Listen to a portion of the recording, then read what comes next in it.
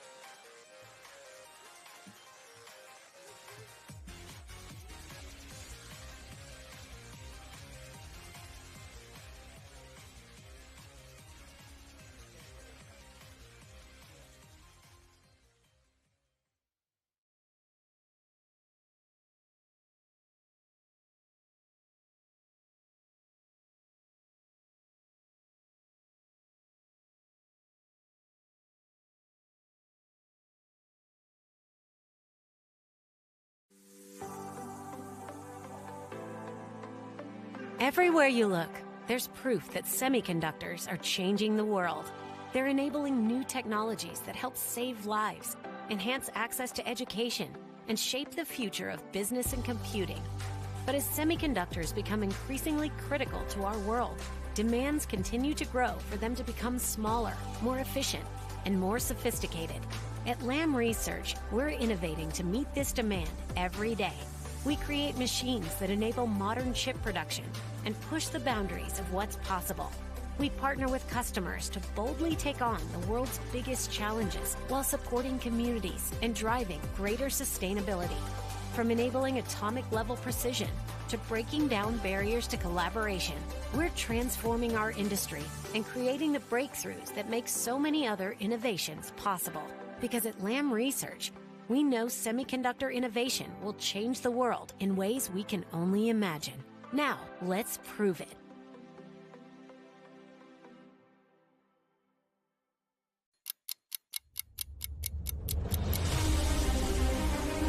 A cultural and scientific crossroads, Athens is a bridge between our ancient past and our sustainable future. Here, international collaboration, innovation, and a global purpose unite student athletes, changemakers, and the next generation of STEM leaders from over 190 countries to compete, cooperate, and innovate in the most exciting robotics competition in the world. With the goal of building a sustainable, nutritious food system for our planet, the first global challenge convenes robotics athletes from all over the world to collaborate and develop solutions for feeding the future. Join us September 26th at the Pan-Athenic Stadium in Athens for the opening ceremony with a special performance by Black Eyed Peas, and the 27th through 29th at Peace and Friendship Stadium in Piraeus for the competition. Get your tickets at first.global/event.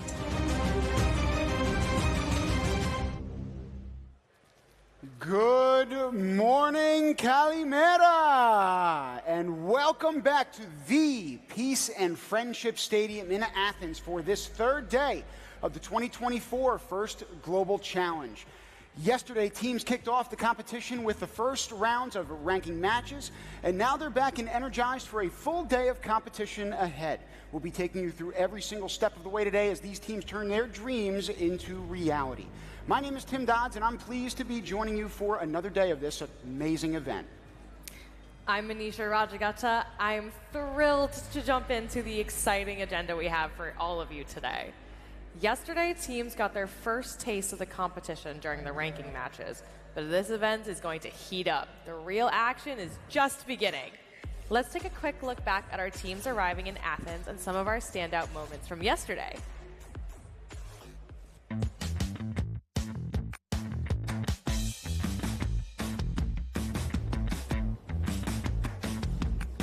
Welcome, guys. Welcome.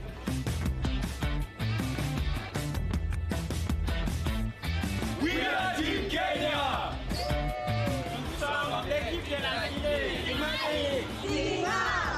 Team Bermuda! Team Tonga! Somos el equipo UA! Robotics is a sport. We are Lebanon!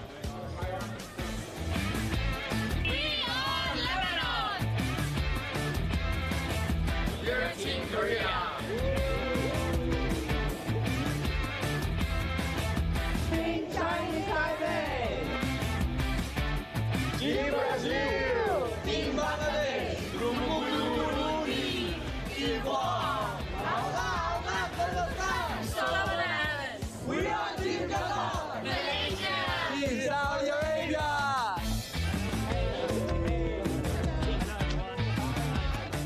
First Global Team Moldova!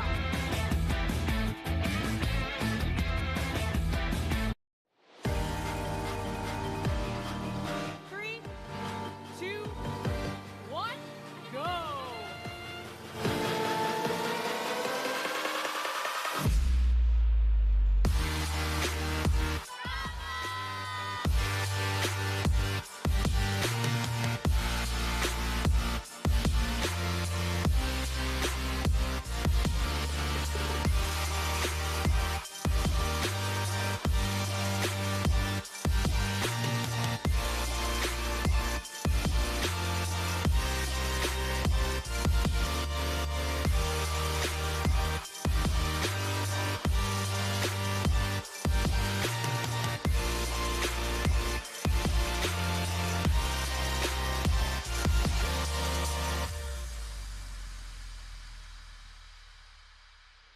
Today, we're starting off with Team India, Team United Arab Emirates, and Team Kazakhstan at the top of the rankings.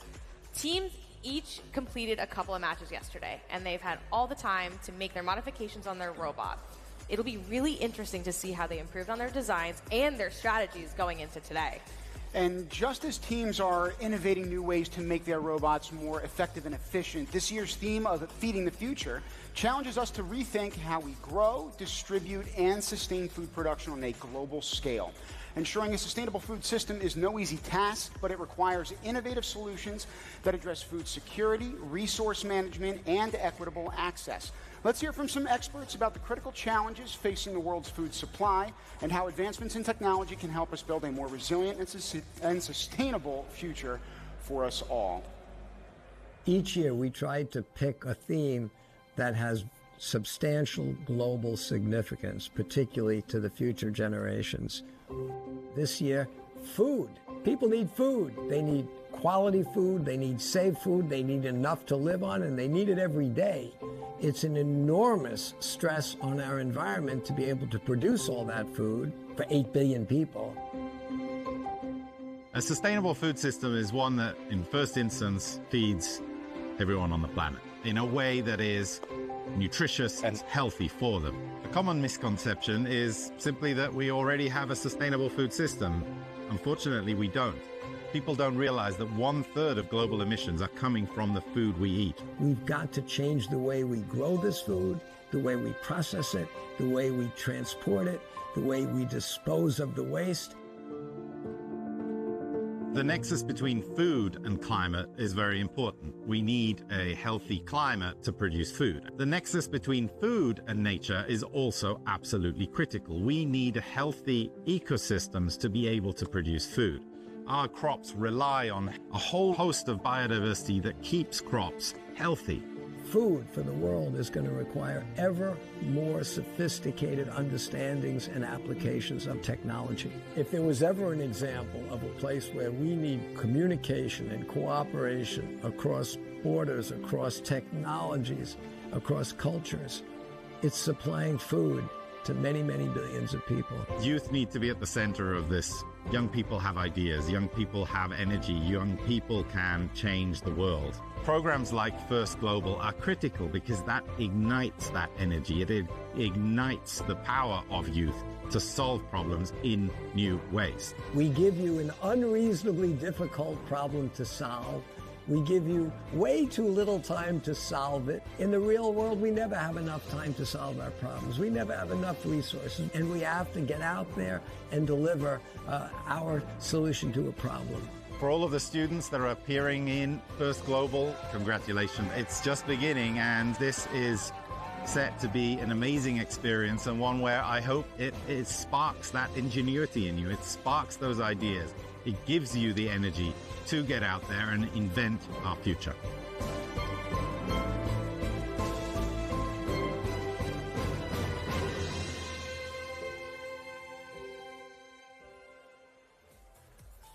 Throughout the event, we'll be showcasing different stories from all of our teams. Our first video for today is from Team Trinidad and Tobago. They bring energy and creativity from their twin island nation. They're ready to showcase their inventive approach to problem solving on the world stage. Hi, my name is Kovid Kapildeo. Hi, my name is Xavier Blash. Hi, my name is Justin Basu. My name is Xavier Edwards. Hi, my name is Vivek Bahadur Singh. Hi, my name is Samir Badri. Hi, my name is Philip Raghuba, and we are Team Trinidad and Tobago.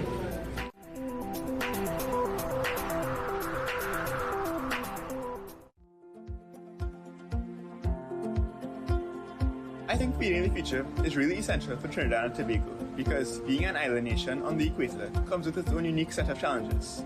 We need to protect our environmental resources because we are particularly susceptible to climate change. By focusing on sustainable practices and supporting our farmers through technological solutions, we can enhance food security and ensure a resilient food system for our country.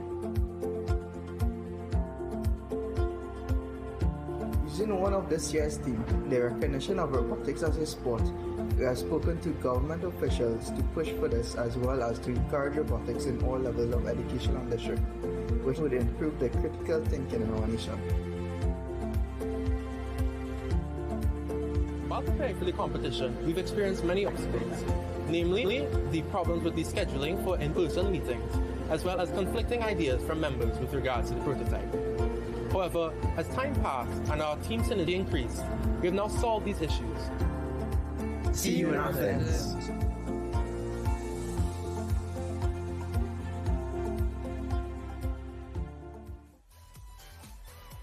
It's a beautiful thing to see the happiness and joy that emanates from each one of these teams as they descend to Athens to compete here. We're so excited to welcome them and you today. Here comes our first match in 3, 2, 1, go!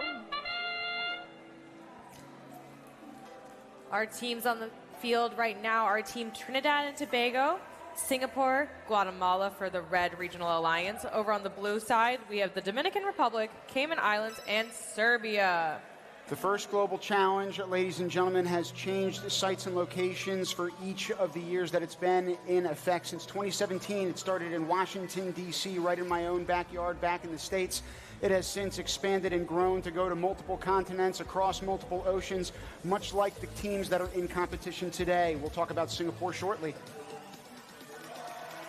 We've got just under 2 minutes left, and teams are already starting to fill the Red Alliance side of those Nexus goals. Now, the game this year has 3 different elements that we'd like to highlight. You can see a blue and a green game piece that symbolizes water and energy, respectively. You need one of each in order to produce food, the orange game pieces you see on the field. The orange game pieces will be released once there are 2 a water and an energy in each Nexus goal. As you can see right there, that's 2 points garnered for the Red Alliance for every food produced.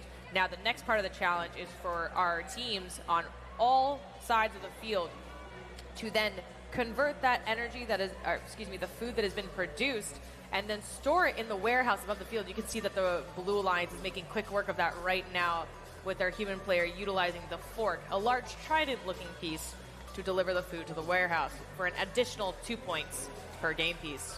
Now again, this competition grew after Washington, D.C. It then went to Mexico City in the following year. Afterwards, it was also hosted by the UAE in Dubai. We took a brief hiatus as a result of COVID, came back to Geneva, and then last year we're in Singapore. Singapore, one of the nations competing today. It's one of the greenest and cleanest cities on the planet. It was a wonderful experience last year, and now, of course, we are in none other than Greece. Very excited to be here. That train whistle you just heard of the last 30 seconds, that signifies the endgame stage of this match. Teams are going to be looking to complete as many of the scoring possibilities, whether that's distributing water and energy into the goals, producing food, converting that to the warehouse. But more importantly, they're all gravitating toward the center of the field. There's a platform and a ramp that they're looking to get balanced on, with Team Cayman Islands getting a little tippy there. We'll have to see what the referees say about this one. That was a great match by all of our teams. What a way to start the morning. What a way to start the morning indeed. We're already going to be able to bring you a total of 200 before we even break for lunch midday. So trust me when I say that the action here is just beginning. In the meantime, we've got some instant replays of that first matchup of the day.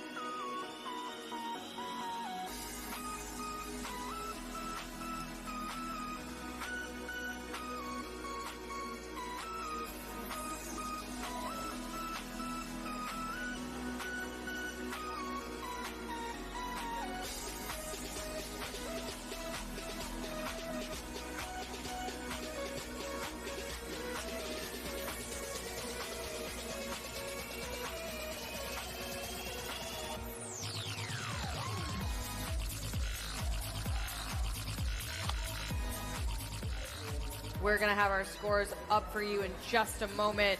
I wanted to take a moment to kind of recap that match a little bit. You were noticing that Team Trinidad and Tobago just there. They had a side-to-side motion of their robot. That's an Omni wheelbase. Oh, we have our scores. Let's take a look. The entire Red Alliance escalating in the rankings first thing in the morning. Great work. 78-28.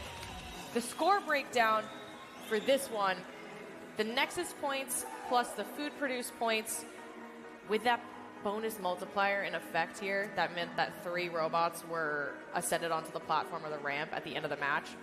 Incredible stuff, because that was an extra 25 points for the Red Alliance there. And I would argue that every single point matters because, again, these ranking matches are cumulative. So even though the matchups look different from match to match, again, these points add up. We're now going to take a look at one of our other teams here this week. Team United Arab Emirates represents a nation with a bold vision for the future, and they're ready to bring that ambition to the competition. Their solutions reflect the innovative mindset of that defines their country. Let's take a look. Just 50 years ago, this was a barren desert. Today, it's the heart of innovation, the UAE. A nation committed to sustainability and food security. With a strong vision and leadership, we transformed. The Team UAE, where teamwork meets innovation. We're more than just a robotics team, we're shaping the future. Our passion for STEM ignited young. We build robots, but we also build a better world. A diverse team unified by a goal. We represent the UAE on a global stage. Food security is our mission. We're harnessing technology to feed the world. The first global challenge is our arena. We're ready to compete, collaborate, and conquer. Curiosity fuels our mission. We're building a healthier future, one solution at a time. We're not just building a robot. We're building a brighter future.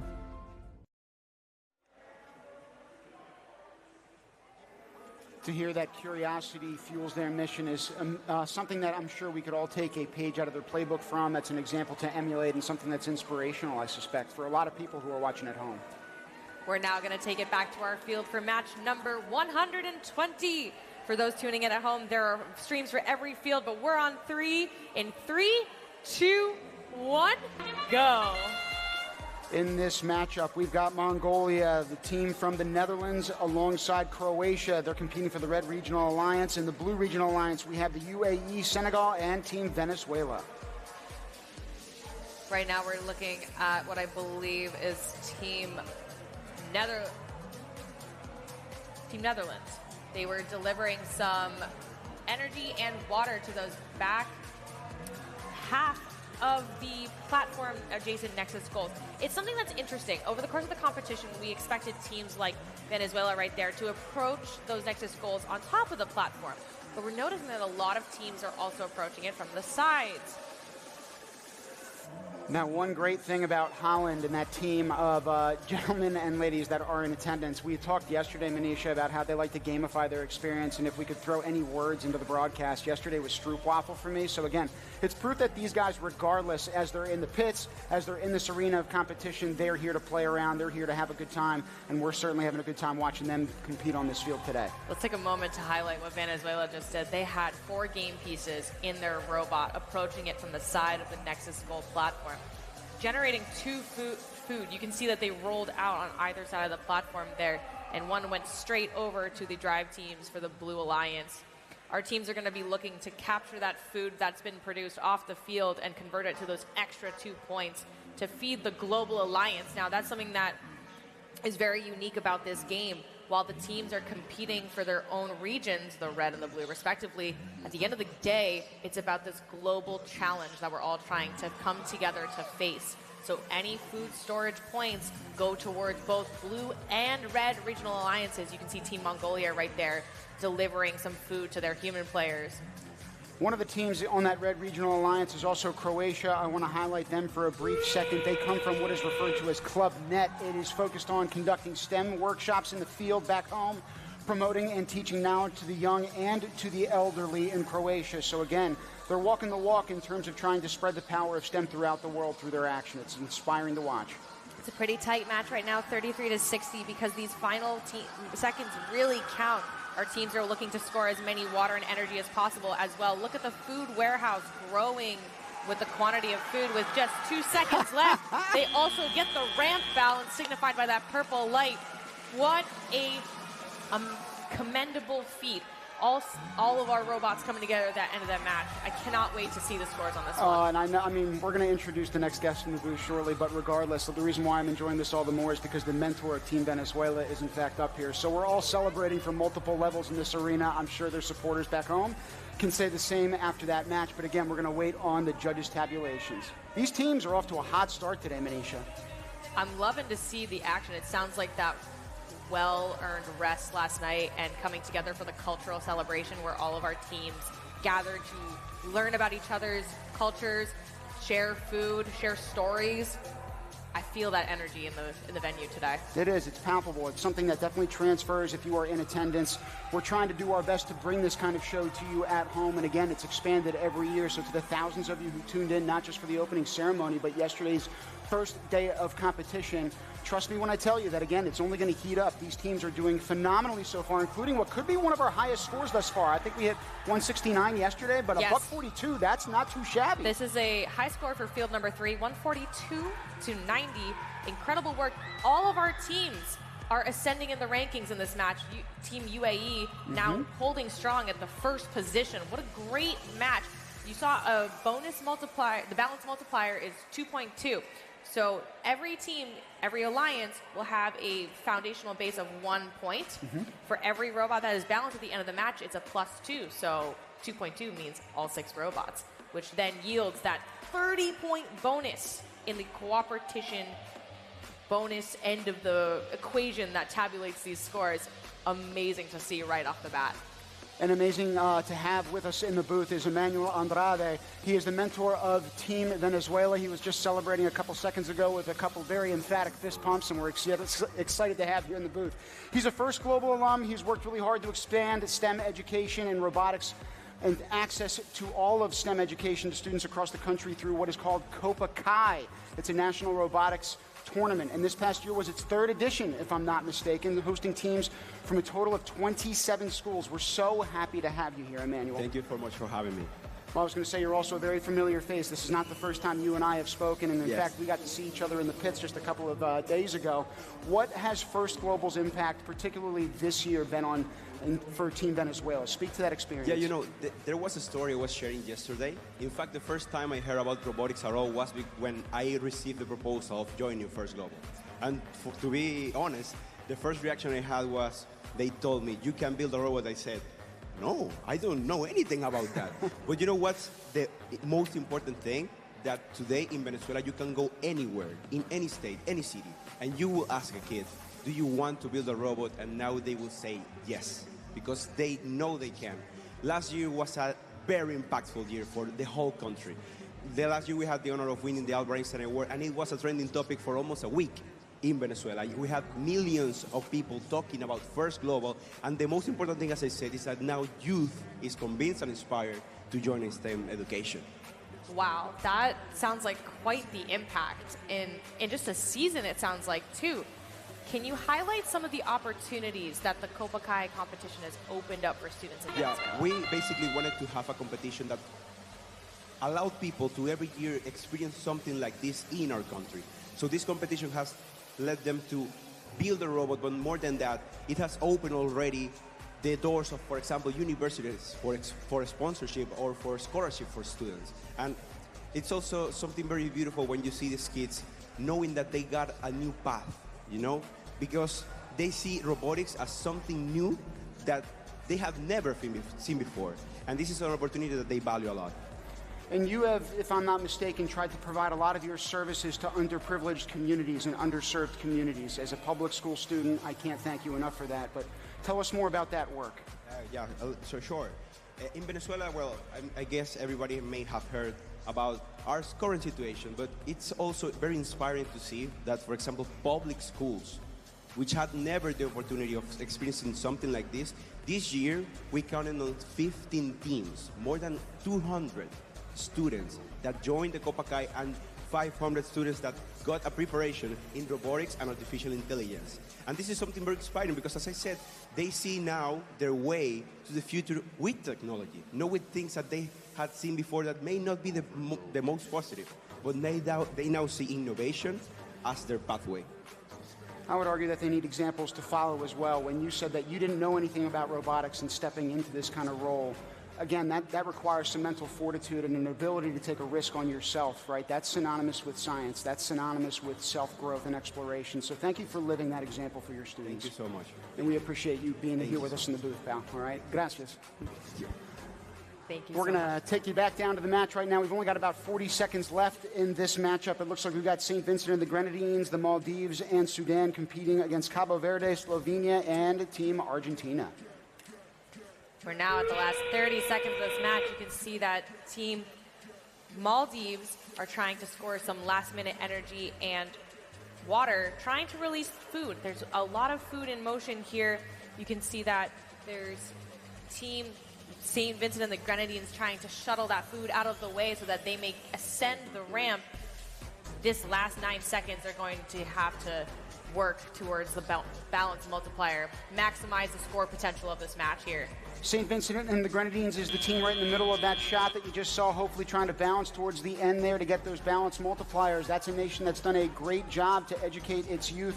It is still a major focus in their education sector with nationwide coding competitions, summer STEM camps, and then technology fairs at the high school and secondary levels. It's phenomenal to see that they're trying to do that grassroots level work.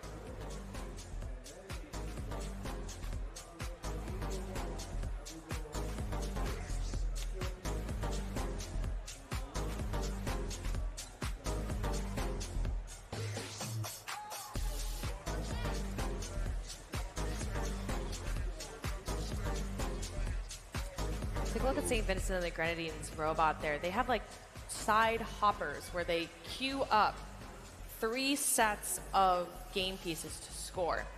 2 on the side, you can see that there's 2 energy and 2 water there, as well as 1 in the middle. And the side mechanisms actually elevate and push into the piece right here, where it is where they actually deliver incredible stuff.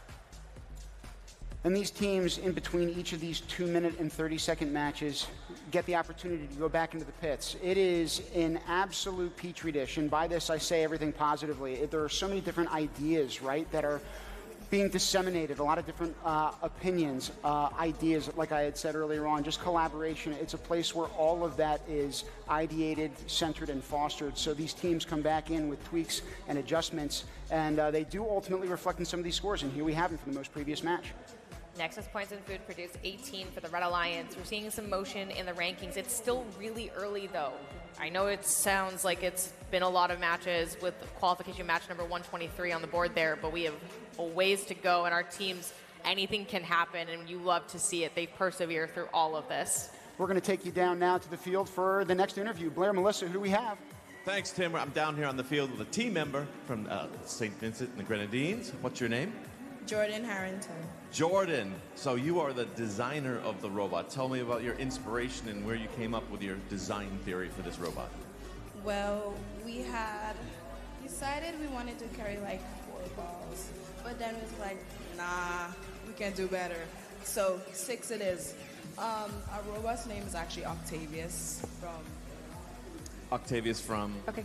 It's a movie. I forgot the movie though. So your robot actually has googly eyes on it too. Whose idea was that? We all decided to come up with the idea of googly eyes. So it's like, we're looking at you, and the robot can wave, so like, hi. So look at me, I'm Octavius, I'm seeing you is what that robot is saying, right? Yes, please. So 1 match today, but we have a full day of qualification matches. How are you doing in the standings? How are you feeling? Good, actually. I'm really satisfied with the results from this morning. I love it. I'm satisfied. Is Octavius satisfied? He has to be. He's always happy. Octavius is happy. I love it. What about your experience here in Athens? I love it. It's so fun so far. I love the new foods. I like to eat. All right. Well, good luck in the competition. We're going to send it back to the booth now with Tim and Manisha. Thank you, Blair. I was going to say, I got googly eyes too, so trust me, St. Vincent and the Grenadines, we see you. In the meantime, we got to take it down to field 3. I think we got our next matchup ready to roll here in just a few seconds. We're excited to bring you all the action here from Peace and Friendship Stadium in none other than Athens, Greece, the home of the Olympics in general.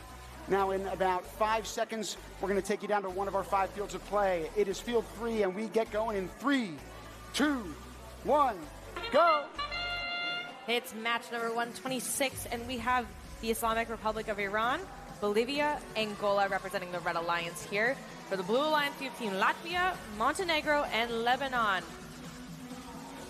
Lebanon had a pretty active day yesterday. We're looking to see if they can maintain that speed and fervor. They have 4 game pieces in their robot right now. You can see that scissor jack lifting up, and what's beautiful about this design is there's actually a bit of a lift. You can see that in effect right there to help secure the pieces as they transport speedily through and forth. They actually lower their center of gravity, so they're not as tippy, but they can reach those heights with absolute precision. You're talking about the tippiness of it, and it stands to reason. Right now, you see part of the how this ends up manifesting itself when the Nexus goals come into play. You just saw 3 getting stacked up in a Nexus goal when only 2 qualify for that food production. These game pieces are slightly heavier, folks, and more sizable than those that these robots and students have used in years past. So again, that's another adjustment, even at the microscopic level, that looks somewhat different and unique to this year. You can see Team Lebanon right there, ready to go with 2 energy pieces. They're taking our team members across all of these countries are looking at what's on the field and saying, okay, based on these lights, you can see that there's a blue light on the back of the Blue Alliance sphere there, highlighted by the telestrated there. That signifies that there's 1 water game piece, and it needs an energy in order to equal food. You can see in the center of the field there is several sets, 1, 2, 3, 4, 5, 6 opportunities for food production in the center of the field, in addition to the 6 in the back. 24 total pieces of food for our global alliance to work with here. And Lebanon is one of the countries we focused heavily on in this matchup for that scissor jack lift. Again, they're ascending to new heights. We talk about the design of the robot, but the design of its flag is equally beautiful. That cedar tree that's in the middle is all about planting the seeds of knowledge and change that these young leaders and learners are creating throughout the world. Take a look at Team Angola here. They have a water in their robot ready to be scored in that last goal in the last 8 seconds here.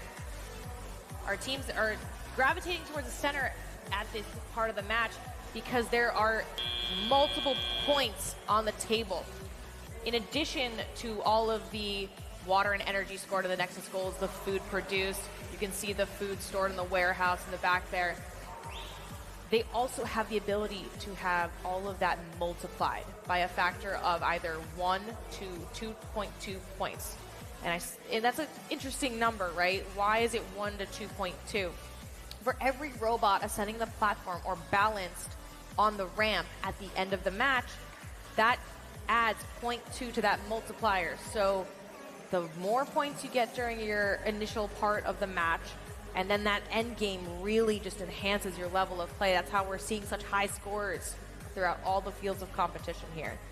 And these teams, I would argue, just from the process of trial and error, again, so synonymous with science and self-growth. That's something that they're engaging in as we speak. There are multiple rounds of competition. They even had some practice matches the day before competition started here. Even though teams got the same kit of parts, they got them and received them at different times or got them cleared at different times. And so there's been a lot of learning and I would say tweaking, adjusting through this entire process. They're really living the mission of scientific inquiry and exploration.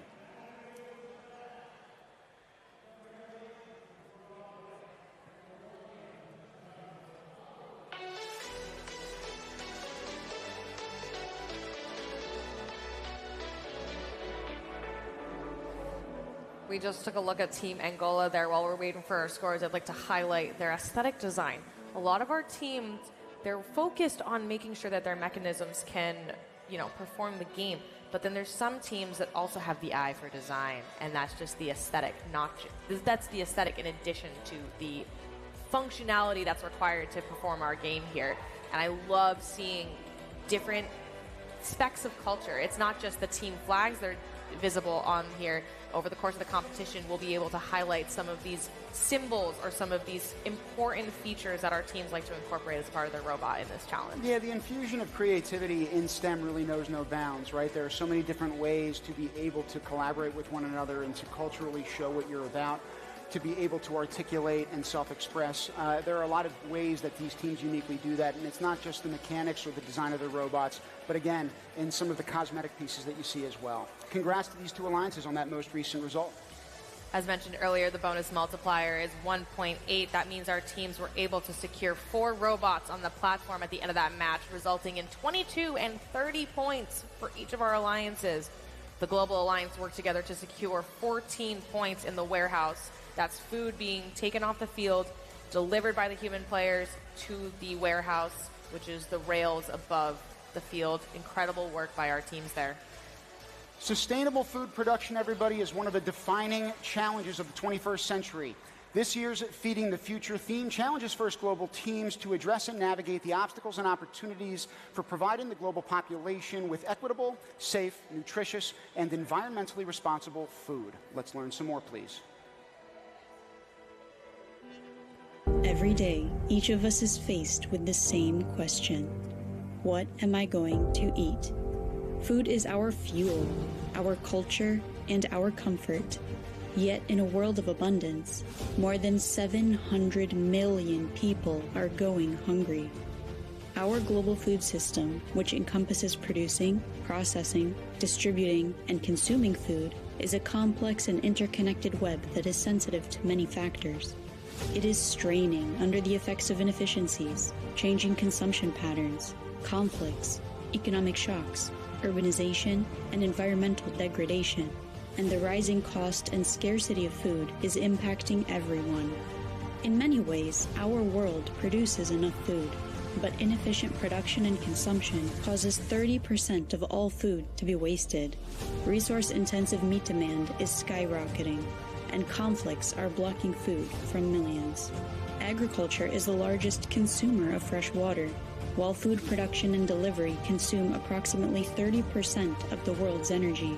So as our global population continues to increase, so will the demand for food, water, and energy. To develop a more sustainable food system, we must achieve economic sustainability by establishing a fair and profitable system from farmer to consumer. Social sustainability by securing the well-being of all societies and their equitable access to nutritious food. And environmental sustainability by balancing between food, nature, and climate to neutralize our ecological footprint on the planet, minimize wastage, and advance methods that are less water and energy dependent. From regenerative farming and landless agriculture to small-scale automation and optimizing plant-based options, innovative solutions are continuing to emerge. Together, we can nurture a more resilient and equitable food system that meets the needs of the present and generations to come. Join us for the 2024 First Global Challenge, Feeding the Future.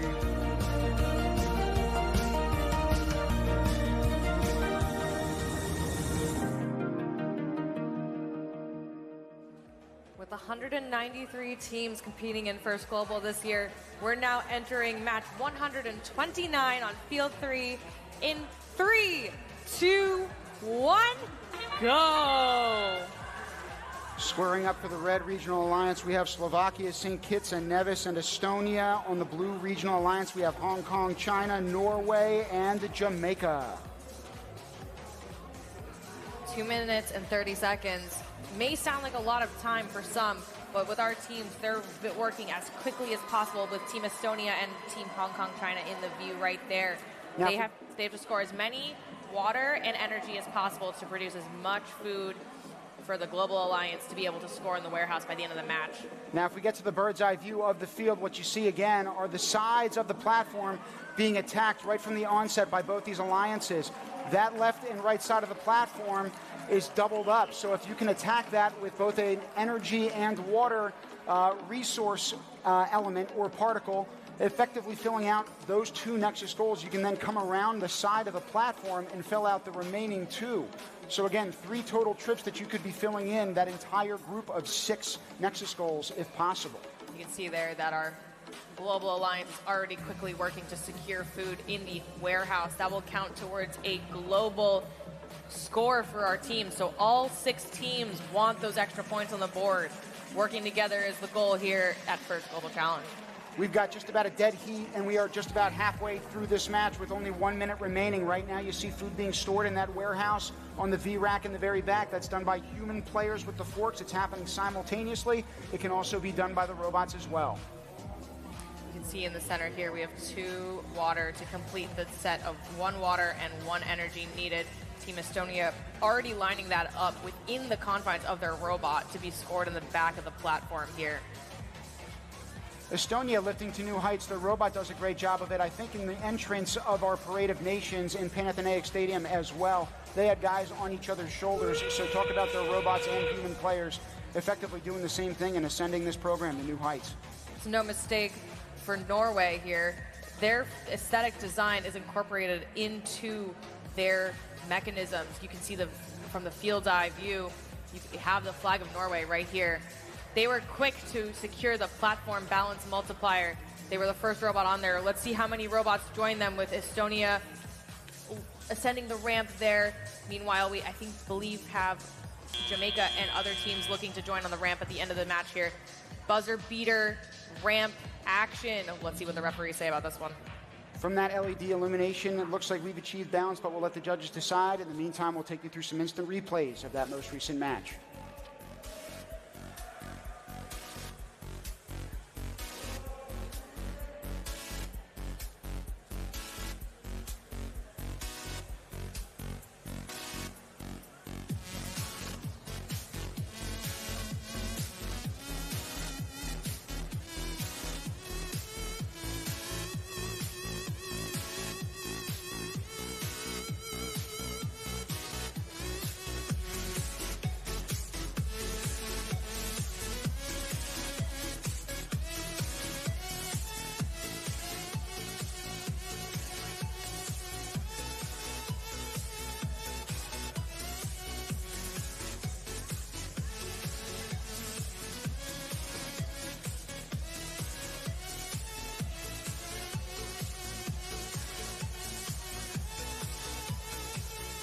Scores are on the board. We've got 64-59 for match number 129 with a balance bonus multiplier of 1.6.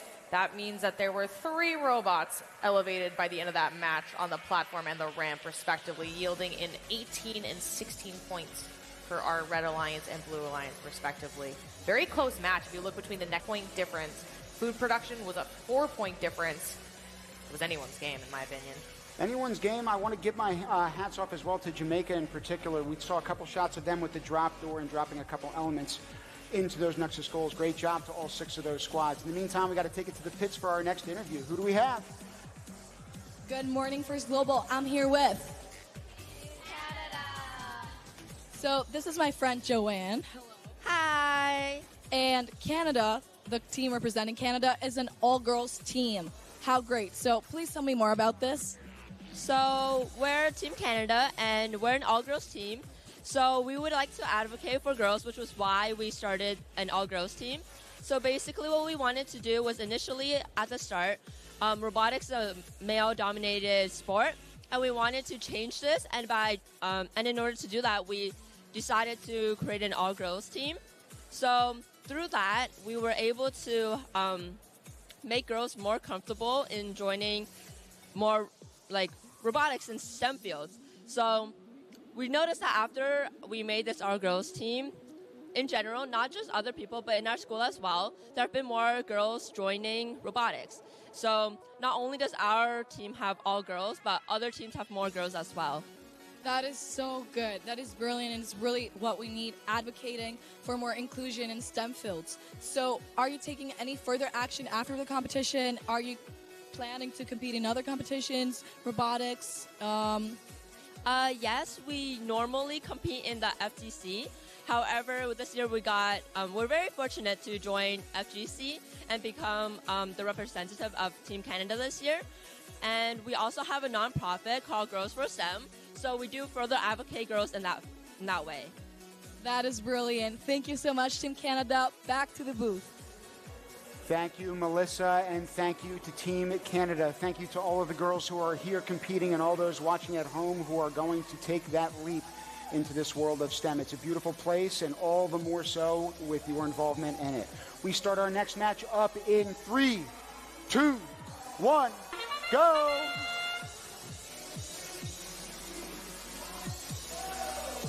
We've got match number 132 here on field 3 right now. That's Hungary, Brunei Darussalam, and Austria, representing the Red Regional Alliance. Over on the blue side, it's the Syrian Arab Republic, Cambodia, and Madagascar. We just had Canada interviewing again. That was one of our all-girl teams. One of the 6 that's out here competing is the nation of Madagascar. They are additionally one of our all-majority girls teams. We're proud to have them in attendance with us, and these numbers are growing in abundance from year to year. Another one of the positives from the first Global Challenge. That's Team Cambodia there. They have the fierceness of a bull with the way that they're scoring those game pieces. Exceptional job. That foghorn, for everyone tuning in at home in our arena here, that is a field fault. So we are going to be stopping the match. As you can see, there are no robots in action. We're going to reset our field. And in the meantime, while we get things back on track over on field 3, we're going to take a look at one of the teams in that match, Team Madagascar. From the world's biodiversity hotspot, they combine a love for scientific exploration with cutting-edge solutions. Their approach to robotics reflects creativity and resourcefulness in their homeland.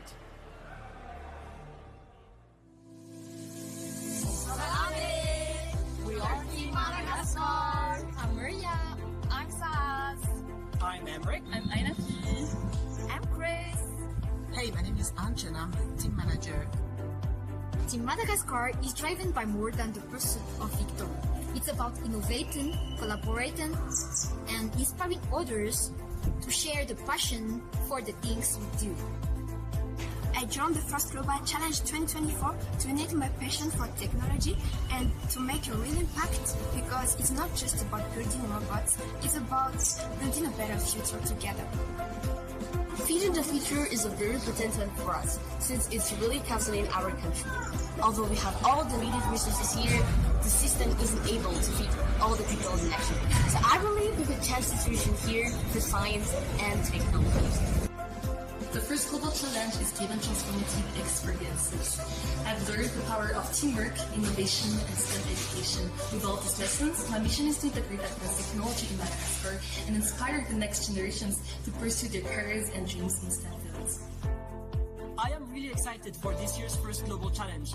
It is an opportunity for me to meet young people with the same passion as I do. It is also an opportunity for Madagascar to show its technical prowess on their international stage. Makasih, Jade!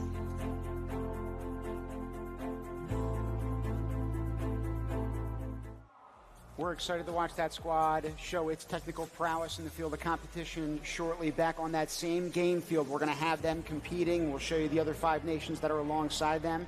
We get rolling up here in 3, 2, 1, go! 2 minutes and 30 seconds for our teams still on the field. That's Hungary, Brunei Darussalam, and Austria for the Red Alliance.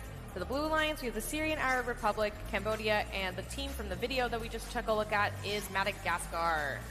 Madagascar, being an island nation, of course, has many different endemic species. In fact, 90% of the plants and wildlife that can be found there are found nowhere else on Earth. I only say that to suggest that nowhere else on Earth can you find a competition like this as well. First Global Challenge has been unique from the onset, and we are so grateful to have you all with us, and we're happy to see as well those nations in attendance growing in numbers, as well as those tuning in from abroad. This match, the emphasis for these 6 robots seems to be how many game pieces can you hold? We've got several robots all manipulating at least 2 game pieces, with those being water and energy respectively. Our teams clearly notice that it takes 2 to tango, so they try to get the laps to be as effective as possible, from human player to Nexus goal, no matter where on the field that is, and back. There's Team Austria right now utilizing 2 game pieces in their robot. They've got a bit of a gate situation going on, so they'll elevate their game pieces up and then lift a flap open. Hungary is very similar in design on this one as well. That center platform, ladies and gentlemen at home, gets filled up rather quickly. There are only a couple of Nexus goals right now that are not occupied or filled. That's why those couple of pieces of food are still sitting and lying in wait. Hopefully they'll be released. Each one of those is 2 points apiece. We're taking a look at Team Madagascar delivering some energy to one of the lower blue goals. It seems that the Blue Alliance has been prioritizing energy down first and then coming back with water to fill in the gap later. In the reservoir now, you can see in the back of the field, so when there isn't a Nexus goal available necessarily, our teams are able to fill the remaining area of the field known as the reservoir, and they'll gain 1 point of water and energy respectively for every piece delivered in that reservoir. You can see Team Cambodia right now working with Team Madagascar to try and balance the ramp in the last waning seconds of the match here. Again, it looks like it's tight navigating traffic similar to the Athenian streets that we've been trying to drive through both to and from this venue over the past few days. As a result of that, at times it can be hard to balance all those robots on the platform. Each one of them gets a bonus multiplier. It will factor into the scores at the very end. Hopefully we'll have some replays for you. We're going to let our referees deliberate. Want to shout all of them out. They have arguably, in my opinion, one of the fun jobs. They get to see the most students throughout the course of the competition and making sure that we maintain the fairness of play by the rules on the field.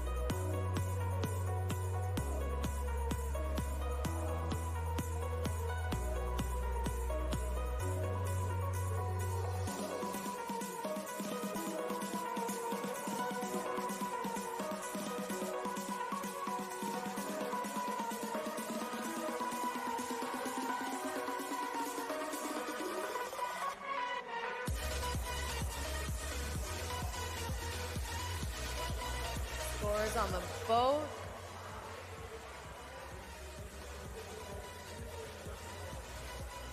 We'll be back with the scores in just a moment. It sounds like our referees are deliberating.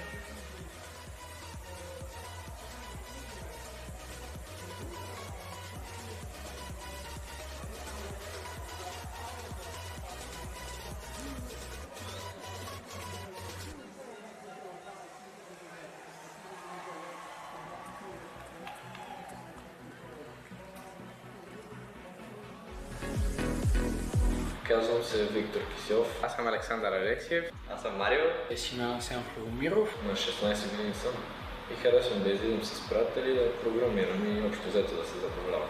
На 16 години обичам да гледам филми, да играя игри. Живея в София, която е столицата на България. Обичам да тренирам кикбокс, да занимавам се с роботика, да излизам с приятели. First Global Challenge ми дава възможностите да се социализирам, да създавам приятелства, да комуникирам, да развивам езикови умения. Това, което ме кара да съм въодушевен и да искам да участвам в First Global, е това, че получаваме безкрайно много неща, като знания, като общуване с хора от различни държави и нации. Видях колко много млади умове и много полезни неща се научават и ми помага за напред в бъдещето. Възможностите, които ми отваря First Global Challenge, са може би да комуникирам с хора от целия свят, да създам приятелства, да си помагаме, да се забавляваме.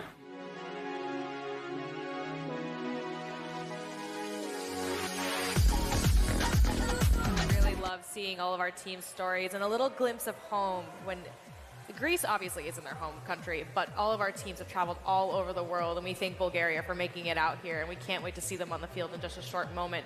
In the meantime, we wanted to let everybody know that match 132, that would be the match that we just had on field 3, will be replayed at the end of the day. So we'll see Team Hungary, Team Brunei Darussalam, Team Austria, Team Syria Arab Republic, Cambodia, and Madagascar at the end of the day for a replay of match 132. For now, we're going to take it to the field for match 135 on field number 3. In the meantime, we've got Tanzania's team hailing from the Serengeti to the shores of Zanzibar. They bring a wealth of creativity and teamwork to this very challenge. With a focus on innovation and sustainability, they're ready to leave their mark on the world stage. Participating in First Global Challenge the year 2024 is a huge opportunity for our team Tanzania. We are very excited to develop thinking, mindset, and bring up positive impact to our societies and country at large. The Game of Year 2024, Feeding the Future, aim at ensuring food security and sustainability for the growing global population. The food stored or preserved help to solve the problem of hunger in the country and world at large. Therefore, if there is no hunger, there will be no death associated with hunger. Hence, increase the number of people or labor for the growth and development of the country. STEM field emphasizes people to innovate and solve complex problems that our society encounters, as well as encourage Tanzania students to participate or engage in STEM subjects which are important for their future careers. Our team is driven by passion and determination towards showcasing our creativity and problem-solving skills in this field of robotics. We are eager to represent our country on global platform and contribute our unique perspective in addressing this year's challenge of feeding the future.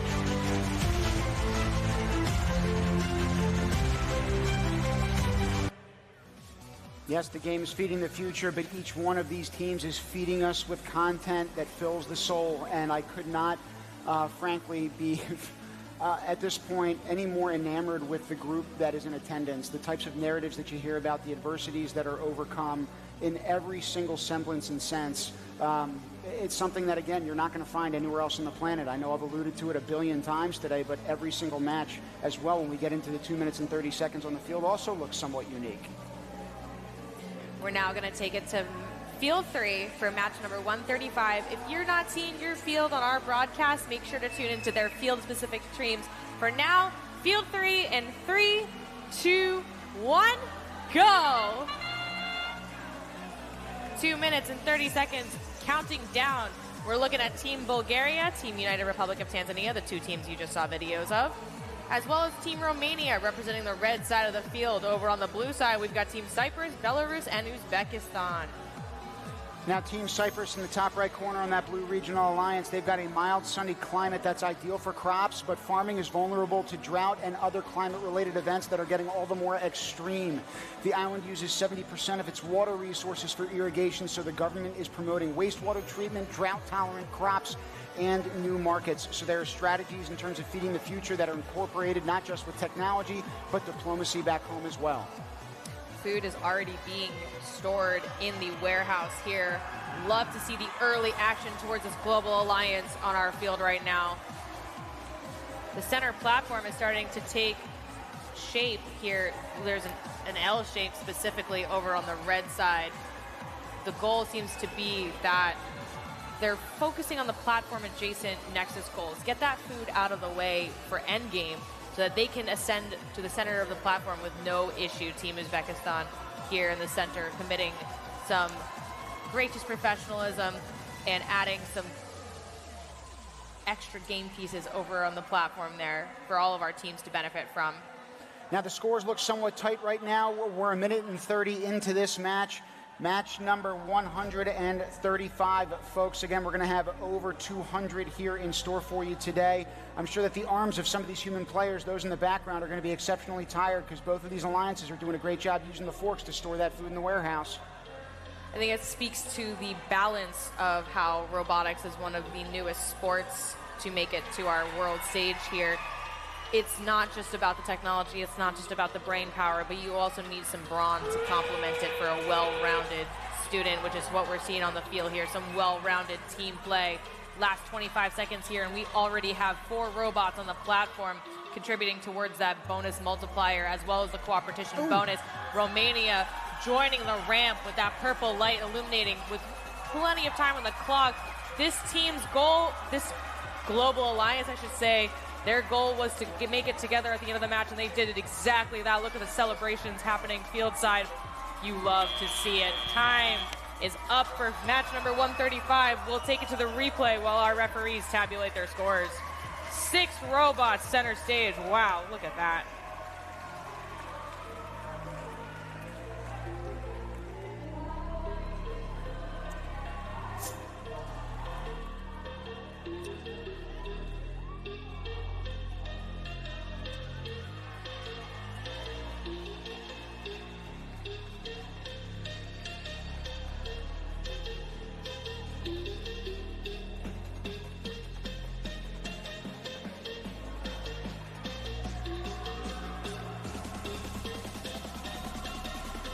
Scores on the board for match number 135. 129 for the Red Alliance, 114 for the Blue Alliance. Not only was it a high-scoring match, both teams were able to get high scores from that bonus multiplier, truly like doubling your score at the end of the match. And then with all 6 teams being balanced on the platform and the ramp at the end of the match, signified by that purple light on the side, an extra 30 points for our teams. At this point of the game, the rankings, they're shifting, and we love to see it. Next up in the booth, we have a student who is a participant on the team from the Republic of Korea. She's here to tell us about her team's efforts to expand STEM education to North Korean refugee students. So thank you so much for joining us here today. We appreciate you being with us. Hi, nice to meet you guys. Likewise, likewise. So I understand a member of your team is originally from North Korea. Yes. Okay, so how did the idea of including a North Korean refugee as a student on your team come about, and what does it mean to you? Well, the idea came when we were looking at the first, when you go to the homepage in the first Global 2024 competition, there's a map at the bottom where it shows which countries are participating and which countries are not. And while we were looking at our country, we realized that North Korea was lighted as gray, not green, which meant they were not participating. And when we saw that, we realized that, oh, our neighbors aren't participating, and it made us realize that it made us have the idea of what if North Korea could participate as a family, because we are one family, we're in one peninsula. What if North Korea could participate in the first global competition? And because we cannot directly communicate with North Korea, we had the idea of inviting North Korean defectors into our team, and a teammate from our team, he is currently interested in North Korea and North Korean refugees, and she helped us she introduced us to some communities that we might be able to recruit North Korean refugees from. And after dozens and dozens of calls, emails, and recruitment posters, we were able to recruit Jung. He's down there. He currently goes to Changdaehyun School in Busan in South Korea. And we recruited him, and it was an amazing experience. It changed my whole perspective on STEM education. Amazing. It sounds like you're really, bringing the family together, kind of as you said, and I think that's really powerful. How has working with North Korean refugee students changed your perspective on STEM education? Well, my original perspective was the very conventional one. STEM is about technology and acquiring skills. But after meeting with North Korean defectors and learning about how things are in North Korea, we realized that North Korea STEM education is not just about learning. And I believe it has to be more open and accessible. And I think STEM education, while it should still be technical, we should make the education more approachable and accessible to those, and especially those in challenging situations. Well, thank you for trying to address a challenging situation. Thankfully, I mentioned family a couple of times throughout this telecast. We've said family. I've heard families come out of your mouth as well, because the borders that we draw on maps, right? Science is beyond those borders, and that's something I think in terms of the mission you're living. So thank you so much for joining us in the booth. We appreciate it. Thank you. Thank you too. We're going to be taking you down to the next match. We're already a minute in right now. So up we have the People's Republic of China, El Salvador, and Sierra Leone. On the Blue Regional Alliance, we've got teams Gabon, Nicaragua, and Team Haiti. A minute and 30 counting down on our field right now. You can see that there's a delivery of Team El Salvador, an energy and a water over on the red side of the platform adjacent Nexus goals. We're taking a look at a bird's eye view. We have some human players that are delivering game pieces over on the blue side of the field. Now that's Team People's Republic of China delivering 4 game pieces total. They have a lever in the back, and it also has wheels to help guide those game pieces out of their manipulator and their hopper that they carry the pieces around. We're seeing another type of hopper design that also is like a scoring aspect of their robot. A lot of teams are doing 2-in-1. They want to make the most of not just having storage on their robot to carry the game elements securely across the field, but also use those same components to then score in our different Nexus goals across the field at different heights.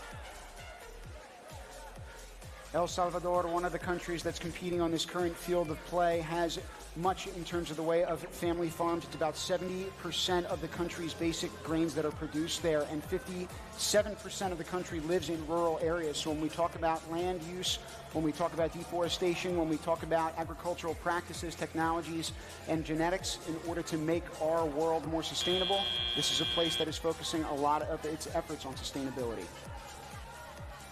Time expires on our fields here. We'll wait for the referees on this one.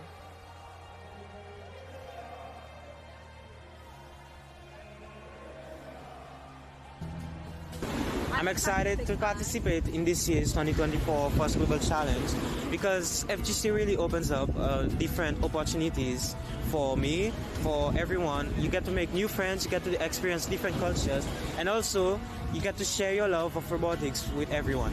So STEM is important to me because it has helped me appreciate the things around me. As I'm looking around right now, most of these things, if not all, have been built up off of scientific concepts or physics principles. I feel that this year's FGC competition would benefit my country's agricultural industry through the application of engineering, as agriculture is one of the major industries that Seychelles is working on right now. This year's theme is important to me as I'm a strong advocate for reduction of food waste.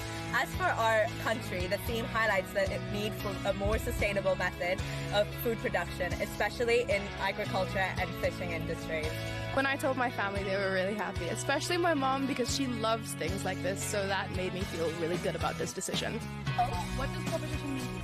To me, it embodies a spirit of teamwork while helping and assisting others whenever possible. My favorite part of working with the team is seeing new members gain experience and learn new stuff. My favorite part of working with the team is seeing some of the creative ideas they come up with and seeing them enjoy STEM in a very practical way. So now we have an announcement for all of our teams. Match number 138 will be replayed at the end of the day due to the field fault issue. So for just a recap, match 132 and 138 will both be replayed at the end of our day. We're coming back, we promise. And I was going to say, and the fans are coming back too because they're getting louder right behind us. In the meantime, the next country that we want to focus on is El Salvador. They are driven by the dynamic energy of their country's growing tech scene. They're here to show how innovation and teamwork can lead to big achievements from small nations. Let's take a look.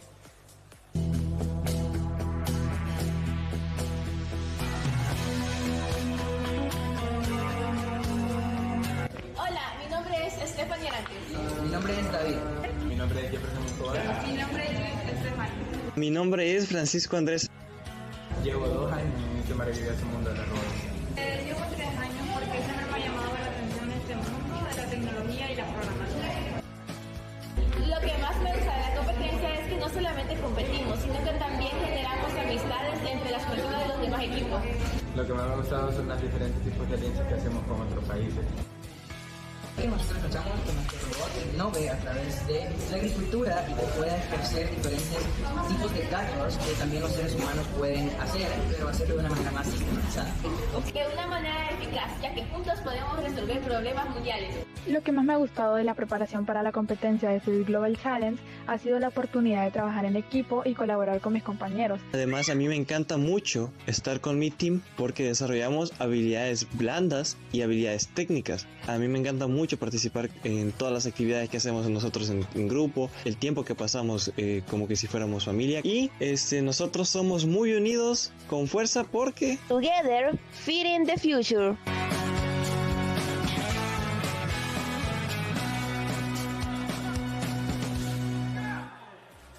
We'll now be seeing Team El Salvador as we gear up for our next match. We'll be seeing them later at the end of the day, but we're gearing up for our next match, 141. That's Team Mozambique, Seychelles, the Netherlands, India, Portugal, and Burundi. Next up is another team video and vignette while we still get our fields addressed, and they are in waiting. We have Team Iran. Welcome to the journey of Team Iran FGC, where friendship, encouragement, and unity shine bright. We are the only mixed-gender team in Iran, uniting 20 students from 7 cities with unique skills. Despite challenges like sanctions and internet bans, our dedication to STEM and robotics brings us together. For 8 years, we've proudly represented Iran at the first global challenge, earning awards like the Silver Medal in Engineering Design. We've inspired hundreds of Iranian students to explore STEM. STEM empowers us to solve real-life problems and innovate. The 2024 First Global Challenge excites us as it lets us showcase our talents, learn from diverse cultures, and collaborate globally with over 190 countries, which is inspiring. Sanctions delayed our robotic kits, and internet restrictions made research difficult. Despite obstacles and a 10-hour time difference, we persevered with support from mentors, sponsors like Pavlodanish and Snow Attack, and our parents. Most of our team is now in an in-person camp in Isfahan. To us, the first global challenge means introduction of our country to the whole world, gaining experience, changing the world, becoming well known. These words capture our spirit and drive. This year's theme, Feeding the Future, inspires us to create solutions for food sustainability in Iran. We are passionate about making a real impact and inspiring others. Join us as we push boundaries of innovation and teamwork. This is Team Iran FGC, united by passion, driven by purpose, and ready to make a difference.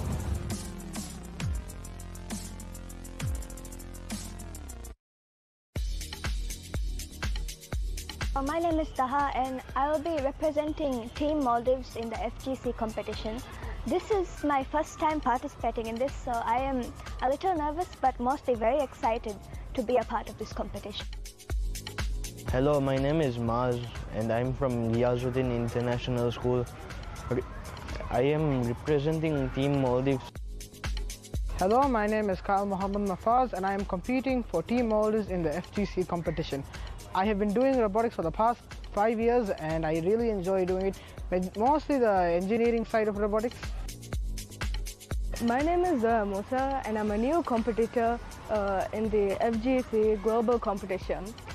I am a Gaston International School student and I'll be representing Team Maldives as one of the main members in coding and running the brain for in the bot. My name is Faizan, representing Team Maldives from Ghiazuddin International School in this year's first global challenge. In our team, I am one of the main engineers. I have been interested in doing robotics since I was in grade 4. I've been doing it for around 5 years now.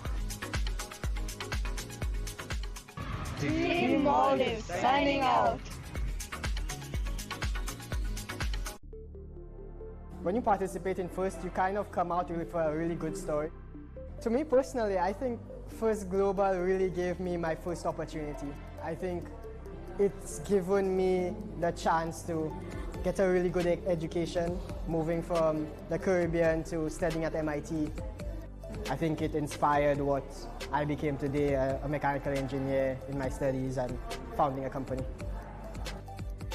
In 2017, I was reached out by my ministry in my home country to form what was our first global robotics team.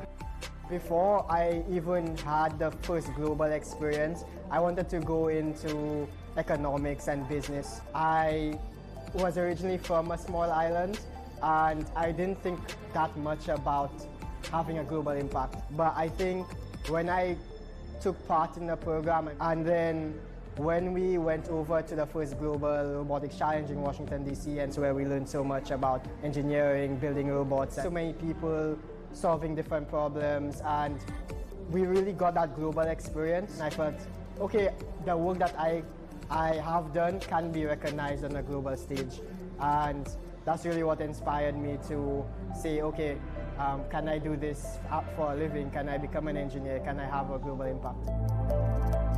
Me and my co-founder actually left with the feeling that we need to do something different in our country.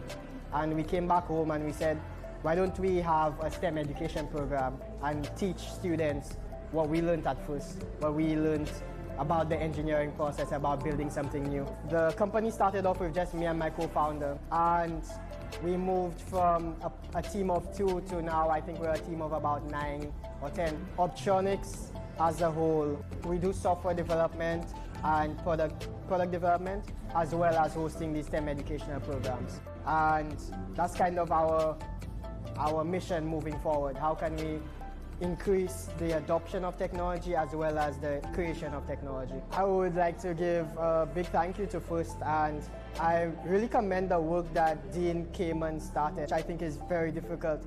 To be able to start an idea 30 years ago and then have it expand across the globe where you're able to bring 191 different nations to one event. I think it's incredible. I'm always optimistic about the future, and I hope that we could make sure we give more opportunities to more students and we can accelerate technology in the Caribbean and then the world.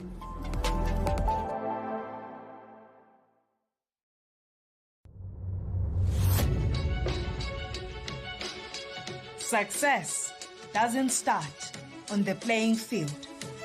It starts here.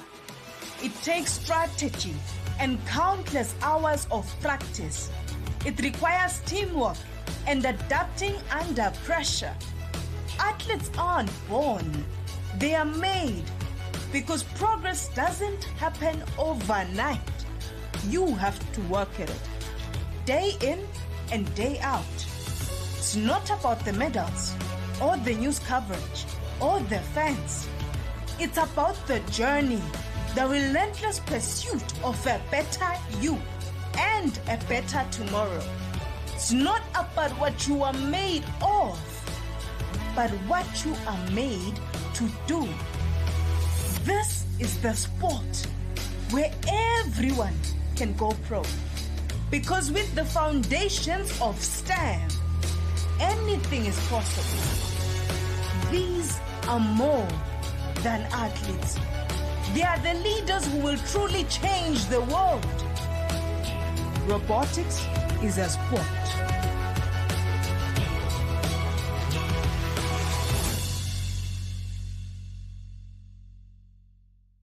The atmosphere of First Global is very different than any competition I have participated in before.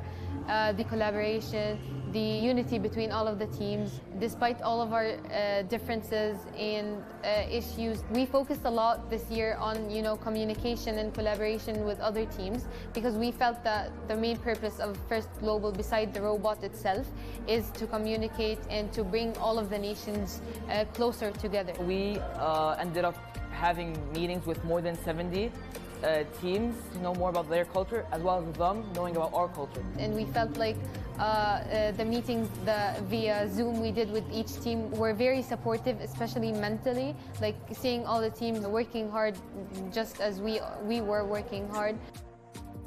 Unfortunately, Team Palestine wasn't able to receive the kit back in Palestine. So what we did to overcome this challenge was we built a robot using the old parts of last year's kit, and we had to kind of design it to a way for when we come to Singapore with the new kit, we can change the parts. When we arrived here in Singapore, a lot of the teams, they have known us before because of the meetings we did with them. So they all were very collaborative and helped us build the robot. Going into a challenge, especially as a first-timer, it's very, let's say, terrifying. So when you see that everyone else is helping you and they want to see you excel, you kind of just relax a bit and it makes you feel better. Team Palestine had that idea back in Palestine where we wanted to write encouraging cards for every team in their own language.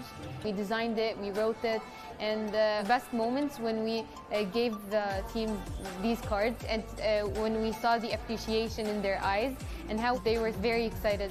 To be a part of this grand challenge, First Global, it's been an amazing experience. So I'm doing this, but in a different way, to help not only the world, to help my country, and it can help my community in general. It brings us closer together, and it makes us feel like we're world citizens, and we're all here for one purpose, which is to make the world a better place using technology and STEM and robots. We are Team Palestine. We are your brothers, your sisters, and your family.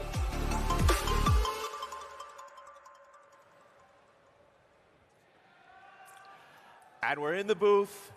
Things might look a little different. I'm here with Melissa as we give Tim and Manisha a break. You've been in the pits? I've been in the pits and you've been in the field. How has it been? Lots of excitement down here. I think we need to get to match 141. Yes. And so we'll count it down. And 3, 2, 1, go.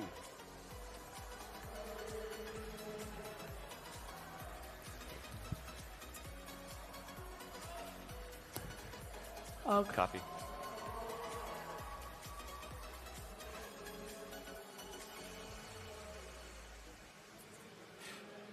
Yes, okay. Lots of excitement here today. We've got some special guests coming too. We won't divulge who that is, but it's going to be a big morning here in Athens. I think we're going to see some big personalities coming in, but we should keep it a surprise for everyone. Big personalities. We have, like big robots, big teams, a lot of excitement.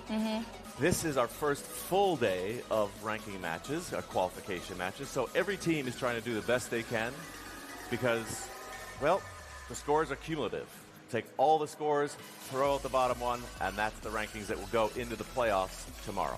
Have you had any interesting interviews so far? Share more about this. It's so fun to see the variety of creativity in both in the robots and in the human players. Like the human players, how they deliver, it's really crazy. Like it is. All right. 4, 3, 2, 1, go! And here we go. This is match 141. It's a great overhead shot from the jib cam there. So we have in the red team, we have Mozambique, Seychelles, and the Netherlands, whereas in the blue one, we have India, Portugal, and Burundi.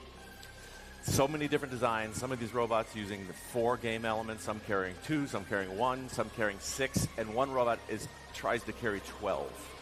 I see India's robot going for a drop of 4 balls at once. It's looking good. Up it goes. It's a little elevator lift. The arm swing open, and water and energy is in the nexus. Well done. Well done. And now I think that food's starting to be produced. As you can see, the orange balls are being led into the practice field, and all robots are moving, which is very, very positive. We have a lot of action going on. India is going for a second 4-ball drop again. Let's see how that works out for them. And those orange balls, or the orange game elements, are food. And food gets delivered then to the human players. Human players can deliver it up to the warehouse. Okay, let's watch this drop. Up one more time. Oh, they did it. A 4-shot. Bada bing, bada boom. Nicely done. We have almost 1 minute remaining, and there's a lot of action still going on. We don't know if some teams will try to go for the competition bonus. Let's hope so. What's fun on your screen, you see like the close-up shots of the drive teams, and you can see the intensity in their faces. And by the way, we have 1 foot that has been put into the area by the human player, as we can see. Teams strategize before the match, come up with what the game strategy is, and these teams play with different teams every single match until we get to the playoffs. 30 seconds remaining now with the Red Alliance just a 2-point advantage. We can see the green lights turning orange. Let's hope more of them manage to do so we can have more food produced. And we're seeing robots rushing right now to get on top of the ramp. Let's hope that they do manage to get that competition bonus. Let's see. 10 seconds. Up they go. Come on. There's 3. Yes, that's good. And time runs out. We'll get the official score from the referees in just a moment.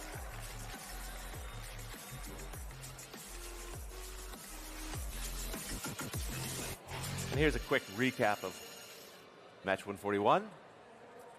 Oh, tough luck there. One of the energy elements dropping off, coming up just short. But there's successful, yes. Lift is really good. Success. So I wonder if, after all, it's more effective to have like specific one-by-one ball drops, or the cumulative ball drops of like 4 or 2 is better. I don't know. We'll have to see how that works out for the teams. It depends. It actually, like match by match, team by team. The human players, too, are a huge part of this and how quickly they can load the game elements onto those machines. Yes, and it's really hard to do it. It's not that easy because you have to like balance so many things, holding so many things at the same time. So we have the scoring. Blue wins by 6 points. Congratulations to both of the alliances. 93 to 87, with both alliances getting 15 points of the cooperation bonus. That is amazing. So Team Tunisia has created a video that celebrates the spirit of First Global through an incredible original music video. When we come back, we'll see you soon. Let's see Taleme video.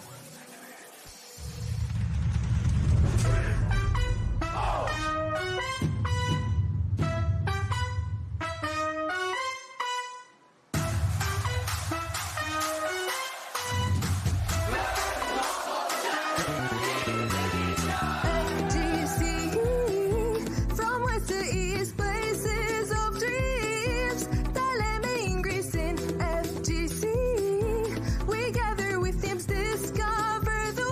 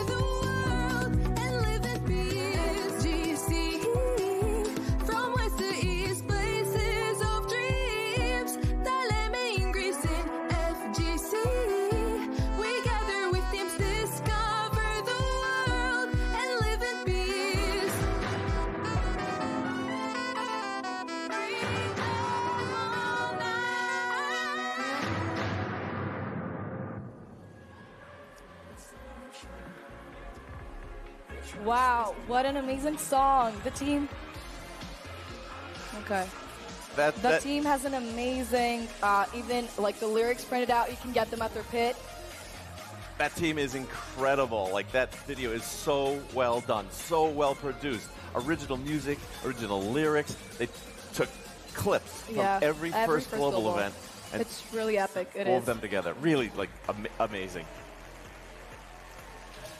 So the next video that will follow up will be about Grenada. In the meantime, we can continue talking about how the song even played in the opening ceremony, and it united all the teams in the Parade of Nations. Before the Black Eyed Peas came out, everybody knew it. It's become really, really popular. All right, and now we're ready to learn about the country of Grenada. Food is the cornerstone of life. However, it's a growing challenge to produce enough, especially in a small island state like Grenada. Robotics can be used in food processing to reduce waste and create new, innovative products catering to local and international markets. By fostering a robotics culture, we're investing in Grenada's future food security and economic growth. Being educated is the foundation for addressing complex challenges like food safety and food security.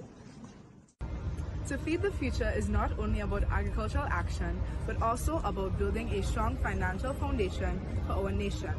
Robotics can contribute to cost reduction in agriculture, making farming more profitable and attracting investments. Blending technology and tradition, we can position Grenada as a leading destination for agrotourism.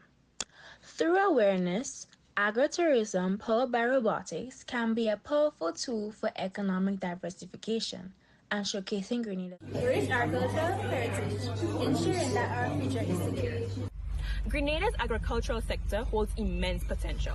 However, it faces several challenges such as climate change. Just look at the damages caused by Hurricane Beryl in July of this year. Our robot showcases our people's resilience and dedication to ingenuity. Building the future requires a resilient and sustainable agriculture sector.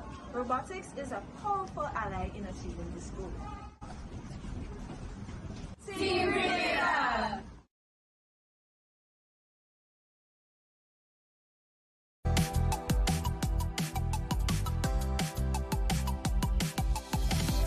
We are Team Republic of Moldova, a young group of enthusiasts that is united by STEAM and robotics. Our goal is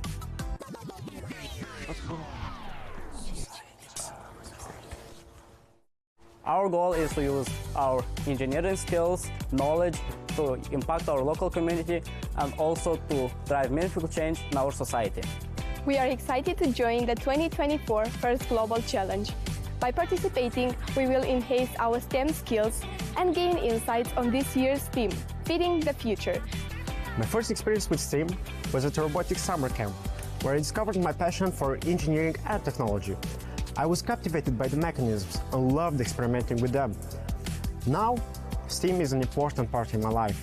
I'm excited about the opportunities my teamwork, coding, and mechanical skills from the First Global Challenge will bring me. I look forward to using these experiences to contribute to Moldova's development and improve the world around me.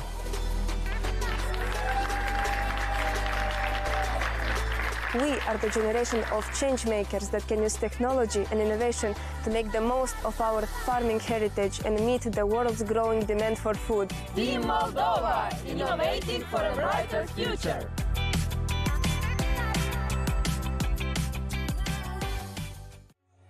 All right, two great countries, Grenada and Moldova. We just saw their videos. We're almost ready for match 144, but we're not quite there yet. That was, both of them, an amazing video. So we're getting ready for match 144. 3, 2, 1, go! Once again, the overhead shot. You see the robots moving from their home positions, taking the field. In this game, we have Belize, Zambia, and Greece in the Red Alliance, and Thailand, Morocco, and Serbia in the Blue Alliance. Once again, we see a 4-ball lift there. Let's see what's going down with this. Resources into the Nexus. Bada bing, bada boom. 3 into one of the slots, one into the other. We do have 1 foot free. And then let's watch Team Morocco trying to do, I think, a 2 ball drop, or is it a 4-1? We can't see from here. Team Morocco's up high there. You can see the robots, different designs of these robots. Not a lot of defense being played yet so far, but that actually advances as the tournament progresses. For sure, but we do still see a lot of movement, as you said, a lot of different intake mechanisms in this case. Some people are using more the human players. Others, as you can see, have, intake mechanisms that just turn around and can intake the balls by themselves. Team Greece, the home team, is on the field this match, and they have a lot of supporters in the stands and in the pits, so they're feeling the love in Athens for sure. They have stands and stands, and as we're talking now, the stadium is filling up and watching this amazing games. As we are progressing through the competition, we can hear the chants of Team Greece right now. And they just did a really good ball drop with their amazing design. They've also, as you can see, decorated the robot with a bit of ancient Greek elements. We can see something from the Zeus, I think, the ancient Greek god, the king of the gods. So 45 seconds remaining now. Under a minute.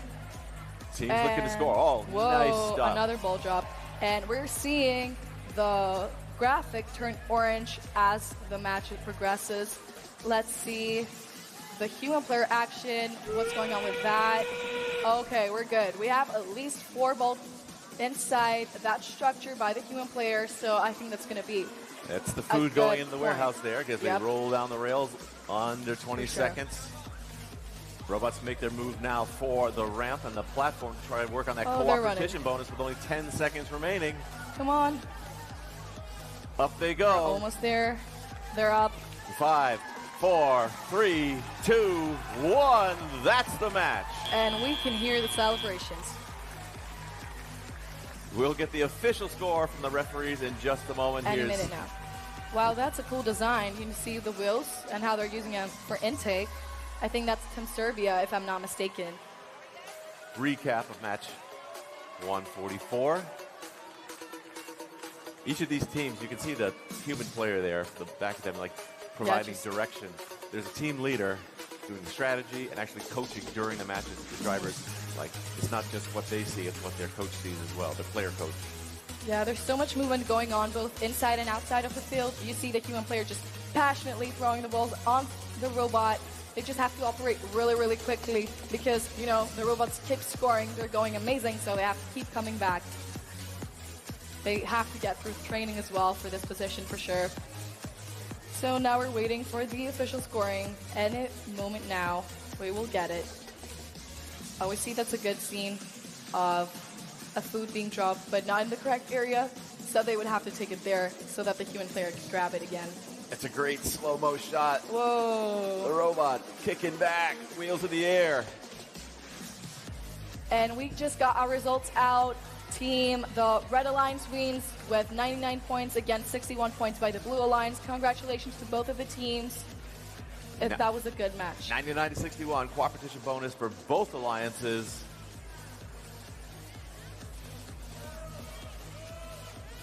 So soon coming in, we have the Team Thailand video. We're going to see how this team approached this year's challenge, feeding the future, as well as the First Global Spirit. First Global.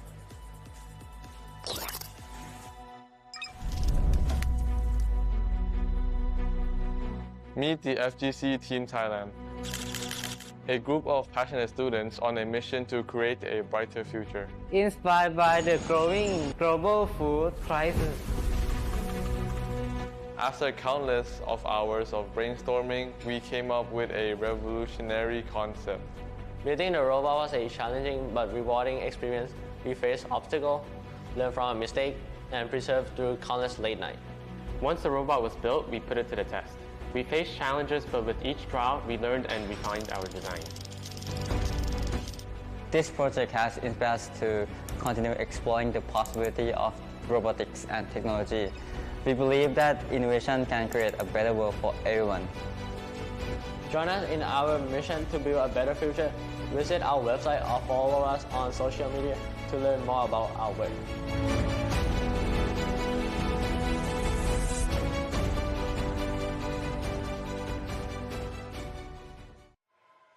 we're now almost ready for ranking match 147. And we see that in this match we have Red Alliance, Grenada, Senegal, and Republic of Moldova. We just watched two of these teams' videos before, like 2 minutes ago. And then in the Blue Alliance, we have Trinidad and Tobago, Czechia, and Great Britain. So let's see how that works out. So we're getting ready.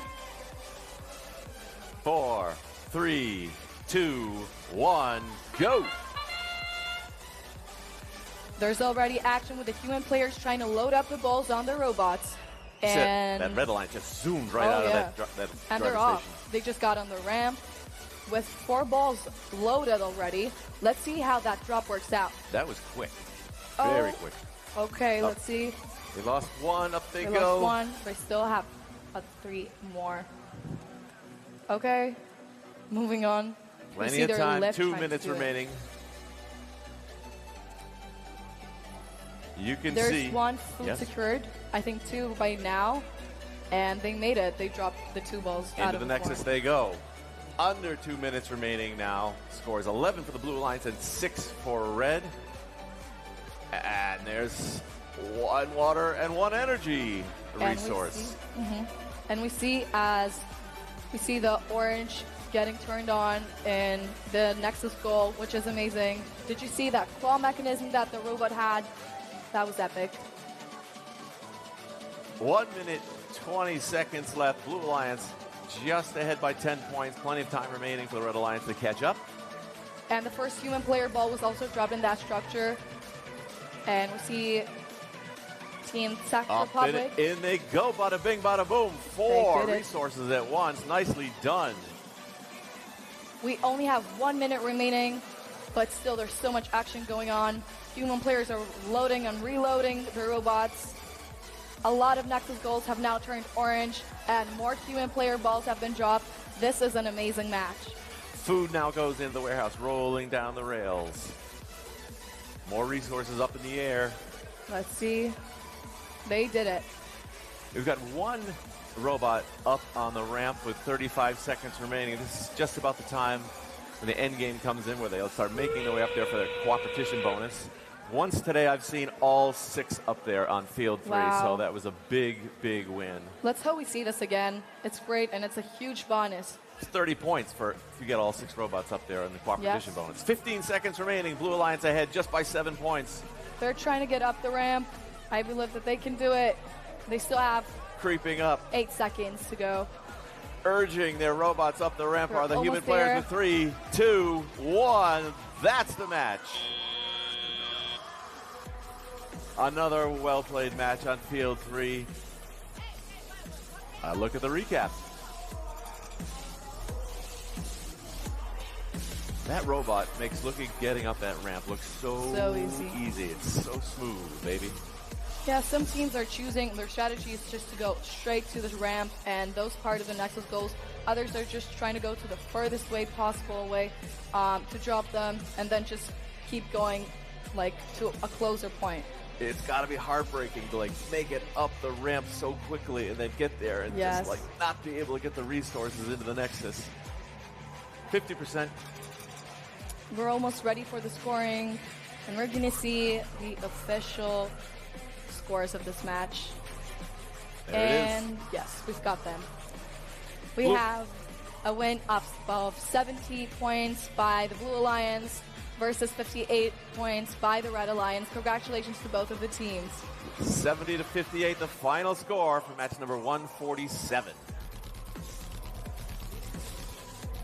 So back here in the booth, we're talking about the first global bill of responsibilities.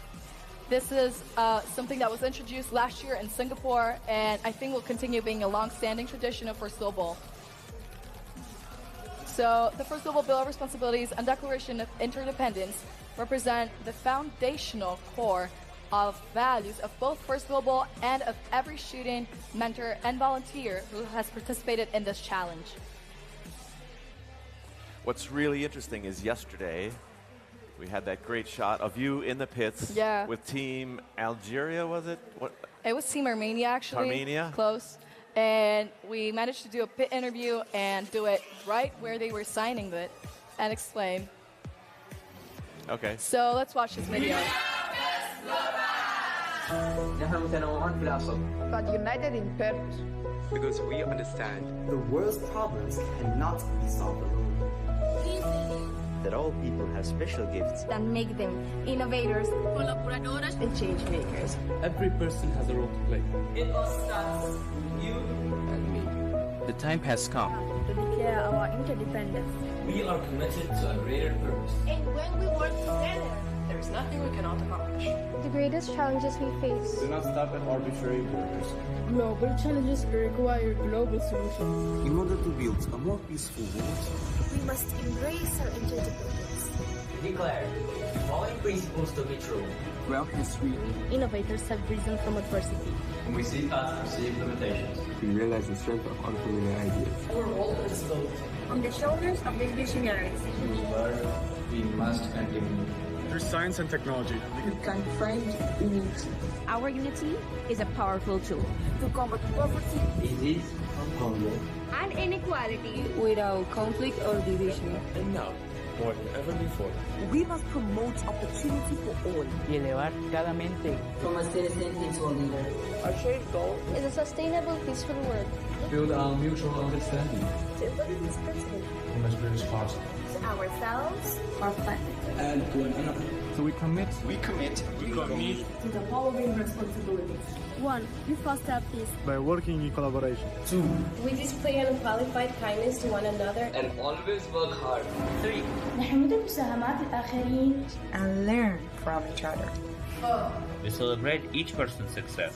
Because the world does not need losers. To have winners. 5. We promote learning and creativity In our communities. Our nations. In our world. 6. We ensure our progress. Does not inhibit the progress of others. 7. We love what we do. And we share that love With the whole world. We are first love.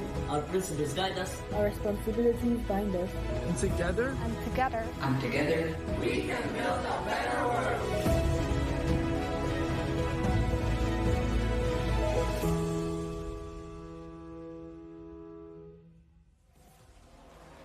Honestly, that's one of the coolest things about First Global is that bill of interresponsibility. This was so inspiring as a video. So we're gonna go right to match 150. 4, 3, 2, 1, go. So in this match we have in Red Alliance, Tonga, Ghana, and South Africa, whereas in the blue, We have France, the UAE, the United Arab Emirates, who are currently ranked #1, and Guatemala. So this is going to be an exciting match. We've got the #1 on the field. They want to stay at the top of the charts, so every point counts for them. for sure. Let's see how that works out. We see a lot of action going on once again, a lot of visuals. So they're going straight for the other side of the field. We see so much food already having been left out. So we see for sure 2 orange bowls, 3, and Team South Africa is moving on with this. Blue Lions came out fast. They've got 24 quick points to the Red Alliance's 4. So Red Alliance has their work cut out for them because going up against the #1 France. See how much movement there is by the human players. They're just loading and reloading. It seems like a hard job this year because, you know, they're massive, the props that we're using and the game elements. So What's fun this year is the challenge changed so much from last year. Last year, the game element was so small. It was a very small ball. Completely. Now, these large balls are much more difficult to handle. for sure. And then we see already with a fork, at least 4 balls having been dropped in the structure behind, and another one just going in right now. Under a minute to play now. The score 44 for the Blue Alliance and 14 for the Red. And still we see people going for, yes, the human player is going for more ball drops. Human players now putting the food in the warehouse. It rolls down the rails. There's still a lot of food like loose outside in the field, so let's see if they'll make it and manage to use it within the area except for just living it down. So we see France just went up on the ramp, 3 robots up on the ramp. Let's 20. see. 20 seconds. Yep, they're going for those ramp now. Looking for those cooperation points. Almost there. And they're on. Extra 15 or 30 points if they can get all 6 up there. Would mean a lot to every single alliance. There they go. And they've got that competition bonus. 5 seconds. 4, 3, 2, 1. That's the match.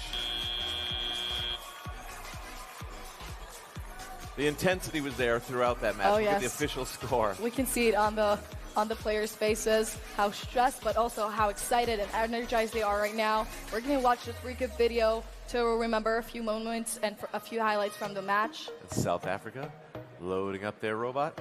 Yeah, and I feel like they have to have a very specific placement unless they want the ball to drop. Right. They probably have calculated it. Here as well. Talk about specific placement. We've got some really good scores coming out. The Blue Alliance has won with 107 points, versus the 37 points of the Red Alliance. That was an incredible match in terms of the competition bonus and of all the robots coming together finally to join each other on the ramp. United Arab Emirates stays at #1, so nice job by them and scoring over 100, which is big. Let's see how the rankings get impacted by this games and this round of games. That's the most fun thing. Mm-hmm.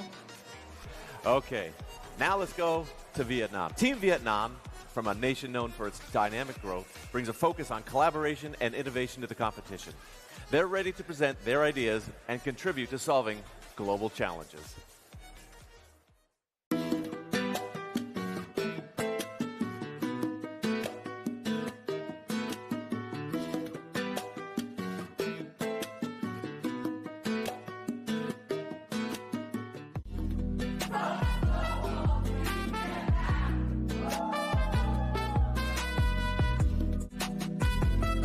Because it's global. As you can see, we are all people with different stars and different personality, and maybe people's perception of Earth isn't the same. I know in First Global Challenge, everything is equal. Joining First Global makes everyone doing all the same. Our team joining First Global Challenge will have Earth be recognized as people who want to contribute to the realistic community. To be honest, at first, when I told my parents that I want to join the First Global Challenge, they were a bit skeptical. But after I showed them the spirit of FGC and the enthusiasm of the participants, also the images of the previous generation of our team, making every effort to build a robotics community in Vietnam, they completely agreed because they know that their choice is choosing the right way. First of all, Team Vietnam is ready for the new journey in First Global Challenge 2024, and we promise that we will.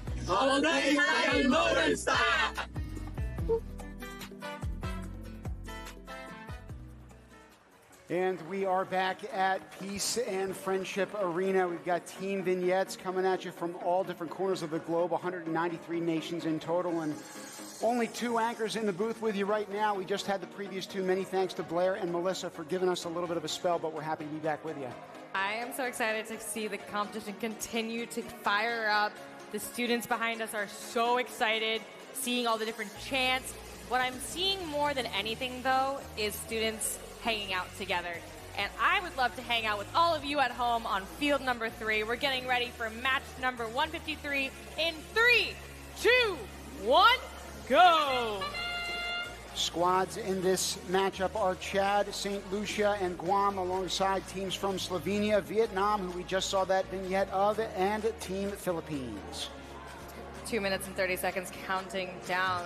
We're seeing a continuous trend of multiple game pieces in their robots. We're looking at Team St. Lucia right now, delivering an energy to produce some food over on the lower end of the Red Alliance goal at the back of the field. Here, we have another team for the Blue Alliance, already producing food over here. You should see that food pop out of the Nexus goal just about now. There it is. We have a team here. It looks like Team Vietnam. They are working on securing the back half of the Nexus goals in the center of the field, and outstanding delivery of the energy. Just a little love tap to get that water to accompany releasing as much food as possible in the center of the field over here. Now, Team Chad in the top left, they actually have two national animals in the north part of the nation. It's a mountain goat. In the south part of the nation, it is in fact a lion. They are combining both elements of the animal kingdom from those two into their competition. The dexterity of that mountain goat as they with their agility navigate this field of play. Really hard to do with 5 other robots and large game elements. Again, this year's being larger than last year. And then the ferocity of that lion and how aggressive they're attacking, producing that food and feeding the future. Good job, Team Chad. We have just under a minute left in this match. Just under 30 seconds until the end game portion of our match here. Our teams still have plenty of game elements in motion. You can see that there's some food ferrying happening on the Red Alliance side of the field to Team Guam's human player, and some energy being deposited for the Blue Alliance on the platform. They're ready to go as we get ready for Endgame here. Human players on both sides of the field in action, delivering food, getting the next set of game pieces ready to go. On that platform, what you'll notice in Endgame are robots trying to make their way to the furthest side of that platform. That's all in an effort to free up space so these robots can get up that ramp and then occupy what remains. Again, if we get 5 or more robots in that area of the field and they are all balanced by the end, we could achieve a cooperation bonus, but the scores will tell at the end. 4 seconds left. Can they get balanced? We've got a purple light right now indicating a level ramp as time expires. I cannot wait to see what the referees say about this one. We're now going to take it to the replay. Let's look at some highlights from that match.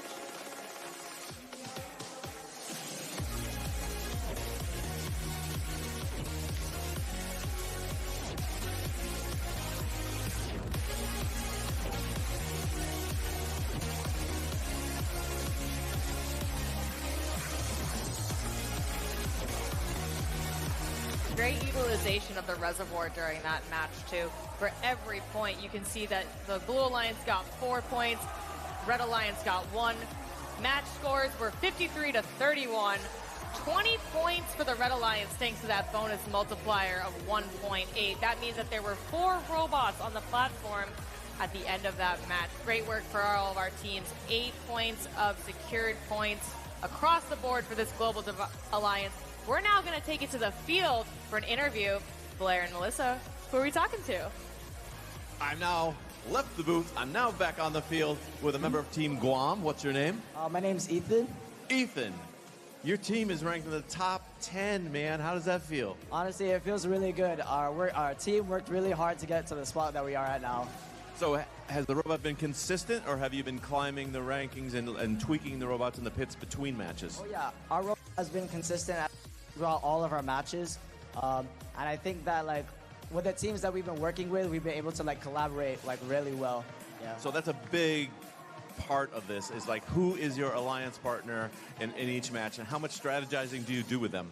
We do a lot of strategizing. I mean, from the point that we first arrive here to the actual game, we do a lot of strategizing. We try to figure out how we want to do our routes and how exactly we want to tackle our goals. Is scouting a part of your team's operation as well? Yeah, it is. We have to make sure that we also know our opponents too, so that we can work together in order to get that cooperation bonus. All right. Good luck staying in the top 10. Keep creeping up there. Go Team Guam. Thanks for the interview. And back to the booth with Tim and Manisha. Thank you, Blair. I love to hear about what's happening on and off the field. We see the robots on the field in action. The teams are working together. But there's a lot of work that goes into it, and I can't wait to see the collaboration, the strategy, and scouting efforts play out in match number 156. We're going to count off in 3, 2, 1, go. Up now, we've got Slovakia, Finland, and Cyprus scoring up against the Blue Regional Alliance of Guyana, Colombia, and Team Jordan. We're looking at Team Cyprus right now. They were in the back over there with 2 game pieces, but this is Team Slovakia in the foreground, delivering 4 game pieces from within their robot. Exceptional work. On the other side, the Blue Alliance matching toe-to-toe. Same approach. All teams are going in from each side of the platform there. It's Team Finland that we're looking at now. They're working on the back. It's a divide and conquer approach for this match here. Divide and conquer in terms of the field of play, but coming together for a common goal, feeding the future being that notion. So again, creating sustainable food webs and systems that are equitable, not just sustainable. That is the name of the game as well as the goal of this show, to try to get change instigated across the world by watching the inspirational leadership and examples of all the young leaders and learners that are here in attendance with us today. Food production underway. You can see there's several orange game pieces on the field now ready to be scored in that warehouse. But we are now looking at Team Slovakia with 4 pieces. There's an orange game piece in their way on the ramp, but they're looking to ascend. I bet you they're trying to fill out that platform Nexus goal. Now, if we get the bird's eye level view, remember that when the food is produced, that's worth 2 points for orange element that's ultimately released. Once they're on the field of play, they can be accrued by the robots' intake systems and then brought back to the part of the field where the human players are. They can then bring it all the way to the food warehouse in the very, very back. So multiple different ways you can score with those orange elements. But again, you see multiple of them on the field right now. We'll see if these robots can corral them in the last 40 seconds or so. Team Slovakia with their graduated elevator there. All of our teams have different approaches. Some are very linear from the inside of the robot. Some of them extend from the outside in or inside out. It's amazing to see the different solutions for the same common goal of world hunger in this situation. So those first couple of elements being stored in the food warehouse, if we get back to that bird. Ooh, it looks like we just had a tip off the ramp. Our teams are going to now have to work quickly in the next 10 seconds to secure as much of a cooperation bonus as possible. The ramp looks to be the spot to be for these teams, with Team Colombia in the view right now. Time expires on field 3, but you know what doesn't expire? The fun that we're having here at First Global Challenge. We'll let our referees tabulate their scores. Let's look at the recap for match number 56, sorry.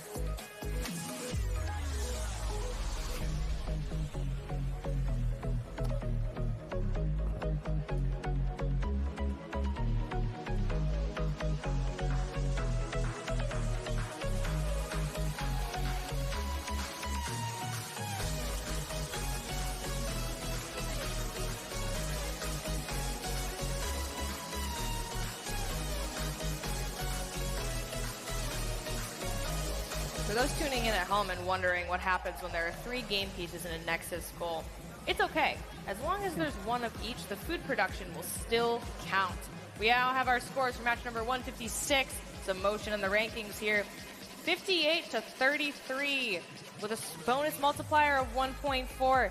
That means that we had 1 robot balance on the platform at the end game there. That resulted in a 15-point bonus for our Red Alliance at the end of that match. Great work to all of our teams. And next up in the booth, and first after that break, we have joining us is Dia Rojani. She's an alumna of Team Albania, who is currently studying computer science at none other than the University of Pennsylvania back in my hometown of Philly.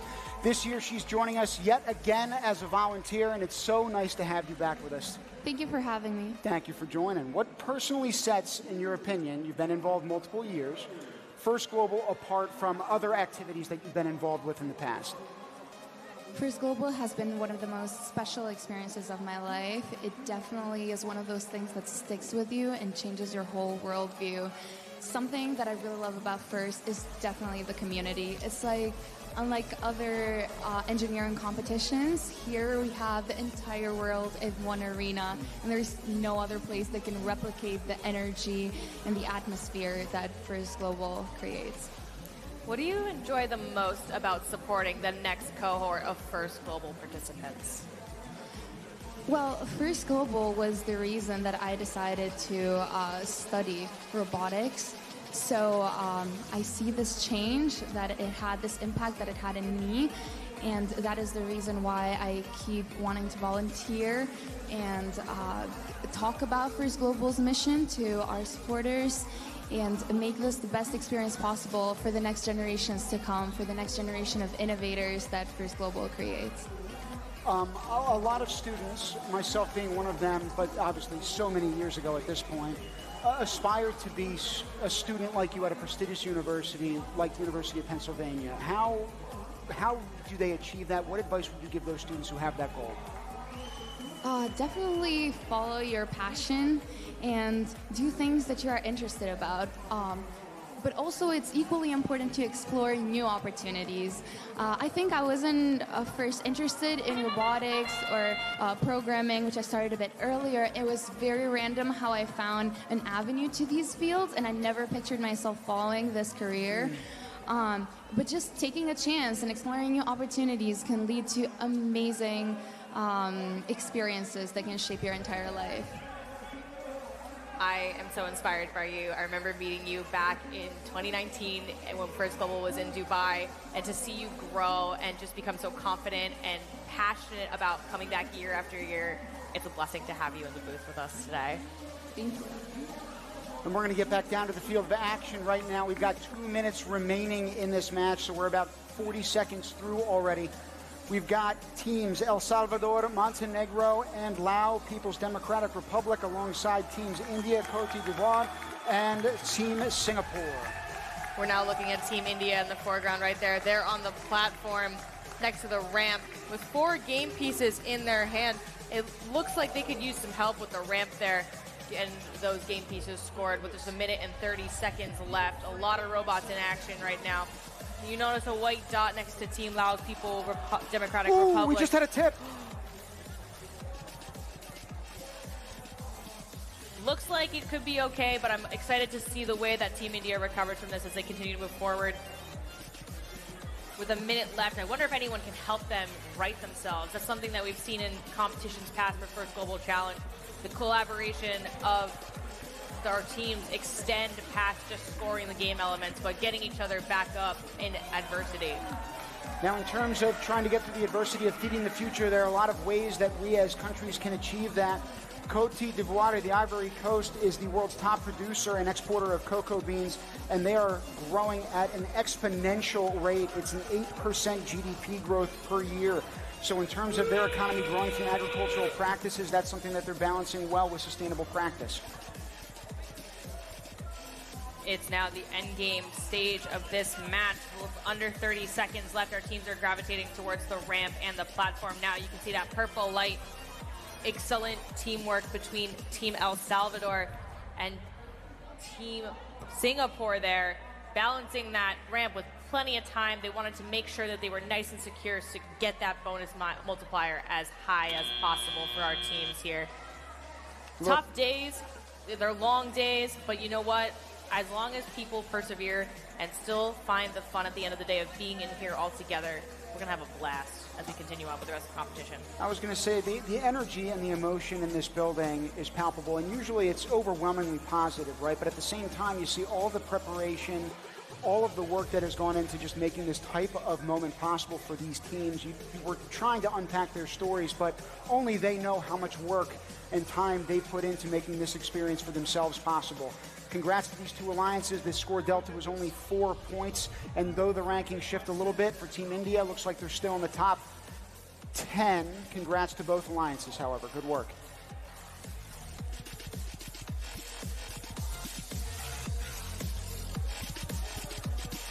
You can take a look right there. Team Singapore trying to help Team India when they were precariously caught on the platform and the ramp.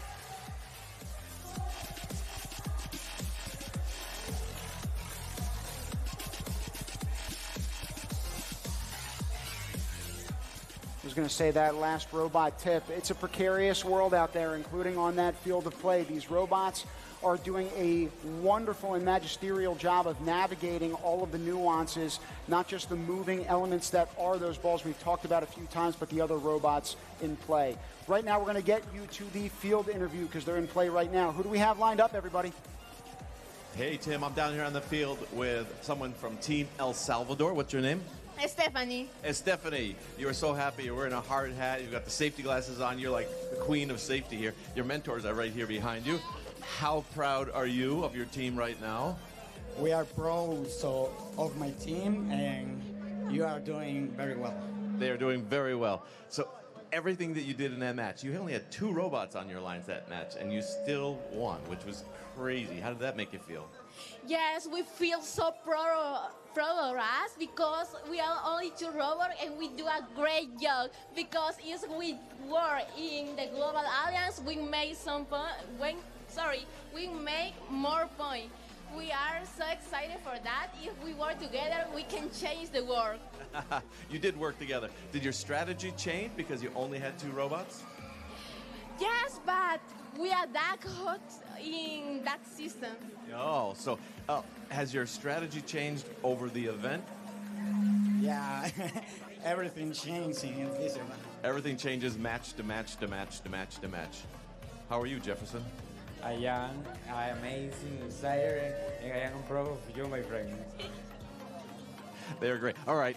Good luck to Team El Salvador. Thank you for the interview. We'll send it back to the booth with Manisha and Tim. Buena suerte, El Salvador. In the meantime, we want to focus on our next squad. Team Lithuania, from one of Europe's fastest-growing tech hubs, combines a love for robotics with a commitment to teamwork. They're proud to bring their innovative mindset and problem-solving abilities to this year's challenge.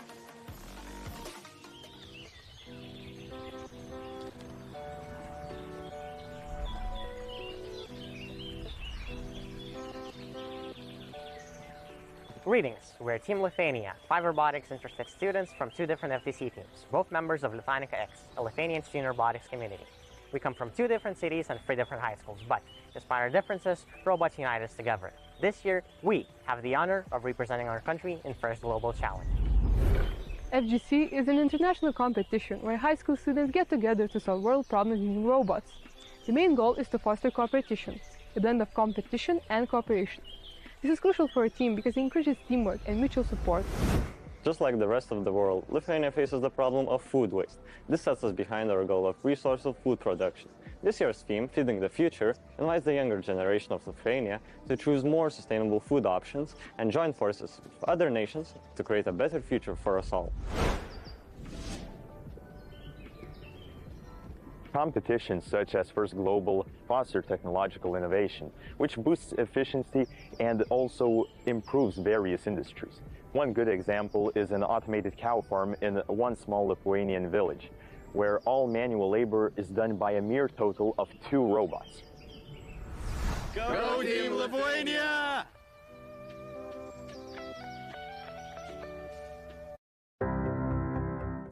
Mi smo tim Montenegro Robotics.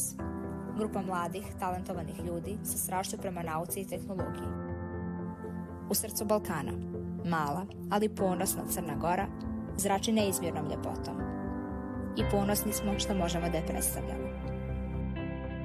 Ove godine sa svojim timom Montenegro Robotics nastupit ćemo na ovogodišnjem takmičenju u Atini First Global Challenge. First Global Challenge je međunarodno takmičenje koje okuplja mlade talente iz cijelog svijeta kako bi se takmičili u inovacijama i robotici koristeći svoje STEM vještine. STEM discipline u društvu doprinose razvoju inovacione kulture, dok kod pojedinaca razvijaju kritičko mišljenje i vještine rješavanja problema koji su ključne za život u 21. Ovo takmičenje okuplja talentovane i kreativne ljude širom svijeta sa ciljem da promijene isti na bolje. Crna Gora je ekološka država i mi ovdje vodimo računa o proizvodnji hrane, stoga nas ovogodišnja tema takmičenja postiče da osmislimo inovativna rješenja kako bi sami kvalitet hrane u našoj zemlji ostao na visokom nivou. Paralelno sa pripremama za ovo takmičenje održali smo veliki broj radionica kroz koje smo popularizovali robotiku u Crnoj Gori i također smo pokrenuli inicijativu da se robotika prepozna kao sport u ovoj državi. Biti dio ovog takmičenja mi omogućava da primjenim svoje znanje i da se povežem sa svojim vršnjacima i različitih kultura. Potrudit ćemo se da na takmičenju damo maksimum, kao i da poboljšamo crnogorsku robotičku scenu.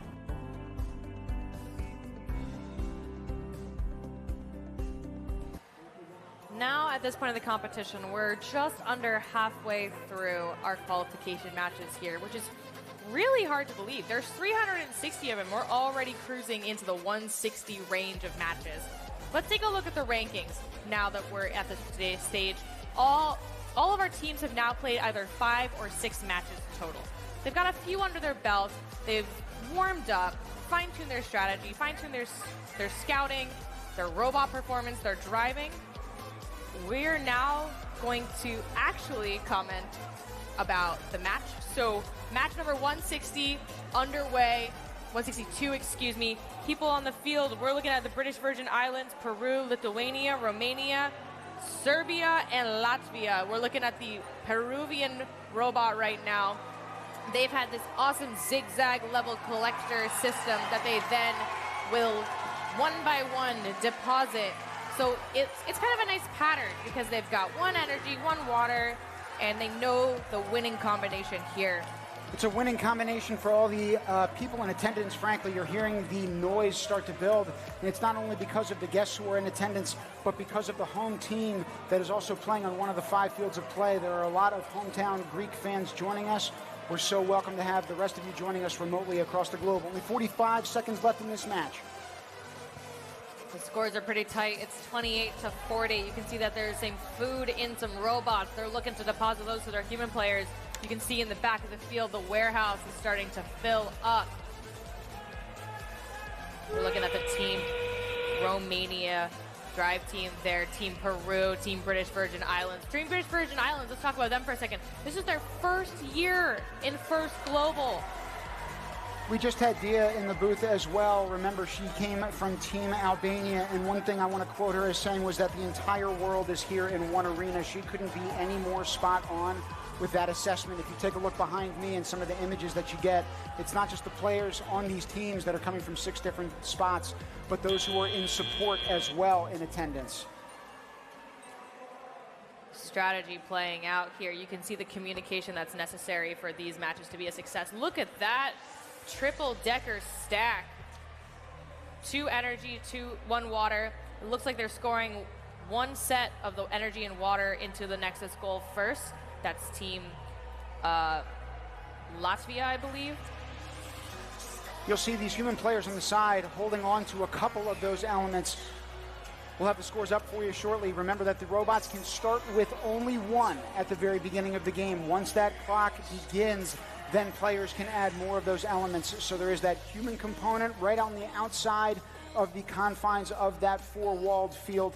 But then they bring those elements onto the field with those robots, both for collection and storage. Again, it's a very interesting game this year.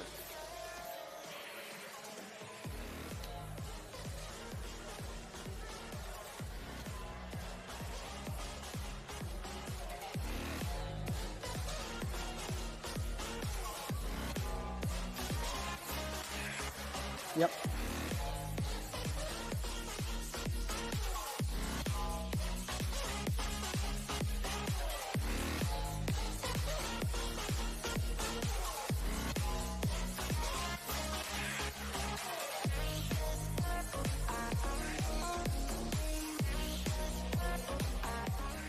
As those replays finish up, we've got a lot more in play for you, and we'll come at you live from Peace and Friendship Arena all throughout the rest of today for the ranking matches that will lead to our playoff selections. Eventually, we'll get to all of those points, but in the meantime, we want to take it down to the field for a very special guest. I was having the fortunate ability to introduce him to the Panathenaic Stadium and to those in occupants the other day.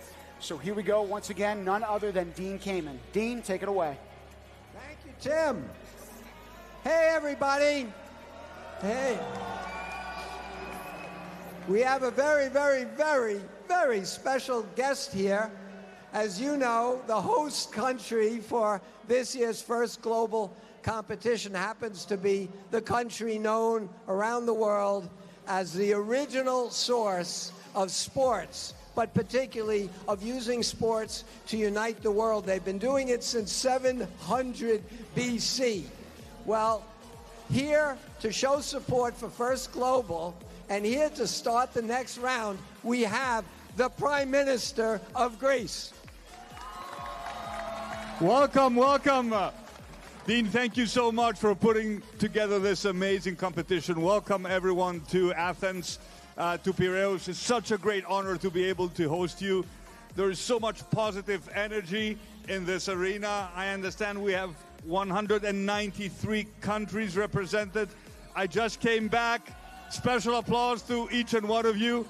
I just came back from the United Nations General Assembly, and as I was walking into the arena, I thought, what a different attitude. There we keep fighting. Our generation keeps fighting about all the problems, but you're sending us a message about how to cooperate to solve the problems of tomorrow. Congratulations for being here. Again, this is not just about This is not about building the best robot or winning the competition. This is about getting to know other people, building friendships, understand the value of cooperation, understand the value of respect. Greece was the birthplace not just of democracy, but of the Olympic Games. And a lot of the science that goes into building these beautiful robots was actually first thought about in this country. Just think about all the ancient, important philosophers and mathematicians who first thought about these complicated problems.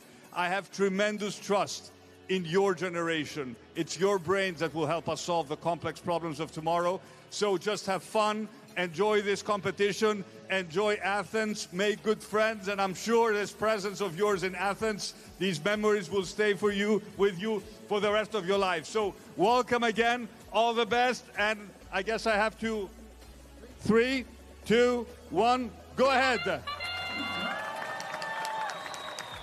What a treat to have the Prime Minister joining us here at Peace and Friendship Stadium. On the field right now, we have Team Portugal, Team Belarus, Chile, representing the Red Regional Alliance. Over on the blue side, it's Team Lebanon, Denmark, and Pakistan. If I can just bring to light the two gentlemen who just introduced this game, what I see on them, regardless of their experience, right, is that genuine sense of energy, that enthusiasm, that naturally and intrinsic curious smile, right, that all of us possess as human beings. We're tinkerers, we like to play. And the ability for us to gamify this, to be able to actually solve real-world problems using tools in science, technology, engineering, and math. It's a real playground out there, and you can see that sense of joy on everyone's faces, regardless of their role and how they participate here. Our students on this field really do lead us into the future with this innovation that we're seeing. Look at the various robots that we have right now. Bird's eye view here of Field 3. Each of them reaching different heights to try and score the different game pieces. We have the human players over in the end, adding food to our global warehouse here. It's really a team effort. And one team that's doing an exceptional job of that back home in their nation is Belarus. There are new technologies for production, processing, and marketing of dairy-specific products, and that's helped farmers to increase their income by 30%. I repeat, 30% income jump in the past few years as a result of that effort. So they're finding ways to not just be creative in creating solutions, but also to help themselves in the process financially. That's not lost on me, nor should it be on any country that's trying to promote itself. We're looking at Team Belarus right now. They were just deposited a set of energy and water to produce some food on the platform there. They're being joined by Team Chile on the platform as well. Red Alliance trying to close out those Nexus goals in the center platform area. That's the train whistle we've been looking for. It's now the end game. Our teams are going to be looking to increase their balance multiplier at the end of the match as high as possible. With all 6 robots on the platform and the ramp, they can get up to 30 points extra as a global alliance, which really will help them elevate in the rankings at this point of the game. Now again, we're watching the waning seconds of this game. It looks like we've got currently 3 robots on that platform. The judges will ultimately decide. We'll have some instant replays for you of that match as well.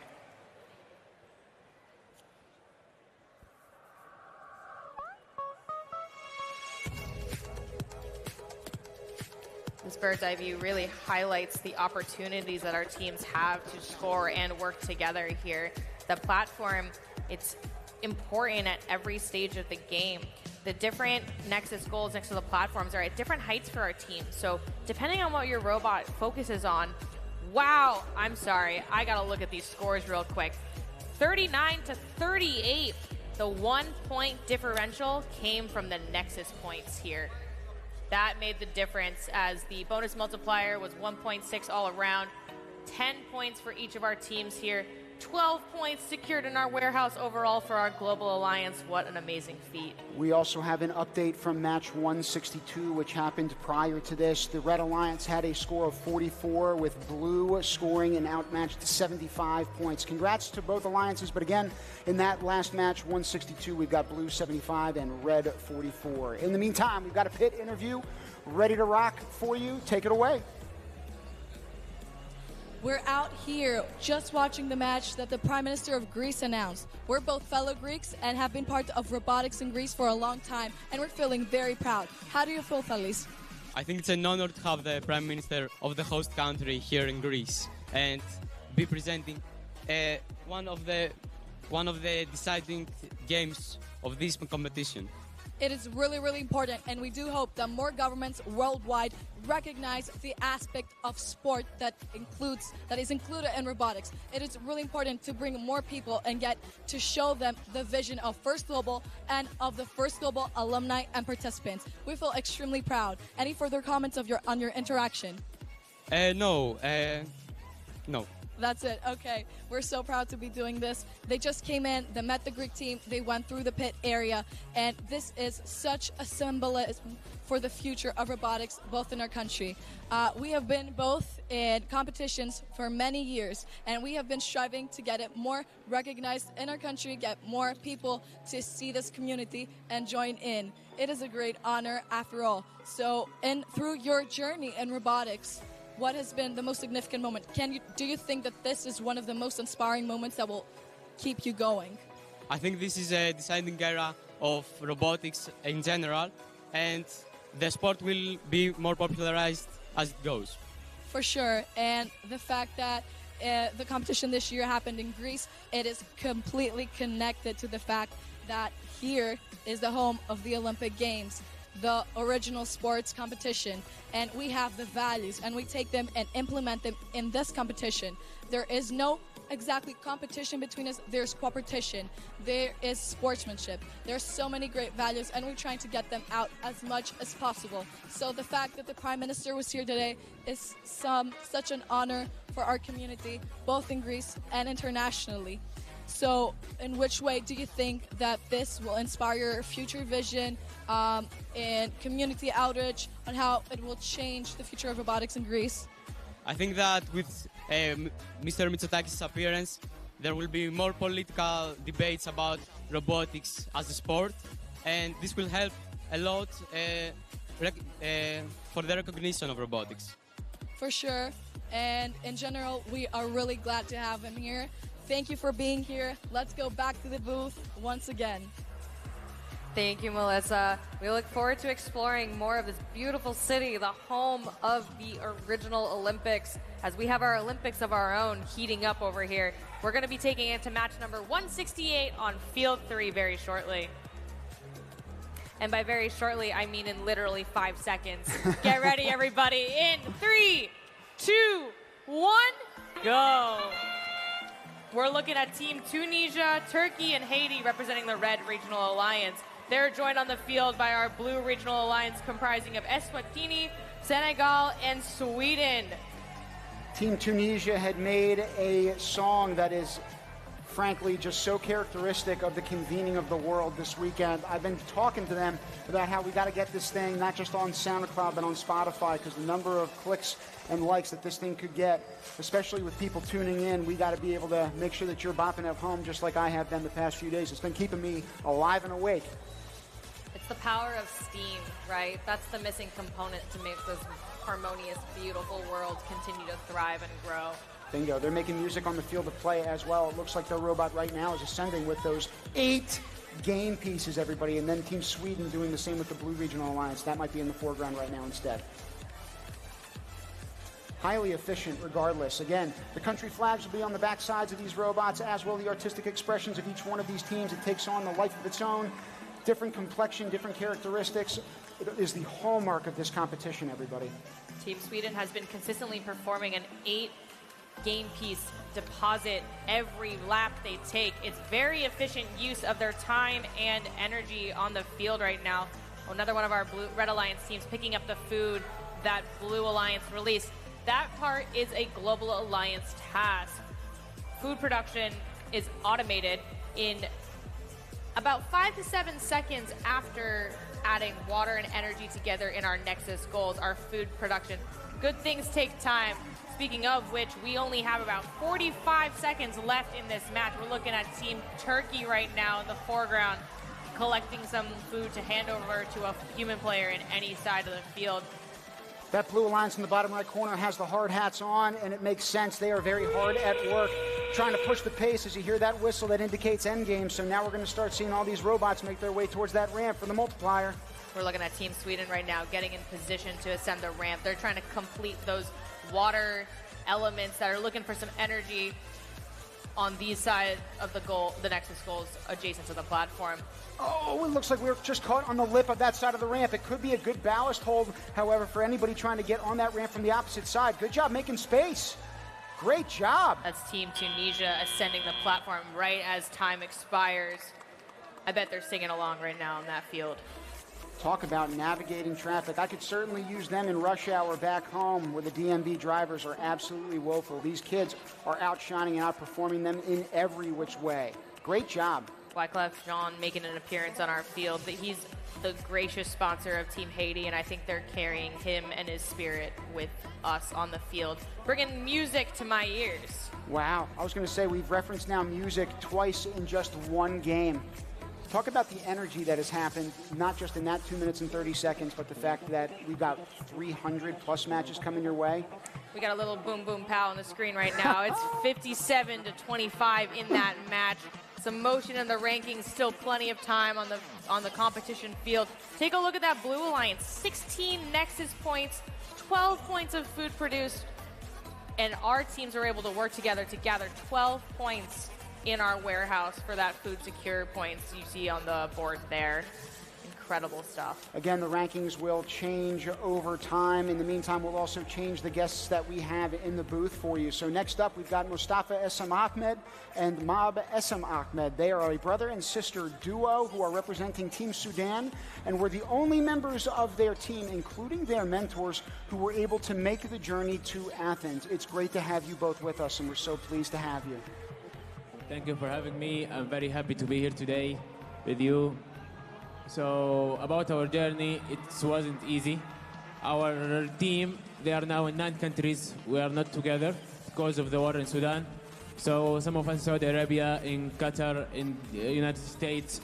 So all over the competition, we was just having meetings online.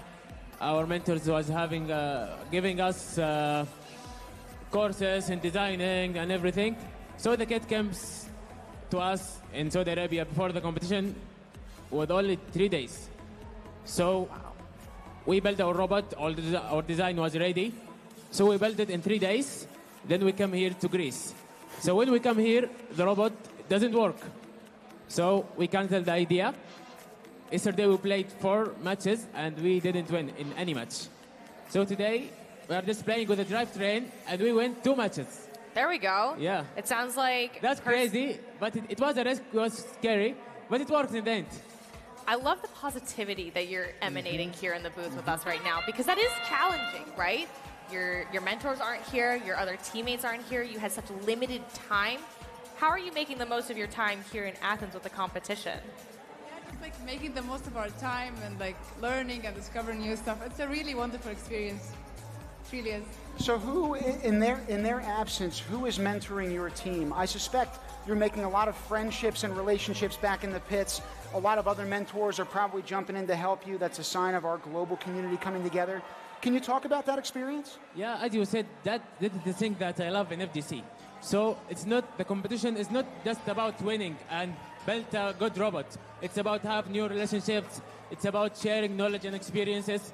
So also in some teams who are helping us, when they're helping us and build our robot, if I give him something or an extrusion, he says thank you. I think his robot, not mine. So yeah, that's a very beautiful thing in FGC. It sounds like you now have more than just your original 9 team members and your mentors. You have a global team supporting Team Sudan now, and I find that to be so inspirational. How do you plan on turning your first global experience into a global impact moving forward? Definitely passing it on, because that's a lovely, beautiful experience. So just passing on this experience by sharing it, or like sharing the experience. Yeah. So just pass it on. Pass it on. Paying it forward is something that we love, and it's integral to this program here. Thank you so much for joining us in the booth. So, go ahead, during please. the question, so I'm very patient. I'm very happy to be here, and I'm very passionate also to move that knowledge that I have here from FGC to the next generation of Team Sudan, and also all generations of FGC teams. Well, thank you to you both. And in terms of passing it as well, we want to make sure we pass it on to our next match, which only has 30 seconds remaining in it.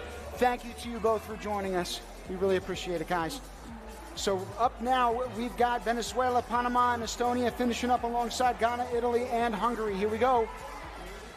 18 seconds left. Take a look at that center platform area. Tons of blue and green. I think that means a lot of food produced as well for this global alliance. They're communicating with each other across the field to get that bonus multiplier in the last 3 seconds of this match. Can they do it? Clapping all around the field there. I cannot wait to see what the referees say about this one. Take a look at Venezuela, excited. Italy, excited. Hungary, excited. Remember, we had Team Venezuela's mentor up here in the booth earlier with us today. They have been full of vigor and energy and ebullience from the onset. I know it continued on the field of play just now, where we just saw them.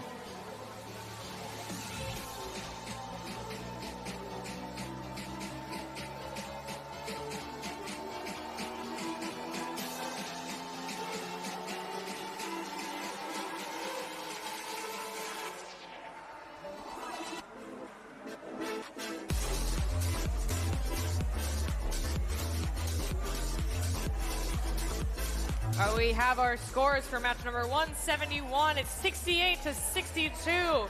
I think in this one it came down to the Nexus points and food produced points, as the sum of those two categories feed into the bonus multiplier. So 1.8 times 15 plus 14 equals 23 for the Blue Alliance, and the Red Alliance were able to take just 3 more points there, as food secured was the same across the board for all of our teams. Great work to match 171. I cannot believe how quickly this competition is flying by here. It has been nonstop action. I feel like the matches have looked different from match to match. I know this for a fact because the team's also in the pits, and we'll have more interviews throughout the day to join them. There are a million adjustments that they also make back there, but we've got a video, I think, loaded up in the meantime.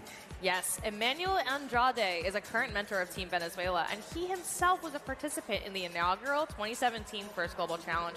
First Global sat down with Emanuel to hear the perspective of someone who's been with First Global since the beginning and has already accomplished so much for robotics in this country. For me, First Global literally changed my life. I went from being a high school student to an advocate of changing the culture of my country. And I know that sounds great, but it's what we want to do. I started in 2017 as a student. Honestly, I didn't know anything about robotics. I always had a curiosity of mechanics, electronics, but never had that opportunity of testing that or doing something related to it. But First Global gave me that opportunity. And I didn't know it was going to be that change maker in my life. When I was in the hall in Washington, I remember seeing all those robots and saying, wow, it's amazing what they can build. And I said, I know that our people can do that too. So I said, I want to learn more so I can share it with more people. And that's what we started doing. Our intention was to take First Global to Venezuela. We want to show people that you can come to an event like this and you can build a robot and it can change your mindset, that it can change how you think and how you see the world. And from there, well, we have been doing this for quite a long time, and it has been a great journey. Representing Venezuela in First Global means hope. Venezuela is a country that really has had a rough time. In the first years, I remember one year exactly where we visited 60 companies, and we were asking for sponsoring, and none of those in that time could help us. Before 2022, there was never a competition in robotics in Venezuela, so we had this initiative. We made a pilot edition, but this year we wanted to do it bigger, and we took First Tech Challenge to Venezuela.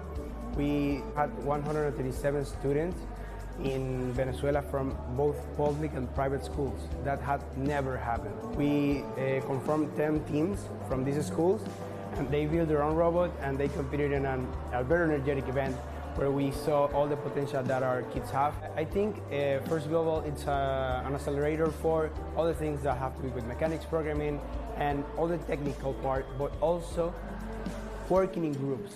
managing stress, managing time, managing resources, and how to live your life in a community to make a better world and make progress. After all these years, even though we had a difficult start, people in Venezuela believe in robotics. They believe in First Global. They believe that this actually changes the mindsets of young people. And people are seeing this is the way where we can build a better country and a better world. So I am really grateful with First Global for this opportunity. And the gold medal for the Albert Einstein Award for First Global International Excellence goes to Team Venezuela.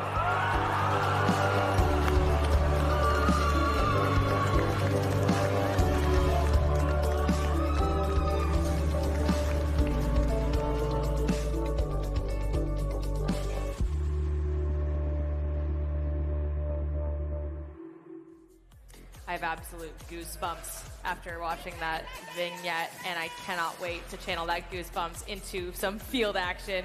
It's match set 174 in 3, 2, 1, go. We'll get to these 6 competing nations shortly, but again, that video focused on Venezuela. We were graced with the presence of none other than Emanuel Andrade earlier on.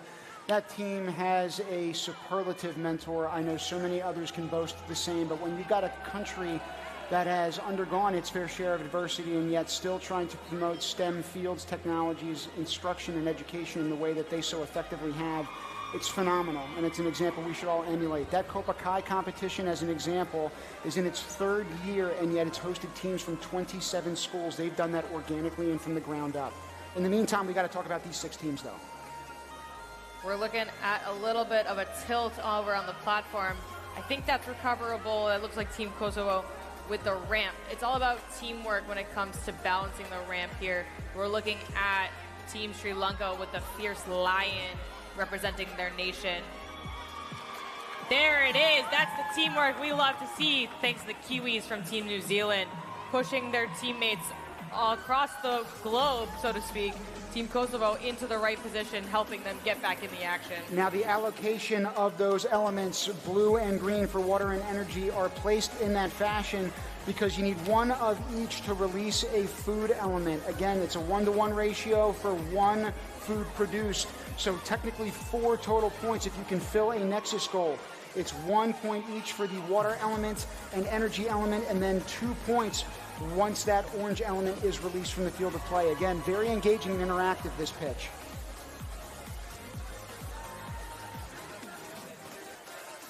Take a look at the platform adjacent Nexus goals. Those are full across the board, or in the process of being full.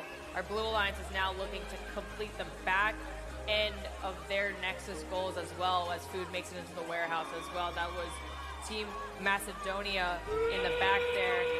The train whistle means it's now time for Endgame. Sri Lanka, one of the nations on that Blue Alliance, is world famous for its cinnamon. They are, without question, throwing a little bit of spice into the mix in this last 20 seconds. We'll see if they can get on the platform for a cooperation bonus. Groups across the board have been doing a phenomenal job with this aspect of the game. Last-minute delivery. That looks like a complete set of platform Nexus goals there for the Blue Alliance. 3 seconds left. Can they balance out that ramp to complete the bonus? Cheers erupt from that field of play, understandably so. We not only had triple digits before even factoring in that end game or the multiplier bonuses, but again, it looks like we've got quite a few robots that made it to that platform. Exceptional job all around, crew. In the meantime, we got some replays from that match.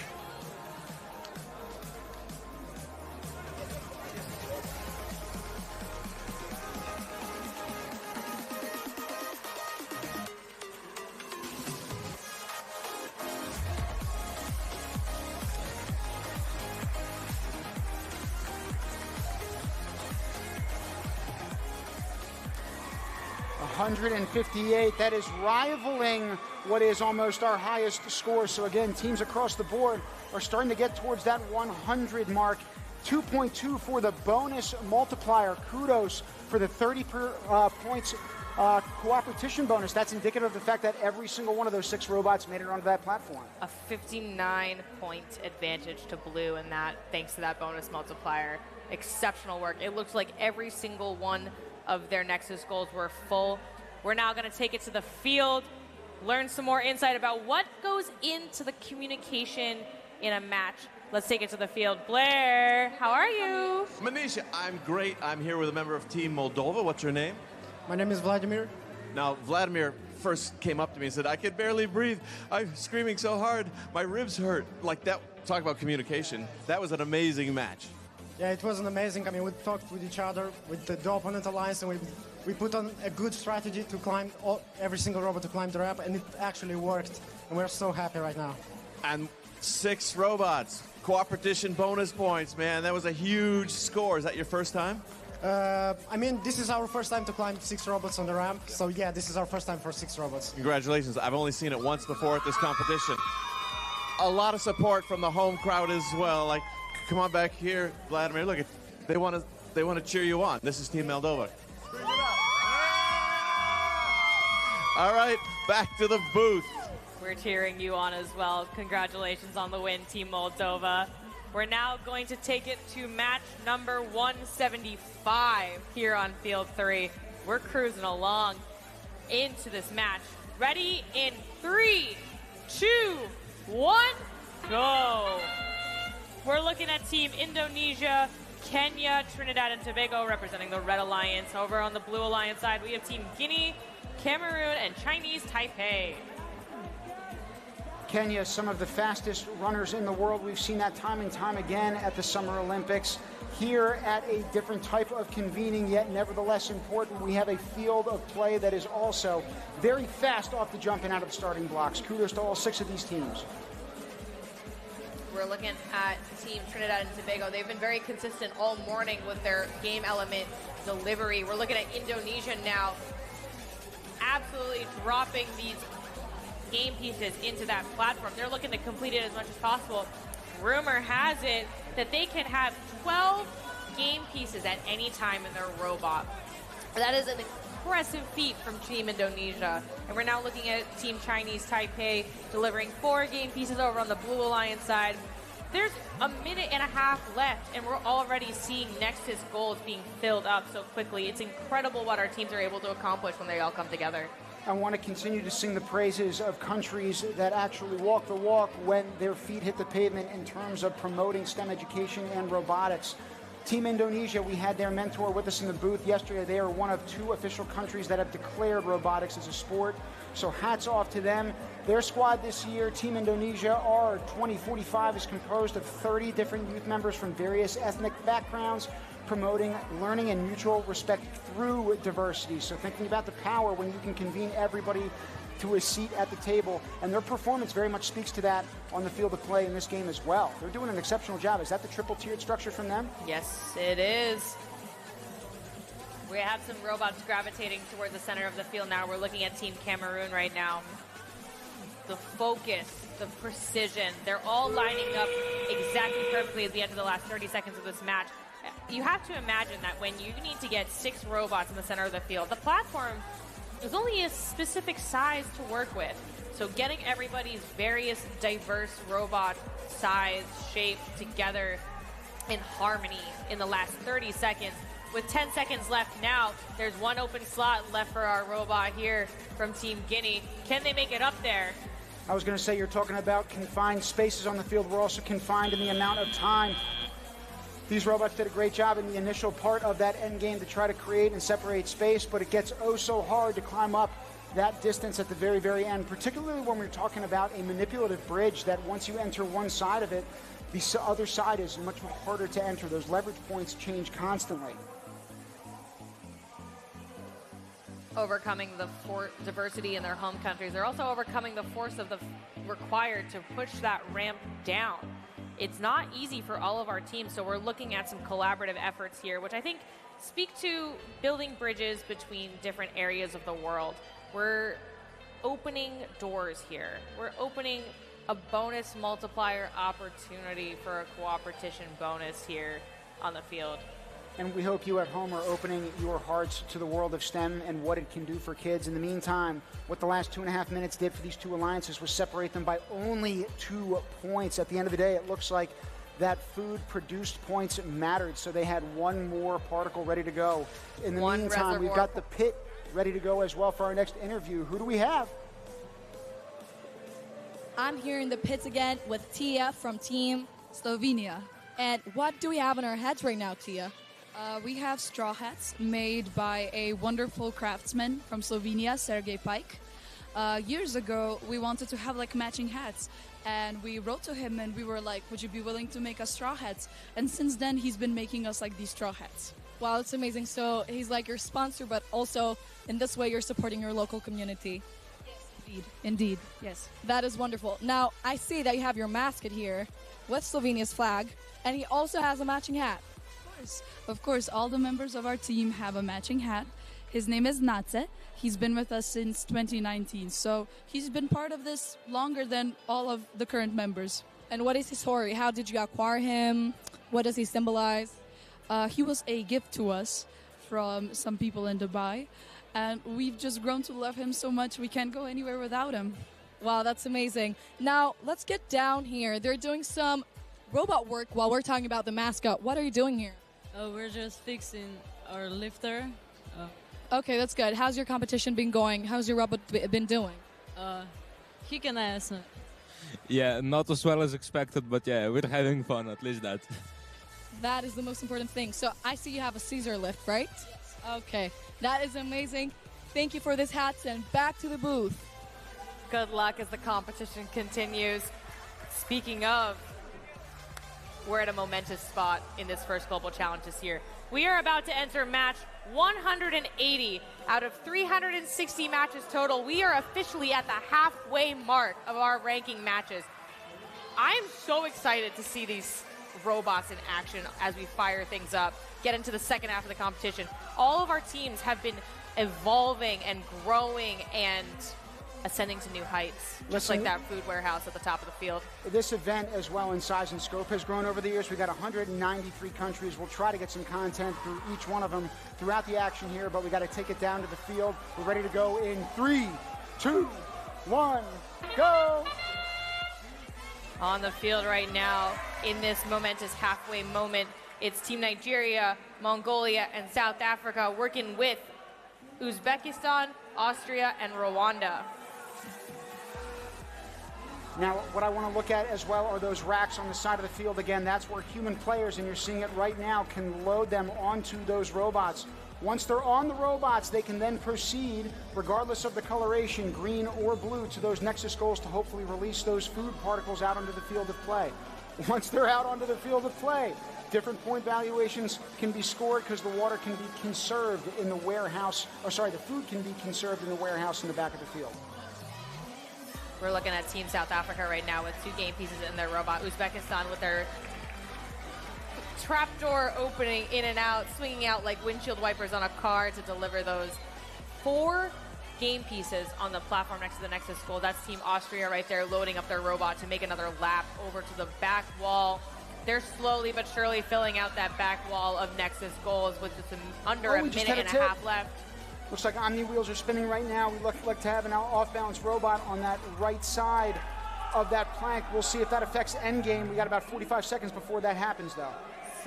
Center of gravity really seems to be a challenge this year for our teams, that they're all very uniquely attacking and overcoming. Uzbekistan right now trying to line up, find the right place to deposit the 4 game pieces in their robot right now. We're now looking at food entering the warehouse too, so our global alliance working together to get 2 points per food stored in the warehouse. They're also making use of the reservoir on the back of your screen here. Each of those game pieces scored in the reservoir is 1 point. Only about 30 seconds remain in this match, and I can say that every point counts, and that's because in these ranking matches, and again, there are multiple of them, the points add up for a cumulative score. Right now, we're trying to see Team South Africa will its way up that gangplank. We'll see. We've got some supporting members behind, pushing them up, trying to push them to new heights, but in the process, we've got a leverage point. It looks like we're down. But can we get over that hump? We'll see. We need Team Nigeria to push them along, too. The team on the Red Alliance really needs to work against the magic of physics here. Trying to make sure that the ramp doesn't tip them further, but then also push them ahead.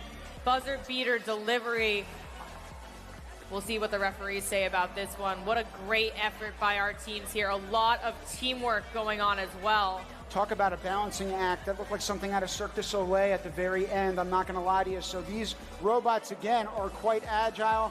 These human players as well are quite nimble in their approach. We'll see what adjustments are made. Again, that was the halfway mark of these ranking matches, folks, as you watch these instant replays.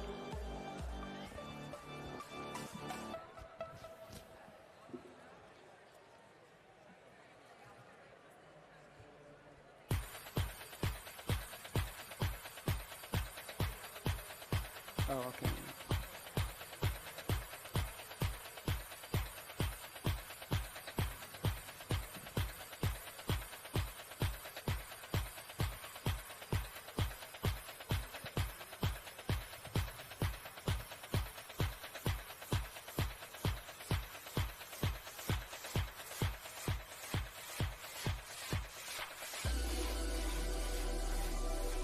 We have our scores on the board here, 35-8. This was a tough match for all of our teams. They were working together to try and secure as much food as possible. They made it away with 4 points each. Very well done by all of our teams here today. From the peaks of the Andes to the heart of the Amazon, Team Peru embodies a blend of cultural diversity and unique perspectives, along with strong technical skills to this first global challenge. Let's take a look at this squad. The awareness of resource conservation and responsible sustainable consumption has become a challenge in which we must all participate. Therefore, it's essential to implement processes that protect our land and mitigate the impact we have on it. Otherwise, future generations will suffer the consequences of our mistakes. In our community, this issue is not unfamiliar. Peru hosts one of the most significant agricultural spaces in Latin America, playing a crucial role in food production. As part of the Peruvian team, we aim to make the difference, recognizing the importance of taking care for our environment. We have developed an action plan. This plan involves intervening in low-income educational spaces where technology is limited. With this, we want to emphasize the significance of responsible consumption and introduce the fun and excitement of robotics. We're thrilled to be part of the first global event this year. Will be tested alongside many other young people who share our goal of working together for the betterment of humanity. Our aim is to leverage this first global experience to showcase the importance of STEAM in solving social and cultural problems. By empowering more children in our country, we hope to contribute to building a better nation and world.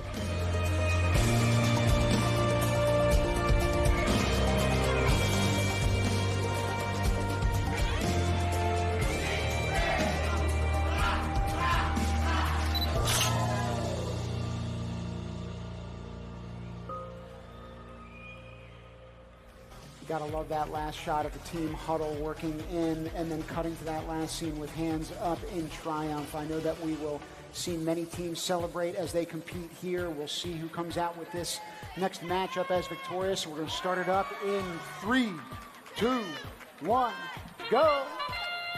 Joining Team Peru on the Red Alliance, we have Seychelles and Lebanon. On the Blue Alliance, we have Team Lao People's Democratic Republic, Barbados, and the United Arab Emirates. Seychelles in the view right now, delivering 1 water and 1 energy to that back tallest goal over on the Red Alliance side. Team Lebanon also joining them, but in the center of the field. It's a divide and conquer approach for the Red Alliance here. Blue Alliance matching them as well with Team Lao People Democratic Republic delivering 2 game pieces over on the platform adjacent Nexus goals. We're looking at Team Lebanon consistently having 4 game pieces in their robots, specifically coordinated in order to have 1 energy and 1 water every time they approach a goal. Now both the Blue and Red Alliance is doing a great job of filling the Nexus goals in the backside of the pitch. Now they're starting to focus their attention on that middle part of the park. Doing a phenomenal job. There are, I would say, a lot of quad loads as you see these 4 elements getting put on the robots, whether they're single stacked and filed like you see currently with Team Peru, or whether they are stacked in a cube of 4. Regardless of how they're put into those Nexus goals, as long as there's 1 of each blue and green element, again, that's what's going to release the food element. Team Peru has a very linear approach, right? instead of having a square which you're dumping over the top of a Nexus goal, they're attacking it one by one to ensure that the right game piece goes into the right Nexus goal at the right time. With just under a minute left, you can also see food being collected off the field and making its way to the warehouse. You have a team shuttling some, it looks like Team Seychelles shuttling some food to their human players so that you can only collect it from the protected zones. We don't want students' hands into all areas of the field, so now they're working to bring that out to the back of the warehouse. We have one game piece each on each side making its way to the center there. 30 seconds left. Now our robots will be making it to the center of the field. Lebanon jumping into action as soon as they dropped off their last game piece. Team UAE communicating with their team members there, trying to get the whole alliance to the center of the field with 15 seconds left. Space management is key here, Tim. We saw the Blue Alliance a couple seconds ago, very forcefully using that fork/trident. You see it on the Barbados flag as well. Heading into the final seconds of the competition, they did a great job attacking this field of play. They've been receiving support consistently from the Ministry of Youth, Sports, and Community Empowerment. So in terms of people institutionally back home providing support, they are a living example of it. And it's something we are inspired to see here at the First Global Challenge. This is just the culminating event, but there's a lot that goes into the preparation behind it. Something I'd like to highlight, we saw at the end of the match there, the Red Alliance was making sure that the Blue Alliance had the right space approach. It was a global effort of communication across the field of play so that everybody gets maximum points in this match. I really love to see the way that the teams are working together this year. We also see the judges working together to compile these scores, a lot of different components that make it up, and all the more important as we get to the second half of these ranking matches. But nevertheless, here we go. We have a score on the board. It's 90-82 for our Red and Blue Alliance here. Pretty even with the Nexus points and the food produced. Bonus multiplier ultimately making the difference with 4 points on the board. Great job to all of our teams. Joining us next in the booth is the director of the Future of Food at the Bezos Earth Foundation Fund, a philanthropic organization working to solve the climate crisis and reverse the loss of nature. We're grateful to have the Bezos Earth Fund as one of our diamond-level sponsors. Please give a warm welcome in the booth to Andy Jarvis. Hi there. I'm so happy to be here. You've got no idea. Our theme this year is all about developing sustainable food systems. What are the challenges we're up against feeding 10 billion people in a sustainable way? Yeah, well, first of all, I just want to say I am having so much fun. I'm like a kid at a candy store here. You know, this is, I don't know where to go, whether to watch the matches, go down the pits. It's just wonderful to see all the energy, right? And, you know, I mean, the beauty of First Global is kind of two things. You know, one is this building human capacity, building human cooperation in STEM, but it's also targeting it to solve things that are of global importance. It's a sustainability element, right? So yeah, it is an enormous, the theme for today is, for this competition is Future of Food, feeding the future. That's an enormous challenge that we have. 10 billion people, raising appetites. We have a climate crisis, a nature crisis, and so we've got to figure out new ways of producing food that's going to be less harmful to our planet. Well, it requires us as well to kind of tap into that intrinsic and innate curiosity I think I've alluded to many times on our broadcast throughout the years, right? We're kids at the end of the day. We're very naturally excited, right? We want to play, we want to tinker. But if you're able to do that and solve problems at the exact same time simultaneously, the synthesis of that is something that's incredibly powerful. And so in your work, how would you say that innovation and ingenuity play into that? It's a huge part of it. I mean, the challenge to change the way we produce, change the way we move food, change the way we consume food. We have to think out of the box. You know, just using more and more land is not going to solve it. That's what happens right now. We lose tropical forests. Every time another person needs feeding, we're losing natural habitats. We need to rethink that. So innovation's at the core. It's vertical farming. It's thinking about alternative proteins. It's innovating in the biology of plants and crops so that we're using land more efficiently. So innovation, we see innovation at the core of the future of food. It sounds like you're leading a lot of change makers as well to a positive, sustainable future. What advice do you have for the young change makers we have here today? No, I keep doing what you're doing. I mean, you're on a great path already, right? You know, I just think, I mean, the future is people with this capacity working in STEM and focusing it on solving problems. I mean, what could be a better career in leaving that legacy? Well, Andy, you say keep doing what you're doing, and I would say the same. It's a two-way street. Keep doing what you're doing in terms of the support that we've gotten, the outpouring of love, and I would say the ability to make this possible, right? It involves a lot of working components, and you're no small part of that. So thank you for joining us in the booth, not just for the production, but getting this type of event, again, off the ground. It's been instrumental. We appreciate it. Total pleasure. We got to take you down to the next minute and 45 seconds that remain on this match. It looks like we've got Malta, Guyana, and Azerbaijan alongside Team Turkey, Bulgaria, and Nepal. Minute 30, counting down now. We're looking at the Nexus goals on the Red Alliance side, already starting to fill up under the food warehouse. This is Team Malta now, shuttling 2 game pieces over, focusing on the center of the field, trying to get as much food out of the way for Endgame as possible.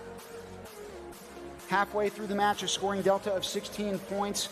Endgame at that last 30 seconds is when cooperation bonuses come into play, both teams benefiting from it, as well as food that is stored. Again, that storage area can be on the backside in what is called the warehouse.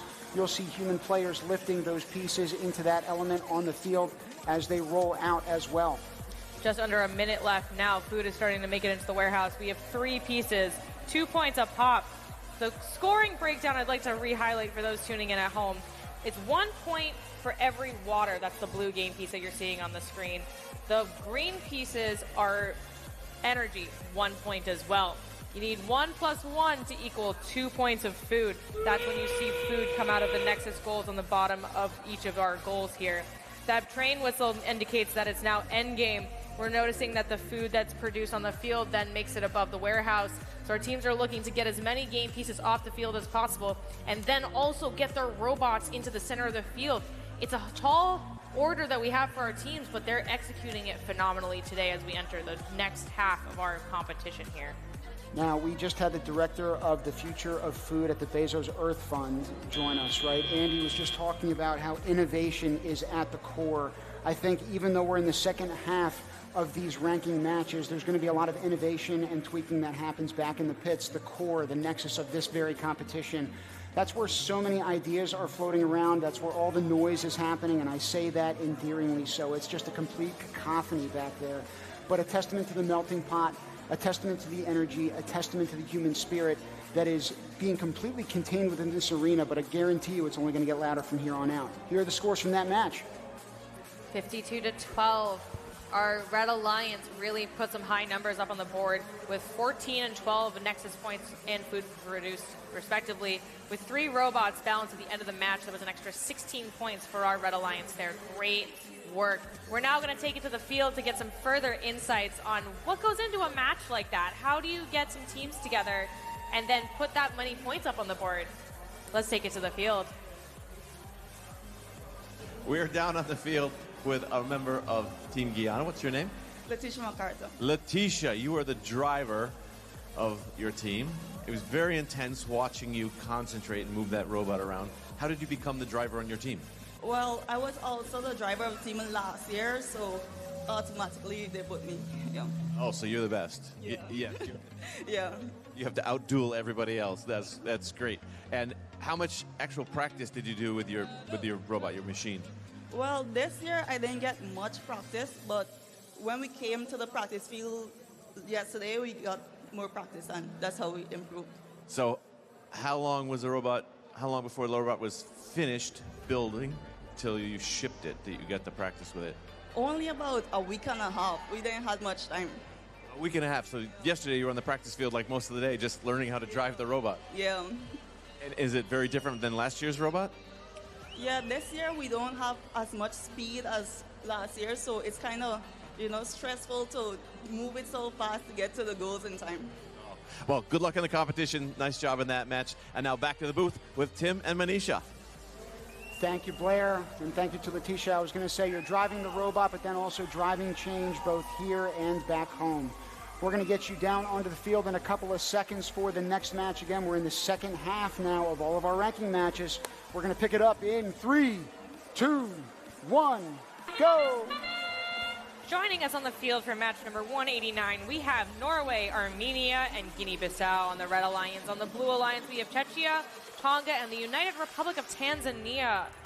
Norway is far and away the winningest nation in the Winter Olympics with 148 gold medals. The next closest nation is about 30 behind, folks. So trust when I say that they're trying to bring that same spirit of dominance into this competition. We have seen strong teams fielded from that country over the many years that First Global has created this challenge. Just under 2 minutes left here. A minute and a half of pre-endgame scoring potential. We're looking at Team Czechia right now. Lifting that trap lever. Pull the lever, Kronk. We're going to have 2 game pieces in the center platform there. Yzma, wrong lever! I can't wait. I can't pull out these quotes. Oh my gosh, I can't believe you just did that. 1 minute remaining left in play. Sorry, 1 minute and 30 seconds left in play because 1 minute has elapsed thus far. We've got action from Norway on the middle part of the park. It looks like they are retracting the top component of that robot in order to funnel some of those elements from the human players on the side of the field. Multiple robots in action here, some of them obstructed by our platform right now. It really goes to show how wide of the field is, not only on the playing field here on field 3, but there's 193 robots that have been created for First Global this year. The highest that we've ever seen, and we're seeing such diverse strategies. 193 countries, 193 possibilities with 45 seconds left in this match. Team Guinea-Bissau trying to generate a little bit of speed before they hit the on-ramp to get onto that plank. We just saw an attempt earlier on by them to do so. Then you've also got elements being carried up by one of their team members. It looks like Team Norway, so they're jockeying for position on that side of the ramp. Endgame whistle about to be indicated. We'll see which one of them gets up the ramp first. Looks like Norway. Good work. That's Team Czechia as well. I think both alliances had the idea of last-minute points with 20 seconds left. We have 4 game pieces in play on the platform. Guinea-Bissau finally getting the right momentum to get up on that ramp. Can they get it balanced and leveled? Will we see the purple light in the next 10 seconds of this match? Cheers from both sides of the field. It's a team effort here with the endgame in 3, 2, 1. Time is up on match number 189. Cannot wait to see what the referees say about that one, but it looks like happy faces from our team members no matter what. Utter elation. It's an infectious zeal that, again, you can't replicate or buy anywhere else on the planet, folks. It looks like that balance was achieved, but again, we'll let the judges decide. Nothing like everything action-wise going down to the wire. It has been unrelenting and match after match here.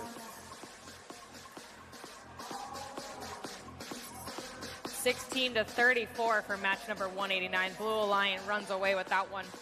9 points and 8 points times 1.8. That's 14 points for the Blue Alliance with 1.8 a bonus multiplier. That means there were 4 robots on that platform at the end there. Great work by all of our teams.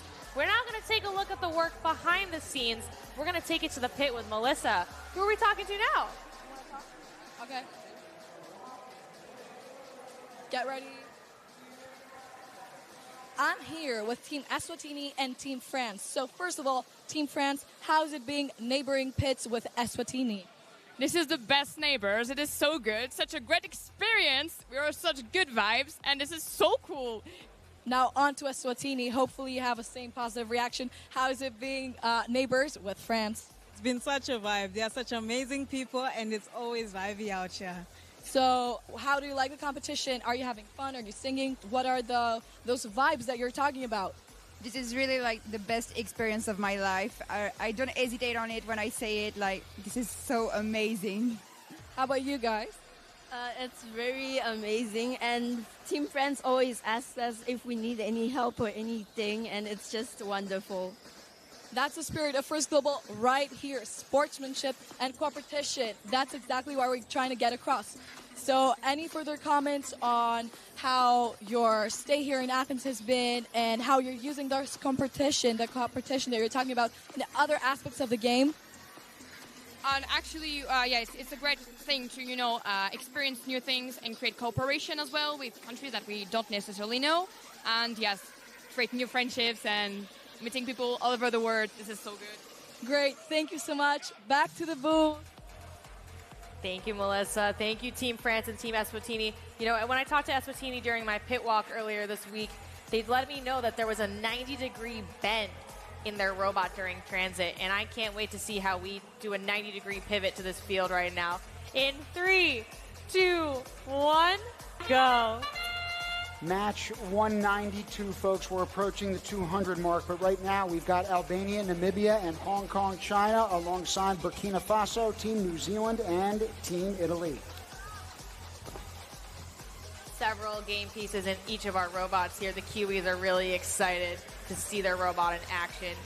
An entirely new team from Team New Zealand. They really have built out FIRST Robotics in their home country, and it's awesome to see new students come through their program. Meanwhile, you also see on the opposite side of the spectrum some experienced teams coming back, which is equally wonderful to see. That is Burkina Faso. All of the members of their team were able to be with us in Singapore last year, so exceptional to see both types of experiences come onto the field of play. 1 minute and 40 seconds counting down in this match. It's really anyone's game. It's a tight 1-for-1, each of our alliances. On the backside, if we see those food elements being loaded right now onto the food warehouse, those are points that are going to be scored by both teams. So regardless of the side of play that food is stored from, as it's accrued from that robot and ultimately conserved and put in that warehouse, again, both alliances are going to be grateful for all of the points. These are cumulative ranking matches, everyone. Just over a minute left. We're looking at the Kiwis right now with their robot. One game piece on its way to the Blue Alliance side, hoping to meet that energy that's left alone. It needs some water to make some food. Hong Kong, China right now looking to do the same for the Red Alliance side. Albania dropping off some water in their human player station. Food is making it into the warehouse for this Global Alliance. We've got 1, 2, 3, 4, 5, 6, 7 game pieces now in the warehouse. That's 2 points a pop, 14 points on the board for this Global Alliance. Back to Burkina Faso very quickly. We're talking about the youth of the world trying to solve global problems. About 45% of the population there is under the age of 15, average age 17. So again, talking about ideation, problem solving, we are absolutely reliant on the ideas and thoughts that are being created from our youngest kids. We just had a tip on the field. It looks like Team Namibia, but we'll see if they can support themselves back up in the last waning seconds. Only 5 remaining on the clock. 3 robots now pushing up the side. We'll see if that platform is lit up at the end to achieve balance. The judges have a very hard job here on each of the 5 fields of play as they sweep it and lather, rinse, repeat. In the meantime, some instant replays from that match.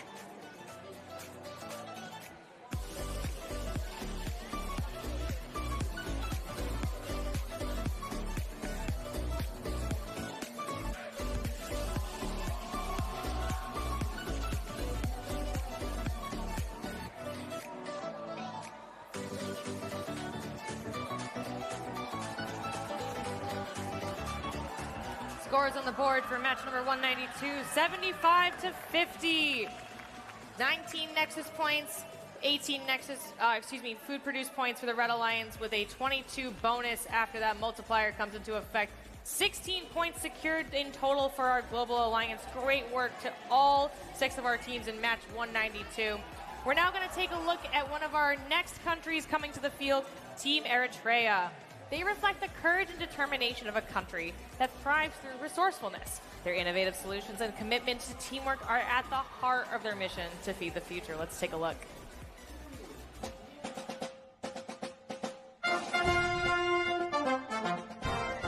Hi, my name is Luana Andrade. I'm from Calgary, Alberta, and I'm representing Team Eritrea. Hi, my name is Kanan. Hi, my name is Abel. Hi, my name is Natran, and I am from Calgary, Alberta, Canada. STEM is important to me because it empowers me to understand and tackle complex issues in innovative ways. It fosters a mindset of exploration and continuous learning, which I believe are crucial for personal and societal growth. Why I'm excited to be a part of the 2024 First Global Challenge is because I'm very passionate about science and I'm very excited to learn and explore new skills throughout this challenge. I'm excited to be a part of the 2024 First Global Challenge because it is an incredible platform to collaborate with peers from around the world and learn from their diverse experiences. The spirit of teamwork and innovation that defines the challenge is truly inspiring. This year's theme, Feeding the Future, is important to me because it presents an opportunity to contribute to my country's development while also showcasing Eritrea's potential on a global stage. It helps inspire future generations to improve technology for sustainable development, which is supported by this year's theme that supports agriculture and food security. Agriculture has been an essential part of the country's economy and food security efforts. A third of its economy comes from agriculture, though it is hampered by recurring droughts, small arable land under cultivation, and lack of infrastructure.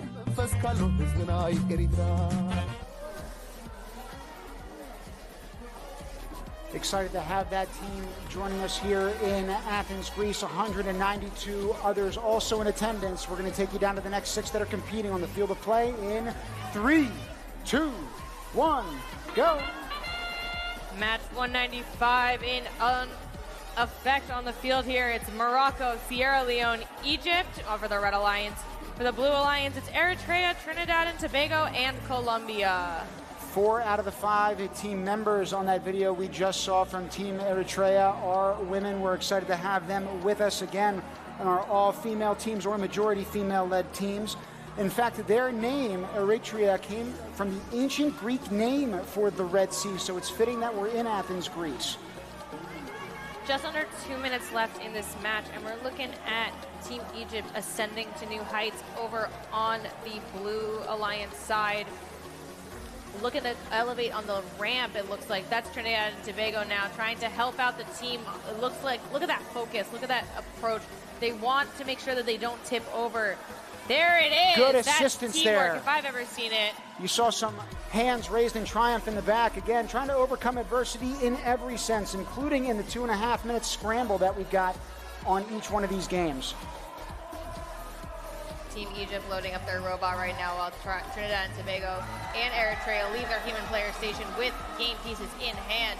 Trinidad and Tobago raising up to deliver some well-deserved game pieces to that platform, I must say. It's amazing as they go around the actual carpet that the elevator can also raise the elements so that you're talking about three-dimensionality in terms of the movement of these robots and how they are trying to make things as efficient as possible. It's a very short game clock with a lot of ways to accrue and earn points.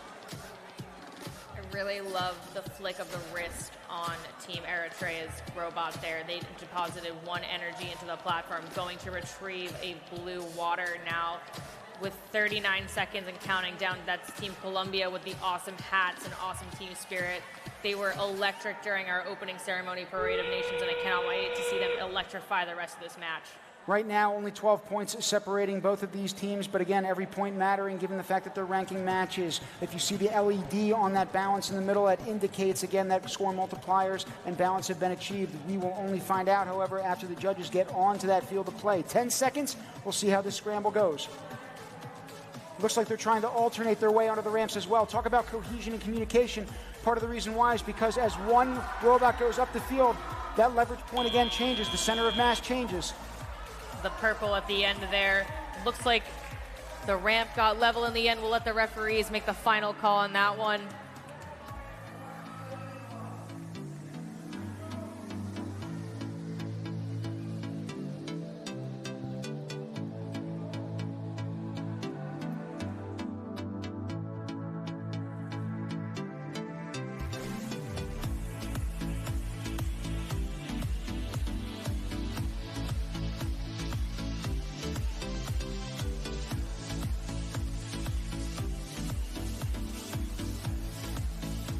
Scores are in 44-29 for match number 195.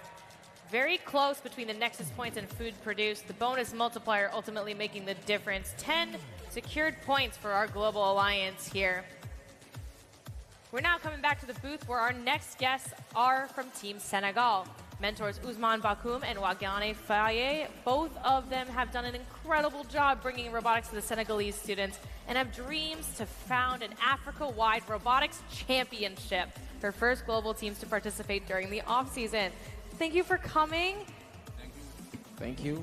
Your team has a vision of founding an Africa-wide first robotics championship for first global teams. How did this idea come about? Yeah, I can say thank you very much for this opportunity. I can say that this comes after three main things. The first one is exposure. After having experience of 14 years into the classrooms and having participated into a lot of international events, and mainly this is our 5th participation in the first global, you've been exposed to so many different things that it's high time that inspiration translate into that exposure, translate into an inspiration. And once you're inspired, you want to do the same thing. So the other thing is Africa is currently facing a lot of challenges. You know that in the 3 decades, more than around 25% of the world population will live in Africa. And also more than 1/3 of the population of the world, the young people, will live in Africa. So only for the demographic reasons, these are things that inspired us. So that's why we want definitely to replicate the model of the first global into an African-wide championship. Now, one of the components that you had mentioned was exposure. That's really important, is exposure. And my understanding is that robotics is starting to spread to public kindergartens across the nation of Senegal. I'm interested and curious to see what your hopes are for expanding that to other public schools. What does that look like back home?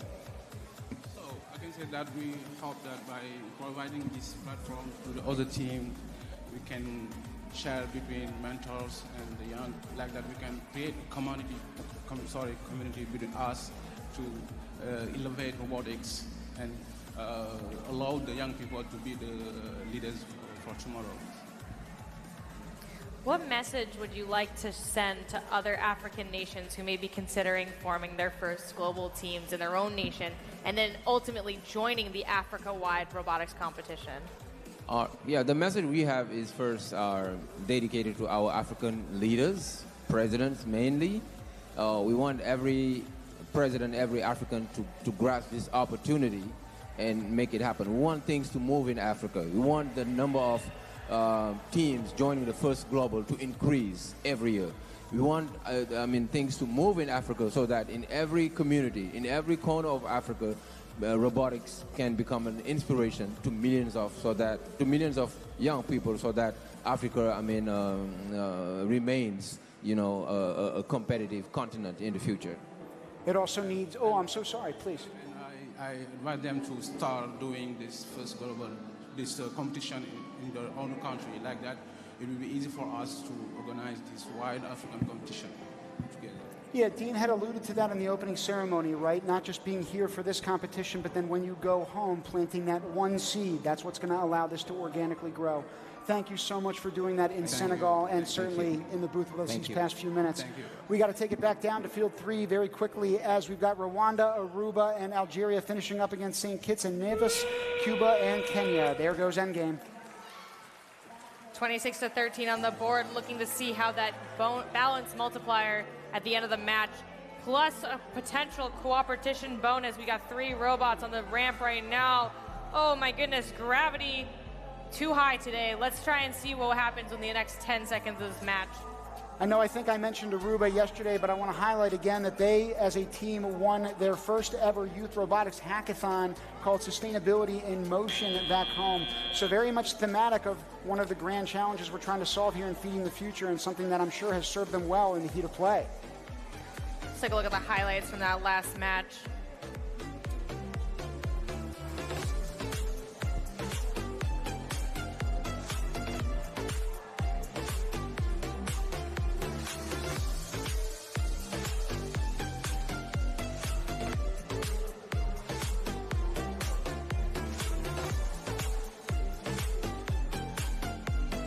Scores on the board. It's 49-20. Red Alliance taking this match.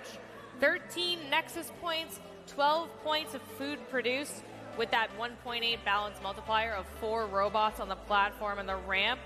20 points going towards the Red Alliance side. Very excellent work by all 6 of our teams. We're now going to take it to the field to get some more insights on how that match went. Blair, how are we doing? I'm on the field with a team member from Team Aruba. What's your name? I am Guillen de Nobrega. Guillen. So nice job in that match. Tell me about the strategy used with your teammates. So Aruba can only carry one ball at a time, but we tried to maximize speed. So our strategy was to fill up all of the Nexus goals in the center and then grab food and bring to our team. Has that strategy evolved over time, or did you start with that? No, we started with that strategy, and depending on which team we have, that is mainly our strategy. So when the game is released and you sit there and you see it for the first time with your team, how do you come up with a design for your robot? Do you brainstorm for days, or do you just leap into it? So we started with a week of brainstorming before we actually started building the robot. And then we came up with a beautiful design to use these chain-connected structures so we can reach all the buckets and always dump them in. Beautiful. Nice job. One last question. How has your competition, has it changed your strategy during the event? Does it change per match, or how are you approaching each match? So each match we like to go to our alliances, the counter team and our own team, to see how we can do better as an entire world so we can score the most amount of points for everyone. All right. Nice job in that match. Keep up the good work, and good luck on the field. And now back to the booth.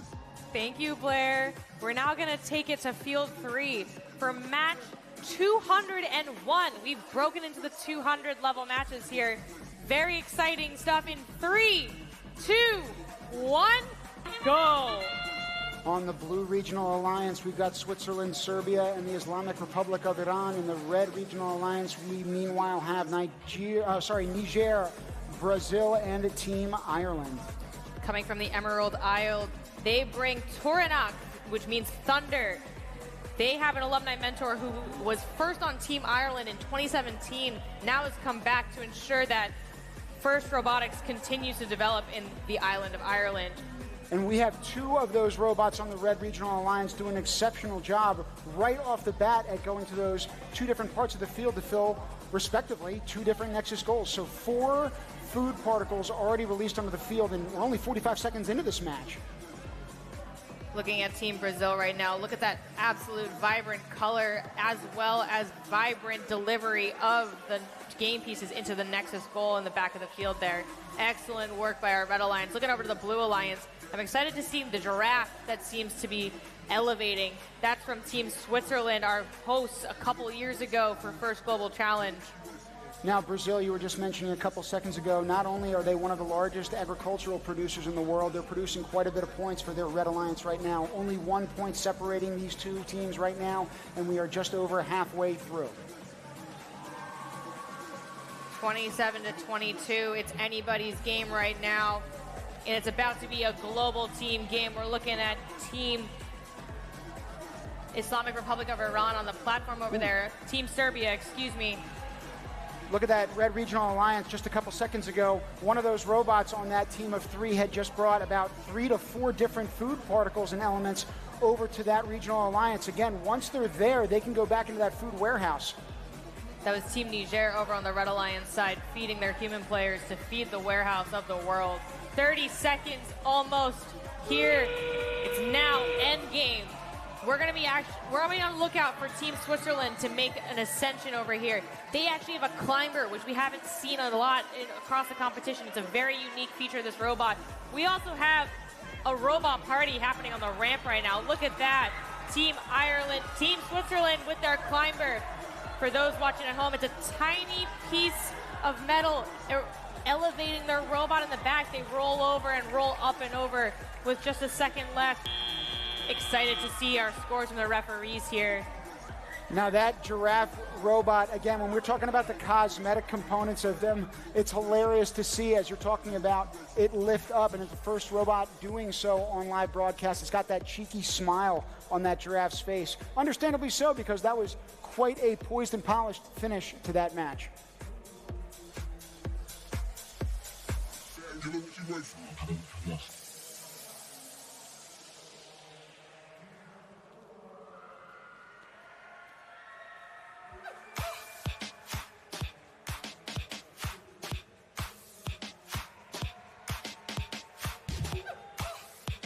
Scores on the board. That was a high-scoring and extremely close match for all 6 of our robots, elevating in their rankings. Exceptional work. take a look at that bonus multiplier. With all 6 robots, you have a maximum bonus multiplier of 2.2, resulting in 37 and 38 points respectively for our 2 alliances. 30-point cooperation bonus for our 6 robots on the field here. Exceptional stuff. We're now going to take it to the pits, learn about a little bit what's going on outside the field at this competition. Melissa, take it away. Hello, everyone. I'm here with my friend, Kulkhatija, and we're in the pit of Turkmenistan. So, what am I wearing exactly? The cloth you are wearing is chavut in our country, and this is our women's traditional cloth. On your head is guppa in our country, and this is the jewel of our women's. Wow, that's amazing. And then for males, you have these hats. Okay, let's see them. And what are they exactly? They are telpek, and we have also dons, which they wear. They coat-like for our men. That is amazing. Now, on to the amazing cultural things that you've brought here in Athens. You also have brought these pieces of paper. Are these money? These are money, our money. And what do they have on them? What do they represent? They on the face of this, there is Torulbeg, our historical leader. In all amounts of our monies, there are our historical leaders. Okay, that's amazing. And how about this food that you've brought? This is our traditional snack, actually. We call it pishme in our country. You can try from. Okay, let's try.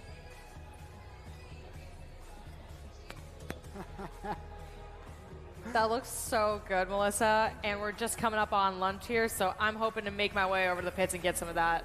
I was going to say, we've been full of action. I can't wait to have a mouthful of that food as well. We're going to take you down to the field for the last matchup of the morning. We start it in 3, 2, 1, go. This is match 204 on field 3. We're looking at Malawi, South Africa, Dominican Republic, Croatia, Mauritius, and St. Vincent and the Grenadines. We have focused on how a lot of these nations are high and premier agricultural producers. Dominican Republic is no stranger to that. In fact, they are one of the foremost exporters of organic and fair trade products in the world. So when we talk about equitable practices, they are truly trying to live that mission, something that we can all aspire to at our own countries and levels. Look at that, St. Vincent and the Grenadines. They have such a unique design. Pulling the robot, the pieces are coming together here, literally. You have the sides of the robot feeding and getting game pieces ready. So you can score up to 3 different Nexus Gold's worth of game pieces at once. 6 pieces total. Look at them loading it up on the Blue Alliance side. Very tactical to have 3 energy and then 3 water. 2 different human players working together to make sure that that robot's ready to go. Exceptional work by the Blue Alliance there. You also need quite the wingspan in order to try to support getting multiple elements onto a robot at once. Again, the components that are on this field as manipulatives are a little bit larger than we've used in years past. So in terms of having those locked and loaded on the side, again, there are a lot of human parts to this play that are engaging. Speaking of manipulating, something I just noticed about their not intake mechanism, but outtake mechanism, I guess. It has 2 different struts that come out to stabilize and make sure that they're going into the correct goal. We're now looking at Team Dominican Republic in the back, delivering 2 game pieces to the back set of Nexus Goals for the Blue Alliance. You can see that based on the orange lights, the food is being produced and then ultimately released. And now with the last 45 seconds and counting down, food is now also making it into the warehouse for this global alliance goal of storing food for everybody around the world. We were just looking at Team St. Vincent and the Grenadines doing an enormous task in this last 30 seconds of unloading both those elements to release a food particle onto the field, but then also make its way back onto the ramp. We'll see how this final match of the first part of this day closes out, folks. Let's make some noise in this arena. Let's go. We've got a little bit of a tip over on the Red Alliance side of the ramp. Team South Africa made it down, but our other robots are looking to get on the other side of the ramp now with 9 seconds left. Can they do it? 3, 2, 1. That was a close one. I cannot wait to see what the referees say about this one. We'll hopefully throw you to some instant replays of that match. Here we go. Team South Africa right out the gate with 2 game pieces ready to go, making their way to the other side of the field. Another look at the mechanisms for Team St. Vincent and the Grenadines. locked and loaded, reloading and then delivering all in one fluid fashion. Very nice job. That was teamwork from Team Croatia as well in the end there. 50-14 for this last match before lunch. 17 Nexus points, 16 food points produced for the Blue Alliance, 10 points total for our Global Alliance here. With that match in the books, we're now going to take a quick break, get to lunch, recover, recharge after an exciting morning of robotics competition. Thank you to all of our viewers at home. Congratulations to an incredible performance thus far. Here are the top 10 teams from the morning. We're now going to rejoin the action at 1:55 Eastern European Summertime. That's 13:55 Eastern European Summertime. Get some grub. We'll see you in a few.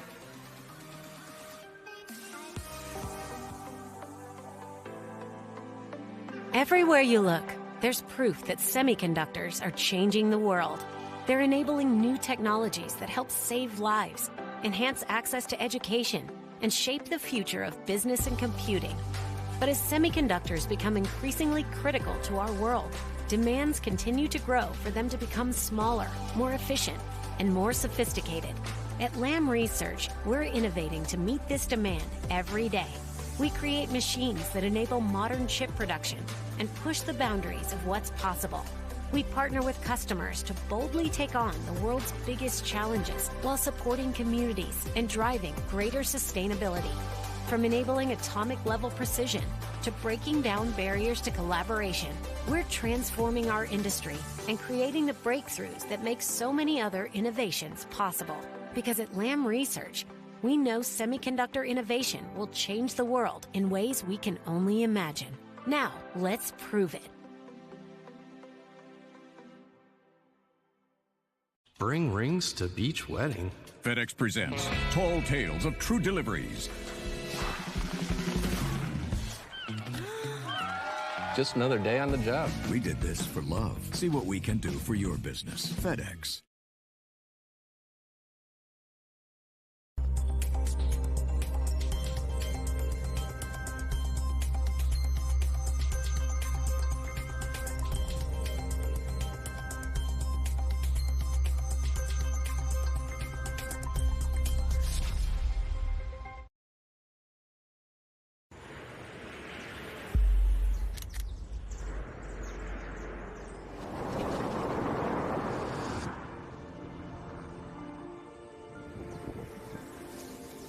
We are so proud to support First Global, an incredible organization founded by our good friend Dean Kamen, who we all know as a prolific inventor as well as a deeply passionate person. First Global has created an Olympics for the mind, bringing young people from all corners of the globe together to participate in this international robotics competition. And this year in Athens, Greece of all places, the site of the first modern Olympics in 1896. Every year, our family support to First Global grows because the urgent need to address our world's most pressing issues continues to grow as well, especially this year's theme, Feeding the Future. At Tallman Family Office, we believe everyone deserves easy access to good, healthy food. In Chicago, one of our areas of focus is addressing the reality of food deserts through technologies such as hydroponics. That is where STEM and the next generation come in. Armed with an understanding of STEM and the ability to work together, you, the young people of the world, will have the ability to use technology to solve the world's most pressing problems.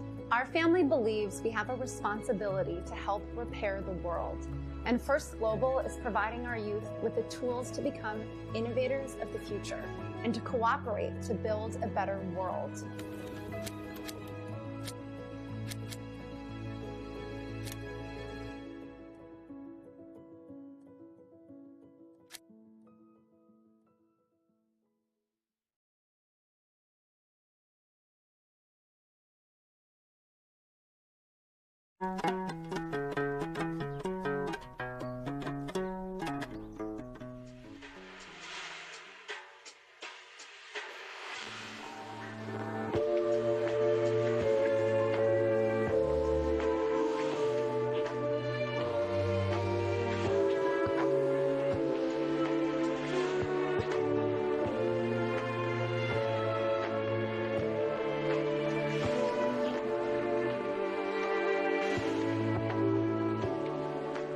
m'appelle Kim Kelvin.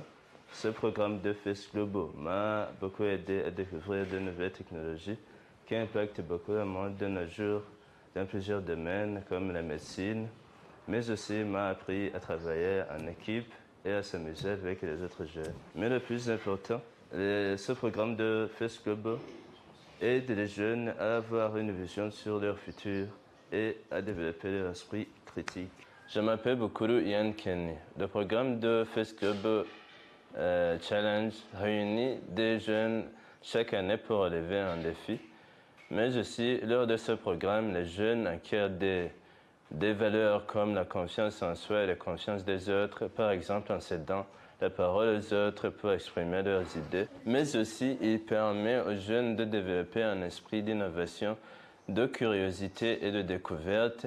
C'est un moyen aussi de s'amuser et de s'occuper utilement. Je m'appelle Pamela. L'importance de notre thème Feeding the Future vise à comprendre la nature des aliments et leur qualité et les rendre les plus sûrs à consommer et prolonger la durée de conservation. Le but du FIS Global, c'est résoudre les problèmes les plus urgents au monde et améliorer la qualité de vie pour tous. Je m'appelle Ilakos Ken Morel. Les défis rencontrés dans l'alimentation sont la sécurité alimentaire, les chaînes d'approvisionnement et les conflits géopolitiques. Avec FIS Global, j'apprends à préserver les richesses naturelles.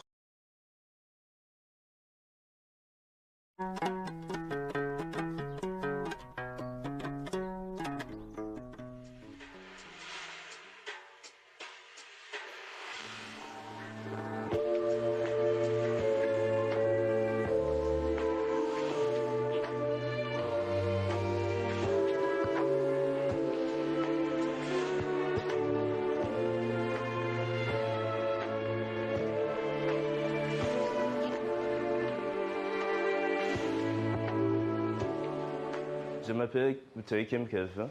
Ce programme de FIS Global m'a beaucoup aidé à découvrir de nouvelles technologies qui impactent beaucoup le monde de nos jours dans plusieurs domaines comme la médecine, mais aussi m'a appris à travailler en équipe et à s'amuser avec les autres jeunes. Mais le plus important, ce programme de FIS Global aide les jeunes à avoir une vision sur leur futur et à développer leur esprit critique. Je m'appelle Bukuru Ian Kenny. Le programme de FIS Global Challenge réunit des jeunes chaque année pour relever un défi. Mais aussi, lors de ce programme, les jeunes acquièrent des valeurs comme la confiance en soi et la confiance des autres, par exemple en cédant la parole aux autres pour exprimer leurs idées. Mais aussi, il permet aux jeunes de développer un esprit d'innovation, de curiosité et de découverte. C'est un moyen aussi de s'amuser et de s'occuper utilement. Je m'appelle Pamela. L'importance de notre thème Feeding the Future vise à comprendre la nature des aliments et leur qualité et les rendre les plus sûrs à consommer et prolonger la durée de conservation. Le but du FIS Global, c'est résoudre les problèmes les plus urgents au monde et améliorer la qualité de vie pour tous. Je m'appelle Ilakos Ken Morel. Les défis rencontrés dans l'alimentation sont la sécurité alimentaire, les chaînes d'approvisionnement et les conflits géopolitiques. Avec FIS Global, j'apprends à préserver les richesses naturelles du Burundi pour améliorer le niveau de vie de la population ainsi que pour les générations futures. Je m'appelle Case. Pour une contribution efficace à ce thème Feeding the Future, il faut un développement durable, innovation technologique en agriculture et la valorisation des savoirs traditionnels. Bref, nourrir l'avenir nécessite une approche multidimensionnelle, une collaboration mondiale.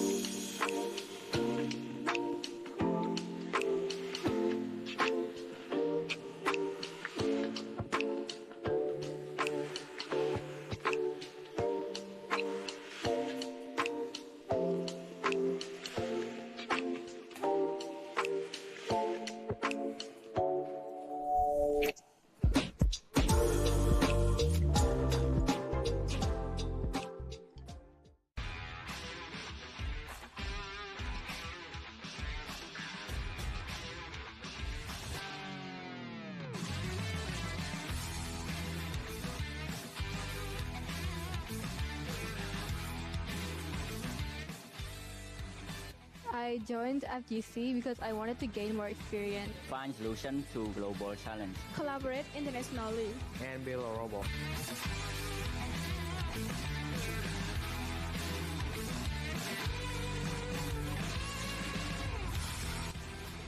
STEM is important to me because it's drive, innovation, inspire teamwork, and as well as hands-on the problem solving in team.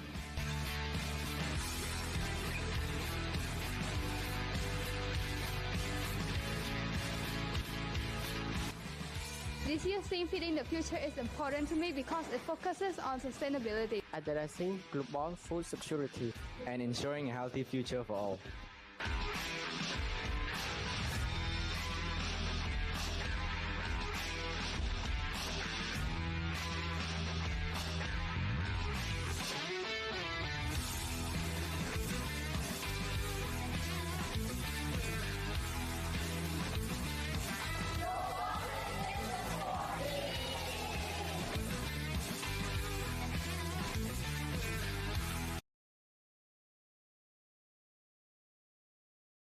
First Global no es solo una competencia de robótica, sino una experiencia única para cultivar los valores y habilidades necesarias para construir un país y un mundo mejor.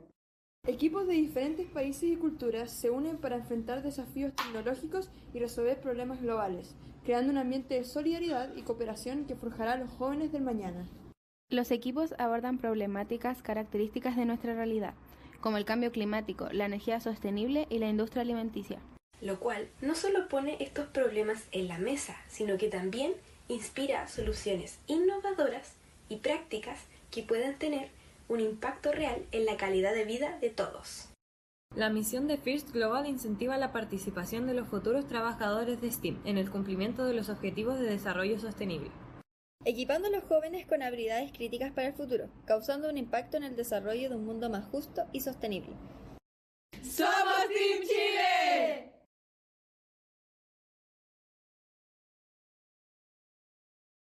Welcome to Djibouti, a special country in the Horn of Africa, located where Africa and the Middle East meet. Our land is full of contrasts. In the heart of Djibouti City, urban life pulses with energy and ambition. Meet Team Djibouti, a group of young innovators turning challenges into opportunities with the power of STEAM. I'm passionate about robotics and technology. Through STEAM, we can create opportunities that impact our community. As a team designer, I bring creativity and innovation together to design our robots. Architecture is an exciting challenge. As a part of this challenge, I strive to use technology to connect and build the project across cultures and communities. I love turning ideas into reality through programming. Our team empowers us to innovate and excel. Our journey starts with programs like Code for Youth, where we inspire and equip the next generation programming and tech skills. At the Djibouti International Fair, we display our innovations. The Djibouti FinTech Forum keeps us updated on the latest in financial technology. Through workshops and hands-on learning, we inspire a love for STEM in young people across Djibouti and beyond, helping to shape future leaders and innovators. One of our proudest achievements is the garbage collection robot we unveiled at the 3rd Djibouti Trade Fair. Team Djibouti, united for STEAM excellence!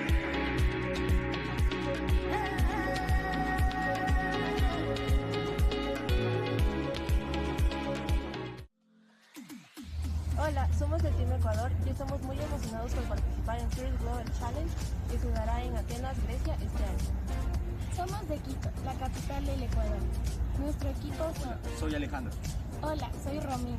Yo soy Marco. Yo soy Cami. Yo soy Ken. Quito es una de las ciudades más importantes de todo el Ecuador, la cual está ubicada en la provincia de Pichincha, región Sierra. El equipo lo conformamos estudiantes de la unidad educativa Johann Strauss y estamos muy emocionados por participar en First Global Challenge. Estar involucrados en la robótica nos ha resultado difícil, pero nos ha permitido conocernos mejor para prepararnos para el siguiente reto. El estar en robótica es una experiencia gratificante, ya que hemos aprendido a colaborar en equipo y aprender nuevas habilidades. Cuando estamos en el taller hemos dado cuenta de las capacidades que tenemos para resolver un problema y comentar a los profesores sobre un proyecto de mente. Al ser mi primera vez en el equipo me siento muy feliz de poder aportar con nuevas ideas. Al conectarnos con otros países podemos aprender de nuevas culturas y nuevas formas de trabajo que nos brindan ideas para aportar al proyecto. Al ser de este año líder del equipo me siento muy Una parte de mí está un poco nerviosa de estar liderando un equipo, pero no es nada imposible y vamos a dar lo mejor de nosotros para destacar en la competencia como tal.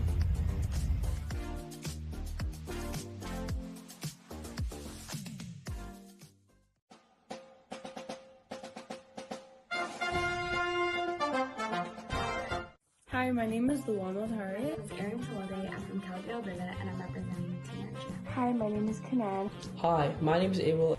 Hi, my name is Latran, and I am from Calgary, Alberta, Canada. STEM is important to me because it empowers me to understand and tackle complex issues in innovative ways.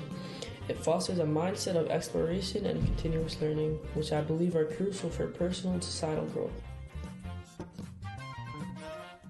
Why I'm excited to be a part of the 2024 First Global Challenge is because I'm very passionate about science and I'm very excited to learn and explore new skills throughout this challenge. I am excited to be a part of the 2024 First Global Challenge because it is an incredible platform to collaborate with peers from around the world and learn from their diverse experiences. The spirit of teamwork and innovation that defines the challenge is truly inspiring. This year's theme, Feeding the Future, is important to me because it presents an opportunity to contribute to my country's development while also showcasing Eritrea's potential on a global stage. It helps inspire future generations to improve technology for sustainable development, which is supported by this year's theme that supports agriculture and food security. Agriculture has been an essential part of the country's economy and food security efforts. A third of its economy comes from agriculture, though it is hampered by recurring droughts, small arable land under cultivation, and lack of infrastructure.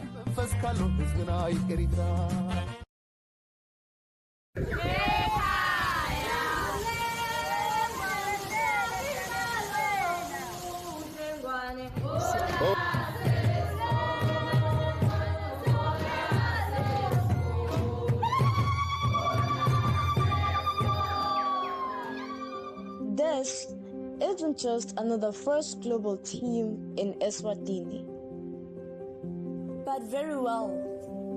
We are working on a lander motion arm, a drivetrain, and a robot software. But we are not just a robotics team. We are a lesson in humility, hard work, and collaboration. We are a class food workout for the muscles upstairs. We are the fruits for the next generation of nutrients. We are a lot of things, but please, we are not just a robotics team. We are a roadmap that looks straight to engineering, astronomy, biomedical science. We are a rock who shatter millions of glass ceilings. We are a road who pull Eswatini youth up and out of poverty. We are a sledgehammer who break down cultural and socio-economic barriers. A lantern, lighting the way for our community. We are the Glastonbury for technology. We are the mission control for the next moonshot. But please, don't be mistaken. We are not just another first global team. We are a sport team that will help us win tomorrow. We are a Rosetta Stone to help translate the future for Eswatini youth.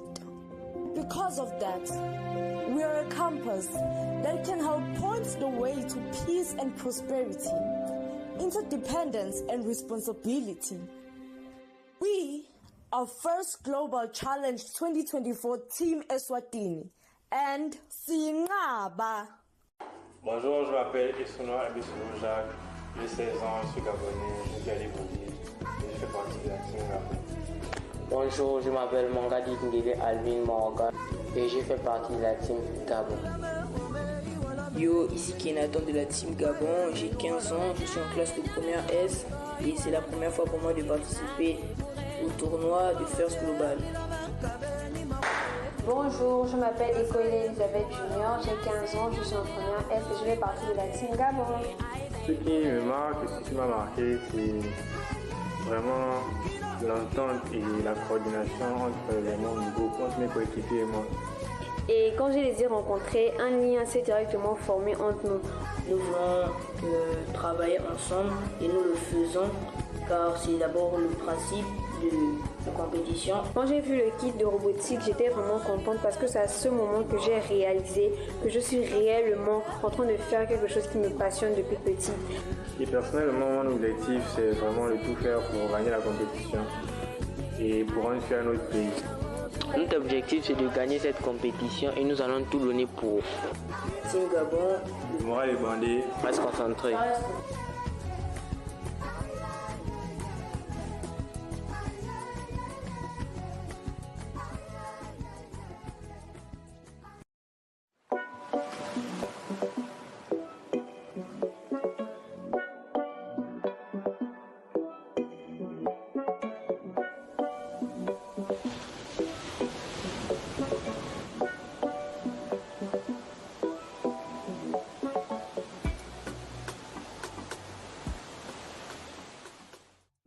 Hi, my name is Roderick Kalunin. My name is Justin. My name is Joseph Dodges. Hi, I'm Landon Brewster. My name is Alicia. Hi, my name is Ethan Dela Cruz. I'm a senior in high school. I really like sports and videography. Not only is it an eye-opening experience for my career, I've never actually been off island, so being to Europe will be exciting. It's a good opportunity and a good learning experience, and it's also going to be a fun experience. So I was actually lucky enough to compete in last year's competition, Hydrogen Horizons, in Singapore, and the experiences I got there lit this excitement in me to come and compete again this year. I can further expand my knowledge in the field of robotics that I can also apply in the future. Because not only is it an opportunity to meet other countries, but it can also expand my knowledge about what else is going on beyond this small island. So we can help not only Guam, but also the world as a whole. So I'm really excited to meet the new people, learn the cultures, and I think it will really help me with my future career.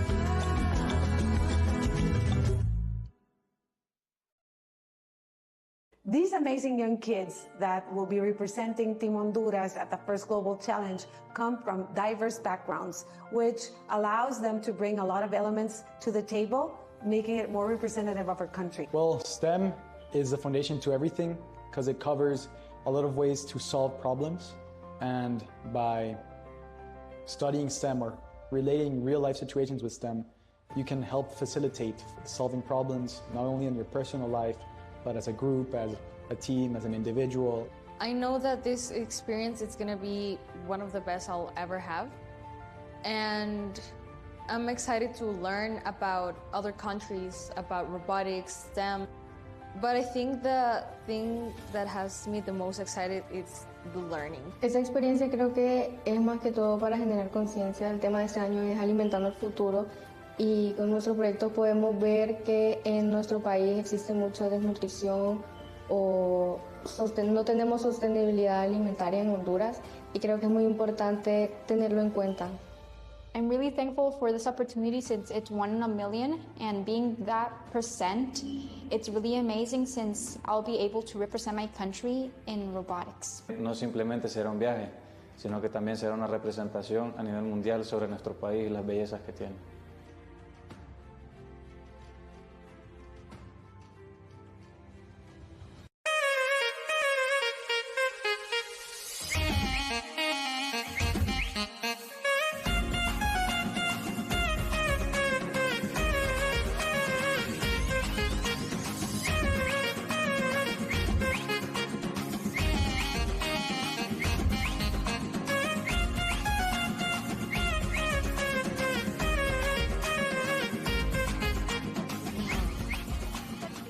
Participated in FGC 2019. Since then, I've been waiting to experience this opportunity myself.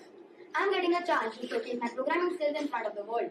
I am grateful to be part of this competition, building a robot, spreading the message of food. How is India using technology to feed its billions? Between 2013 and 2024, India's agri-tech landscape has grown from less than 50 startups to now more than 1,000 startups.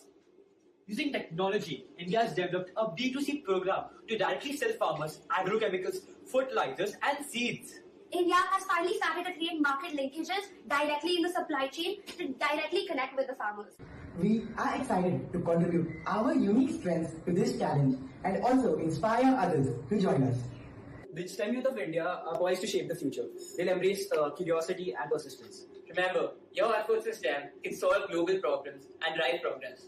Stay passionate and don't underestimate the impact you can make.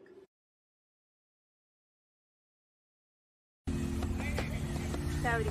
My name is Sultana N. McKin. Howdy. My name is Simon Stewart Vincent Warren. Hi, my name is Lachlan Moses Andrew. Howdy. My name is Mote Mitetesia. Howdy. My name is Jason Emanuel Andrade.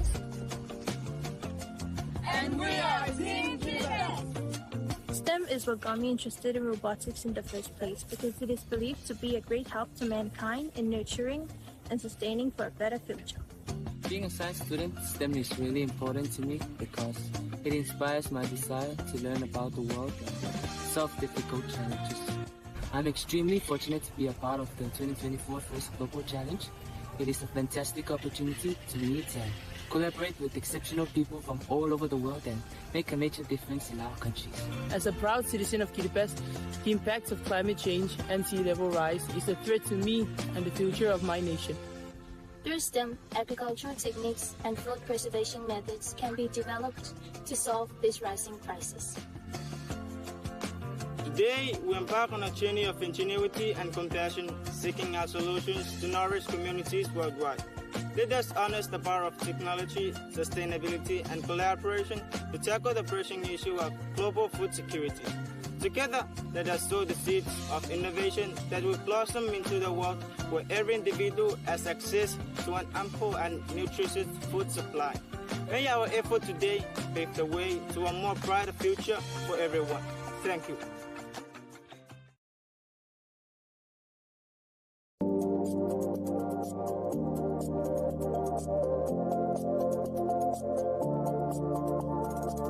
Our team was formed in 2022. We united thanks to our passion for robotics. Each of us brings something special to our team. I love programming, and our engineer is so genius, and together we create something amazing.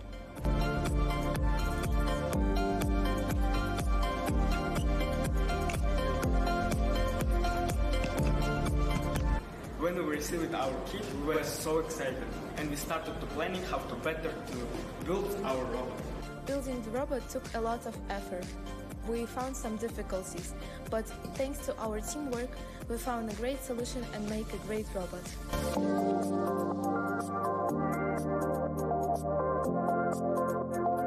Working on a project is not just hard work, but also a lot of fun. We spend a lot of time together, support each other, and learn new things. It's important for us to make master classes and share our knowledge with other students by providing the master class and tell other students how interesting and important robotics. We're proud that we were able to go through this journey together. New challenges lie ahead, and we are ready for them.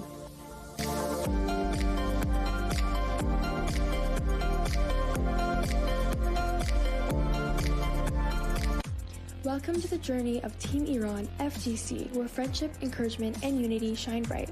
We are the only mixed-gender team in Iran, uniting 20 students from 7 cities with unique skills. Despite challenges like sanctions and internet bans, our dedication to STEM and robotics brings us together. For 8 years, we've proudly represented Iran at the first global challenge, earning awards like the Silver Medal in Engineering Design. We've inspired hundreds of Iranian students to explore STEM. STEM empowers us to solve real-life problems and innovate. The 2024 First Global Challenge excites us as it lets us showcase our talents, learn from diverse cultures, and collaborate globally with over 190 countries, which is inspiring. Sanctions delayed our robotic kits, and internet restrictions made research difficult. Despite obstacles and a 10-hour time difference, we persevered with support from mentors, sponsors like Pavlodanish and Snow Attack, and our parents. Most of our team is now in an in-person camp in Isfahan. To us, the First Global Challenge means introduction of our country to the whole world, gaining experience, changing the world, becoming well known. These words capture our spirit and drive. This year's theme, Feeding the Future, inspires us to create solutions for food sustainability in Iran. We are passionate about making a real impact and inspiring others. Join us as we push boundaries of innovation and teamwork. This is Team Iran FGC, united by passion, driven by purpose, and ready to make a difference.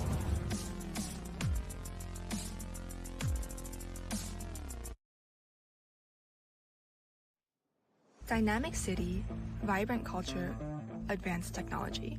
This is Korea. But division, disparity, resulting in North Korean defectors, this is also a side of Korea. And we won't just stand watching, because we are here to make change.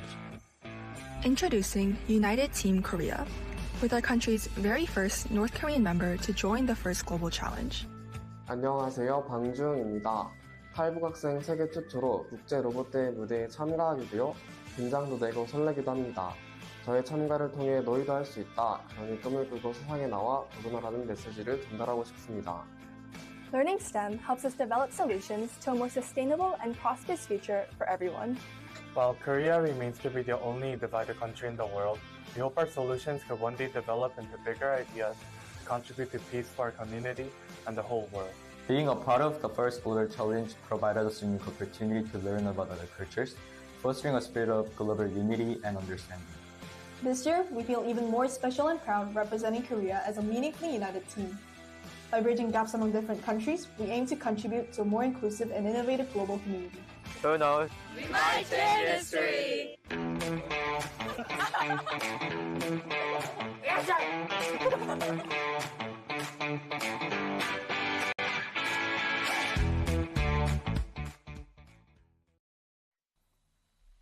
Hi, I'm Ao Xuan. I'm Yun Song. I'm Anzac. I'm Jun Hao. I'm Jiakei. I'm Casey. I'm Jonathan. Bara. And then we are in Singapore. STEM goes beyond just designing a robot or coding an app. It allows us to turn our ideas into reality. This equips us with the necessary problem-solving skills to tackle the world's greatest problems here at FGC. Here, we are members from various school-based robotics clubs. We participate in various competitions, both within Singapore and overseas, allowing us to hone our skills in robotics and STEM. This year's theme really resonates with our country's ambitions to produce 30% of our food by the year 2030. As such, we are excited to be part of this year's first global challenge.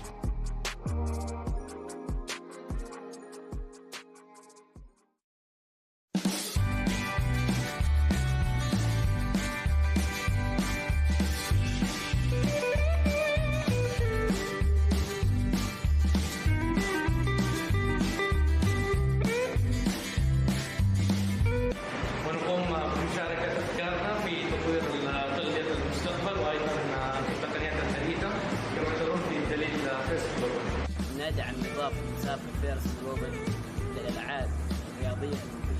وجودنا مع في فلسطين لحل مشكلات العالم في تقنية الروبوت الاصطناعي. سيكون منتخبنا الوطني هناك في أثينا لكي يشارك الحلول التي وصل إليها لإطعام العالم. بالعلم والمعرفة نبني الأوطان. أضافت لي فيرس جلوبال العديد من المهارات والمعارف في تصميم وبرمجة الروبوتات. شبابنا جاهزون ويحضرون للمشاركة في هذه البطولة العالمية. هناك الكثير من الصعوبات واجهتنا ولكن جعلناها تحت أقدامنا لنصعد عليها ونصل إلى الحلم. انتظروا المنتخب الوطني اليمني في أثينا.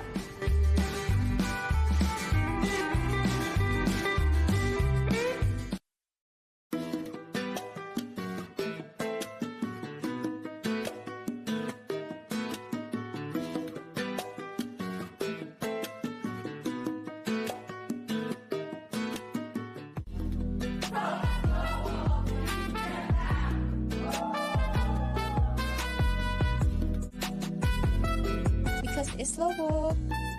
As you can see, we are all people with different stars and different personality, and maybe people's perception of Earth isn't the same. I know in first global challenge, everything is equal. Joining first global makes everyone doing Earth the same. I think joining first global challenge will have Earth be recognized as people who want to contribute to the realistic community. To be honest, at first, when I told my parents that I want to join the first global challenge, they were a bit skeptical. But after I showed them the spirit of FGC and the enthusiasm of the participants, also the images of the previous generation of our team, making every effort to build a robotics community in Vietnam. They completely agreed because they know that their try is choosing the right way. First of all, Team Vietnam is ready for the new journey in Slow Global Challenge 2024, and we promise that we will.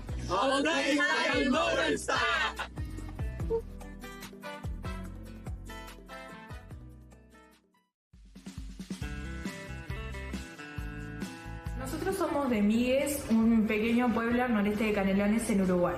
Migues es un pueblo muy chiquito con gente muy cercana, son aproximadamente 3.000 habitantes y nos conocemos entre todos. Y de la competencia en realidad es como un sueño y para nosotros que venimos de un pueblo re chico es como demencial haber llegado a este punto. Nosotros somos Cami, Camde, Fran y yo, Ana. Sí, la verdad que nos consideramos un equipo muy unido, somos amigos también aparte. Si bien somos un equipo en donde hacemos cosas de robótica, el proyecto y demás, también nos consideramos un grupo de amigos donde compartimos, trabajamos en equipo. Me sorprende mucho cómo la robótica y la programación y la tecnología afecta tanto a cualquier ámbito de la sociedad que podamos pensar. Lo mejor de la competencia es intercambiar conocimiento con los otros equipos y conocer nuevas culturas. Sí, estamos muy ansiosos por viajar, por conocer nuevas culturas, por tener un intercambio sociocultural, por poder presentar nuestro robot, manejarlo, saber lo que se siente estar ahí. Es una nueva experiencia y la verdad que nos emociona mucho.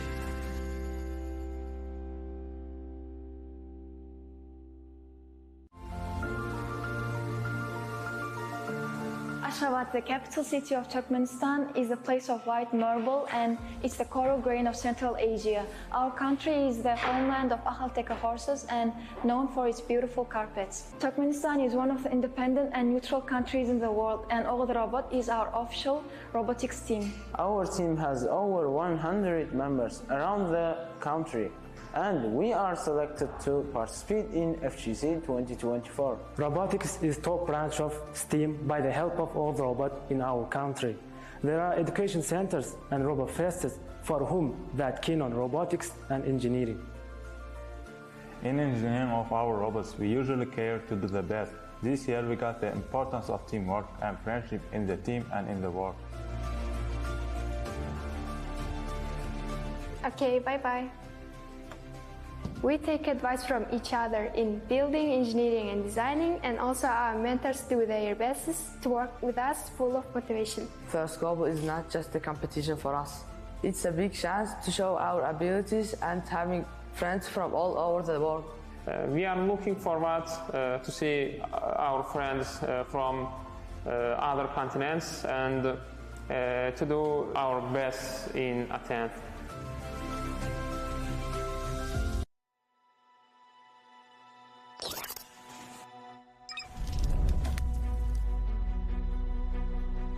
Meet the FGC Team Thailand, a group of passionate students on a mission to create a brighter future. Inspired by the growing global food crisis. After countless of hours of brainstorming, we came up with a revolutionary concept. Building the robot was a challenging but rewarding experience. We faced obstacles, learned from a mistake, and persevered through countless late nights. Once the robot was built, we put it to the test. We faced challenges, but with each trial, we learned and refined our design. This project has inspired us to continue exploring the possibility of robotics and technology. We believe that innovation can create a better world for everyone. Join us in our mission to build a better future. Visit our website or follow us on social media to learn more about our work.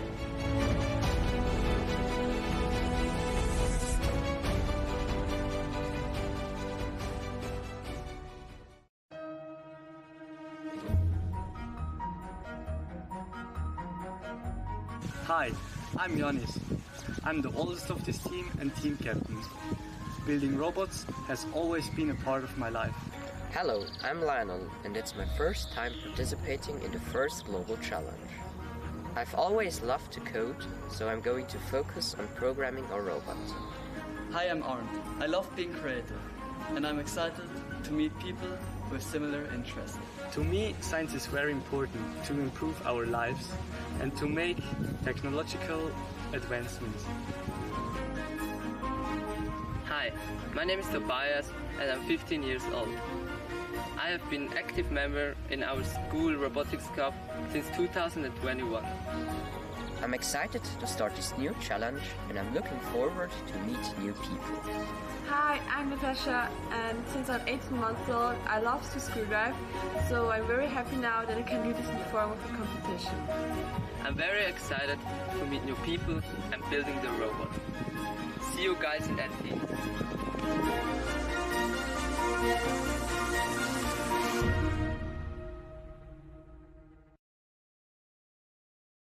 Small in size, yet determined and passionate, all the way from the Pacific, here is Team Solomon Islands. Hi, I am Learning Zhu and I am 16 years old. Hi, my name is Isel. I am 16 years old. My name is Leander Rosen. I am 16 years old. Hello, my name is Christian Tong, and I'm doing beauty in Newport International School. Why is robotics an important thing to me? I feel like through robotics I can learn many new skills that I'll be needing in my future career, and my dream is to become an aerospace engineer. And I think through robotics I can acquire many new skills. I was selected to be part of the team this year for the robotic competition I was overjoyed since I wasn't in the team last year. And from this experience, I feel like I would be able to further my knowledge in the field of robotics and technology, since in the future I wish to do something along the lines of robotics and technology. So the theme is based on feeding the future, which I think is important because it's mainly about how to balance off conserving food and water and energy to produce food and creating a sustainable future, and not only for our country but for the entire world.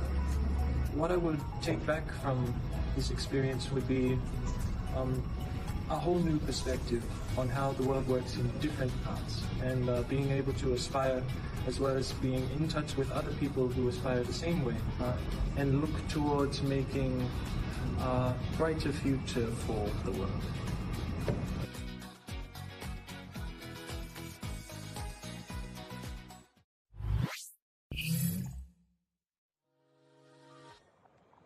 Hello, I'm Mirza. This is my second time being part of Albania National Robotics Day. I can't wait to share my experience with the new members.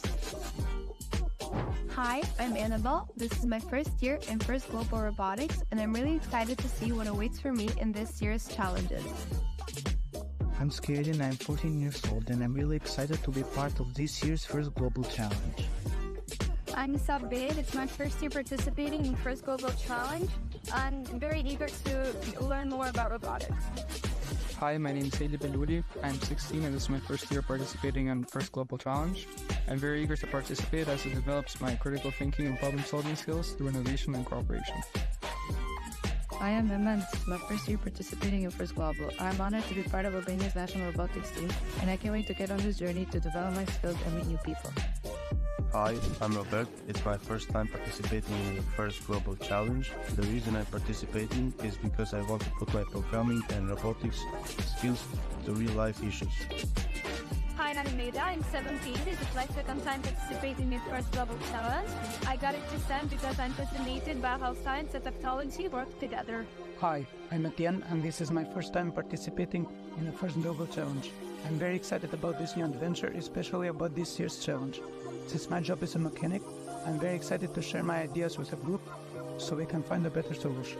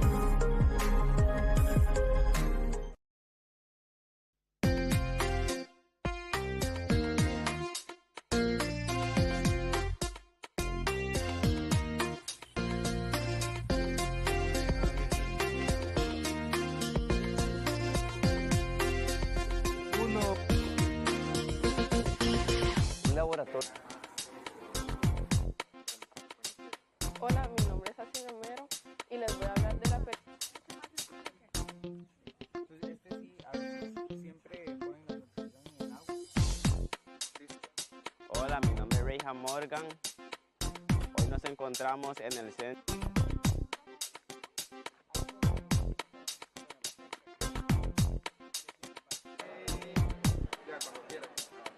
Hola, mi nombre es Monserrat Trejo Ríos y hoy yo les voy a hablar del desperdicio de alimentos. Hola, soy María Ángel y hoy aprendimos sobre los sistemas de alimentos.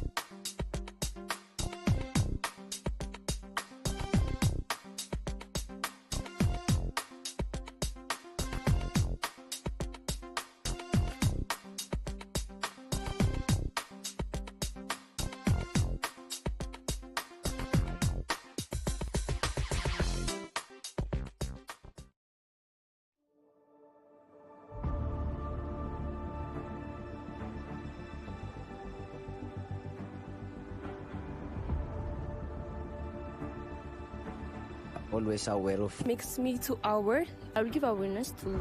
My name is Vincent. I'm 18 years old. I'm from Addis Ababa, Ethiopia. As Ethiopian, I saw different farming and agriculture areas. As a woman, I'm cooking in a kitchen. As natural student, I'm learning about food and agriculture. As a person, I eat different foods. These things makes me to aware food production. My name is Salome Berhanu. I am a 16-year-old girl that is representing Team Ethiopia. Globally and also in our country, food insecurity is common, mostly around the rural areas, and this has initiated me to work on the first Global Feeding the Future Challenge. I'm Mikia Serros, I'm 14 years old. I'm the programmer for Team Ethiopia. My name is Khalid Irmes. I'm 17 years old. I'm always aware of poverty and food shortage, so I can understand feeding the future. My name is Abigail Fusum, and I'm 15 years old. I'm from Team Ethiopia. I will give awareness to my friends and also for students using my school states. And I will start the challenge with my families, and I will be planting different plants.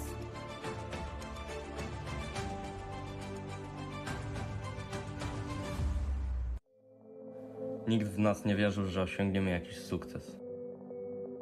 Jesteś dziewczyną, przecież to nie dla ciebie. Mówili mi, że jeżdżę do warsztatu na marne. Lecz my się nie poddaliśmy. Jesteśmy Team Power.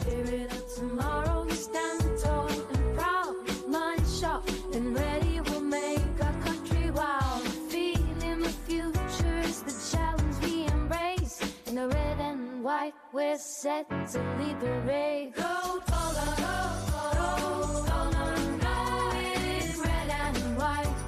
We're ready to show. Go, Polar, go, go, feeding in the future, we'll make it right. From the Robotics Academy, we've learned to dream and build. With the psycho support, our future is fulfilled. Technology for business, solutions for the people. Together we rise, our dreams are more than simple. Go, Polar, go, Polar, go, it's red and white. We're ready to show. Go, Polar, go, Polar, go, feeding in the future, we'll make it right. Is this thing rolling? Hi guys, my name is Robert Palomo. I'm Rejoice Teka. My name is Heide Valiers. My name is Robert Dishene. My name is Jaden Yoster. It's your girl Christina Mawongo here.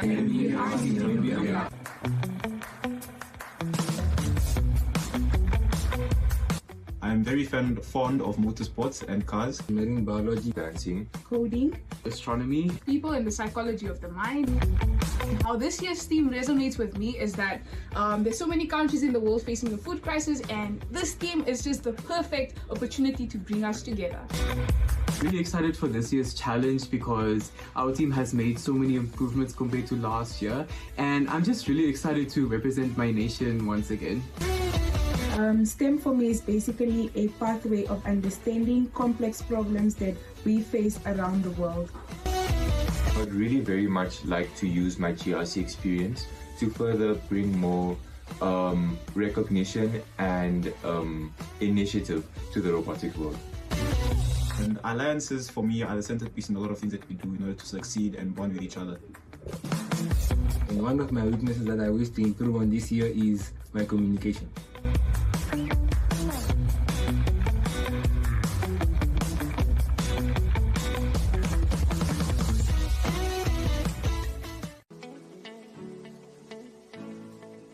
We are Team Oman.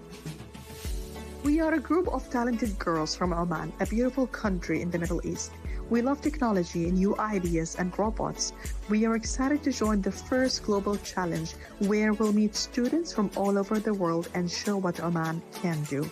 Our team members bring diverse skills and experiences. I'm Jana Khamis al-Blushi. Jana loves languages, reading and writing, and has represented Oman as an international junior ambassador. I am Layan Haytham al-Hanai. Layan knows a lot about computers and has won competitions for her tech skills. I'm Sarah Mohammed Nasser Siabiya. Sarah is a skilled public speaker and actress, recognized for her contributions to road safety and children's rights. Renowned excels in robotics, entrepreneurship, and app development, having secured first place in the Beaver competition. We are super excited about this year's challenge. We cannot wait to see you soon in Greece. Hello, my name is Frank. My team and I are from Malawi, the home heart of Africa. Malawi is a site for sore eyes. It's filled with engaging scenery, rich cultural heritage, and the lovely hospitality found in Africa. It's located in the southeastern region of the continent, from the shores of Lake Malawi, the third largest lake in Africa, to the voluptuous terrain of Mount Malawi. Our country is compounded with rich cultural diversity. Agriculture is the main body of our economy, as most of our population is involved in farming and cultivating crops such as maize, tobacco, and tea. Hey, my name is Dana and I would like you to meet Team Malawi. Our team comprises of 2 boys and 3 girls who together form a passionate group of young innovators. We're a diverse team of students, each bringing unique skills and different views to the table. Our journey has been of creativity and collaboration. We're not just building robots, we're building a future where technology can solve real-life problems and improve lives. This is Frank and Tazizwa, they're our building team, and Michelle, Dende, and myself are the programming team. Hi, my name is Michelle, and this is how this year's theme relates to our country. This year's theme, Feeding the Future, resonates deeply with us. In Malawi, agriculture is more than just an industry, it is a way of life. And because of that, our project aims at developing and empowering local farmers by integrating technological and local farming practices to achieve food security and sustainability, which will boost the harvest. My team and I are ready to use our knowledge and skill to create a positive impact on our communities and beyond.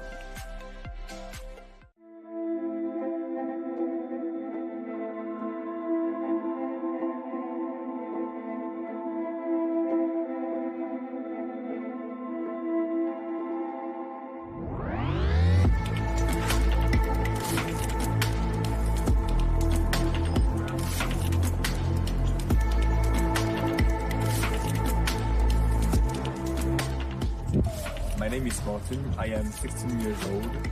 My name is Sally. My name is Leah and I am 16 years old. Hello, my name is Suraj. I'm 17 years old. I am Ian. I'm 18 years old. First Global represents a new level of challenge and excitement for me. It is a way to train the future generation of engineers. The main reason I like robotics is that it includes many subjects that I like, such as mathematics, physics, engineering, and computer science. First Global for me is about meeting new people, exchanging experiences, overcome challenges, and just overall have fun. I love robotics because it combines creativity and logic and helps to solve real problems. I take the First Global competition as a challenge for myself and also a great opportunity to improve my skills or even learn new ones.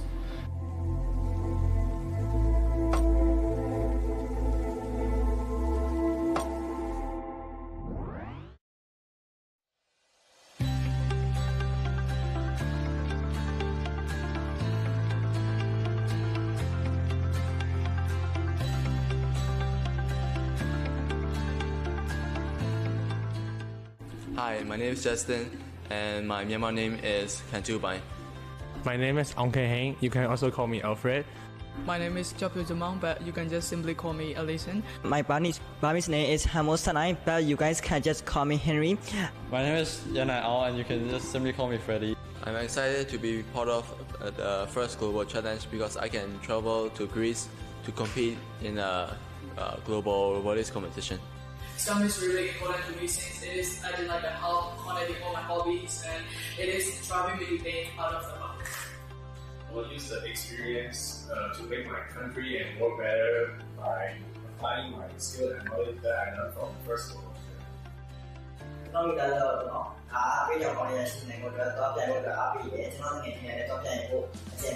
The future is important as it addresses global food security, which is a relevant issue in Myanmar. And by focusing on sustainable solutions, we can help ensure that everyone has access to nutritious food. I participated in FGC. I hope I will be able to get to know different people with diverse backgrounds around the world.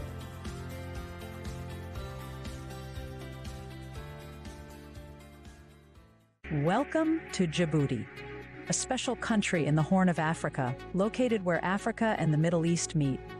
Our land is full of contrasts.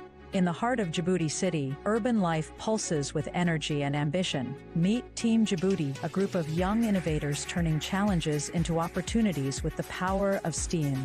I'm passionate about robotics and technology. Through STEAM, we can create opportunities that impact our community. As a team designer, I bring creativity and innovation together to design our robots. Architecture is an exciting challenge. As a part of this challenge, I strive to use technology to connect and build the project across cultures and communities. I love turning ideas into reality through programming.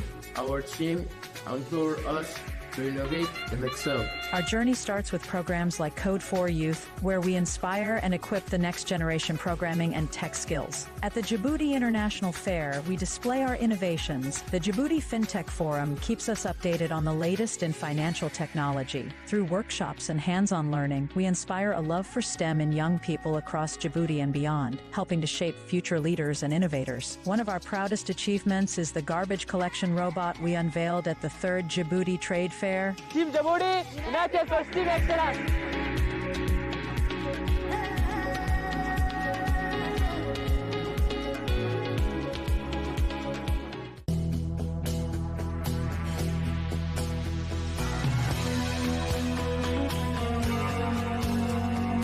Hola, mi nombre es Stephanie Arantes.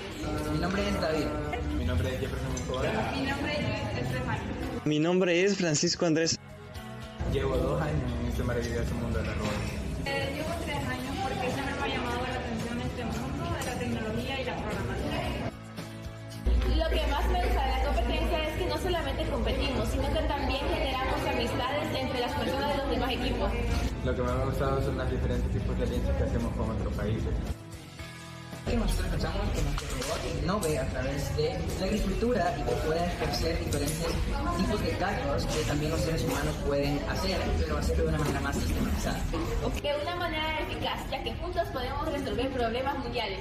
Lo que más me ha gustado de la preparación para la competencia de Civil Global Challenge ha sido la oportunidad de trabajar en equipo y colaborar con mis compañeros. Además, a mí me encanta mucho estar con mi team porque desarrollamos habilidades blandas y habilidades técnicas. A mí me encanta mucho participar en todas las actividades que hacemos nosotros en grupo, el tiempo que pasamos como que si fuéramos familia, y nosotros somos muy unidos con fuerza porque Together, feeding the future.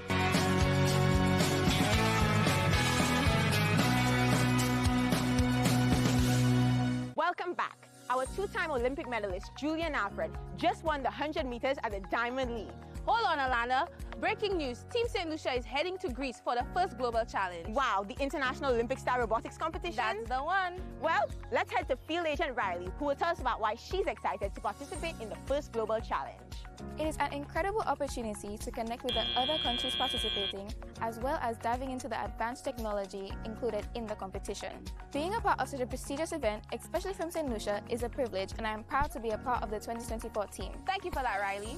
We now head over to our sustainability specialist, Kirian, who will tell us why this year's theme, Feeding the Future, is important to our country, St. Lucia. Agriculture has significant historical, social, and economic importance to St. Lucia. As we work towards diversifying from bananas, a major crop since 1953, we must take into consideration the sustainability of all the food systems that we use. Thank you for that, Kirian. Now we are heading over to our STEM correspondent, Sachi, to explain why STEM is important to her. Science, technology, engineering, and math all encouraged me to solve problems and think outside the box. That was lovely, Sachi. Let's head over to our engineering specialist, Faith, for a progress update. Our robot is approaching the stages of completion, and at this point, we are currently assembling our intake, working on the code for intake and autonomous op modes, and overall getting the robot ready for competition. Thanks for tuning in. Hi everyone, my name is Angeli Rivera. Hi, my name is Diego Gonzalez. Hello, my name is Daniel Medina. Hi STEM community, my name is Adrián Irizarry Delgado. Hi, my name is Lorena and I'm the captain of Team Puerto Rico. Puerto Rico is a beautiful island, part of the Caribbean. Sustainable agriculture is one of the primal issues our island faces. Puerto Rico imports 80% of its food. This year's theme really gave us an opportunity to learn about our agriculture and potential solutions. Feeding the Future invites us to explore innovative ways to enhance food production in our countries and the world. For our team, cooperation means more than just sportsmanship. It means taking it to the next level by helping our fellow teams even while we compete. From scientists to engineers, our team is made up of future STEM leaders. I want to use my talents, values, skills, knowledge, experiences to help grow STEM in Puerto Rico. We are Team Puerto Rico!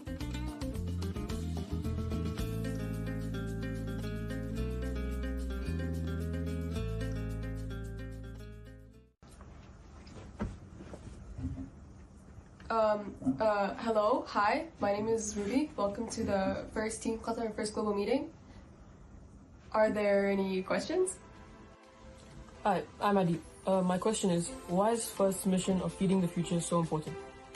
FIRST's mission of feeding the future demonstrates sustainable solutions to access food and water through robots. These ideas can be implemented in the real world and provide a more sustainable and better future. Hey, my name is Khalid. I had a question. Is it really that hot in Qatar?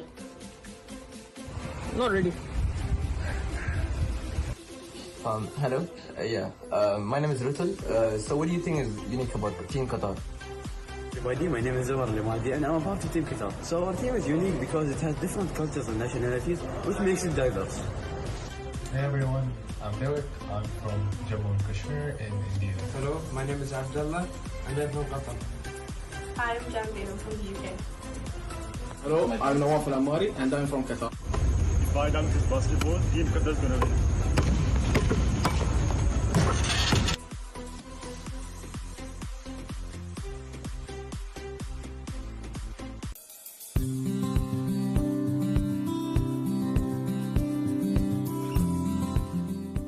Hi, I'm Sorum Basum. I'm 14 years old. I'm in the IB program at British School of Lomé. STEM is important for me because it promotes acceptance of failure, and it's hard for me to accept that I can fail. But STEM shows me every day that it's not about winning, it's about learning from our mistake. Hello, my name is Eram Salomon. I'm 15 years old.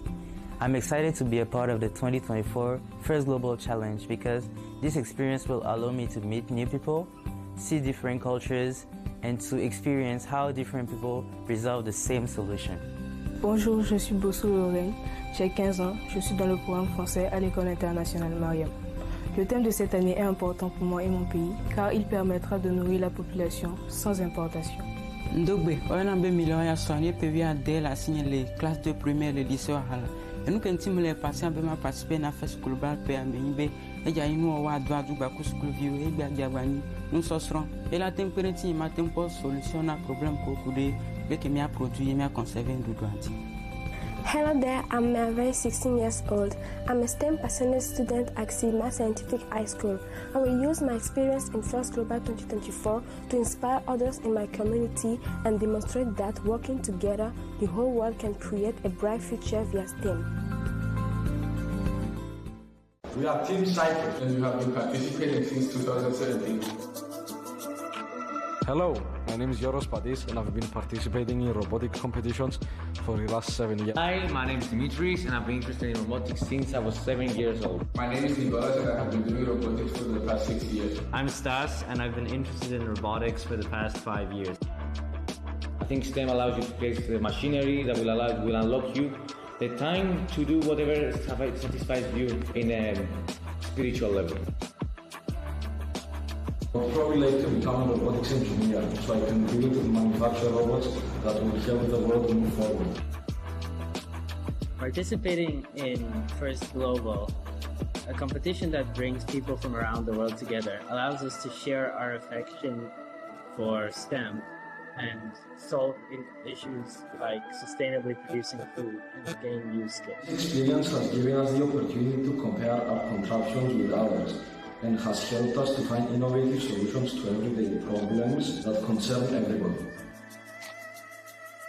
Providing food sustainably has both long-term effects on you and me. It allows us to have an efficient way of providing food across multiple people, which eliminates waste and it keeps humanity on thriving forward.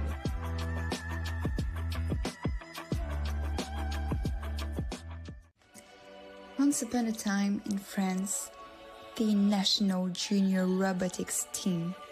It wasn't based in Paris, neither in Marseille or any other major French city, but in Gaillon. Known as the home of France's first Renaissance chateau, Gaillon sometimes attracts tourists to this small town in the heart of Normandy. We can also take advantage of the chateau's fabulous gardens, which brings fresh local produce to our residents. But above all, what you can find in Gaillon is WeRobot, our fabulous robotics association located not so far from the castle. Created in 2017, the association made its debut by taking part in the first edition of the first Global Challenge in Washington. Then, WeRobot only got better by taking part in national and international competitions like in Singapore in 2023.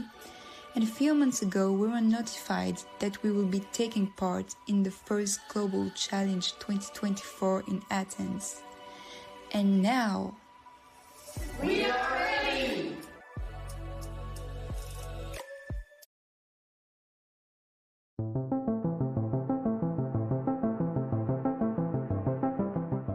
Map salue First Communauté. Non pam se Marley, moi se driver équipe là. Moi remè STEM parce que li apprend moi avec ti équipement nou gen nou ka fè des bagages qui extraordinaire. Yon nan bagage qui pi important li apprend moi c'est partager connaissance. Et si en connaissance qui pas seulement utile moi, mais capital avenir demain. Moi c'est Roosevelt, moi c'est driver équipe là.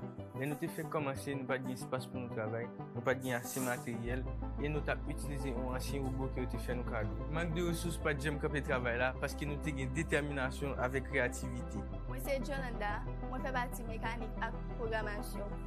Là nous te fait commencer, et pas prendre nous au sérieux. Mais nous te quoi dans tête nous ak nan une note.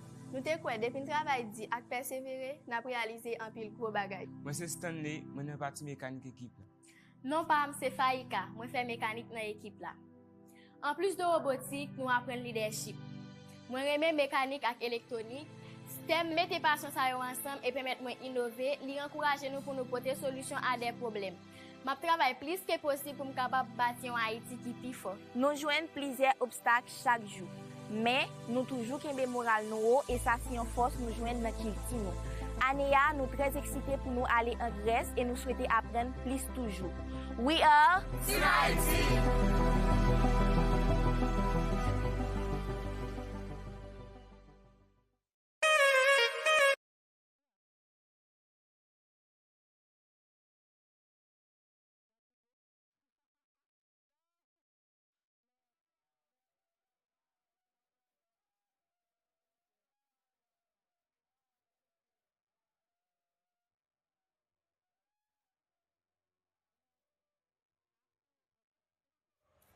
We are back!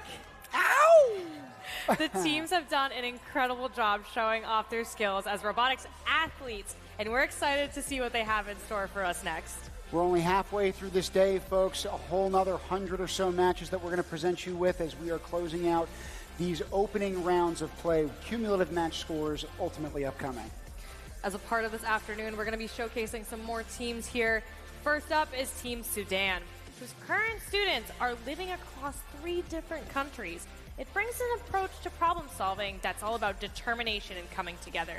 They're here to demonstrate how challenges can be overcome through inventive thinking and teamwork.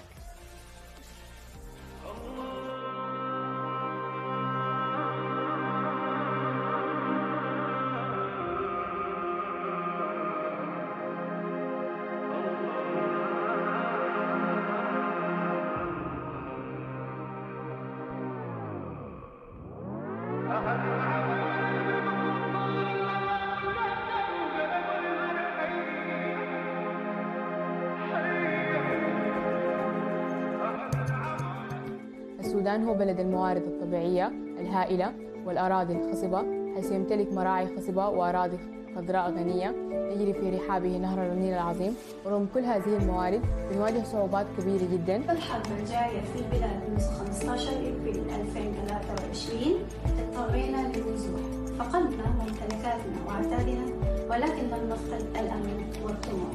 ونحن كفريق سوداني مجموعة شباب طامحين حبينا نمثل السودان السنة دي، نستغل الموارد دي بطرق مبتكرة، البرمجة والإلكترونيات والتقنيات الاستثمارية.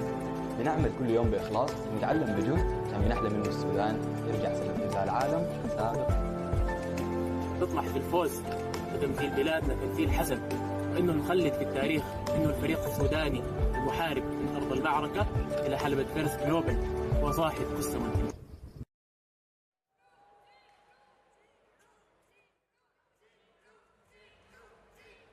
You read that statement in and of itself, and that's a powerful expression. So too is the journey of that team from Sudan. When we talk about fleeing actual war-torn regions, they illustrate through their example, even if we lose our material possessions, even if we lose our things, we can never lose our hope.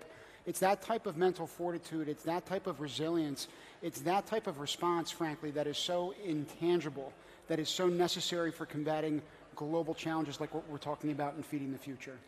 We're simulating a global food shortage issue here on our field, and our teams are showing that if we work together regionally and globally, we can tackle this together.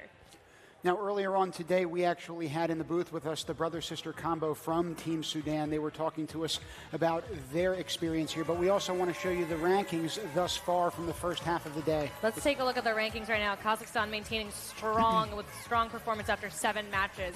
People's Republic of China, United Arab Emirates, France, Republic of Moldova, Greece, Guam, Sri Lanka, Mozambique, and Team India, all of whom have had at least 6 matches. Strong contenders here today. I am excited to see how things shake out. Will they maintain their strong performance? Will they continue to be consistent? Or will some other players from the field emerge to the top? Speaking of fields, we've got 5 of them in order 1 through 5 right behind us, and this booth has been non-stop action. So we've got a revolving door of activity with interviewees we'll be bringing you throughout the afternoon, but also a revolving door of games that are in the backdrop. We're going to be presenting match number 207 to you in just a few short moments here. If you're looking for your home country and looking to follow along at home and you don't see them on the broadcast with field number 3 behind us, make sure to tune in to firstglobal.com/live. That will have all of the field-specific streams that you can tune in on, and they've all got incredible wide-angle shots and some of the best commentators from around the globe joining us here in Athens this week. It's frankly a point of contention, I would argue, because in terms of like the presentation qualities, right? We even went to that opening ceremony and the pomp and circumstance behind it in Panathenaic Stadium. Zeta Duca, I mean, frankly, just gracious professionalism embodied. That's the First Global motto, but also what she was able to bring to the stage as well. The Black Eyed Peas followed with an unbelievable performance. And it just gets better and better. So we got another performance upcoming. We finally have that match lined up this afternoon. We started up in 3, 2, 1, go! It's match number 207, field number 3. We're looking at Poland, Sudan, and Timor-Leste on the Red Alliance. Over on the Blue Alliance, it's Mongolia, Belize, and the British Virgin Islands. So we talked with Mustafa Essam Ahmed and Maab Essam Ahmed earlier on today as well. They graced us with their presence up here in the booth. The only 2 members of their team who were able to make it in attendance. Again, fleeing civil war and strife back home in Sudan. It's displaced over 8 million people. So talk about the human cost to international diplomacy, particularly when it can go positively. We're hoping that that's the outcome that surfaces from this experience, convening over 193 other nations from around the globe. For those who are tuning in at home, we're broadcasting to several different time zones around the world. So it's good morning to some of you, good afternoon to the rest of you. We are looking at Feeding Frenzy. The goal of this game is to score as many water and energy represented by the blue and green game pieces in the center of our field here. To release food, you just saw those orange game pieces roll off the middle platform out from under those Nexus goals, Nexus meaning converging items. It takes one energy and one food to create one food, to produce one food, I should say. 1 point for every water scored, 1 point for every energy scored, resulting in 2 points for those food productions coming out of those Nexus goals. Our teams then will work to secure a global warehouse of food. You can see that in the back right there. 2 points for the Global Alliance. So all 6 robots will benefit from working together to convert that food that's been produced. You can see Team Sudan doing just that, delivering it to their human players over to the rear end of the field. In the center of the platform, we have robots ascending already. We're getting into the end game phase of this match. 2 minutes and 30 seconds, the last 30 seconds of which are revolving around robots balancing on a platform and that ramp that you see there that's lit up. When it's purple, it's level and balanced. Teams need to secure as many robots as possible to get the higher bonus multiplier. So by adding up your water and energy scored over the course of a match, you then get to multiply that amount by either a range of 1 to 2.2%. In the last 3 seconds here, we see excited faces about the balancing act here. We'll let our referees let us know how many exactly robots were considered to be balanced by the end of that match, and that will then multiply the tele-operated period of this match of points accrued. Let's take it to some replays from that previous match, folks.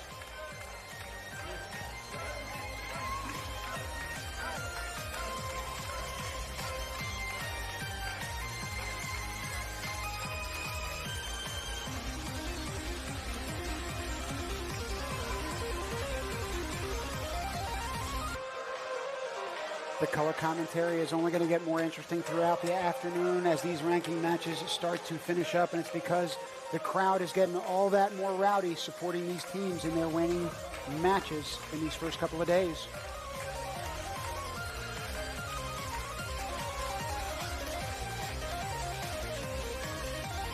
Scores are up on the board. It's 95 to 58. Red Alliance taking it away on that one. Poland securing their rank at number 11. Sudan and Timor-Leste raising in the rankings. Looking at the Nexus points and our bonus multiplier here. The bonus multiplier being 2.2 means that all 6 robots were on the platform and ramp balanced at the end of the match, which earned an extra 30 points as a cooperation bonus for all 6 robots working together on the field. Incredible teamwork, and it pays off in dividends with that extra 30 points on the table. Team Botswana channels the spirit of innovation that flows through the vast landscapes of their country. From the Okavango Delta to the Kalahari Desert, with a focus on collaboration and problem solving, they're eager to make their mark on the global stage, and so too is one of our former host nations of Mexico. We're going to show you back-to-back content right now.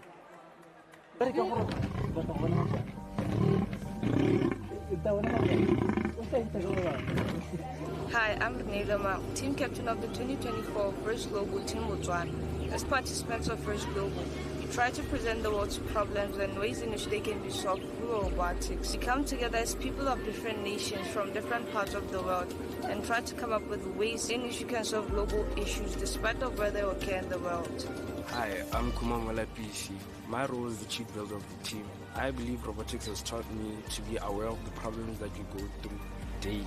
Robotics has given me a platform for me to empower my youth in solving those problems and coming up with solutions with our technological skills, our science skills. Thank you. Hello, my name is Tanya Chiroza. I am a member of the 2024 First Global Team Botswana. What First Global does is it provides an opportunity for young minds to come together through science and technology and solve problems globally. Hi, my name is Andrea White, a member of the First Global Challenge Team Botswana. Yes. My role in the team is that I'm builder, robotics has taught me how to bring my ideas to life through innovation and creation. I believe that science and technology can unite the world. Hello everyone, my name is Gauni Kelauswe. I am one of the 2024 Best Global Team Botswana. I am the team programmer.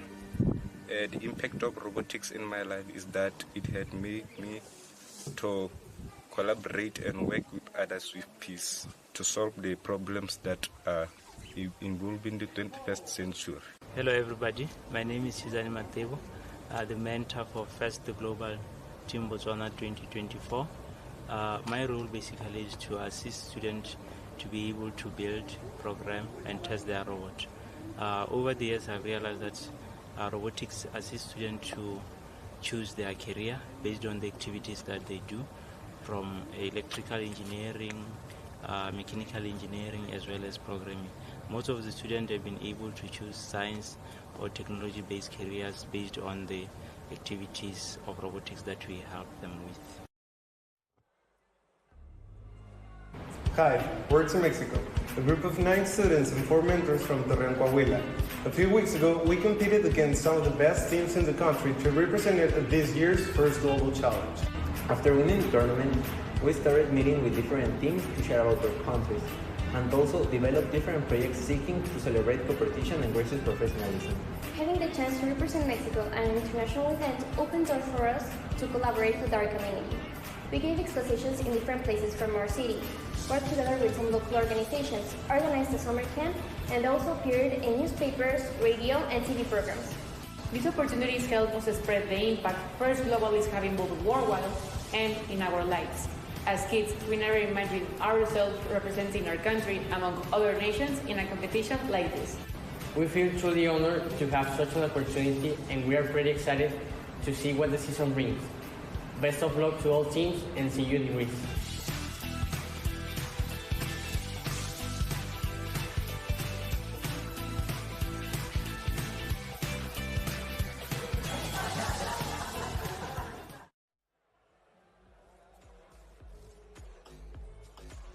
Of course, they say best of luck to all teams, but Team Mexico has been making its own luck over the past few years. A highly competitive squad and worth keeping an eye on them. They're going to be on the next field of play, which starts up in 3, 2, 1, go! Joining Team Mexico on the Blue Alliance, we have Papua New Guinea and Austria. Over on the red side of the field, we have Honduras, Portugal, and Ecuador. The arena is shockingly quiet. I think everyone's laser focused in on the match at play here. There's game pieces all over the field. In the back Nexus goals, in the platform, raising up by Team Portugal over next to Team Ecuador, who's on the ramp right now. 6 points right now separating these teams. Right now we're seeing Team Mexico ascend to that Nexus goal to deposit both of those elements. Again, if you're looking at them 1-2, they have to be blue and green for water and energy respectively. Once that happens, at the very bottom of that Nexus goal, you see that orange component that'll be released. That's food that's produced. That's going to be worth 2 points for every one of those food elements that is ultimately released.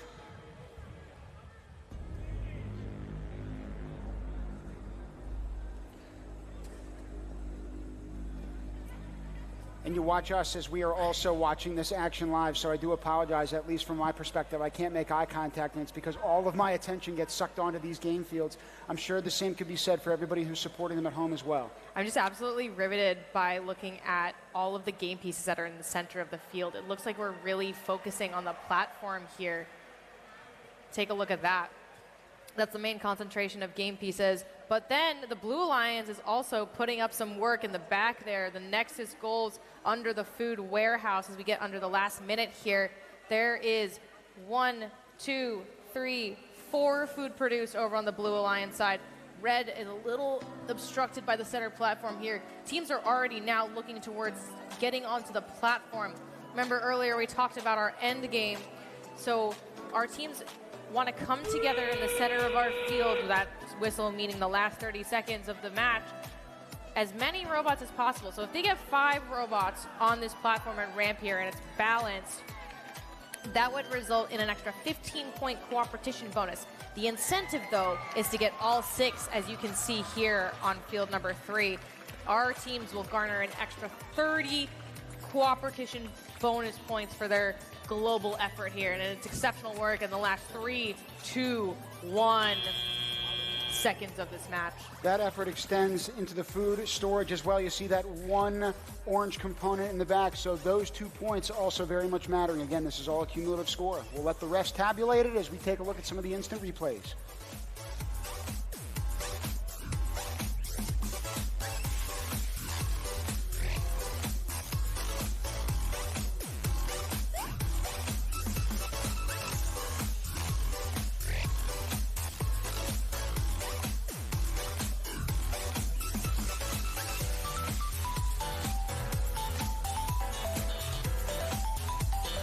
Scores on the board, 111 points for Team Mexico, Papua New Guinea, and Austria. All 3 of those robots ascending in the rankings now. Looking at the bonus multiplier, that's our hint for how many robots were balanced at the end of the match. 2.2 multiplier, resulting in 17 and 43 points for the Blue Alliance and Red Alliance. 30 cooperation bonus points on the board there. We're now going to take you to the field and get some more insight onto how that match went. Blair, Melissa, how's it going? Manisha, I'm here in the field with a member of Team Mexico. What's your name? Gared. Gared. Nice job. 6 robots on the platform and on the ramp. Is that the first time you've done that? It's our second time. So, yeah, it's really something we prioritize.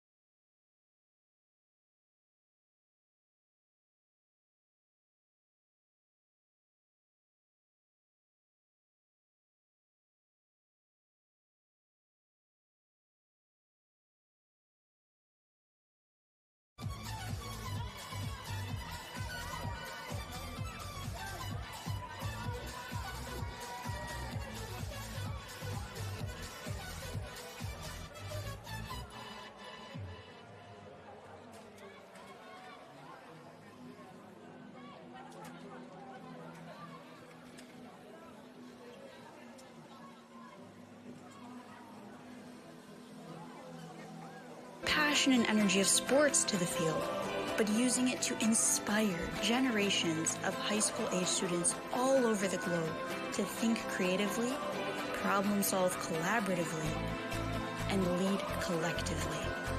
In doing so, we're creating the change makers who will work together to solve the challenges of an ever-evolving world in need of solutions. And is there a greater future than one created by ingenious young minds united for a better tomorrow?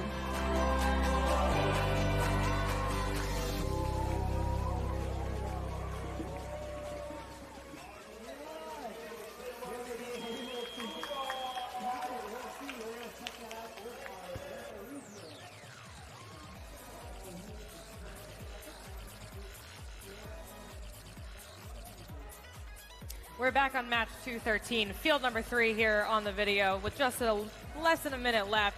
We're looking at Team Nepal, Canada, Gambia, Cambodia, Maldives, and Dominica all working together in this last minute as a bunch of food produced on this field. Now, in terms of the Maldives, a whole chain of islands, less than 1/5 of them are actually inhabited. I would suspect that that makes for an added challenge when you got a team from your nation in totality coming to represent you. But no one's on an island again here. That's something I will allude to on multiple occasions, but certainly through their example, we're proud to have them in attendance. Less than 30 seconds here. We're looking at Team Canada trying to ascend the ramp. Team Gambia as well. The goal is to maximize the number of robots on the platform and the ramp while it's also being balanced. So all 6 robots working together here with just 5, 4, 3, 2, 1. Time expires on field 3. I'm telling you. Both sides erupting with joy. Could be because of that cooperation bonus. We'll see. It looks like all 6 robots made it up. If so, that would equate to 30 points. Again, both alliances benefiting from that, and all the more important as we're starting to close out our initial ranking matches here.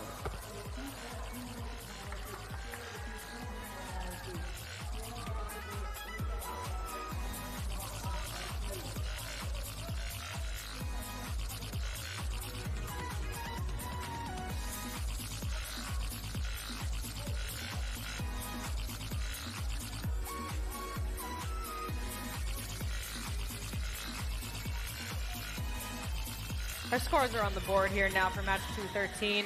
Indeed, all 6 robots were on the platform and the ramp considered to be balanced. So 2.2 multiplier there, 30 points for the Red Alliance, 46 points for the Blue Alliance, with a total global cooperation bonus of 30 points all around. Incredible. All 6 robots rising in the rankings here. I cannot wait to see how things play out moving into tomorrow. And now rising into the booth with us is none other than Said Perez Pope, the founder and mentor of Team Bolivia, who has been with First Global since its inception in 2017 in Washington, D.C. He and his team have done incredible work expanding robotics to rural areas in the country and hosted a national selection tournament featuring over 5,000 students. Thank you for joining us today. We greatly appreciate having you with us. Hello, nice to meet you again, 1 year more. We believe that science and technology can change the future of our countries. First Global teach us that STEM education and this type of competition, this type of contest is what the world needs. First Global and Dean Kamen inspire us to try to give more opportunities to young Bolivian people, to child Bolivian people, and change their lives with a free national competition where everyone can learn what First Global is all about. So 7 years ago, tell me a little bit about what the state of robotics was in Bolivia. So 7 years ago, there were only a few very small competitions, but no a philosophy of cooperation, a philosophy of competition and the creation of a community passionate about science and technology that this is the First Global create now. You've made it pretty clear to have inclusivity be a part of the game, right? And so you're really making a push to include children from rural areas, girls in particular, and then indigenous youth from around your country. Tell us a little bit about that. Yeah, okay. Bolivia is a very multicultural country. perhaps one of the most diverse countries in the entire world. So we do not want to young people think that science of technology STEM areas are only for the people who live in the cities, are only for men, are only for one culture. So all people can learn STEM areas, and this is our objective. As we look to the future for next season and years to come, what does that look like to you when you think of Bolivian robotics? Yeah, Bolivian government has been organizing First Global in our country since 2022. This is a great fit for us. Many things thanks to our president of my country. The next step, I think, is to declare robotics as a sport in Bolivia and continue impacting and changing the lives of another 10,000 of students in Bolivia. And you've been trying that work since 2017. I hope you continue with this work. You've done a phenomenal job. And best of luck to you and Team Bolivia in the remainder of this competition. Thanks for joining us. Thank you so much. Thank you for First Global and then Cayman. Great. We're going to get you back down to the field of action right now. Only 1 minute remaining here between the two alliances made up of Tunisia, Romania, and Lebanon, alongside Ghana, Kazakhstan, and Puerto Rico. Just under a minute left, and you can see Lebanon with 4 game pieces in their robot, another human player taking food out of the field to put it in the warehouse, to store it in the warehouse, but they have water in hand. Right there, you saw some of the Blue Alliance members loading up a robot. Team Tunisia already ready to go, parked on the platform with just over 30 seconds left. Lebanon joining them as well. In terms of Ghana, that is another team that is all girls. They're coming from the school of St. Louis Senior High School, and they have a robotics club that were winner of the 2023 Ghanaian robotics competition. Last 20 seconds, they'll be playing with similar ferocity as we saw them compete back home.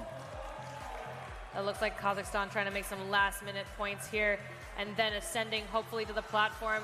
Or will they continue to be buzzer-beater scorers? It's 4, 3, 2, 1. Time expires. We got a few robots down center stage. Let's see what the referees have to say about this one. In the meantime, we have some highlights from that last match. 2-16 on field 3. We'll be back to you with the scores in just a moment.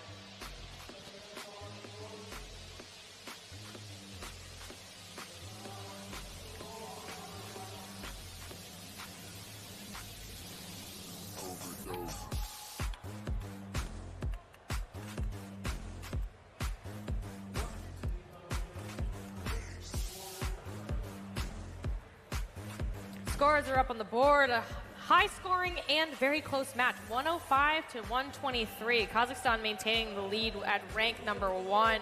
Blue Alliance taking that match home. Take a look at the scores here.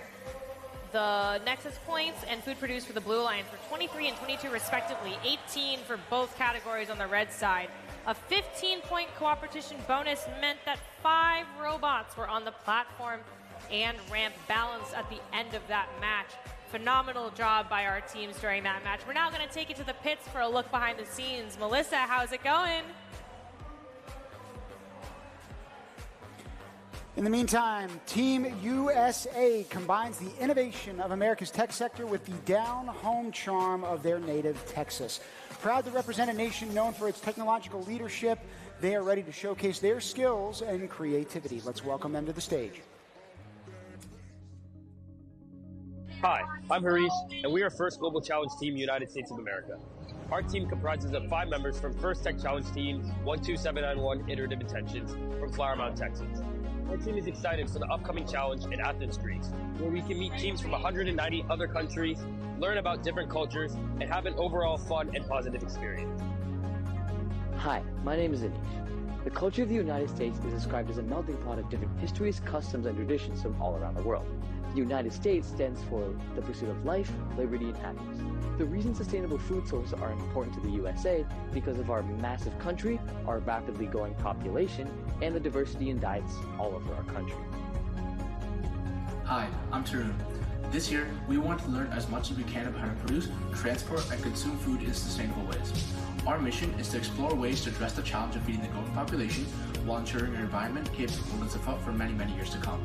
By working with experts, communities, and students just like us, we hope to create ways to minimize waste, improve resource usage, and provide equal access to nutritious food for all.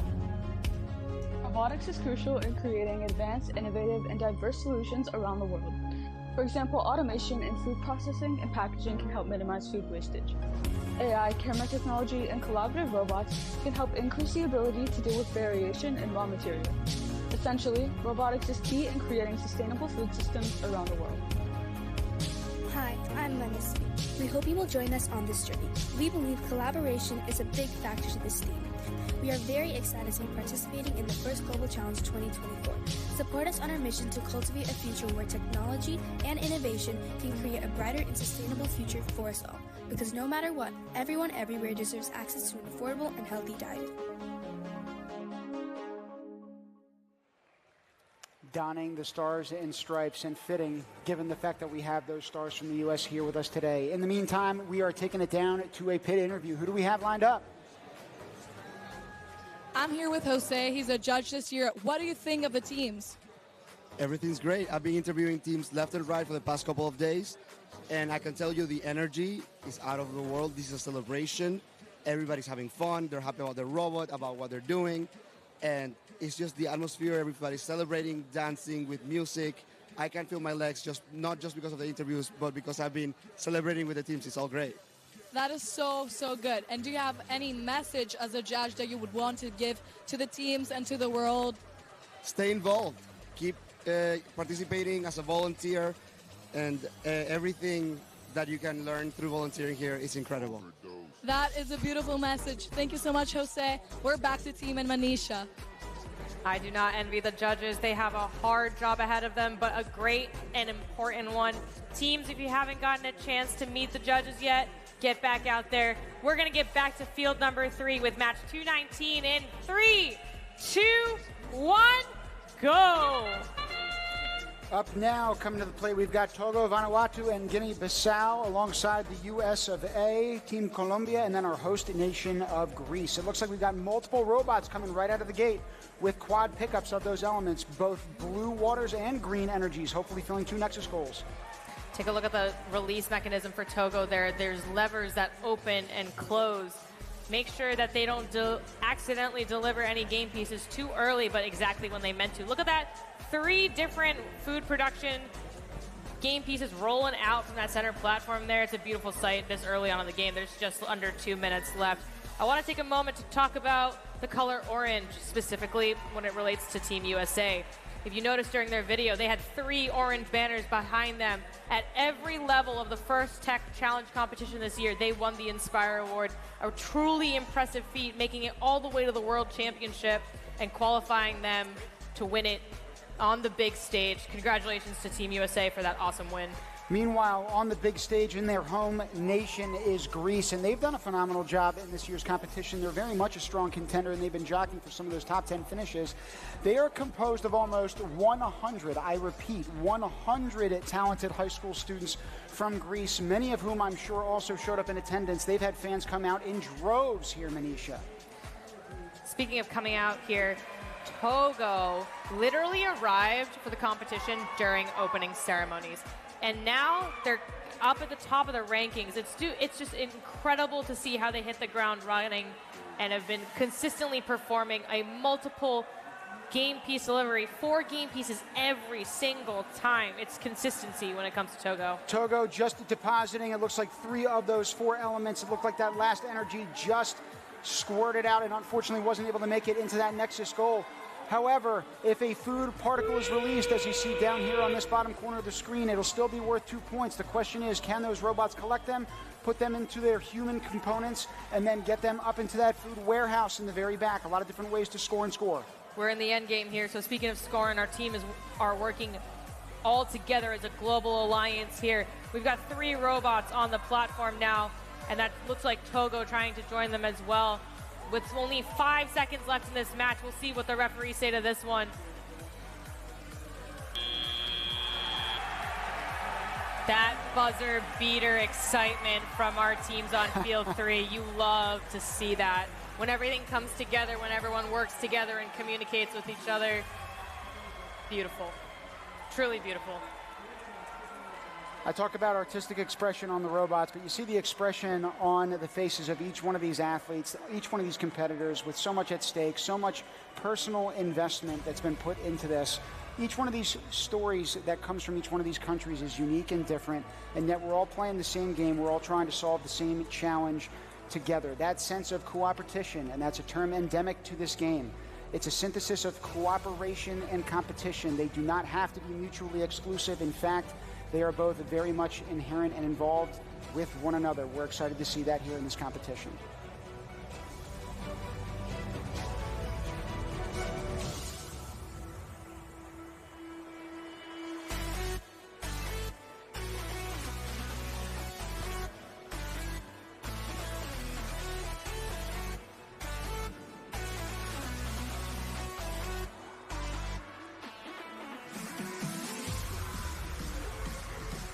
Scores are up on the board, 112 to 64. All of our teams rising and or maintaining for Greece at number 5. But all of our teams elevating in the rankings with a bonus multiplier of 1.8. We had 4 robots in the end there, so that buzzer beater was really awesome for the Blue Alliance, especially with 38 points coming out of that bonus multiplication map. You love to see it. Great work to all of our teams. We're now going to kick it back to the booth as Lamb Research is the title sponsor of the 2024 First Global Challenge. Made an incredibly generous donation of $10 million over 3 years to support First Global. In the booth with us now is Steve Fine, the Chief Communications Officer and Head of Social Impact Programs at Lamb Research. He's here to tell us about Lamb Research's commitment to building a better world through science and technology. Thanks for joining us, Steve. Thank you so much for having me. It's such an honor to be here. So, obviously, Lamb's sponsorship has been extremely generous, allowing the organization to engage more people in STEM education. How is that relationship impacting Lamb? Yeah, so if I take a step back for a minute and I think about Lamb and what our ethos is, it's about acting with purpose for a better world. So that means not only our engineers working around the clock to build better, more sustainable solutions for the semiconductor industry, it's also about how we can give back and nurture kind of the next generation of STEM talent. And so that's, I think, where First Global really comes in. This has been a force multiplier for our efforts, and it's just so inspirational to see the teams from around the world. And that was really kind of the impetus for a 3-year, $10 million commitment to this wonderful event.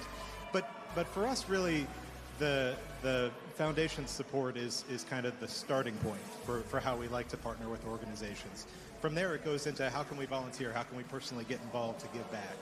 And so through our social impact team at Lamb Research, last year alone, we were able to give back 30,000 volunteer hours, and that was to nonprofits from around the world, including First Global. And for First Global, we've had more than 100 volunteers and mentors that have supported teams from around the world over the last 2 years alone. Some of those are here with us today that traveled from around the world to cheer on their teams in Greece. And really, as much as our engineers are trying to nurture that STEM talent, give back, we take away a lot more just in terms of their resilience, their problem solving, and the joy that they bring to their work. So I really think it's been a win-win. And while this event is certainly about the kids, I also want to give a shout out to all the volunteers and all the mentors for all their great support. Yeah, thank you for that, because it's not just financial, as you know, it's a matter of time, right, that is put in. And that's an investment in a commodity that you can't get back, right? And so it's all the more important to couple those two together. And you've been instrumental with that from the jump. So when you talk about event as well, I've been joking around about how it's gotten bigger and better every year. Yeah. Again, largely from support like yours, right? And so next year, I don't know how we top this. We've either got to do like an underwater Atlantis show or like be flown to Neptune and do this from outer space. But who do you think is learning more from this kind of experience, sponsors or students, based on your experience here? I mean, without a doubt, it's the sponsors. I mean, just hearing the stories of perseverance, even for some of the teams to get here today, it's just so incredibly inspiring. And so you read the paper, you listen to the news, and it's easy to get, kind of a lot of despair about where we are, inequity, conflict, climate change. There's so many reasons that make the gray hair on my head that much grayer, right? But you go to an event like this, and you have an opportunity to see that next generation and to see their commitment to making the world a better place. It's without a doubt, it's a school on grace, on collaboration, and on what the future holds. So I'd say without a doubt, it's the sponsors that take away more than the students from this. Speaking to the future, we have our future change makers and leaders behind us competing. If you had one piece of advice for them to take away from this competition, what would it be? Yeah, that's a great question. So I'd say this. Don't let the world change you. Take the spark that you found at this event and use it to change the world. And throughout your life, there's going to be people that tell you, no, we don't do it this way, or no, it can't be done. This is a problem that's been around for too long. You just got to deal with it. And so my advice is smile, give them grace, go solve it anyway, and make the world a better place. And so I really feel like, the future is just so bright thanks to the students here today and the next generation that's coming back. And when they get where they're going, my last advice for the students would be, don't forget to give back to that next generation as well. Well, Steve, thank you, and to Lamb Research for truly giving back and living that mission. As our title sponsors, couldn't be more appreciative. We appreciate your time with us in the booth as well, but it does draw to a close because we're closing out this match on the field. Thanks for being with us. Thank you so much. Such a pleasure to be here. We are down on the field for match 222 in the waning seconds between Uganda, Barbados, and Hungary alongside teams Uruguay, Belarus, and Ukraine. With just under 10 seconds left, teams are rushing to the center platform. In 3 seconds, can Belarus score another point? Hands up, hands up, hands off the controls. We'll let the referees take care of the rest from here. In the meantime, we're going to look at the highlights of this last match.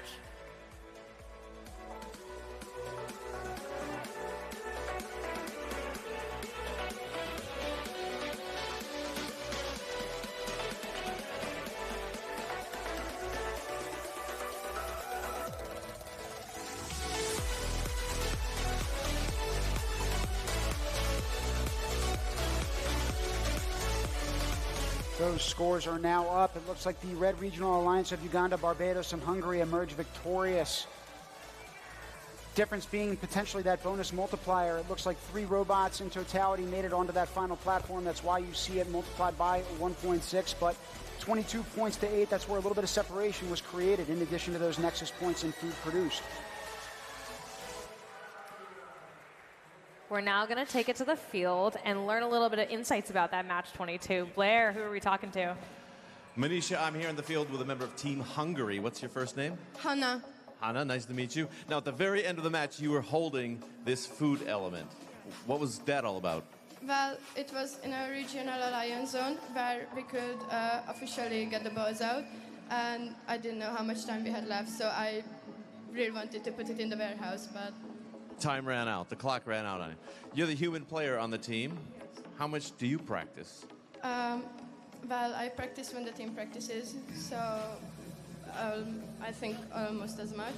Maybe not as much, because I have to run around and get the teams and stuff. Well, good luck to Team Hungary. The competition, we're halfway through it, a little over halfway. You've got a lot left to go. Thank you for the interview. Back to the booth. Thank you, Blair. We're now going to look at one of our teams competing here this week. With precision and efficiency at the forefront, Team Japan embodies the spirit of their nation that they're known for. They're ready to demonstrate their technological prowess on the global stage. Let's take a look.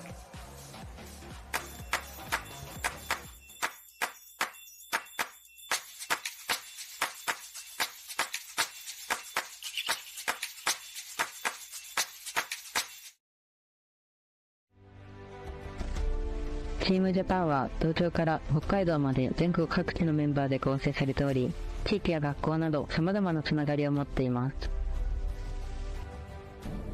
全国から各分野のプロフェッショナルが集まっているため、各課題に対して最大限のパフォーマンスを発揮することができます。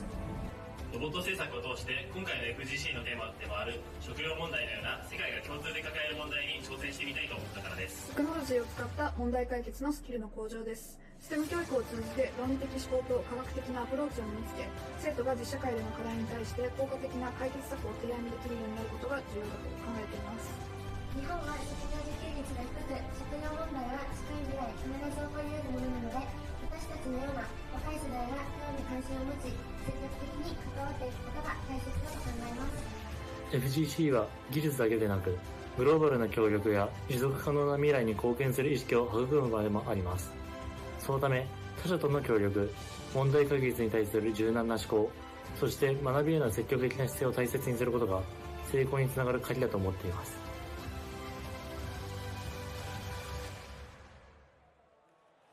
We're now going to take it to the field for match 225, where Team Japan will be competing with Dominican Republic, Angola, Burkina Faso, Lesotho, and North Macedonia. That match starts in 3, 2, 1, go!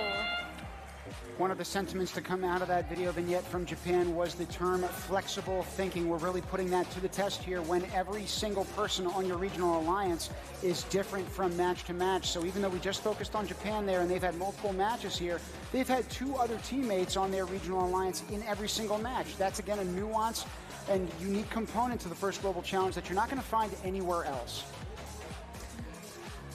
Team Japan in view right now. They also did not get to meet each other in person to work on the robot, as they're all over the southern island of Hokkaido.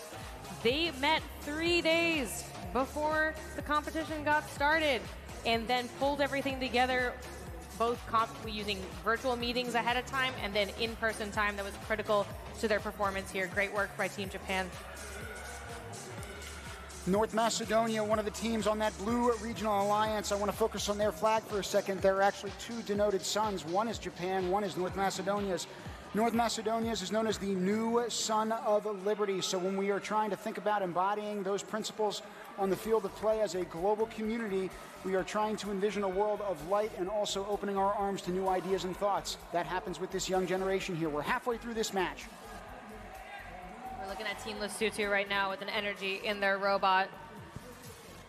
North Macedonia also making their way towards the platform. They have got 1 energy and 1 water in hand. Need to lift just a little higher to get in that Nexus goal in the center platform with just under a minute left. Angola in the background also delivering an energy on that other side of the field for the Red Alliance. There's food making its way to the warehouse, so 3 total food stored for the Global Alliance here. We're looking at North Macedonia with their amazing art that they've got over there. The explosive afar. Wow.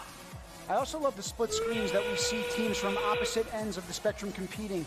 There are only a few of them that can operate, again, that vehicle at any given time. You've also got those human players that are working with the more tactile elements that are those water, energy, and food particles.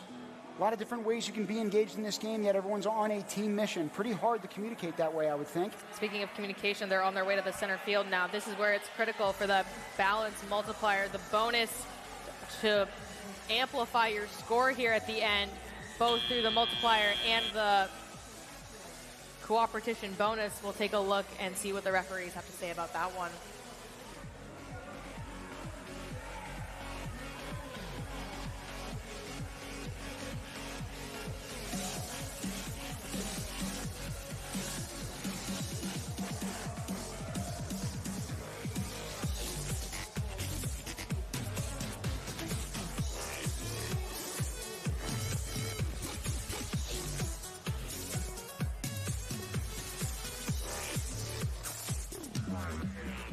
Scores are up, 16 points separating these 2 squads. The rankings changing as a result. Congrats, however, to both alliances, Dominican Republic, Japan, and Angola, with a score of 44 in particular. We're now going to take it to the pit where Melissa is exploring all of these worlds and all of these countries, different things that they have to offer. Melissa, who are we talking to now? Hello, I'm here with Team Czechia, Alyssa, Greta, Nice to meet you. Thank you for being here. So yesterday you told me you attended the cultural celebration. Is that right? Yes, it was amazing for all the teams to gather together, exchange our cultures, talk with everyone. It was great. And like a basic part of this thing was the puzzle, right? Yes. So can you tell me more about this? So basically every team got a puzzle and we kind of had to find the missing piece and connect it here. And I think it's really like engaging activity and it really helps us all like to connect, to talk to each other and communicate and just like get to know each other better. That is very important, and that is definitely one of the symbolisms of this competition. Thank you so much for being here. Back to the booth. Thank you, Melissa. Team Qatar brings a forward-thinking mindset that mirrors their country's rapid technological growth. They're ready to showcase their innovative solutions with a precision and ambition.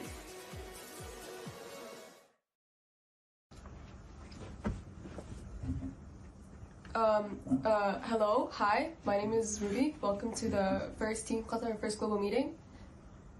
Are there any questions?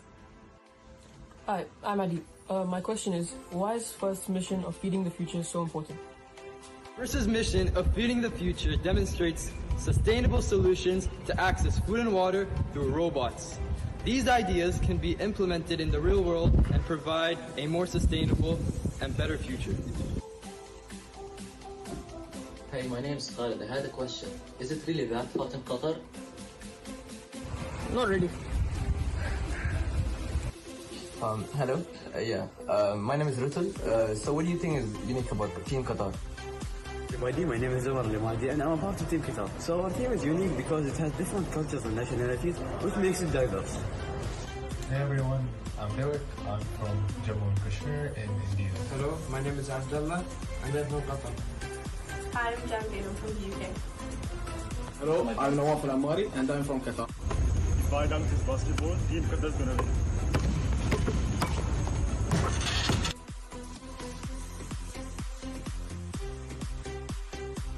What a slam dunk team, if I do have to say so myself. We look forward to seeing them on the field behind us in just a moment. It's match 228 of 360 total ranking matches.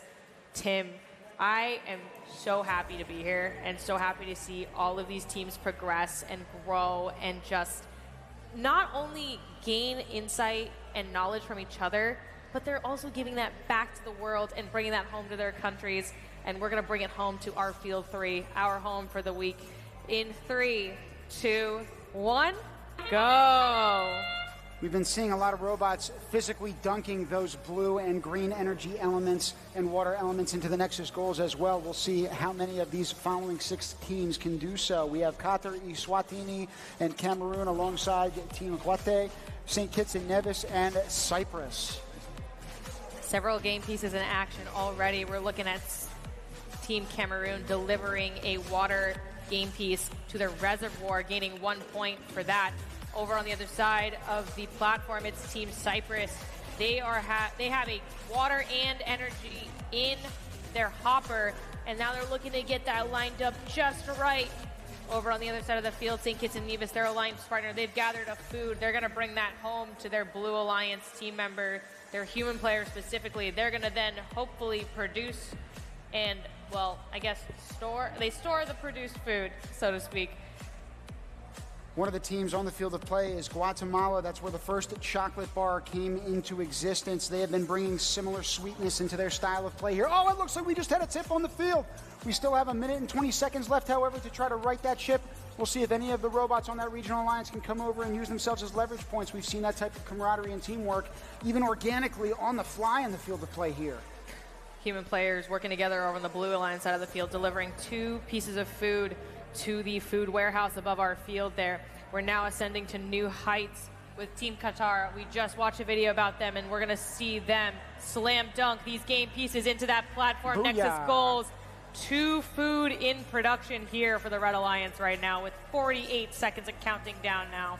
Takes time, not just to produce food, but to have those scores populate on the ticker tape on the bottom of the screen, everybody. So we need to wait on the judges' final rulings, but then the final part of this game starts at that 30-second mark. You'll hear a whistle shortly indicating the fact that that score multiplier comes into effect as teams race to get on that platform. As the endgame phase of the game begins, you can see Guatemala delivering 2 different game pieces to the platform, and then 2 different pieces over to the back Nexus goals. They're dividing and conquering, making room for their alliance partners to also get in on the action. We have 3 robots on the platform now, looking at Team Qatar rising to new heights for that Red Alliance, trying to get any game pieces scored in the last 3, 2, 1. A great sprint at the end by St. Kitts and Nevis in particular. It looks like they got up there right before the clock expired, but again, waiting on the judges' call for that. Good job to them, sprinting all the way through the line. We're going to look at some highlights here from that last match while our referees tabulate their scores.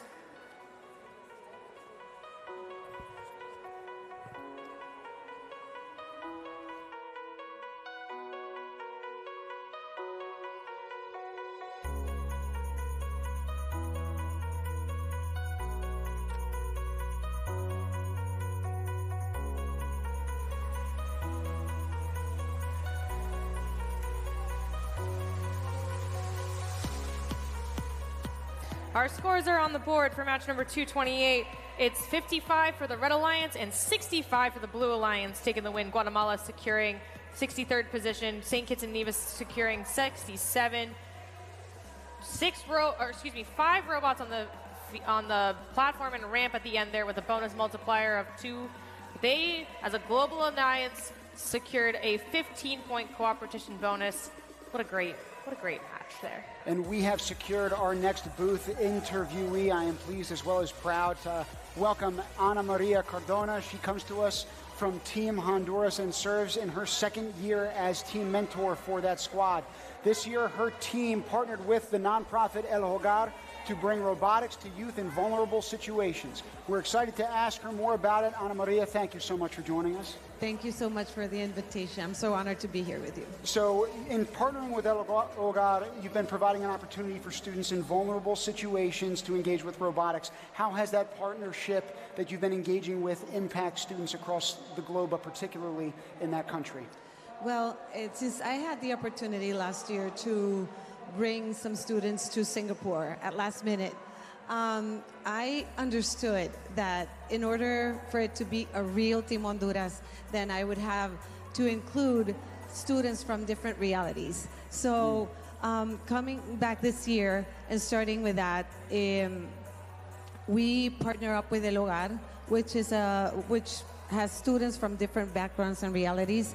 And we had students from private schools. And our society really is has either you're polarized, either you're in the public sector or in the private sector. So just bringing those 2 backgrounds and realities together and watch them work to a common goal to create a robot to come and represent their country has been such a journey and such an inspiration for everyone in the team, because it has taught them that they are all alike, that they are all the same, and that they have brilliant ideas, and when they're brought together, we're here at a global situation and doing the best that they can.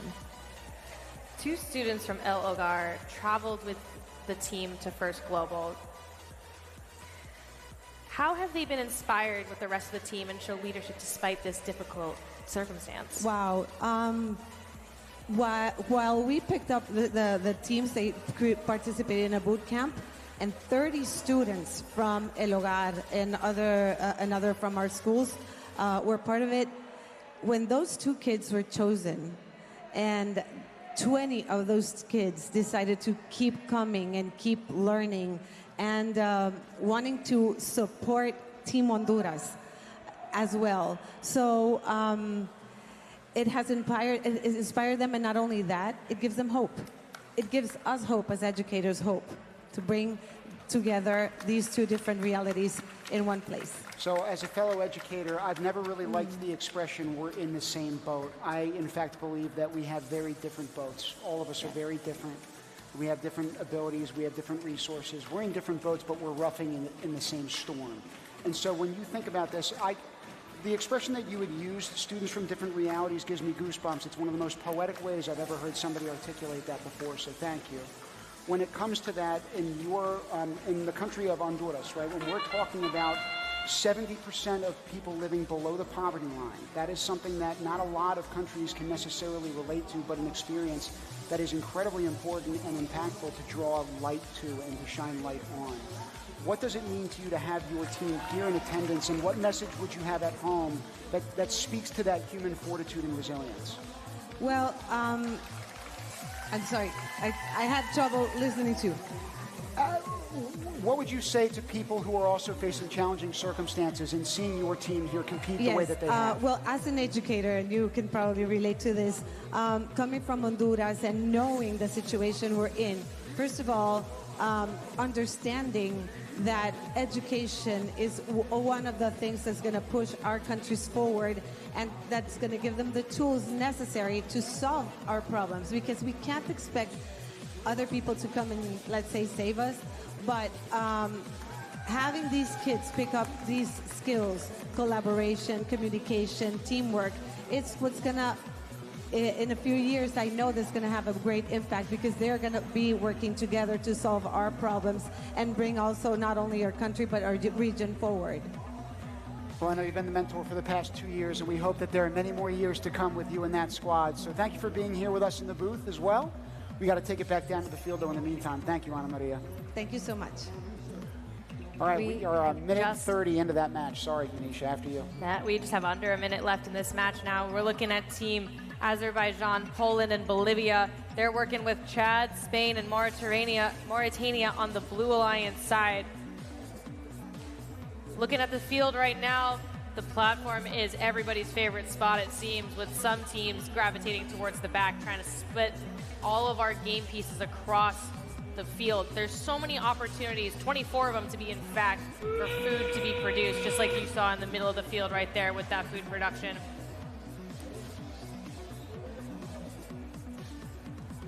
7 points separating these two teams right now with the 20 seconds that remain. Again, if you see that purple LED shine in the foreground, that means balance has been achieved. Right now, it looks like 4 robots have done so. Once 5 and 6 start getting onto that platform and achieving that balance, we're starting to talk about the cooperation bonus.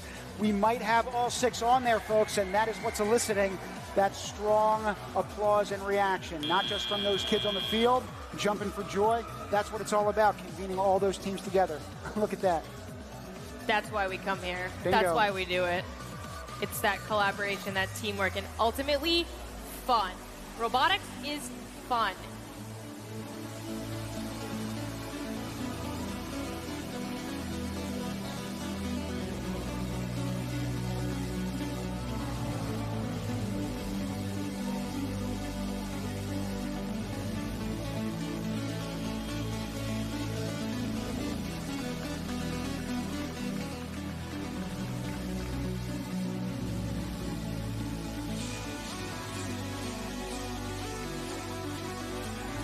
We now have our scores for that match. The Red Alliance took away that match with 106 points, 90 points for the Blue Alliance. So everybody made out with higher rankings, with Poland maintaining strong at number 11. 2.2 bonus multiplier.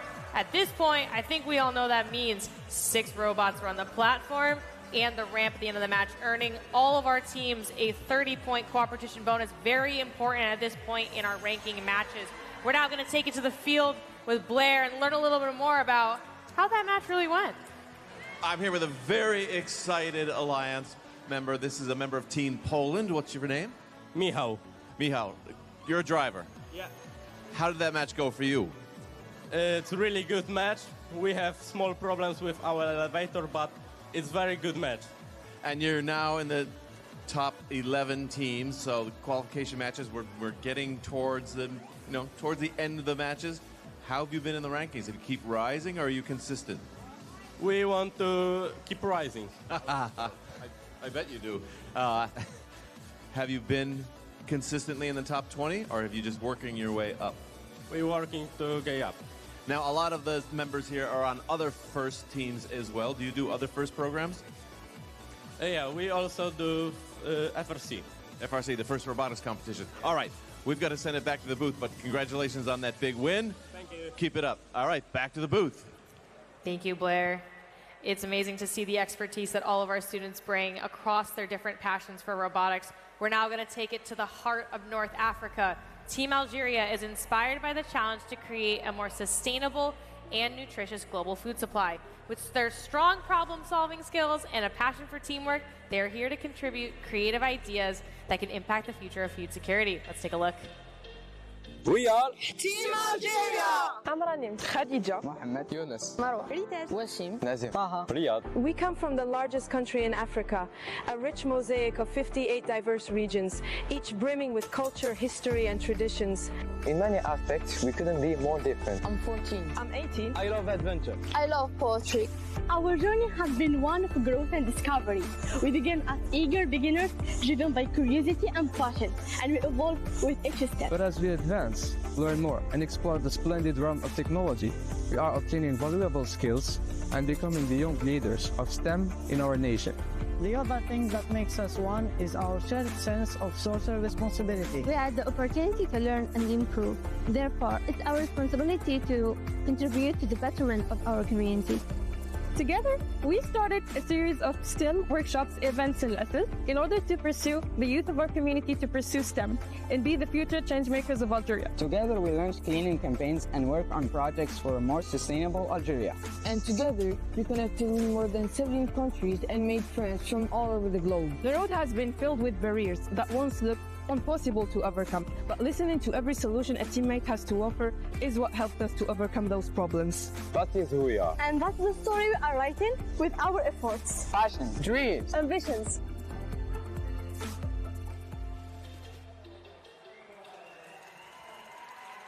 Every single one of those team videos poetic in its very own way.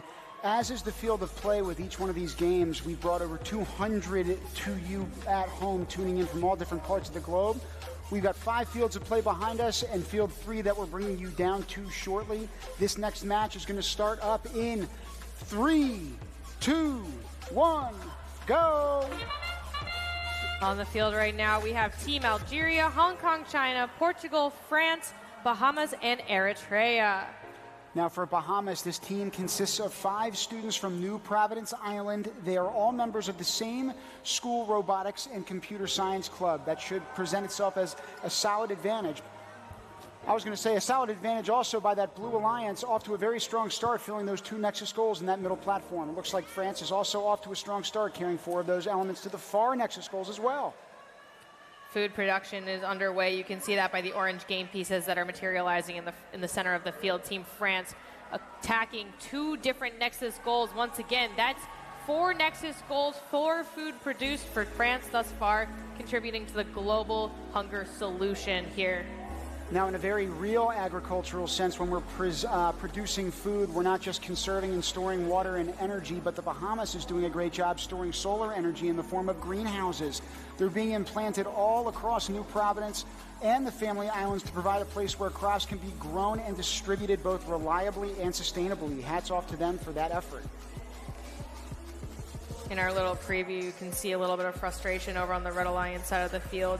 Stuff happens all the time in these matches, and right now we're looking at a tipped robot, unfortunately. Hopefully Algeria can make their way back up. It's not about what happens when you face adversity. What matters is what you do after it, what you do with that experience. And our teams are doing just that, trying to make the most of the next 54 seconds and counting down here. I mean, we've interviewed people in the booth. We just talked about countries with overwhelming amounts of poverty. We talked to another team about how they literally only got to produce their robot with 3 days to spare, lost their bags when they came through customs and security at the airport. The amount of adversity that other teams have faced, even in war-torn regions, right? It knows no bounds. But so, too, you could say for the solutions, there are no bounds to the limitless possibilities when these kids put their minds together. Team France gravitating towards the platform. They just completed all 6 food production goals over there.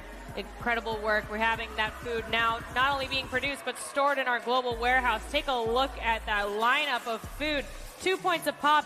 Excited to see how that materializes in the final score. The last 10 seconds here, our teams are looking to finally balance and get that high bonus score in 3, 2, 1.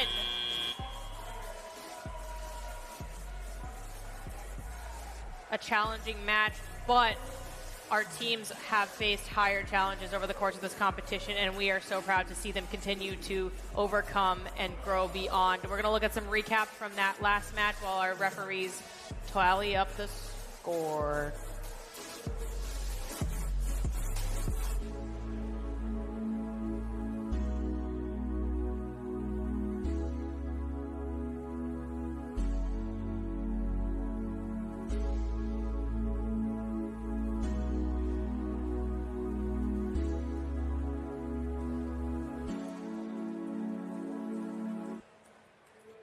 That Blue Regional Alliance was off to a really strong and hot start. I had talked about France on a couple of occasions. They're also in the top 10. Not surprising. Hats off to them for a 70-point performance in that particular match. The next team that we are going to focus on comes from the heart of Southeast Asia. But before we go there, apologies, I think we have a pit interview lined up and ready to go.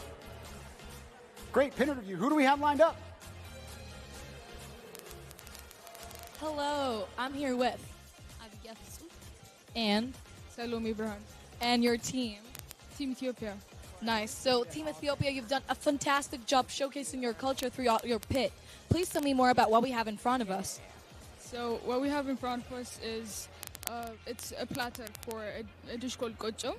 And while you form the dough, you form it right here. So, yeah. Okay, and then you've put some more cultural elements all around. You have some beautiful flowers from your country, and then you have this wall which is full of cultural props. What are they exactly?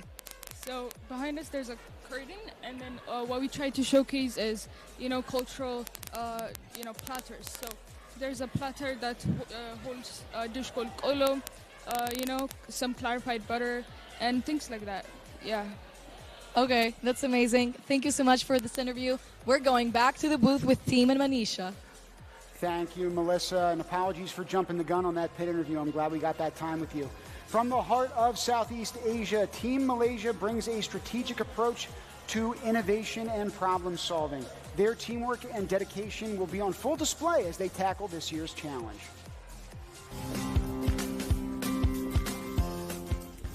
Hi and salam sejahtera. Nama saya Naila Damia dan saya bertanggungjawab sebagai penyunting media pasukan Malaysia. Nama saya Kaira, saya merupakan duta bagi pasukan Malaysia. Saya Farisha, saya merupakan pengatur cara dan duta bagi pasukan Malaysia. Saya Benjamin dan saya merupakan pengatur cara bagi pasukan Malaysia. Saya Muhammad Razik dan saya pembina robot untuk pasukan Malaysia. STEM is very important to me because I believe that it provides communities from all over the world with a medium to unite and produce creative solutions to solve the world's most critical problems. STEM encouraged me to have innovative mind and to think critically. And so I believe in the future, this knowledge and skills will be able to help Malaysia in developing a better country. STEM is important to me because in the future I would like to be a robotics engineer. My favorite subject to study in school would definitely be mathematics and science. I'm quite excited to be part of the 2024 First Global Challenge because it provides a golden opportunity for me to hone my STEM skills and just have new experiences in general. Jumpa nanti di Endgame. Bye. The roboticists of Team Malaysia are currently ranked 27th in our competition here. They're going to look to try and elevate that score on field 3 behind us. It's match 237. I cannot believe how quiet it is in here. Are people excited for this next match? There we go. We're going to kick things off in 3, 2, 1, go. Taking flight with their paper airplanes in that short video, now taking flight on the field. We've got Malaysia, Cabo Verde, and Albania squaring up with Uzbekistan, Honduras, who we just interviewed with, and Antigua and Barbuda. You can see Team Uzbekistan on the screen right now. They're delivering 4 game pieces total. Little windshield wiper to get those game pieces to cooperate as they exit their hopper.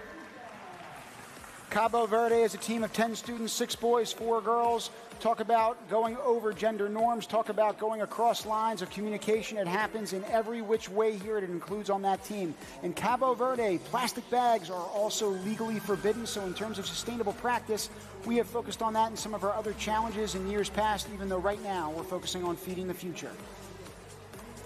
1 minute and 40 seconds left. You can see the concentration of game pieces in the center of the field here with looks like a tiger on that robot. I'm looking forward to seeing which team that's from. Also contributing to the center of the platform adjacent Nexus goals here. Red Alliance now working towards filling out that back stripe or so of Nexus goals with 1 minute and 16 seconds and counting down. We're looking at Team Honduras now lining up at their human player station to get some more game pieces to deliver and produce some more food on the field here in the last waning minute. Now, as a quick reminder, once you put 1 water and 1 energy into one of those Nexus goals, it does take a little bit of time for that food to ultimately be produced, just like it does in the real world, folks, and those LEDs will indicate such by their coloration. You can see here, there's 1 energy that needs to be deposited in that center platform Nexus goal. Blue and green signifying what's already in there, so our teams will then know what needs to be added to make some food. Food also now making it produce. Food production you just saw there coming out of the Nexus goals. But we have 2 food produced to be now stored by our Global Alliance in that warehouse above the field. Now our teams are gravitating towards the center of the field in the last 30 seconds of this match. They're looking to get that bonus multiplier as high as possible, yield as many points as possible, and hopefully earn a cooperation bonus. That part of the field I just highlighted, everybody, has all of those orange game elements on the field. That's food that's been produced, and if it can in fact be stored, if it can get to the Regional Alliance and pushed by those robots to that section and then placed in the warehouse, it'll be additional points. We'll see if they can do it. Time expires for match number 237. We'll look and see what the referees say about that one in just a moment. In the meantime, we're going to show you some highlights. Take a look at the action that would happen on the field just then. That's Team Malaysia right there with the tiger on their robot. They're 4 game pieces in this robot, and they're going straight for the platform on the side where you don't have to climb anything in order to score. A very common strategy in the game thus far. Scores are up on the board. It's 40-85. Uzbekistan, Honduras, and Antigua and Barbuda all elevating in the rankings here. With a bonus multiplier of 1.8, there were 4 robots balanced on the platform and the ramp at the end of that match. Great job by all of them. 34 points for that Blue Alliance based on that bonus multiplier. Phenomenal work. First Global partnered with the Rockefeller Foundation to highlight the work teams have done to spread access to STEM education for girls the world over. This next video focuses on the incredible work of teams Uganda, Comoros, Chile, and Ghana on this very front. Let's take a look. As a nonprofit equipping youth with skills in science, technology, engineering, and mathematics, one of the key values of First Global is diversity and inclusion. To expand access to STEM education for girls around the world, First Global works with partners like the Rockefeller Foundation. With their support in 2022, 4 all-girls robotics teams created and led community initiatives to inspire young girls in their communities to pursue careers in STEM. These boot camps taught valuable technical skills, built confidence and leadership, and demonstrated the importance of STEM education in empowering the next generations of problem solvers to positively shape the future of our world.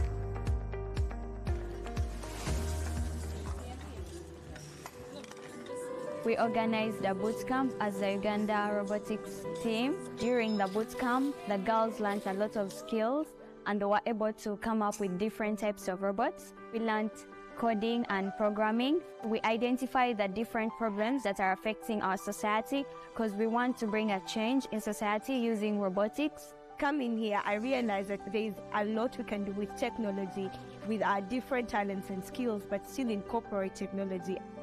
I see myself using coding, using robots to make the world a better place and things in that line. So I really thank God for this experience, and I'm so happy to be at this bootcamp. Personally, I may have to drop my math, code, and geography and do robotics. to me, I would say that this has been a great opportunity. I can practically say that for now, even without my instructors, I can also code. I can also instruct my computer to do some of the things for me. At least now I also feel like I'm an inventor. Yeah, I have built a satellite that is used to take pictures of the environment. I also go and share the good news. Teach other girls the basic things that we've learned here. If possible, I can go from schools to schools, do more research, and then teach them. And I'll also be an instructor one day. We'll bring new innovations which will help solve problems in our country, Ghana, and also encourage girls to involve themselves in STEM. These initiatives each began with an investment in a team of girls, and each has yielded an exponential return. With your support, we can continue this impact across the globe. Learn more and join our effort at first.global.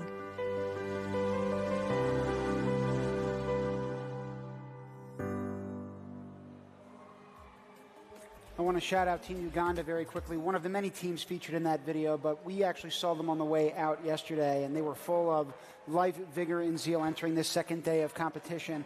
We're going to see, hopefully, a couple of those teams compete on this next game, which is ready to roll here in 3, 2, 1, go!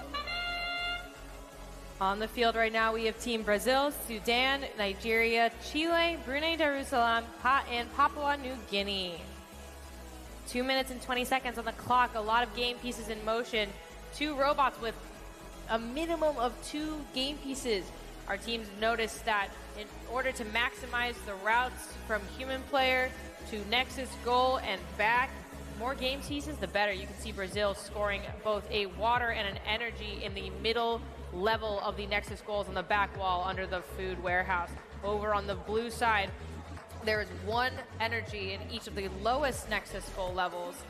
Still a minute 49 left in the match. Plenty of time on the clock, and you can see our teams are making great use of that right now. Chile, one of the longest running countries in the world in terms of latitudinal lines. It's also the backbone of South America. They've had a lot of backbone on this long journey to Greece and in Athens in particular, where we are pleased to host the first global challenge this year. We're 1 minute into this competition so far with 5 points separating these 2 squads. Looks like Brazil right now has a triple release of both energy and water elements, but it's got to be specific about what it's putting into those Nexus goals, because again, you need 1 of each of those elements in order to release a food. Very dexterous of that particular robot and of that squad. Not an easy feat. Brunei Darussalam over by their human player. They're collecting 2 energies, which means there must be 2 waters already in a goal, waiting that next part of the equation. Just under a minute left now. They're actually heading for the reservoir. We haven't talked about the reservoir a lot, but let's focus on it for a second. It's in the back of the field right here. The point of the reservoir is to score as many excess water and energy, because if you don't need to produce extra food, you might as well conserve that energy and water and save it for a time in the future. In the last 30 seconds here, our teams are now looking towards the platform in the center of the field. There's an energy about to be deposited into the platform adjacent blue Nexus goal. We have a few robots now attempting to ascend the ramp. It's currently level. It looked like Niger, Brazil, and 1 other team. In 5, 4, 3, 2, 1. Challenging, trying to compete against those 2 disparate sides of that platform at the very end of Endgame. Teams trying to get up those 2 different ramps, if they're trying it simultaneously, might have a hard hill to climb. So trying to have that cohesion, particularly as the clock wanes, has got to be a very stressful exercise for them. We're going to take a look at the highlights from those match now while our referees tabulate their scores. We'll be back to you in just a moment with the final scores.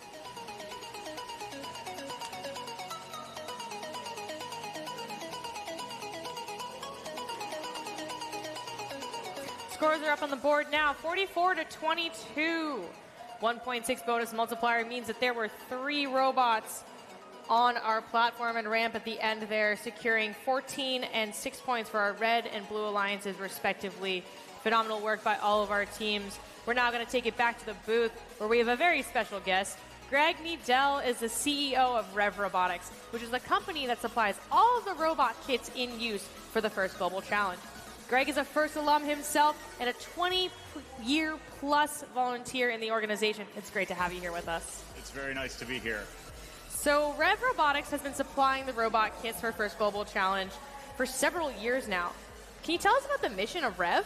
Yeah, so we've been providing the kits for every year at First Global, and but the mission of Rev is really to enable and give access to students all around the world. So we design and develop technology that can get used for students to learn wherever they are.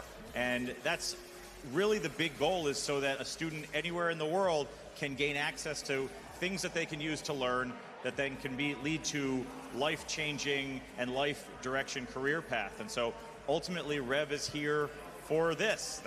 This is what we're here for, to have more of this.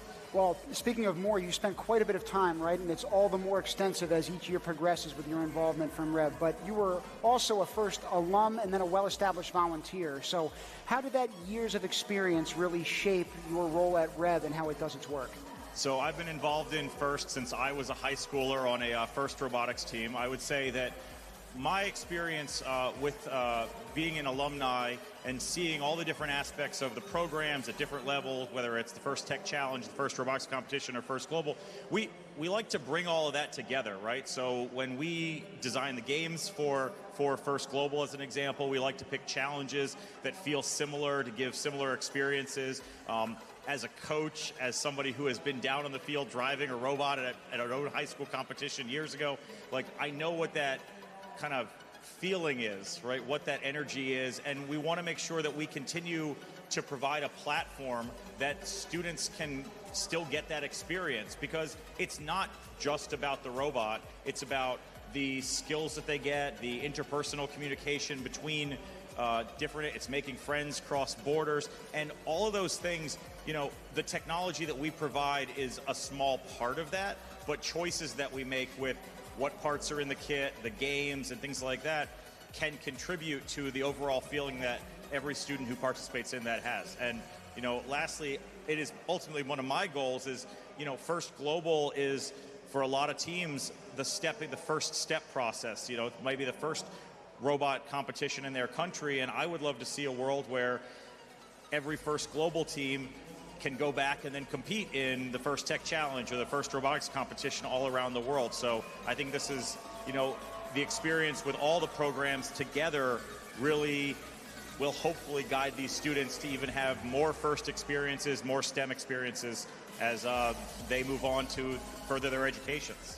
It really sounds like the robot is just a small portion of it. You have a larger thing in mind when it comes to Rev's involvement with First Global specifically. How do you hope that their experiences here interacting with Rev products will help inspire the next generation of innovators and engineers globally? So I really think that technology is a great equalizer, right? And I think that it's unfortunate that a lot of people's human potential sometimes gets limited by where they happen to be born or what the resources that they have.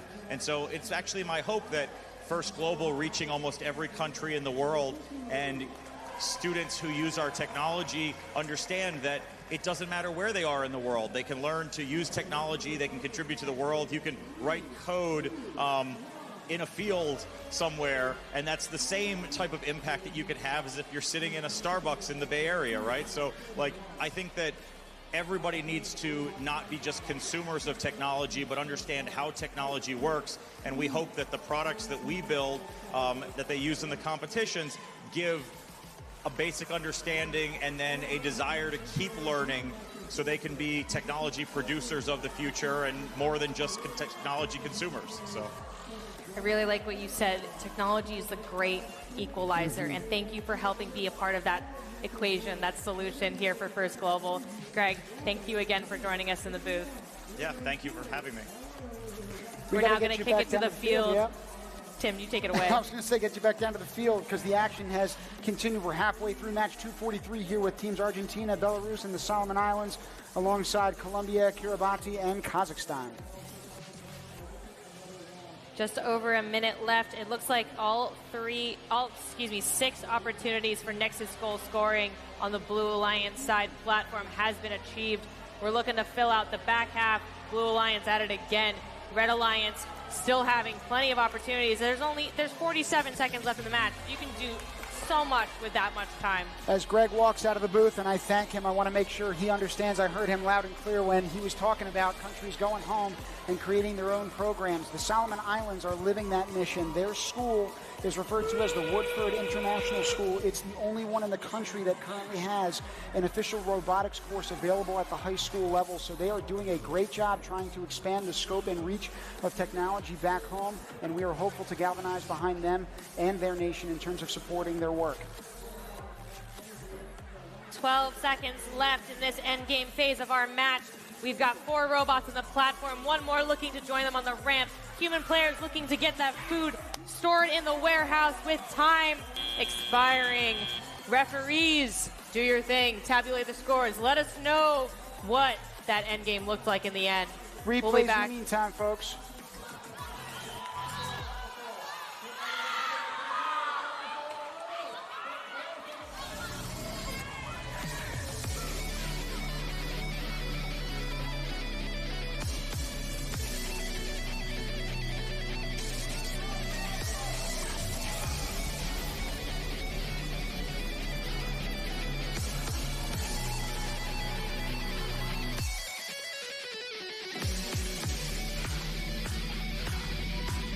Those scores are now up. Another triple-digit figure for Team Kazakhstan. Still first in terms of these ranking matches, 117 points in total. Hats off to them. The journey to the first global challenge is one that surpasses generations. This year, 190-plus countries have journeyed for this international robotics competition, celebrating science and technology with the same enthusiasm as the intellectual endeavor and Olympic Games that shape both the history and future of Greece. When we return, Blair and Melissa will be here to take you through the next few matches, and we'll see you again real soon, everybody. Since the dawn of civilization, the new generation has carried the promise of a better tomorrow. The cultivation of youth has served as the foundation of progress, like seeds planted in fertile soil. Young minds illuminated by the light of learning and play set off on a lifelong journey of discovery. Generation after generation leaves their mark as they pass on their legacy. Nearly 3,000 years ago, a civilization emerged in the land of Greece that carved a path for future generations. In the Agora, the seeds of democracy sprouted, and teachers like Socrates, Plato, and Aristotle taught us that to prosper, we must learn, and to learn, we must seek the truth. In pursuit of truth, the Greeks pioneered principles of science and mathematics, Archimedes on the laws of the physical world, Pythagoras on the harmony of numbers, Euclid on the basis of all human structures, and Democritus on the smallest particles of matter. They knew the inheritance of each generation is in the richness of knowledge and benefit they weave into the lives of others. In Olympia, they commemorated the fruits of human endeavor with the Olympic Games, a tradition that continues today to bring the world together through competition. These games highlighted more than physical strength, celebrating our common fraternity in the pursuit of excellence. Over the centuries, Greece continued to evolve while preserving its rich heritage. In 1896, at this very stadium, the world witnessed the modern revival of the Olympic Games, a symbol of unity and the eternal spirit of human achievement.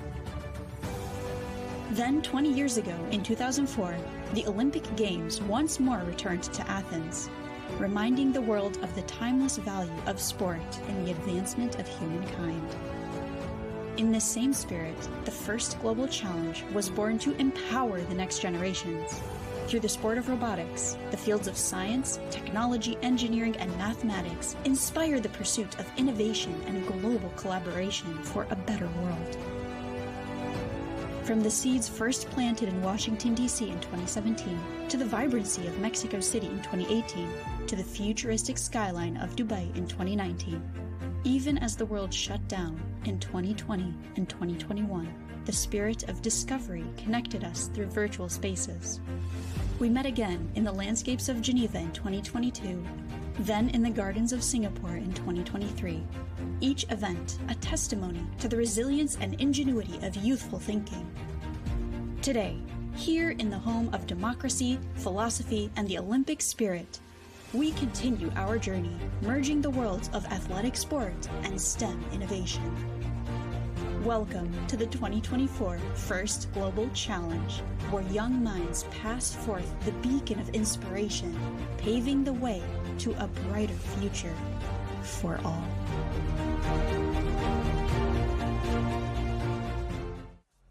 Welcome back to the booth. Our students aren't taking a break, and neither are we. We're going to get right back to the field. Number 3 with match 246 in just 5, 4, 3, 2, 1, go!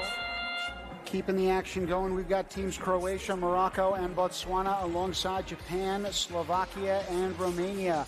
Looking at Botswana just for a second, 71% of their surface area is subject to tribal or customary tenure, which applies to most smallholder lands. So in communal areas, there are actually no defined property rights on grazing land. So when we talk about feeding the future, that's a real-world implication that they have to face back home.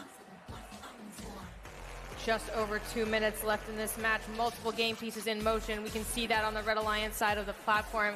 That's a team effort. Literally, you can see their team members on their robot there. Team Croatia ready to collect some more game pieces. I believe that's Team Botswana with the team members on their hopper for game piece collection. Team Morocco, 2 game pieces in action. A lot of our teams are noticing that maximizing, there it is, the team. Gotta love that. Happy faces all around, even though they're serious on the field right now. Minute 24 seconds left. Right, these teams aren't just those who are in the building participating. There are scores of people back home. When we say it takes a village, it really does in terms of creating pathways for our students to grow and learn alongside one another. For them to be on a global platform such as this is a unique experience and one that's not lost on me. I hope it's not lost on you who are tuning in at home. Just over a minute left. We're seeing some different color lights, and we're going to take a moment to talk about that. The orange loading bar or solid color bars above these Nexus goals relate to food production. So when those lights are LED orange, it means that food has been produced, earning each alliance 2 points, or earning the scoring alliance 2 points each. If it's green, there's a energy in that Nexus gold awaiting a water to pair it. And in the inverse, if you have a water, the lights will be blue, waiting for an energy to match it. We're in the last 30 seconds of the match here. So for this part, our teams are looking to amplify their scores by their bonus multiplier, the more robots on the center of the field on those platforms, and a balanced ramp indicated by the purple LED lights just there. The better chances of increasing the point potential in a match. So with 5 robots, they would be able to achieve 15 extra points. With 6 robots, it's 30 extra points. Speaking of extra points, Botswana scoring that last game piece of the match with just 3 seconds left. Talk about buzzer beater. We're going to take it to the highlight reel for that match now while our referees tabulate the scores.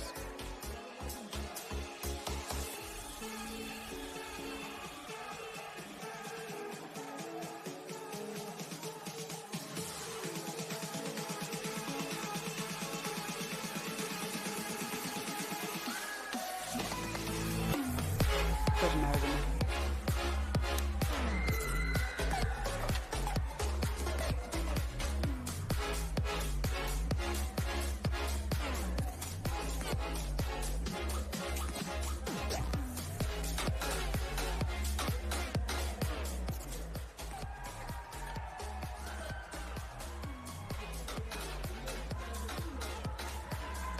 As those scores come up from the previous match, it looks like 125 points for the Blue Alliance of Japan, Slovakia, and Romania, doing a great job closing out some of their personal ranking matches. Again, there have been many in store over the past 2 days, with each one of those points being important in getting added up. We're going to highlight the fact that all 6 of our teams have ascended in the rankings here. That bonus multiplier of 2.2 means that all 6 robots were up on the platform and the balance ramp at the end.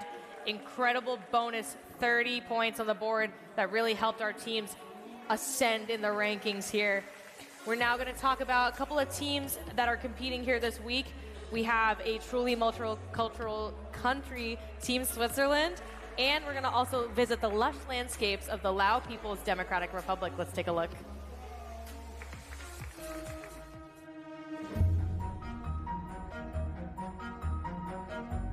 Hi, I'm Yanis. I'm the oldest of this team and team captain. Building robots has always been a part of my life.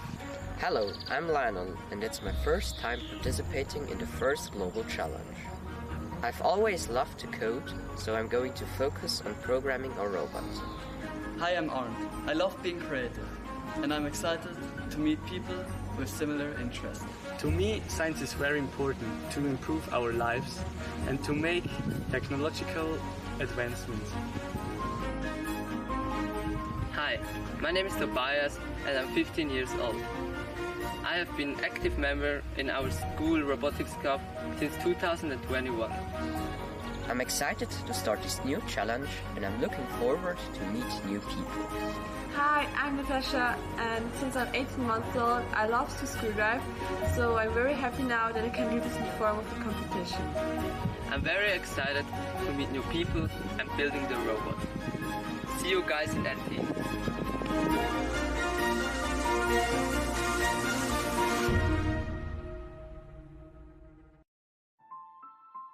If you could have any superpower, what would it be and why? My superpower is teamworking.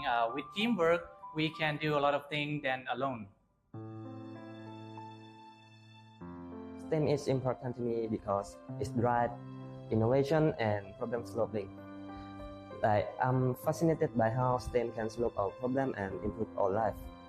I am excited to join First Global Challenge because it's my first time competition on a global stage. I want to be an engineer when I grow up. First Global can help me by showing me new ways of problem solving and building. My name is Bill. My name is An. My name is Nick, Kevin, and I'm from Laos. I like technology and robotics, so it's exciting to do it and learn new things. This year, themes Feeding the Future is important to me and my country because water, energy, and food are essential to life. Everyone must use these resources responsibly and carefully. I think that I would share about my experience and more information about First Global Challenge. People who want to know or interested in STEM, and moreover, in next 2 years or next year, it will have more Lao team that participate in First Global Challenge, and it's also another way to improve STEM in my country. Build future change makers together.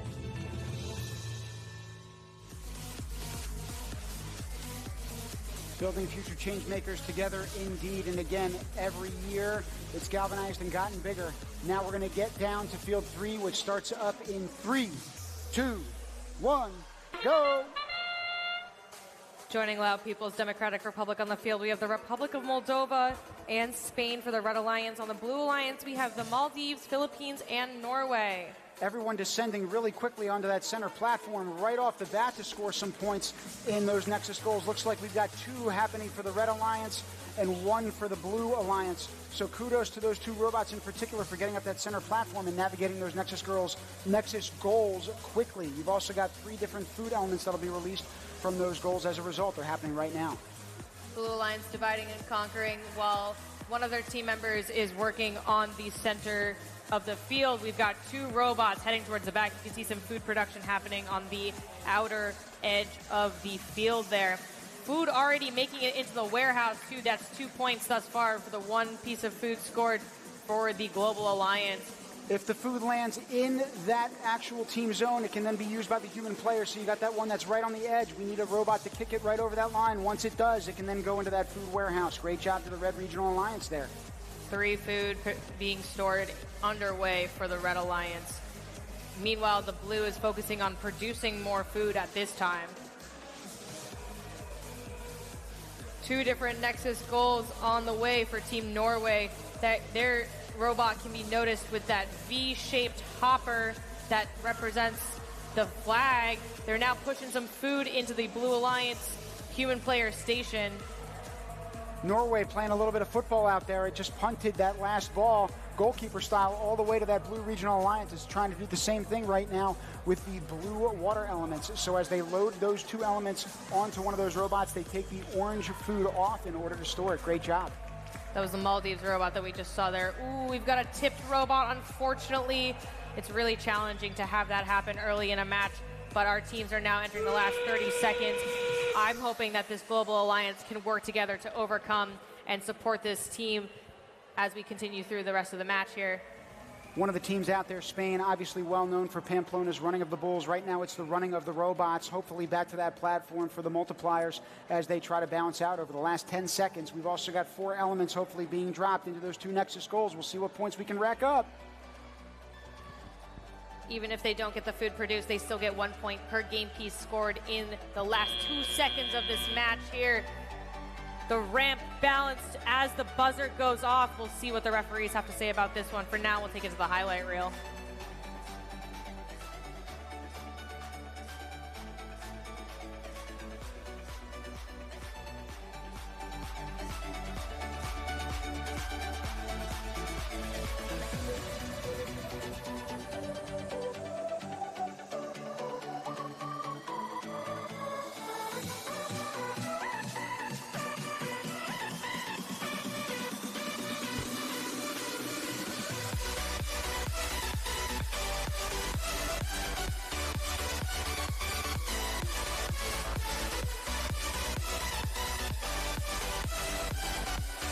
Wow, 2 alliances only separated by 3 points. Congratulations to all 6 of those teams. At the end of the day, that Red Alliance with Team Spain, Republic of Moldova, and Laos People's Democratic Republic benefited from that bonus multiplier with that 1 extra point, 27 versus 26.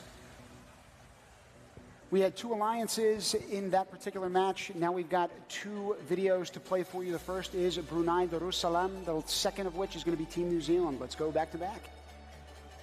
We are Team Brunei Darussalam, FGC 2024. Hi, my name is Kushairi. My name is Izan. My name is Faid. My name is Lokman. My name is Akil. I'm going to make Brunei at the first place in the FGC 2024. I'm really excited to go to Greece and to compete with people around the world. Feeding the future is a theme that's important to Brunei Darussalam as it's a country that's highly reliant on imported foods and isn't very self-sustaining. 80 to 90% of food in Brunei is imported, and much of the land in Brunei is not arable enough for agriculture, which is a relatively small and underdeveloped industry here. To make more friends from around the world, and at least we gonna get top 10. I mean, to realize, maybe to find my own potential, to actually build myself. I'm really excited. I feel really proud because I get to represent my country in international competition, which is something I've always wanted to do. We had a great time meeting with teams from all over the world, and we hope to meet you guys more. We wish the teams good luck in building their robot, and we hope to see you all in Greece. Bye. See ya. The land of the long white cloud, known for its stunning landscape from Southern Alps to the North Island beaches. Explore Rotorua's geothermal wonders, taste Marlboro's wines, or enjoy Kiwi hospitality. Welcome to New Zealand. New Zealand has stunning landscapes including majestic mountains, lush forests, serene lakes, dramatic coastlines, vibrant cities, stunning beaches, rolling hills and geothermal wonders, offering breathtaking natural beauty. The theme of Feeding the Future means a lot to us because our country's vital agriculture was severely affected by Cyclone Gabrielle last year, causing an estimated $14.5 billion New Zealand dollars in losses. This underscores the urgency of innovation so that we can become more resilient against future adversities. We are very excited to meet new people from all over the world who are interested in STEM and connect through our experiences since New Zealand has a large range of innovative technologies. New Zealand has an ideal climate for farming, such that agriculture makes up over 5% of New Zealand's GDP. Therefore, the topic of feeding the future is highly relevant to us. Here in Aotearoa, a number of new STEM-centred farming concepts are being developed to produce more food more efficiently and resiliently, to decrease the impact of environmental conditions beyond our control. We want to use our involvement in this competition to strive to have New Zealand declare robotics as a sport, meaning the next generation will be better prepared for entering the increasingly STEM-driven workspace. Hastings Boys High School made a powerful debut into robotics after one of our team members competed in the first LEGO League, while Woodford House was sought out for by First New Zealand.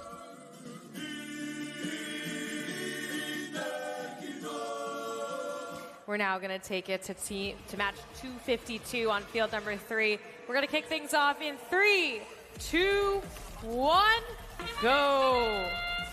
We have the Lao People's Democrat, we have Team Ecuador, Mauritius, and Mauritania with Peru, New Zealand, and Equatorial Guinea. Team Ecuador is the world's largest producer and exporter of bananas and white-fleshed shrimp. I know it sounds like a random fact, but surf and turf they are specializing in. They're also dicing up competition here in their first ranking matches. Right now it looks like Team Peru unloading some of those elements into the Nexus goals from the side of the platform. Even though they trickle in one at a time, it's one apiece that they need ratio-wise to unleash and unlock one of those food elements. So great job to them. They're doing 2 Nexus goals, deposits worth of those elements very successfully, very adroitly, and very successfully. Good work to them. We're now looking at our 1 minute and 44 counting down seconds left. Food production rolling off of that center platform all the way to the blue side. Peru lining up their robot, that linear flow they have with 2 layers of water and energy, getting ready to deposit linearly into the blue Nexus goals on the back end of the field there under the food warehouse. Halfway through this match, each of them 2.5 minutes in total time. It involves both the machine as well as the human. Those elements come together in a synthesis of a game that's allowed us to engage with science, technology, engineering, and math in a very transformative way. I say that not just in the lives of students, but in what we can do as a scientific community in trying to address global challenges. This game is called Feeding the Future, folks. It is based on creating sustainable food structures, designs, and webs for a growing global population. 44 seconds and counting down. Multiple game pieces on the move here. There's a food just adjacent to the red human player station. They'll need a robot to guide that in so the students can safely retrieve it. 30 seconds and counting down. We are in the end game. Everyone tuning in at home, Peru is looking to score some last-minute game pieces, produce some food in these waning seconds here. Meanwhile, other teams are looking to go to the center. We already have 3 robots, now 4 on the platform, 1 more looking to ascend the ramp. Remember, it needs to be purple, that ramp, in order to be considered balanced. One of my favorite shots that you're going to get at this competition, and we have it from game to game, are those split screens in the bottom corners, because you see the emotion in the last 30 seconds. Hands are on faces, people are yelling, people are screaming. Only a couple of hands can be on those controllers, folks. So trust me, there are a lot of people who are watching and trying to support this work. But at the end of the day, right, everyone's got different roles and responsibilities on these teams for that collective score. We're going to wait on the judges' calls, but in the meantime, give you some replays from that match.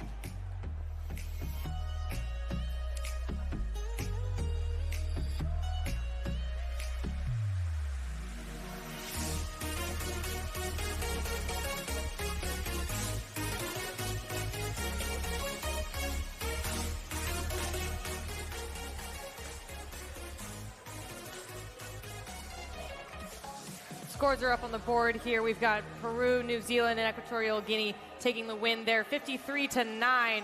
They got an extra 22 points thanks to that bonus multiplier, 1.8, meaning 4 robots were on the platform and the ramp at the end of that match. Great job by all of our teams.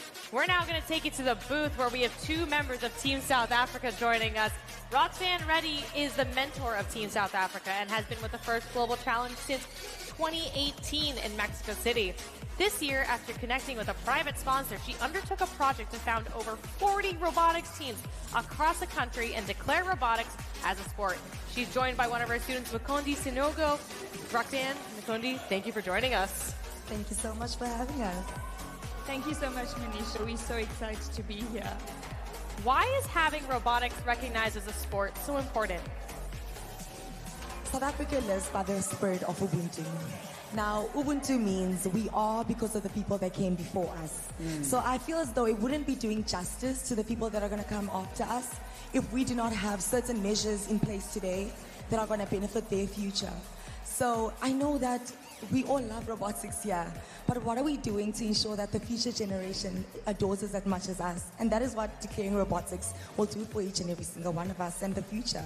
I've got goosebumps. Yeah, and you're talking about the future, so let's talk about that right now. Creating 40 teams, right? What does that look like to you? How has that perception of robotics changed back home as a result of that effort? Thanks, Tim. That's a really good question, because often when people hear that we're doing robotics, they ask us, is it battle bots? Is it robot wars? And then we have to explain to them that we don't fight with each other. This is a competition. And through robotics, we're building a generation that can solve problems together. So I think there has been a huge shift in the mindset of what robotics is in South Africa. We held an outreach at a school, and we had over 100 children actually sign up to be a part of our team. So we feel that we are making inroads in robotics in South Africa, one school at a time, because in the past, robotics was often seen as being a sport for the nerds, as you people actually traditionally called it. But today, robotics is seen as something that's cool. I mean, look at all the teams that we have here today. There's no nerds here. There's like future leaders, innovators, people that are going to change the world here. I want to come back to what you said about feeding it forward for the next generation. What does that future in South Africa really look like to you? I remember the night of the opening ceremony, the guy from Black Eyed Peas said, the thing about robotics is that we're not doing this for today. We're doing it for the future. So for South Africa, STEM is not even something we are aware of, most of us. You know, if you go to South Africa today and ask a child, what is STEM? What does STEM stand for? They won't even tell you what it is. So we want to make sure that as each and every single South African steps onto the global stage, they have been equipped with each and every single resource that they need in order to become future leaders, future engineers, future anything that they want to be. And that is the goal of South Africans, to ensure that no matter where we go, no matter where we find ourselves, we are not the underdogs, but actually the strongest in the room. So that is what South Africa is going to look like in the next future years. I'm so excited to see this future unfold before us. Thank you both for all of your hard work, and I look forward to seeing your robot back on the field of competition, setting the standard for South Africa moving forward. Thank you so much. We got to get you back down to the field 3 in the meantime, because we're a minute through this match. We've got San Marino, Timor-Leste, and Turkey alongside Aruba, Team France, and Bosnia and Herzegovina. About 20 points separating those teams as we are halfway through this match. That Blue Alliance off to a very strong start, filling in a lot of the Nexus goals on that right side of the platform. We'll see how the second half of the match treats them as that food is starting to get produced and released onto the field. Again, points need to be stored in that warehouse in the very back, as you see in that V-rack. Only a couple of particles getting put up. However, right now, the fork being used by that Blue Regional Alliance. Good job by them in that human element. We're now looking at Team France down center stage again. They are working on filling those Nexus goals, even contributing an energy for their competitors. Well, really, no one's competitors on this stage because everybody's working together to end global hunger. So in the last 35 seconds here, we're going to be entering the end game right now, and our teams are gravitating towards the center already. They know what's coming. They know that they need as many robots in the center of the field as possible to elevate that bonus multiplier as high as possible, yield as many points. We've got a robot underway. Is that Boz? I believe that is Team Aruba. Ascending the ramp, being cheered on by Bosnia and Herzegovina. Can they get that purple light in the last 7, 6, 5, 4, 3, 2, 1. Those look like happy alliance partners if I've ever seen them. We're going to let the referees weigh in on this score, and let's take a look at the highlights.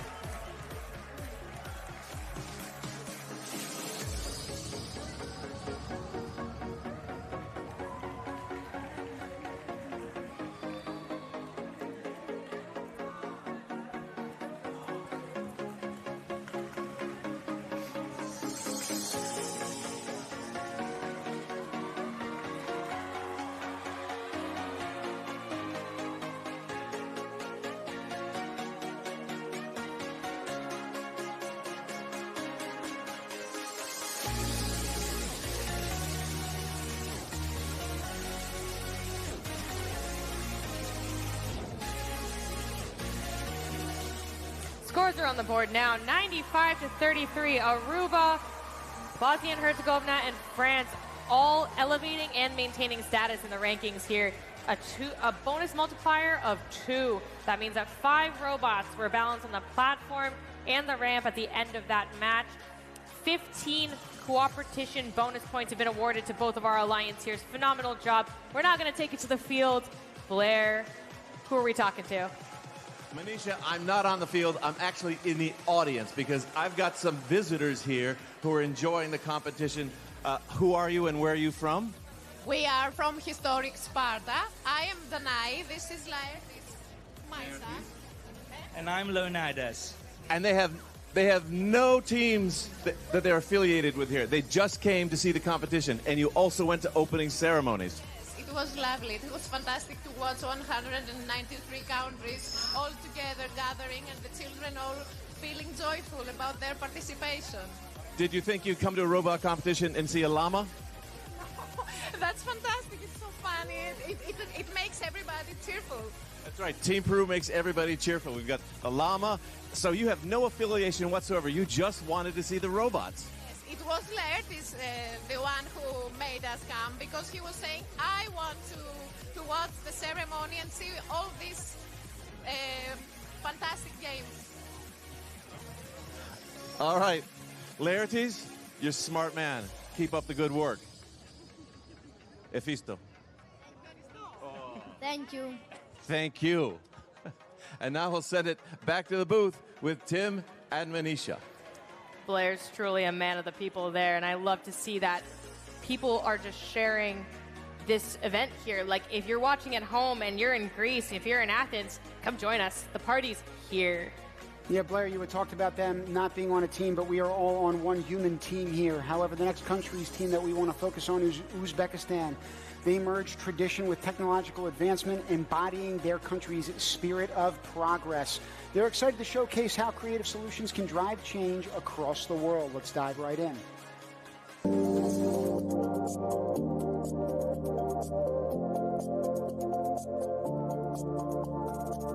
Our team was formed in 2022. We united thanks to our passion for robotics. Each of us brings something special to our team. I love programming, and our engineer is so genius, and together we create something amazing.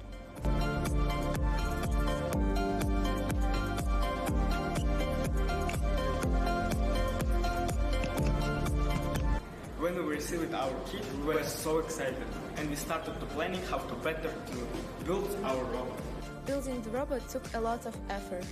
We found some difficulties, but thanks to our teamwork, we found a great solution and make a great robot.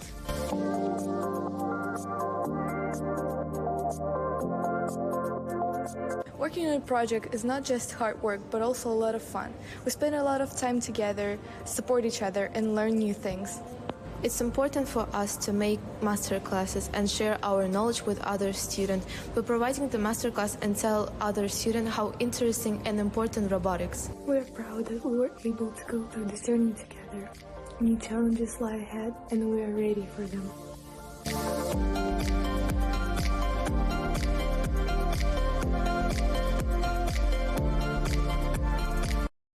Excited to see them at the first Global Challenge. We're also excited to welcome you to match number 258 that is going to be starting up on Field 3.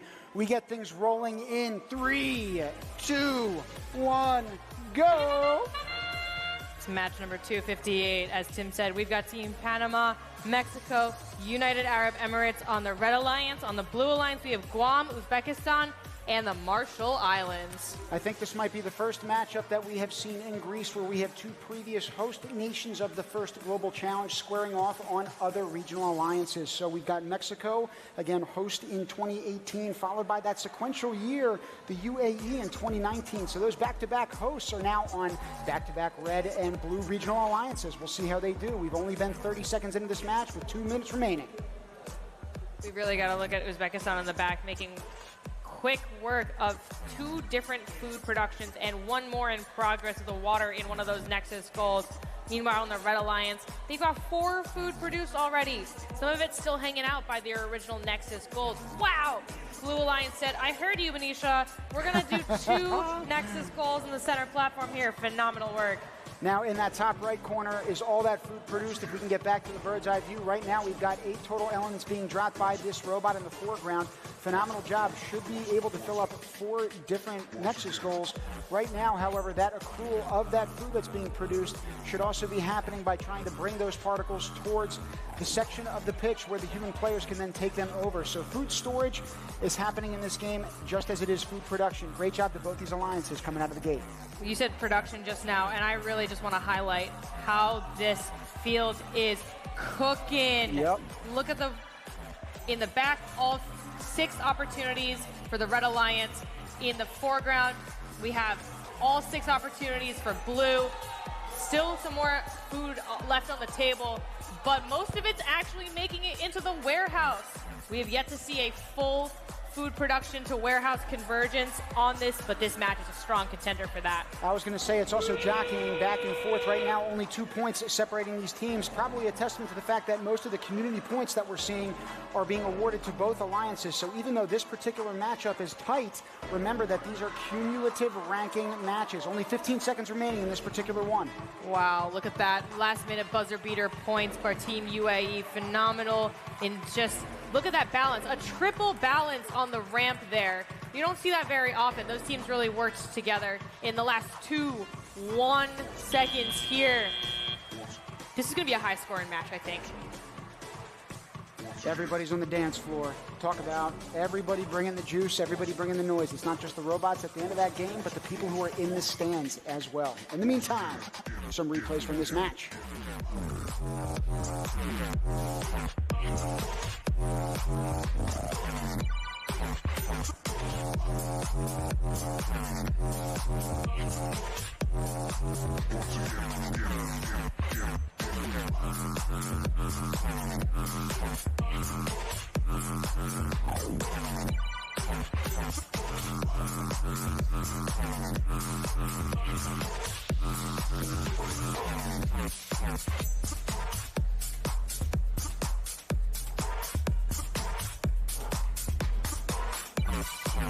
I got a feeling our scores are on the board now. 150 dang. to 144. United Arab Emirates maintaining the 2nd ranked position at this event. Meanwhile, all the other teams elevating in the rankings with a bonus multiplier of 2.2. That's 6 robots balance at the end of that match. 30-point cooperation bonus for both of our alliances. 49 and 46 points thanks to that multiplier. What an amazing feat from those teams. Phenomenal work. We're now actually going to take it to the Robot Hospital. Have you been there yet this event? If not, definitely worth checking out. Here we have in the some Robot amazing Hospital. experts. Let's meet the 2 Let's go to pillars Melissa. that make it work. So we have Frank and Frankie. First, do you want to talk about the shop? Sure. So this is the Robot Hospital machine shop. In here we're helping teams fix any parts that break on their robot. We're cutting down extrusion, modifying shafts, all that stuff. Pretty basic stuff, all things considered. And how about the hospital in itself? So this is the only hospital in town where no blood is allowed. And this is where all the teams come that they need any help. We actually learn a lot from them. We see a lot of cool design, but every now and then something stuck, something needs to be, how do we combine something? We are here to help. And what is like the most important thing you've learned from this experience? Is to see how many teams comes to help the others. We don't even need to step in and say, oh, there's another team coming to help. That is beautiful. How about you? I just going to echo Frankie.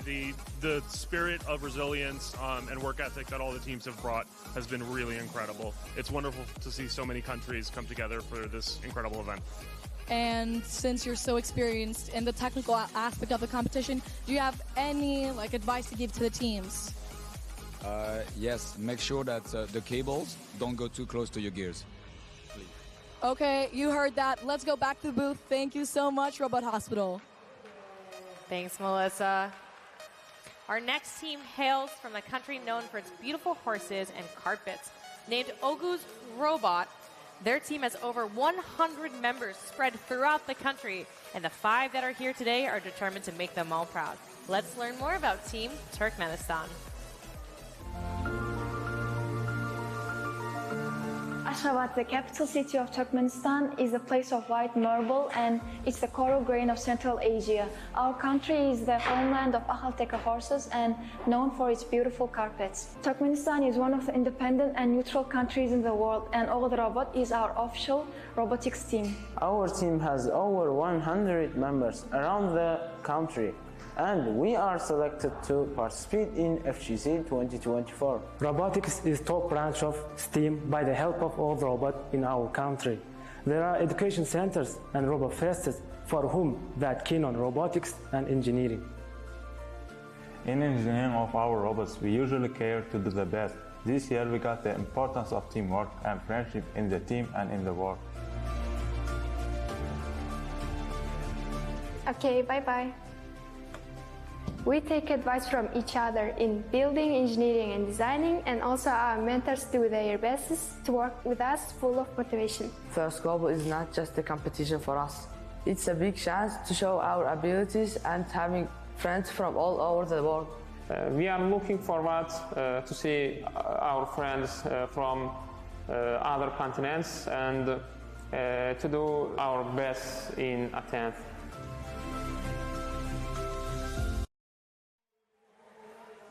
The white crescent on their team's flag stands for faith in a bright future. Their future also lies on field number 3, where we'll see them compete shortly. We start things up in 3, 2, 1, go! Joining Turkmenistan on the field right now, we have Papua New Guinea, Syrian Arab Republic, Guatemala, St. Vincent and the Grenadines, and Pakistan. Now, if you're familiar with historically ancient sites like Damascus, Aleppo, and Basra, then the Syrian Arab Republic is a place you're also familiar with. They're in familiar territory here in the city of Athens, also no strangers to ancient sites and glorious empires from years past. They're trying to build the future, however, in this game. We're 30 seconds in as we speak. 30 seconds in, but it looks like we've got 4 food to be produced in the next 5 to 7 seconds or so. Look at how many human players on the side are holding those elements, just waiting for those robots to come back so that they can be loaded, regardless of whether, again, it's energy or water. That's the next step in them trying to produce food. You also see 1 food particle. It looks like that's been ushered to that Red Alliance side, so that should also be worth 2 points once it's stored. We're looking at the Red Alliance right now, activating the food produced side of the Nexus goal on the end of the field there. We're now looking also at the center. There's a lot of action going on, a lot of game pieces in motion for that center console. You've got the Red Alliance working, the Blue Alliance working, a couple of food being produced, Red Alliance coming back for more. Turkmenistan in the foreground there, picking up a food to bring to their human player. Incredible action economy going on over here. Earlier on today, we had a video from Latvia showing a slam dunk. We also just saw a literal slam dunk from the Red Alliance. I don't know which robot had done it on the side. But again, when you're able to take 2 of those particles and effectively use any part of that machine to get contact with the lip or the edge of that Nexus skull in order to lift those 2 much larger game pieces than we've had in years past, it makes it all the more easy to score some of those points. Papua New Guinea on the ramp. Other teams looking to join them now. 2 game pieces in hand for Team Guatemala. Are they going to be able to score him in the last 15 seconds here? I think the focus is getting as many robots as possible balanced for this global alliance. And we got a wire stuck, it looks like, on the ramp too. Hopefully it's not impeding their ability to balance. Wow. 3, 2, 1. That illuminated light just before the buzzer went out could very well indicate balance. If that's the case and all 6 robots are in fact on there, we're talking about a cooperation bonus of 30 points. That's going to be in addition to the bonus multiplier. That could be 2.2, but again, the judges have to determine that. We'll see after these replays.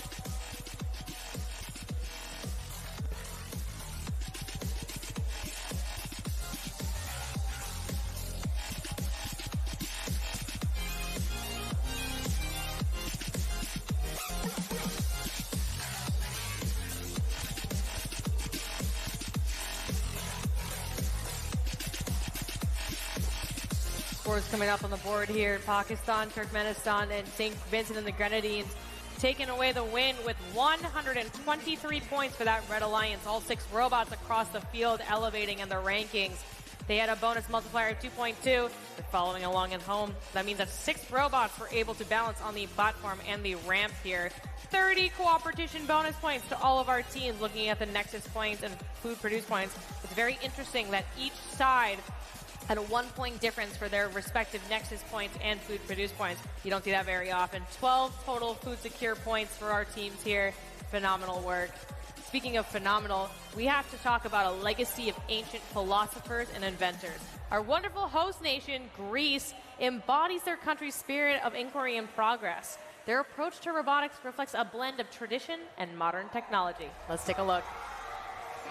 Είμαστε η Dating Greece. Η ομάδα μας αποτελείται από περίπου 100 άτομα από όλη την Ελλάδα και φέτος είναι η έκτη συνεχόμενη δουλειά στην οποία συμμετέχουμε στο First Global Challenge. Περίπτωση μας είναι ακόμα πιο ενθουσιασμένοι καθώς θέλαμε να δώσουμε διαγωνισμό στην πρωτεύουσα μας στην Αθήνα. Μέσα από τη συμμετοχή μας στο First Global Challenge είχαμε την ευκαιρία να επιδράσουμε με ανθρώπους από όλο τον κόσμο. Γνωρίζοντας έτσι τις κουλτούρες τους, τις διαφορετικές τους παραδόσεις και τις νοοτροπίες τους. Εκτός αυτού όμως, καταφέραμε και βρήκαμε λύσεις στα προβλήματα που μας απασχολούν μέσω από το πιο χρήσιμο εργαλείο μας, το STEM. Τα προηγούμενα χρόνια που συμμετείχε η ελληνική εθνική ομάδα στο First Global Challenge ασχολήθηκε με διάφορα ζητήματα, όπως την κλιματική αλλαγή, τις εκπομπές διοξειδίου του άνθρακα και τις ανανεώσιμες πηγές ενέργειας. Δουλεύοντας στα κτίρια του STEM, ενισχύουμε τις δεξιότητες μας στην μηχανική και την προγραμματιστή, αλλά και εσύ τις δεξιότητες μας. Κέρια στοιχεία για την δημιουργία μιας συμμετοχικής ομάδας. Είμαστε πολύ ενθουσιασμένοι που θα συμμετέχουμε στο First Global Challenge 2024, καθώς η φετινή θεματική διαγωνισμού Feeding the Future μας επιτρέπει να μειώσουμε το πρόβλημα της έλλειψης φαγητού και να το κάνουμε προσβάσιμο σε όλους. Δεδομένου ότι ο πλανήτης μας διέχει μια κρίση, το να μπορούμε να κάνουμε βήματα προς την εξάλληψη του παγκόσμιας πείνας είναι πολύ σημαντικό για την ομάδα μας. Εκατομμύρια άνθρωποι πεθαίνουν από την πείνα. Γι' αυτό το θέμα πρέπει να αντιμετωπιστεί άμεσα. Γι' αυτό είμαστε έτοιμοι για την θερινή πρόκληση και είμαστε στην ευχάριστη θέση να πετύχουμε όλους τους προσωπικούς και παγκόσμιους στόχους μας. Σας περιμένουμε στην Αθήνα.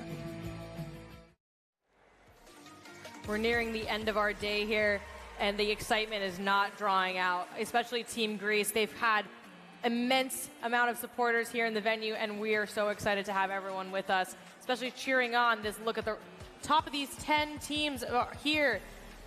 Team Greece standing strong at number 4, representing their home nation very well. Team Kazakhstan staying strong at the top of the rankings with that first position, having played 9 matches. Team United Arab Emirates also at the top there. There's still some motion, though. You'll notice that we have some newcomers in our top 10 here, and I'm excited to see them stay at the top or have newcomers challenge them. We're going to have an exciting day here. We're going to match 264 on field number 3 in 3, 2, 1, go! Team Greece over on the Red Alliance, they're joined by Burundi and the U.S. Virgin Islands. Over on the blue side, we have Antigua and Barbuda, Angola and Kosovo. One thing from the rankings that I'd love to point out is the spirit of this competition. At spot number 7, I believe, and you can check the live rankings, we had Team Guam, one of the smallest nations in attendance, both in terms of population and geography, but nevertheless, one of the top 10 in terms of the competition here. So again, this thing is all about trying to promote equity and access to science, technology, engineering, and math. You see it reflected in these live results that we're bringing you. Couldn't be any more special and unique. Again, this is the only place in the world you can find something like this. 1 minute and 42 seconds on the clock, and our teams have multiple game pieces in hand. That's the Greek Lightning right there. Go Greek Lightning with 2 game pieces about to be produced. Those are food, 2 points a piece. We even have food now making it into the warehouse. Our global alliance here working quickly to secure the future of our world. Speaking Greece, if you had heard Dean Kamen's speech the other day at the opening ceremony, he had referred to Archimedes, obviously a very famous Greek from years past, talking about the volume of a sphere and the different shapes that go to making it. So in terms of that formula, trying to put multiple shapes, components, geometric figures together, that is emblematic of everything that First Global in this challenge has also done over the years. Think about everything in terms of cultures that's mixing in this arena in order to create human greatness. It's inspirational to see. The Red Alliance side of those back Nexus goals under the food warehouse slowly filling up. Blue Alliance have 1 food release back there, but their main focus has been the center platform Nexus goals. You can see a couple of teams notice that the time is running out, so they're headed to the platform straight away to secure that balance multiplier. Team Greece trying to put some final points on the board for the Red Alliance here. Scores 36-37 to 26. Crowd is erupting with excitement. They're all working together to try and get as many points as possible here. You mentioned time running out. So too is the amount of time that we've got to solve these problems, such as food sustainability and systems. Nearly 1/3 of our energy is spent on food production. All that energy that went into balancing at the very end for those 6 completely panned out. We'll see if we get that 6 robot cooperation bonus worth 30 points, but at the very least, bonus multipliers coming into play. Everyone's playing around in terms of their celebrations, though. We're going to take it to the recap now for field number 3, as fields 2, 4, and 5 are all erupting with cheers. Plenty of action in the arena here today. Make sure you're tuning in to see some of our side streams going on in addition to the broadcast.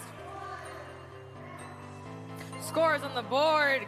Red Alliance took that match with 110-75. Greece maintaining their 4th rank. Burundi, U.S. Virgin Islands, Kosovo, Angola, Antigua, and Barbuda all rising in the rankings. They did indeed get that 2.2 bonus multiplier with all 6 robots on the platform and ramp. 30 cooperation bonus points. Oh, I love this game. It's just so exciting right up until the end. You never know what's going to happen. First Global is made possible by the incredible support provided by hundreds of volunteers around the world. Hear from some of our treasured volunteers about why they decided to get involved and to make a change in the world.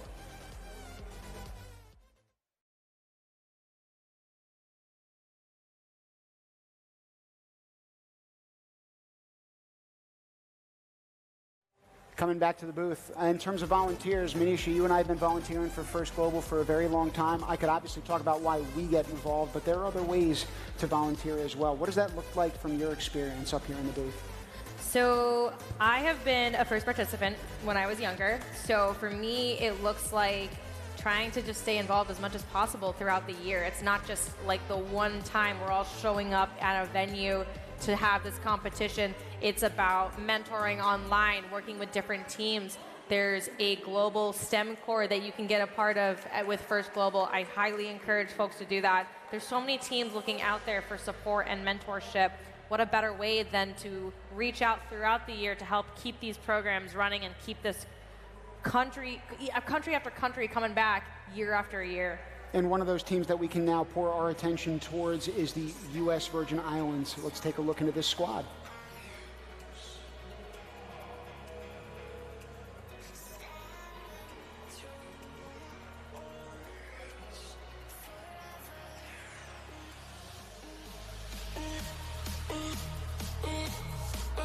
Wow, look at that wide shot. Yeah, wide shots.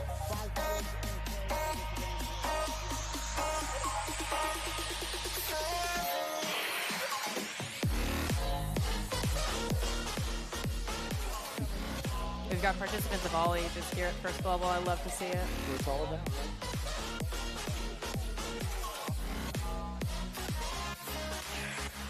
I'm here on the field with maybe one of the youngest robotics fans we have. What's his name?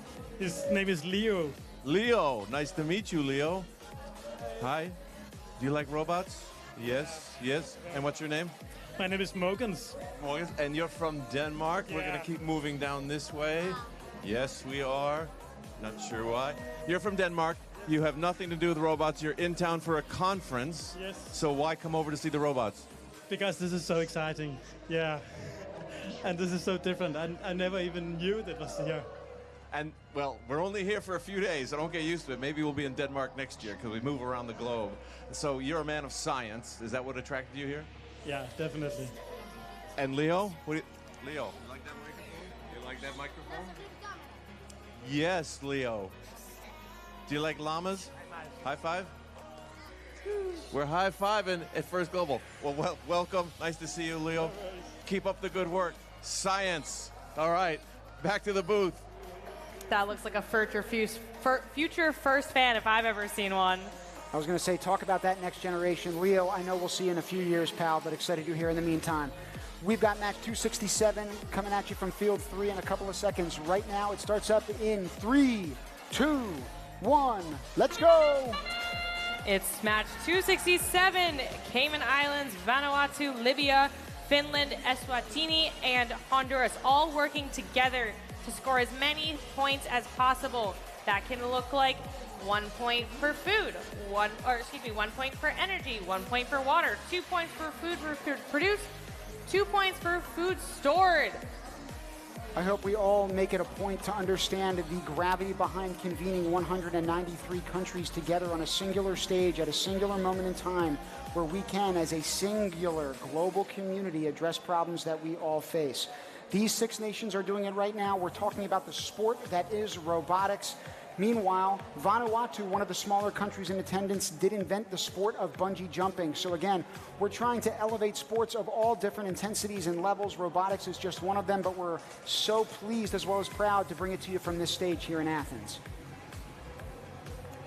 Minute 30 and counting down. Blue Alliance making quick work of those center nexus goals. Red Alliance looking to do the same on their end of the spectrum. Still a lot of points on the table. Finland hands up. They're dropping those points off, game pieces off for some points in the back now. Finally, we've got some action under the food warehouse on the field. We saw Snoop on the My Robot is Better Than Your Robot video the other day. A lot of these teams are, in fact, dropping it like it's hot. If they do that into the Nexus goal, one of each, it will, in fact, produce one of those food elements. All of them are worth points, to Manisha's point earlier on, and all of them add up in these cumulative matches. I'm just stunned because you dropped it like it was hot. That was amazing. Amazing. Finland looking to do that right now. They had one water in that back necklace goal, and now they're adding some energy to produce some food. Looking at Team Cayman Islands, I love the way that their robot looks. They've got a cylindrical approach, a little bit of math terminology for those listening at home. A lot of our teams have had a very rectangular approach, but the Cayman Islands set themselves apart. 18 seconds left. All of our teams are working together to get balance in the end here. Bonus multiplier looking, oh my goodness, Finland, they're on the ramp, and it is balanced. They are tipped over. Our referees are gonna let us know whether or not that counts, but what a valiant effort in the end there by all 6 of our teams on the field. I look forward to seeing the results on this one. I got a feeling it's gonna be a good one. We're going to see in a couple of seconds these instant replays, but I will tell you, one of the things that we have not touched on as much, and this is really to my discredit, is the fact that that ramp can oscillate, right? As one team tries to go up the ramp, the other side of the plank will rise. And so it might be hard during this 30 seconds that is endgame for those teams to try to jockey and get themselves up on the platform. In the meantime, raising themselves in the platform of this competition is that Blue Alliance. Kudos to Finland, Eswatini, and Honduras with 110 points. We're going to bring it down to the field, however, for our next interview. Let's take it away. I'm on the field here with a team member from Team Eswatini. What's your first name? My name is Wakile, but I have an English name. It's Brian. You guys can call me that, Brian. All right, Brian.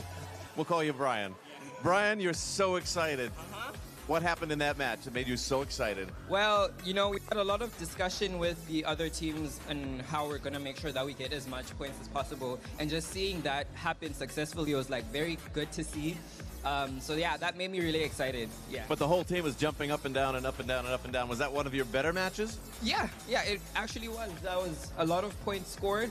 For us personally, it wasn't something like we didn't score as many points, but our robot is kind of faulty. It got damaged a lot. So we're just at the point where like we just want to make sure that we're not getting in anyone's way and making sure we're being team players as much as possible. So that was good to see.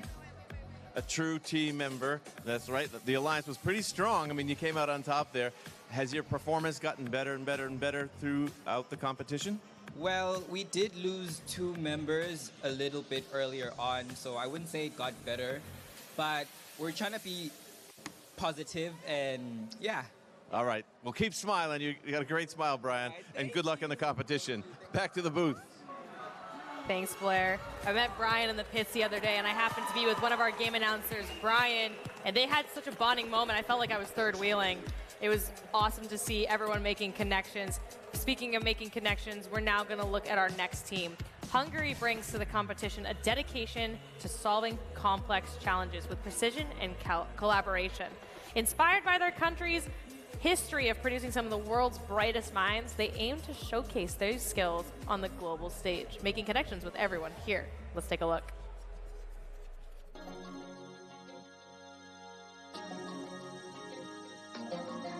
I am Balogi Dominic, I'm 17 years old, and I am really happy to be on FGC Team Hungary 2024. My name is Balázs. I'm a part of the Hungarian FGC Team 2024. I'm Oliver, 18, and I'm the programmer for FGC Team Hungary 2024. Hello, I'm Hanna. I'm the social media person and spokesperson for Team Hungary. I decided to compete in FGC 2024 because I have never been to an international competition and I always dreamed of going to one. Plan the robot, build a robot, fail, and do it again. It's pretty fun to fail and learn from it. I'm aspiring to be a maintenance engineer, preferably in Denmark. However, I am not sure about my plans since I'm in high school still. This year's topic, Feeding the Future, is very important for me because it is a modern day problem, but if we don't do something about it, then it will eventually affect all of us. And we are the future and we are the solution.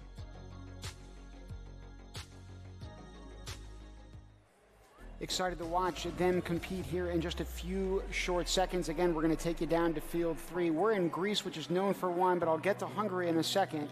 They are going to be one of those 6 teams. We started up in 3, 2, 1, go!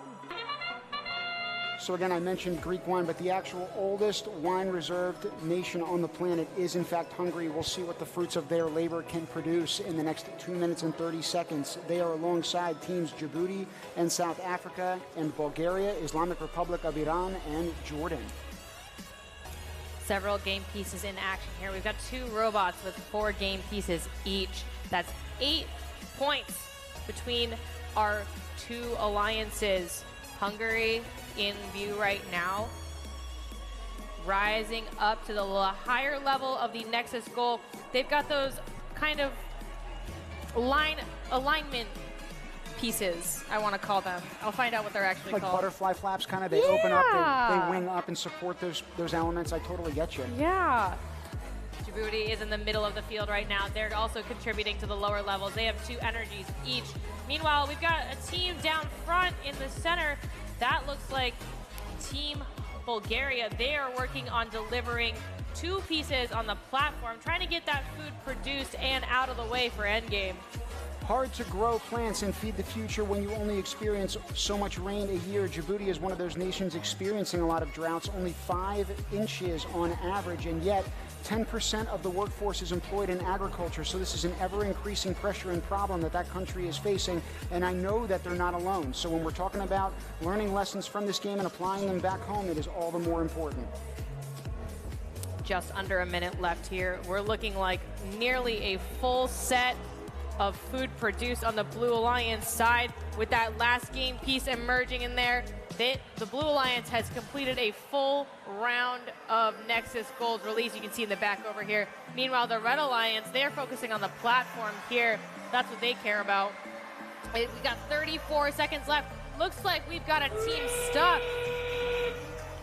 That looks like Team Hungary right there. Oh my goodness. They were trying to dislodge themselves from above a game piece on the ramp. And it looks like we have a few robots down. Can any robots from the other alliance partners make their way up? Oh my gosh, look at Hungary trying to free themselves as we speak. Incredible, incredible. Can they do it? With 7, 6, 5, 4, 3, 2, 1. I don't know, that one's a close one. I'm gonna let the referees weigh in and let us know what the final score of this match is. In the meanwhile, we're gonna take it to the recap. Take a look at what our teams were able to accomplish over the course of that match. Tell you, the end of that with all of the carnage that ensued, that looked more like a rugby scrum than a robot field, man. Goodness gracious. Are we thinking full rugby, or are we thinking rugby sevens? Sevens, given it's closer to 6 teams that are out here, you know? True, well said.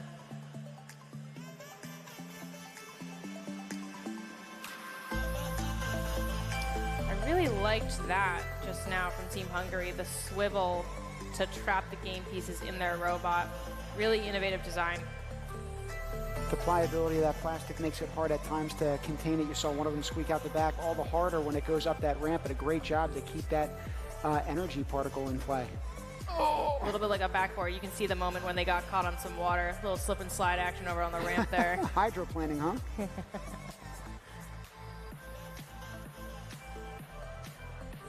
It's tough when you get caught on the chassis there and your wheels aren't in contact with anything, but Hungary, Djibouti, and South Africa were able to put 61 points on the board there. Jordan, Islamic Republic of Iran, and Bulgaria took the 56 points from this match.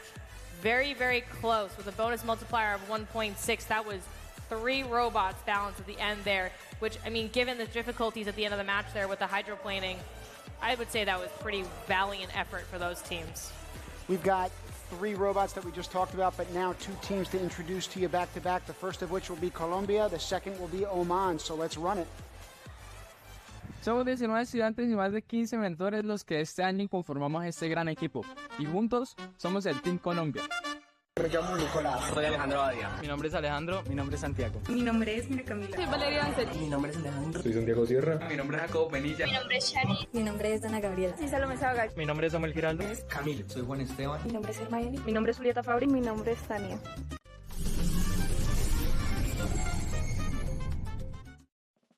En la ciudad de Palmira, en el departamento del Valle del Cauca, nace la Fundación Team Colombia, una entidad que busca visibilizar los increíbles proyectos e iniciativas STEAM y cuyo principal objetivo es lograr potenciar las pasiones de los jóvenes estudiantes interesados en dichas ramas.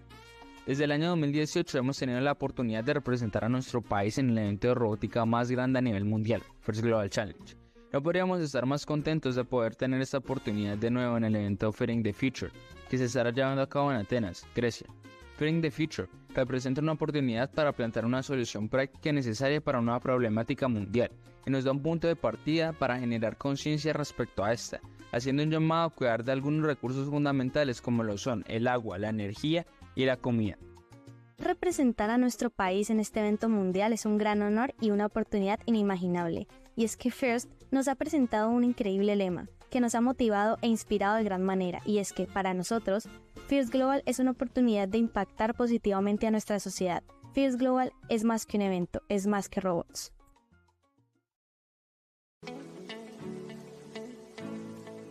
We are Team Oman. We are a group of talented girls from Oman, a beautiful country in the Middle East. We love technology, new ideas, and robots. We are excited to join the first global challenge, where we'll meet students from all over the world and show what Oman can do. Our team members bring diverse skills and experiences. I'm Jana Khamis al-Blushi. Jana loves languages, reading and writing, and has represented Oman as an international junior ambassador. I am Layan Haytham al-Hanai. Layan knows a lot about computers and has won competitions for her tech skills. I'm Sarah Mohammed Nasser Siabiya. Sarah is a skilled public speaker and actress, recognized for her contributions to road safety and children's rights. Renowned excels in robotics, entrepreneurship, and app development, having secured first place in the Beaver competition. We are super excited about this year's challenge. We cannot wait to see you soon in Greece.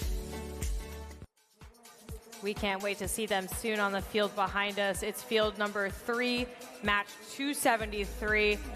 I can't wait to kick things off. Are we ready?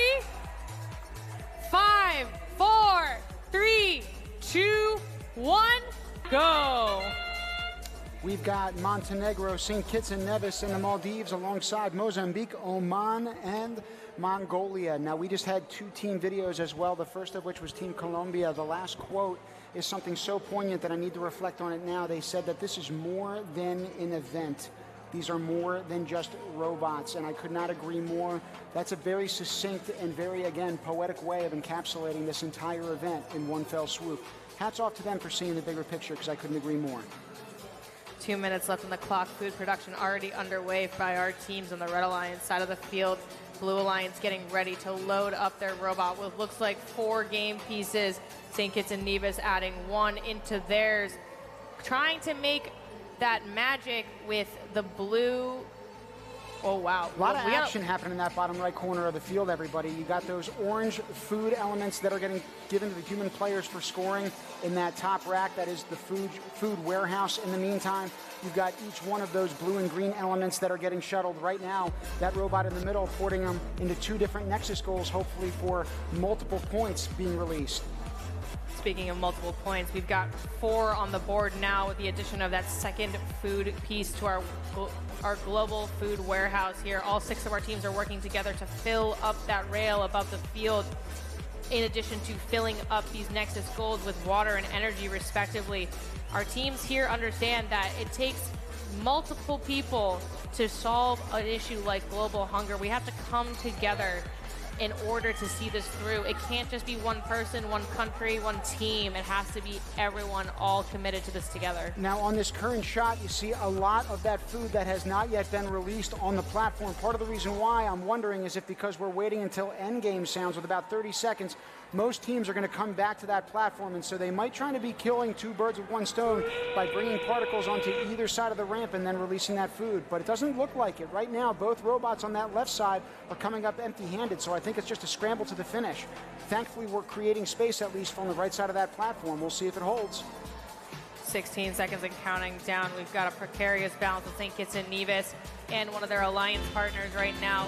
We've got Team Mozambique on the way up as well. Take a look at that. Excuse me, that's Mongolia getting that purple light in action in Endgame. I suspect 5 robots for a cooperation bonus are definitely going to be in play here. We'll talk about that when the scoreline is indicated again by those judges later on. The synchronization, by the way, I know that we just had the Olympics and we saw synchronized swimming. That in and of itself looked like a version of that, except on dry land and with robots. Again, each side getting 1 robot sequentially to box and shimmy its way onto that white platform. That is some team synergy if ever I've seen it across 2 alliances right there. How about synchronized Endgame? Bingo. Speaking of Endgame, let's take a look at it now that we have our scores. 63 to 55 in total. Bonus multiplier being 2.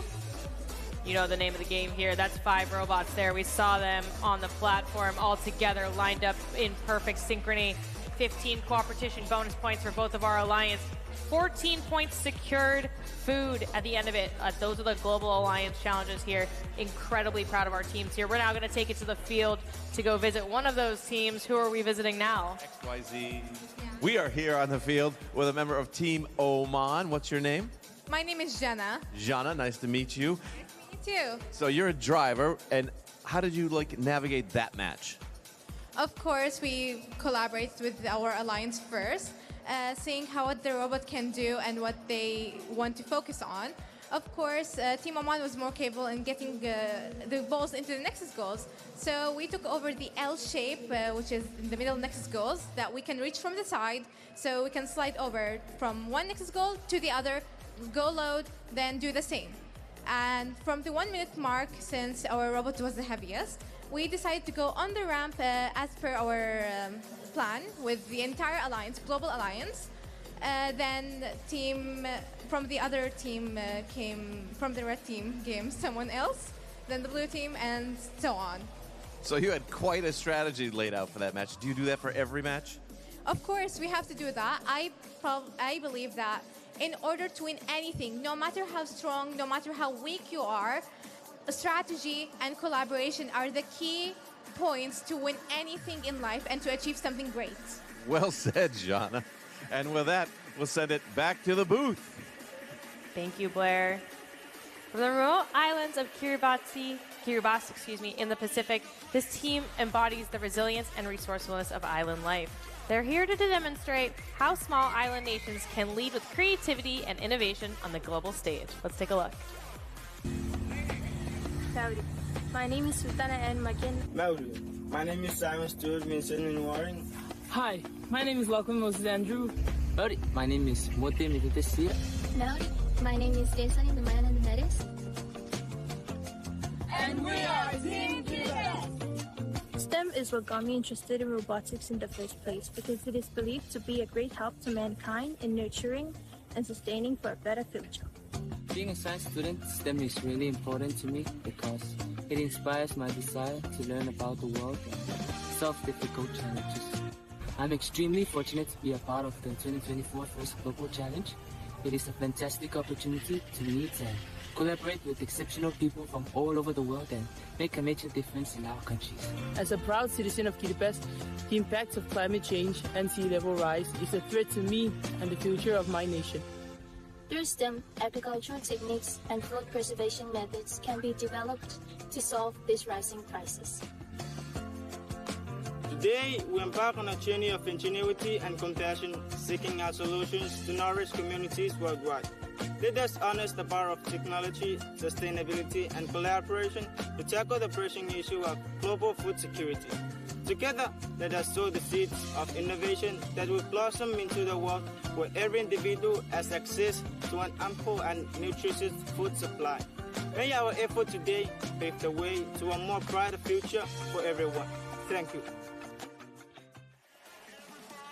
To everybody watching at home, that is the only country on the planet that exists within all four quadrants of Earth, both north and south of the equator and then east-west of the prime meridian. So again, they're the only ones.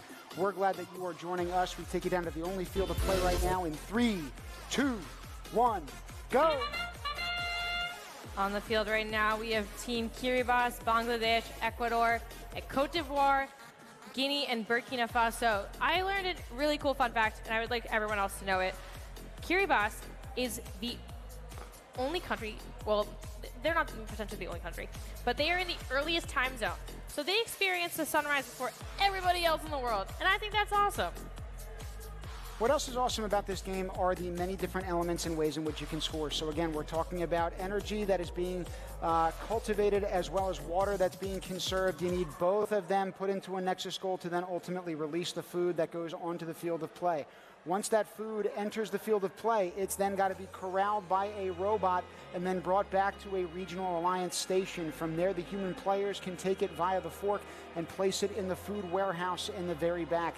A lot of different ways these teams have explored scoring in this game, a lot of different ways that they've adjusted their robots in order to make them as efficient as possible, and all the more important because these are the waning opening matches. All of them are ranking matches, all of them are cumulative points scored, and we're halfway through this one as we speak. Multiple game pieces in motion, but many of them concentrated at the reservoir right now. I think our teams on the field right now are more focused with food scarcity in the future, so they're looking to reserve as much food and energy so that they can produce food when the time is right. Minute on the board, counting down food, making it to the warehouse though. So it's a good balance on the field that we're seeing right now. Some food production, some food storage, some energy and water conservation.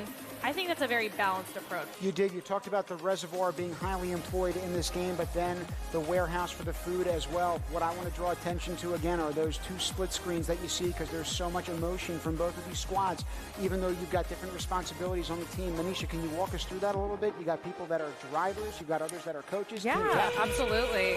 In the last 30 seconds here, you're going to really be relying on your human players. Those are your team members with the yellow wristbands that you see on the sides of the field here.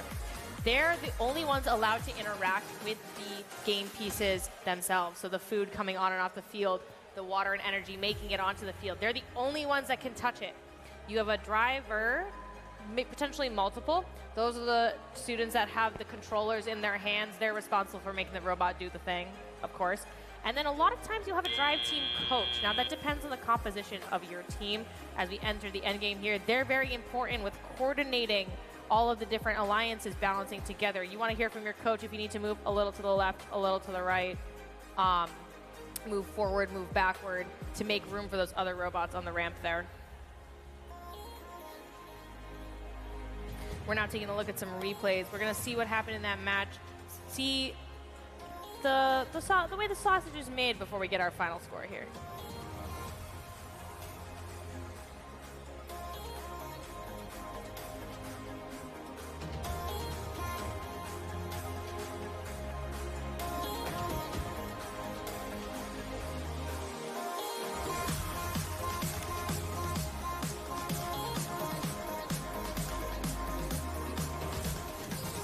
scores on the board. 40-11, our Blue Alliance drove away with that one.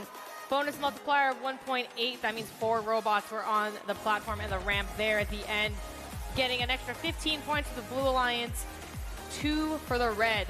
We're now going to take you to the pit to learn a little bit more about our teams. Melissa, who are we talking to today? Hello, we're in the queuing area and we're going to go through exactly what the teams go through in order to go to their match.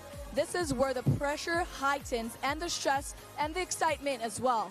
So as you can see, for example, the Bahamas, Croatia, they're all queuing to go to their match right now. Let's walk together. So this is exactly the route that they're following as they're moving as well with the robots. You can see here the different paths that they can follow in order to go to the different fields. So let's follow me and route, then the black route to go to field 3. Come on. Come on. This is still, you can see field 5 queuing, field 4 queuing.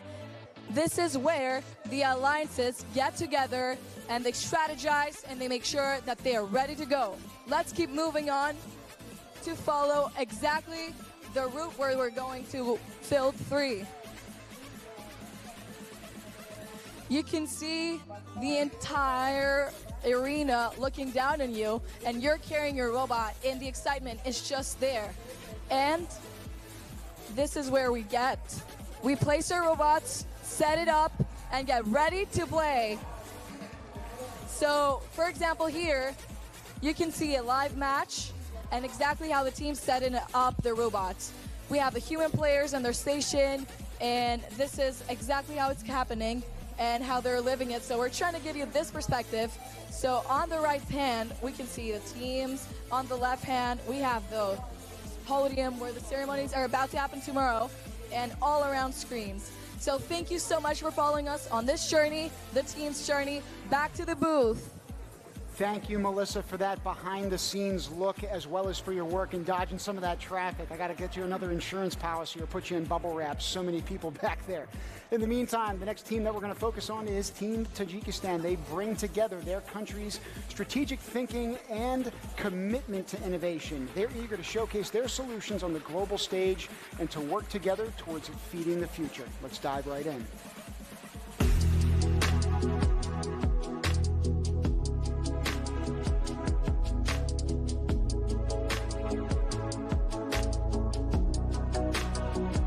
The STEM field is beginning to actively develop in Tajikistan. Tajikistan hosts various STEM innovatives, including robotics competitions, undergraduate and school research projects, and teacher development programs in STEM. Undoubtedly, the development of STEM education and innovative technologies plays an important role in the future of Tajikistan, contributing to economic growth, scientific discoveries, and technological progress in the country. Why is STEM important for you?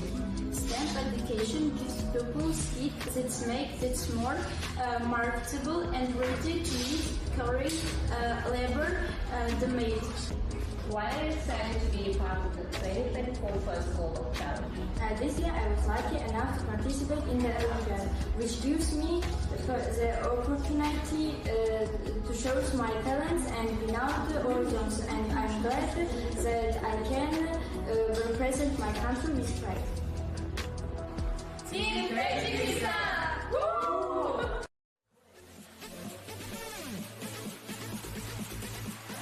Excited to have you back in the booth with us. Sorry about that, Manisha. We're at match number 279, folks. We've had hundreds for you, plural, in store. We've got hundreds more for you, plural, in store for down the line. Manisha, unbelievable place here, I'm telling you. I am so excited to kick off match 279, and I just can't wait anymore. I think it's time. In 5, 4, 3, 2, 1, go! We have Tajikistan, United Arab Emirates, Paraguay, Timor-Leste, Hong Kong, China, and Haiti.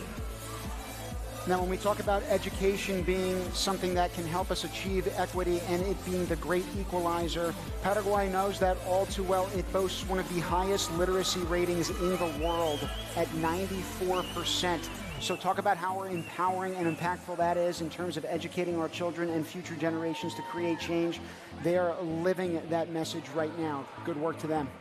Just under 2 minutes left. We've got a bunch of game pieces in motion all over the field. And it's amazing. So we've got food going to the storage warehouse above the field.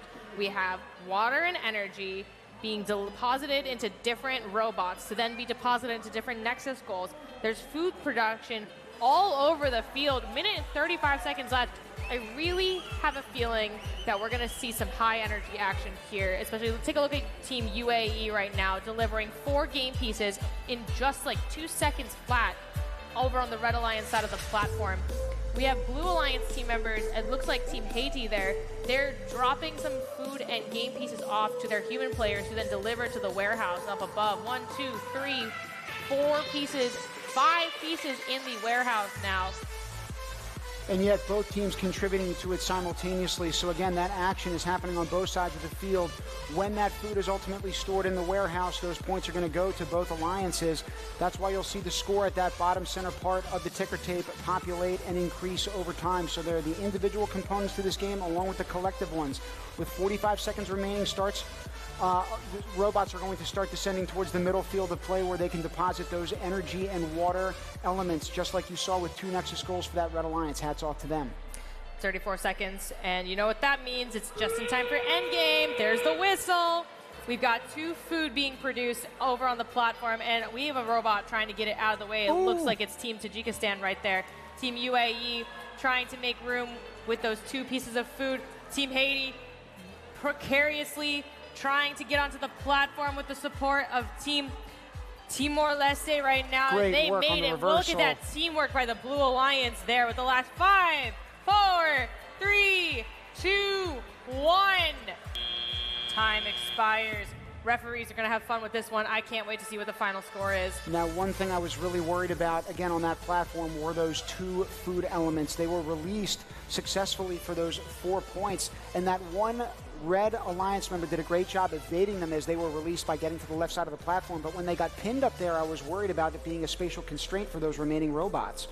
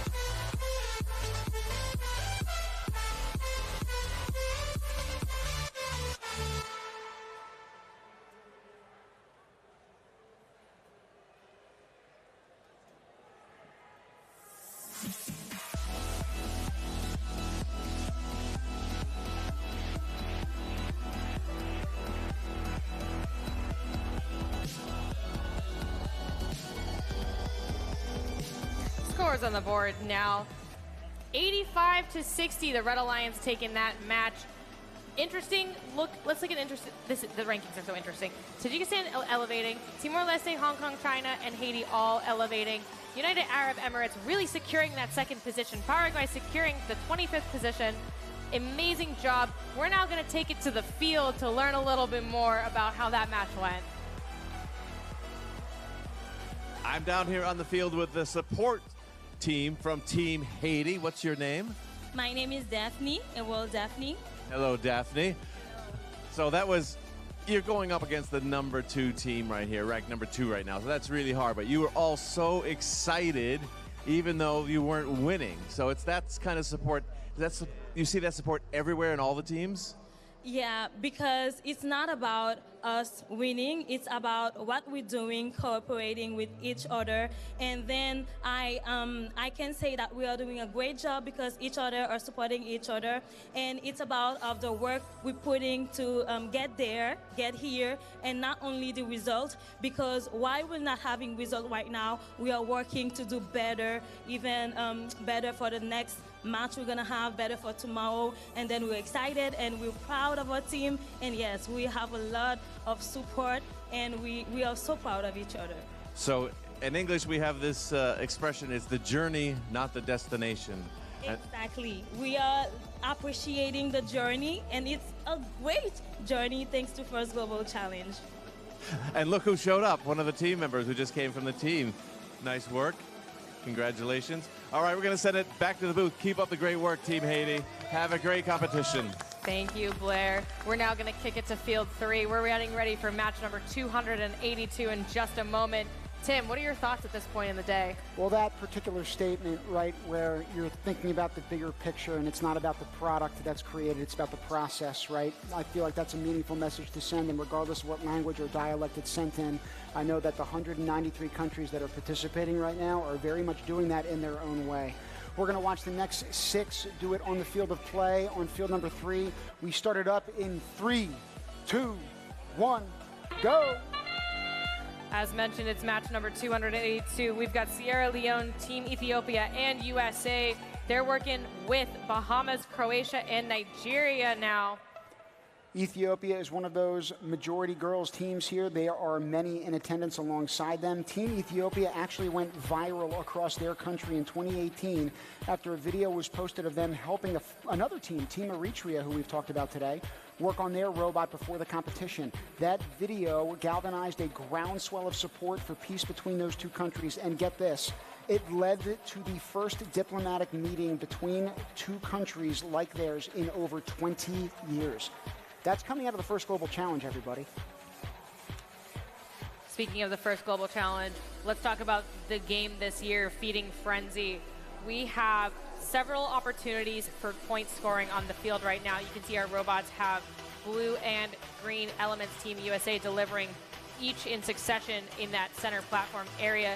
You need 1 water and 1 energy in order to produce a food. You can see right there, food production over on the platform.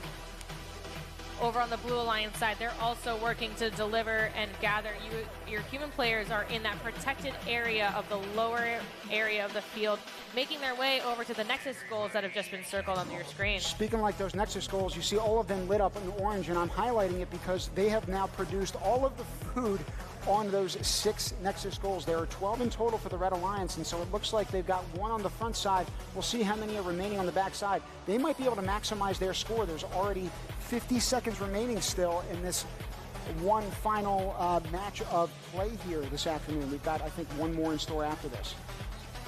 Just over 40 seconds left. Our food is now making it off the field after being produced and making it into the warehouse storage. You get 2 points for every food, the orange game piece we're talking about here, for every food produced, and then you get an additional 2 points for every food store above that warehouse. The production of food is an alliance goal. However, the storage of food is a global, worldwide goal. You can see all 6 robots working together now at the end because there's a bonus multiplier in effect. The more robots you have balanced on the platform and the ramp, as indicated by the purple light on the bottom strip of the ramp there, the better. You not only get all of your added water, energy, and food production points multiplied, you also get a global cooperation and competition, a very unique first terminology for those tuning in at home. Now, in the years past, we've had, I think, a lot of cooperation bonuses not really happen until the 3rd day of competition. We've seen some happen on day 1 and day 2. In the meantime, we got the live rankings for you, folks. I think those cooperation bonus points really help these teams that we're seeing on the screen now really secure their position.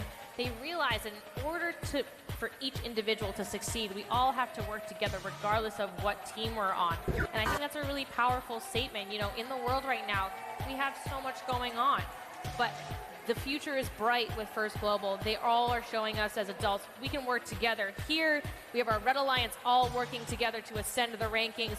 105 points garnered by our Red Alliance, 45 for the Blue. They did indeed get 5 robots on the platform and the ramp in the end there, so a 15-point cooperation bonus for all of our teams here. We're now going to take it to a video. We're going to feature the Kingdom of Eswatini. This team brings a unique combination of cultural pride and forward-thinking innovation. They're eager to represent their country with creativity and collaboration in this year's challenge. Let's take a look.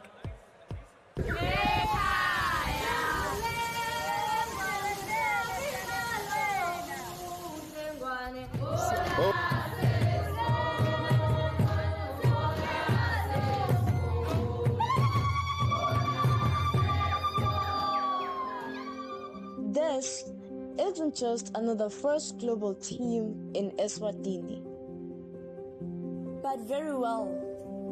We are working on a lander motion arm, a drivetrain, and a robot software. But we are not just a robotics team.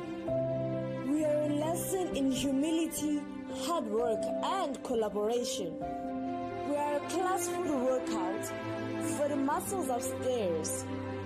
We are the fruits for the next generation of nutrients.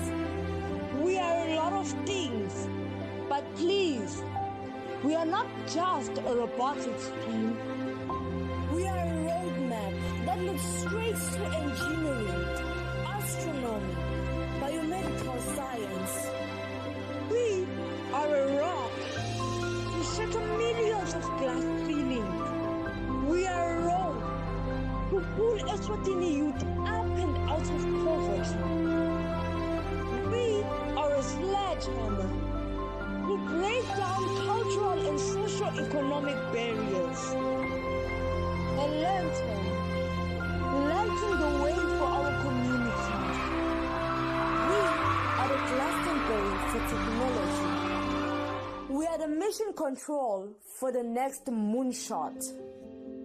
But please, don't be mistaken. We are not just another first global team. We are a sport team that will help us win tomorrow. We are a Rosetta Stone to help translate the future for Eswatini youth. Because of that, we are a compass that can help point the way to peace and prosperity, interdependence and responsibility. We are First Global Challenge 2024 Team Eswatini and Singaba. We applaud that crew for their efforts. They're also going to be putting the effort in this last match of the day that we bring you this afternoon, folks. We're going to take it down to field 3, which is set up for us, and we're going to get rolling here in about 5 more seconds. Let's start it up in 3, 2, 1, go!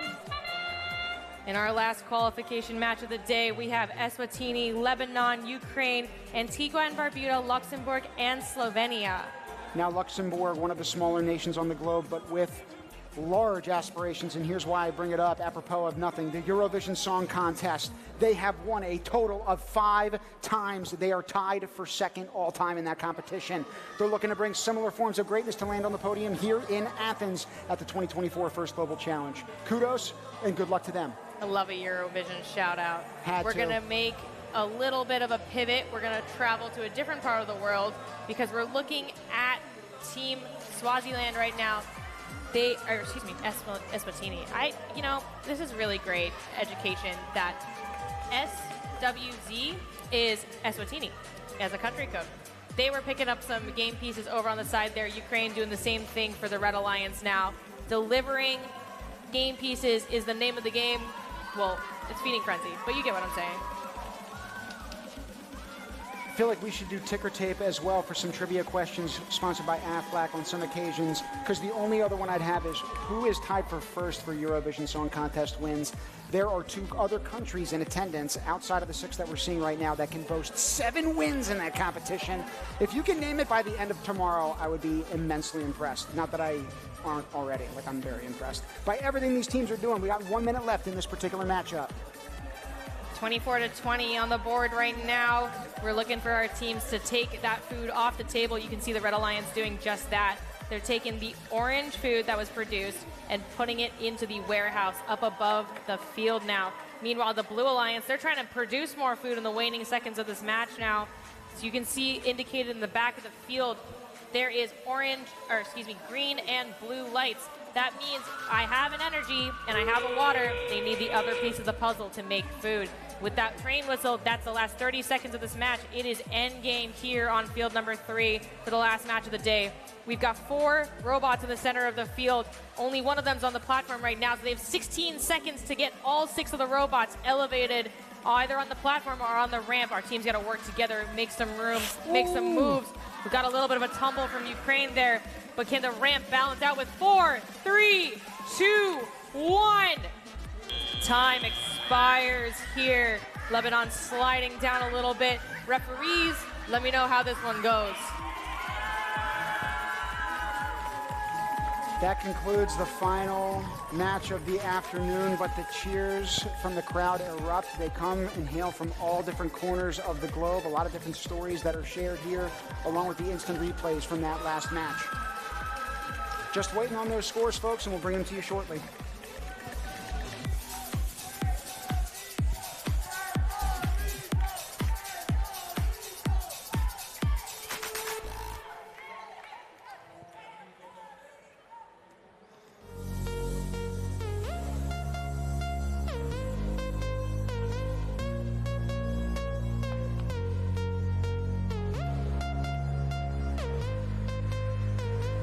Scores are up on the board for match number 285. It's 50-32. That was a close one.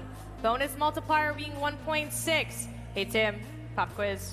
How many robots were balanced at the end of that match? That would be 1, 2, 3, Manisha. 3 on that platform. Hats off to them. A+ to you. Booyah, thank you. Next up in the booth, we've got joining us is the U.S. Governor of the state of New Hampshire, the state where First Global actually began. Governor Chris Sununu graduated from MIT with a bachelor's in civil and environmental engineering and worked for a decade in the field. So it's no surprise he's been a longtime supporter of our program. Sir, welcome back to the booth. This is awesome. This is great. Thanks for having us. As are you. Thanks for joining us. We appreciate it.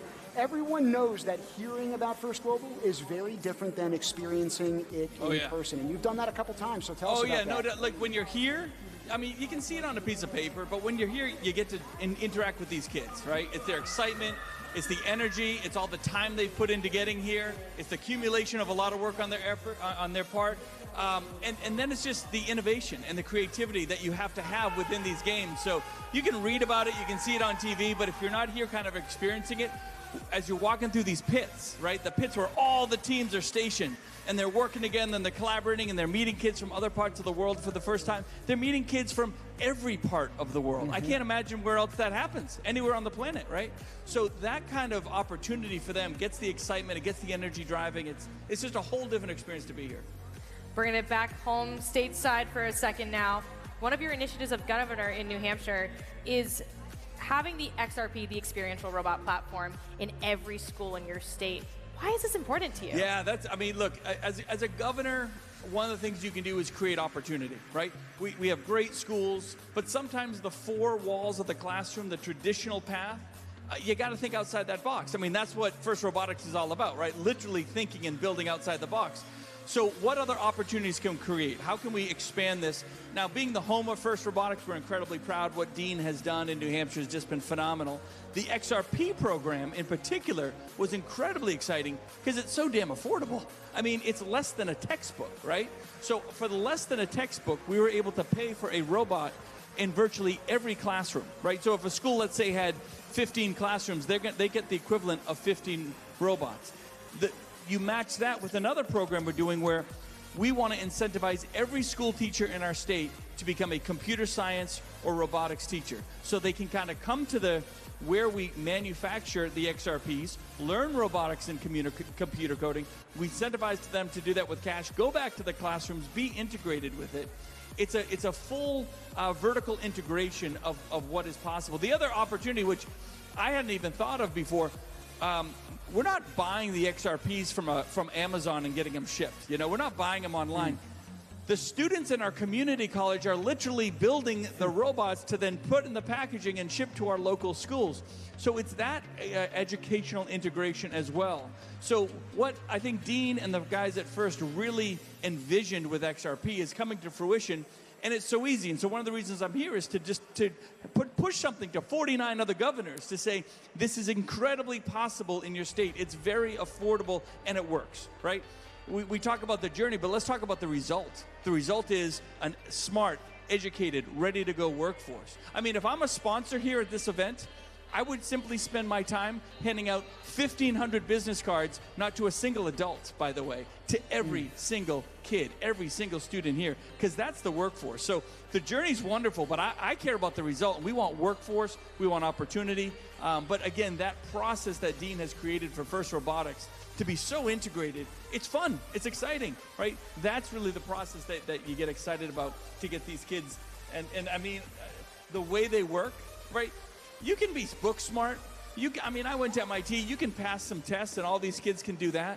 But to have those soft skills of problem solving, right? The soft skills of team building, of cooperation, learning how to lose. I mean, I have to be honest. One of the coolest parts I like when their stuff breaks, because everything breaks here a little bit. I'm an engineer, right? One thing you learn at engineering school is you never design the perfect system.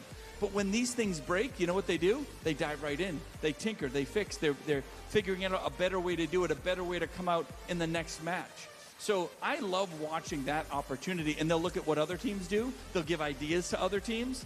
That's the kid I want working for me someday. Well, and you do the same thing at the adult level, right, in trying to affect and enact change by being an agent of it in policy, right? So if you're watching this on this grand stage, right, not just students back home in the U.S., not just students from your home state, but the students that are watching you and your example, right, from all different parts of the globe, what would you say to them about their capacity and ability to do the same back in their home countries? You know, sometimes I think mathematics and engineering students think, well, that's not my thing. They almost get intimidated by it. It is your thing, right? Maybe you just haven't thought of it. Anytime you think a little bit out of the box and you need to solve a problem and you spend a little time to figure something out, right there you're designing, you're engineering, you're thinking creatively. You have all the skills in the world to do this. You have all the skills in the world to enter the workforce in that world. And so I think what this opportunity is saying is the workforce of the world's future isn't just in the United States or just in Europe or just in these big countries that it's every single country, it's every single student has the capacity to do it.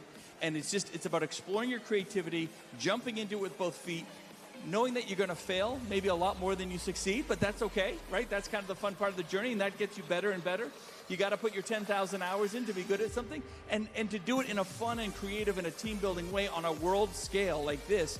That's the excitement that I think we need to keep kind of promoting. Because when you're young, again, maybe you feel intimidated, you don't know what opportunities and pathways are out there, you think your pathway is set. It's not. Your pathway is not set in stone. I mean, just ask any of these kids. I guarantee you 10 years ago, none of them thought they'd be sitting here on a world stage in a World Olympics doing something like this, and they're still kids. I mean, these are still students, right? So the message is anything's possible for any kid, but you just need that curiosity. You just need that willingness to say, maybe there's a better way to do something. Maybe someone that told me that something couldn't be solved and couldn't be done, maybe if I just think hard enough, I can find a way to do it. I can tinker around. And that's the best part of life, right? So these kids have kind of experienced it, and we just want to keep promoting that message because I think it gets people excited. It gets people thinking, again, out of the box a little bit differently. And if you're doing that, you're winning. We're talking about building robots. We're talking about building character, building teams. And I think this vision, as a New Englander myself, I love to hear my home area of the United States committed to this effort. It's really important, and I want to thank you for all that you're doing back home. Yeah, you bet. And look, that's the message to all the policymakers out there. I mean, look, I'd love to take the first 400 students I run into and replace my entire legislature with these guys. I would do that in a second, by the way, because they're creative, they're going to think out of the box, and they're going to know how to work together. So sometimes politics can get in the way, and it can be negative and all that kind of stuff. But at the end of the day, there's always opportunity to create a better pathway, whether it's just with a little bit of funding, challenging yourself to do things a little differently, right? If you're running your education system the same way you ran it in 1950, you're probably missing out a little bit, right? Because this just came about, 1991, 1990, 91, 92, just a few decades ago. And if you're challenging yourself to look at what's new and innovative to put in your schools today, just think about what you'll be putting in your schools 20 years from now. But you have to build that habit as a policymaker, as someone who's trying to be a leader and find new innovative ways to do things. And if you're thinking about just today, again, you're missing out. You got to think 10 and 20 years down the road. That's exactly what this is. This is the workforce of the future. And I don't know anybody out there who doesn't need an exciting workforce. So it's just a super great opportunity, not just to come over to Greece, but really to integrate with what these kids are doing get to understand how they're thinking. I'm 49, so maybe I'm an old man and I don't know it. But one thing I do know is how this next generation thinks, what they prioritize. We don't know. Unless you integrate and spend time with them, you're not going to see it online. You're not going to read it from a book. You got to be able to spend time and have real conversations with them. This is the best place to do it. Let's not we forget, not only can they engage in those conversations that yield so much fruit, right, and that enhance human connection building, they can also operate under a time crunch, right? There you go. 2.5 minutes, pressure stoked in every single matchup. Governor Sununu, thank you so much for joining us in the booth. We really appreciate your time and service. We also want to call together the rankings that we have hopefully loaded up after a long day of competition, and here they are. This is where we currently stand. Team Kazakhstan and Team United Arab Emirates staying strong at the top two. Team Greece rising above. Hometown Crews at rank number 3. Let's recognize the People's Republic of China, Republic of Moldova, Romania, Sweden, Sri Lanka, France, and Puerto Rico. Earlier today, we didn't see all these teams. And now, as things are picking up, teams are getting excited. They're innovating. They're thinking outside of the box, like Governor Sununu said. And I think that's super important. This actually brings us to the end of day 3 of the 2024 First Global Challenge. It'll be really interesting to see how those rankings hold up as we head into the final day of qualification matches and the playoffs tomorrow. Dun, dun, dun. Things will definitely get intense tomorrow, so please make sure to tune in as we head into the finals and announce our award winners as well. From all of us here at First Global, thanks for joining us, and we'll see you tomorrow morning at 9 o'clock Eastern European Summer Time. Until then, here's a look back at some of the highlights from today.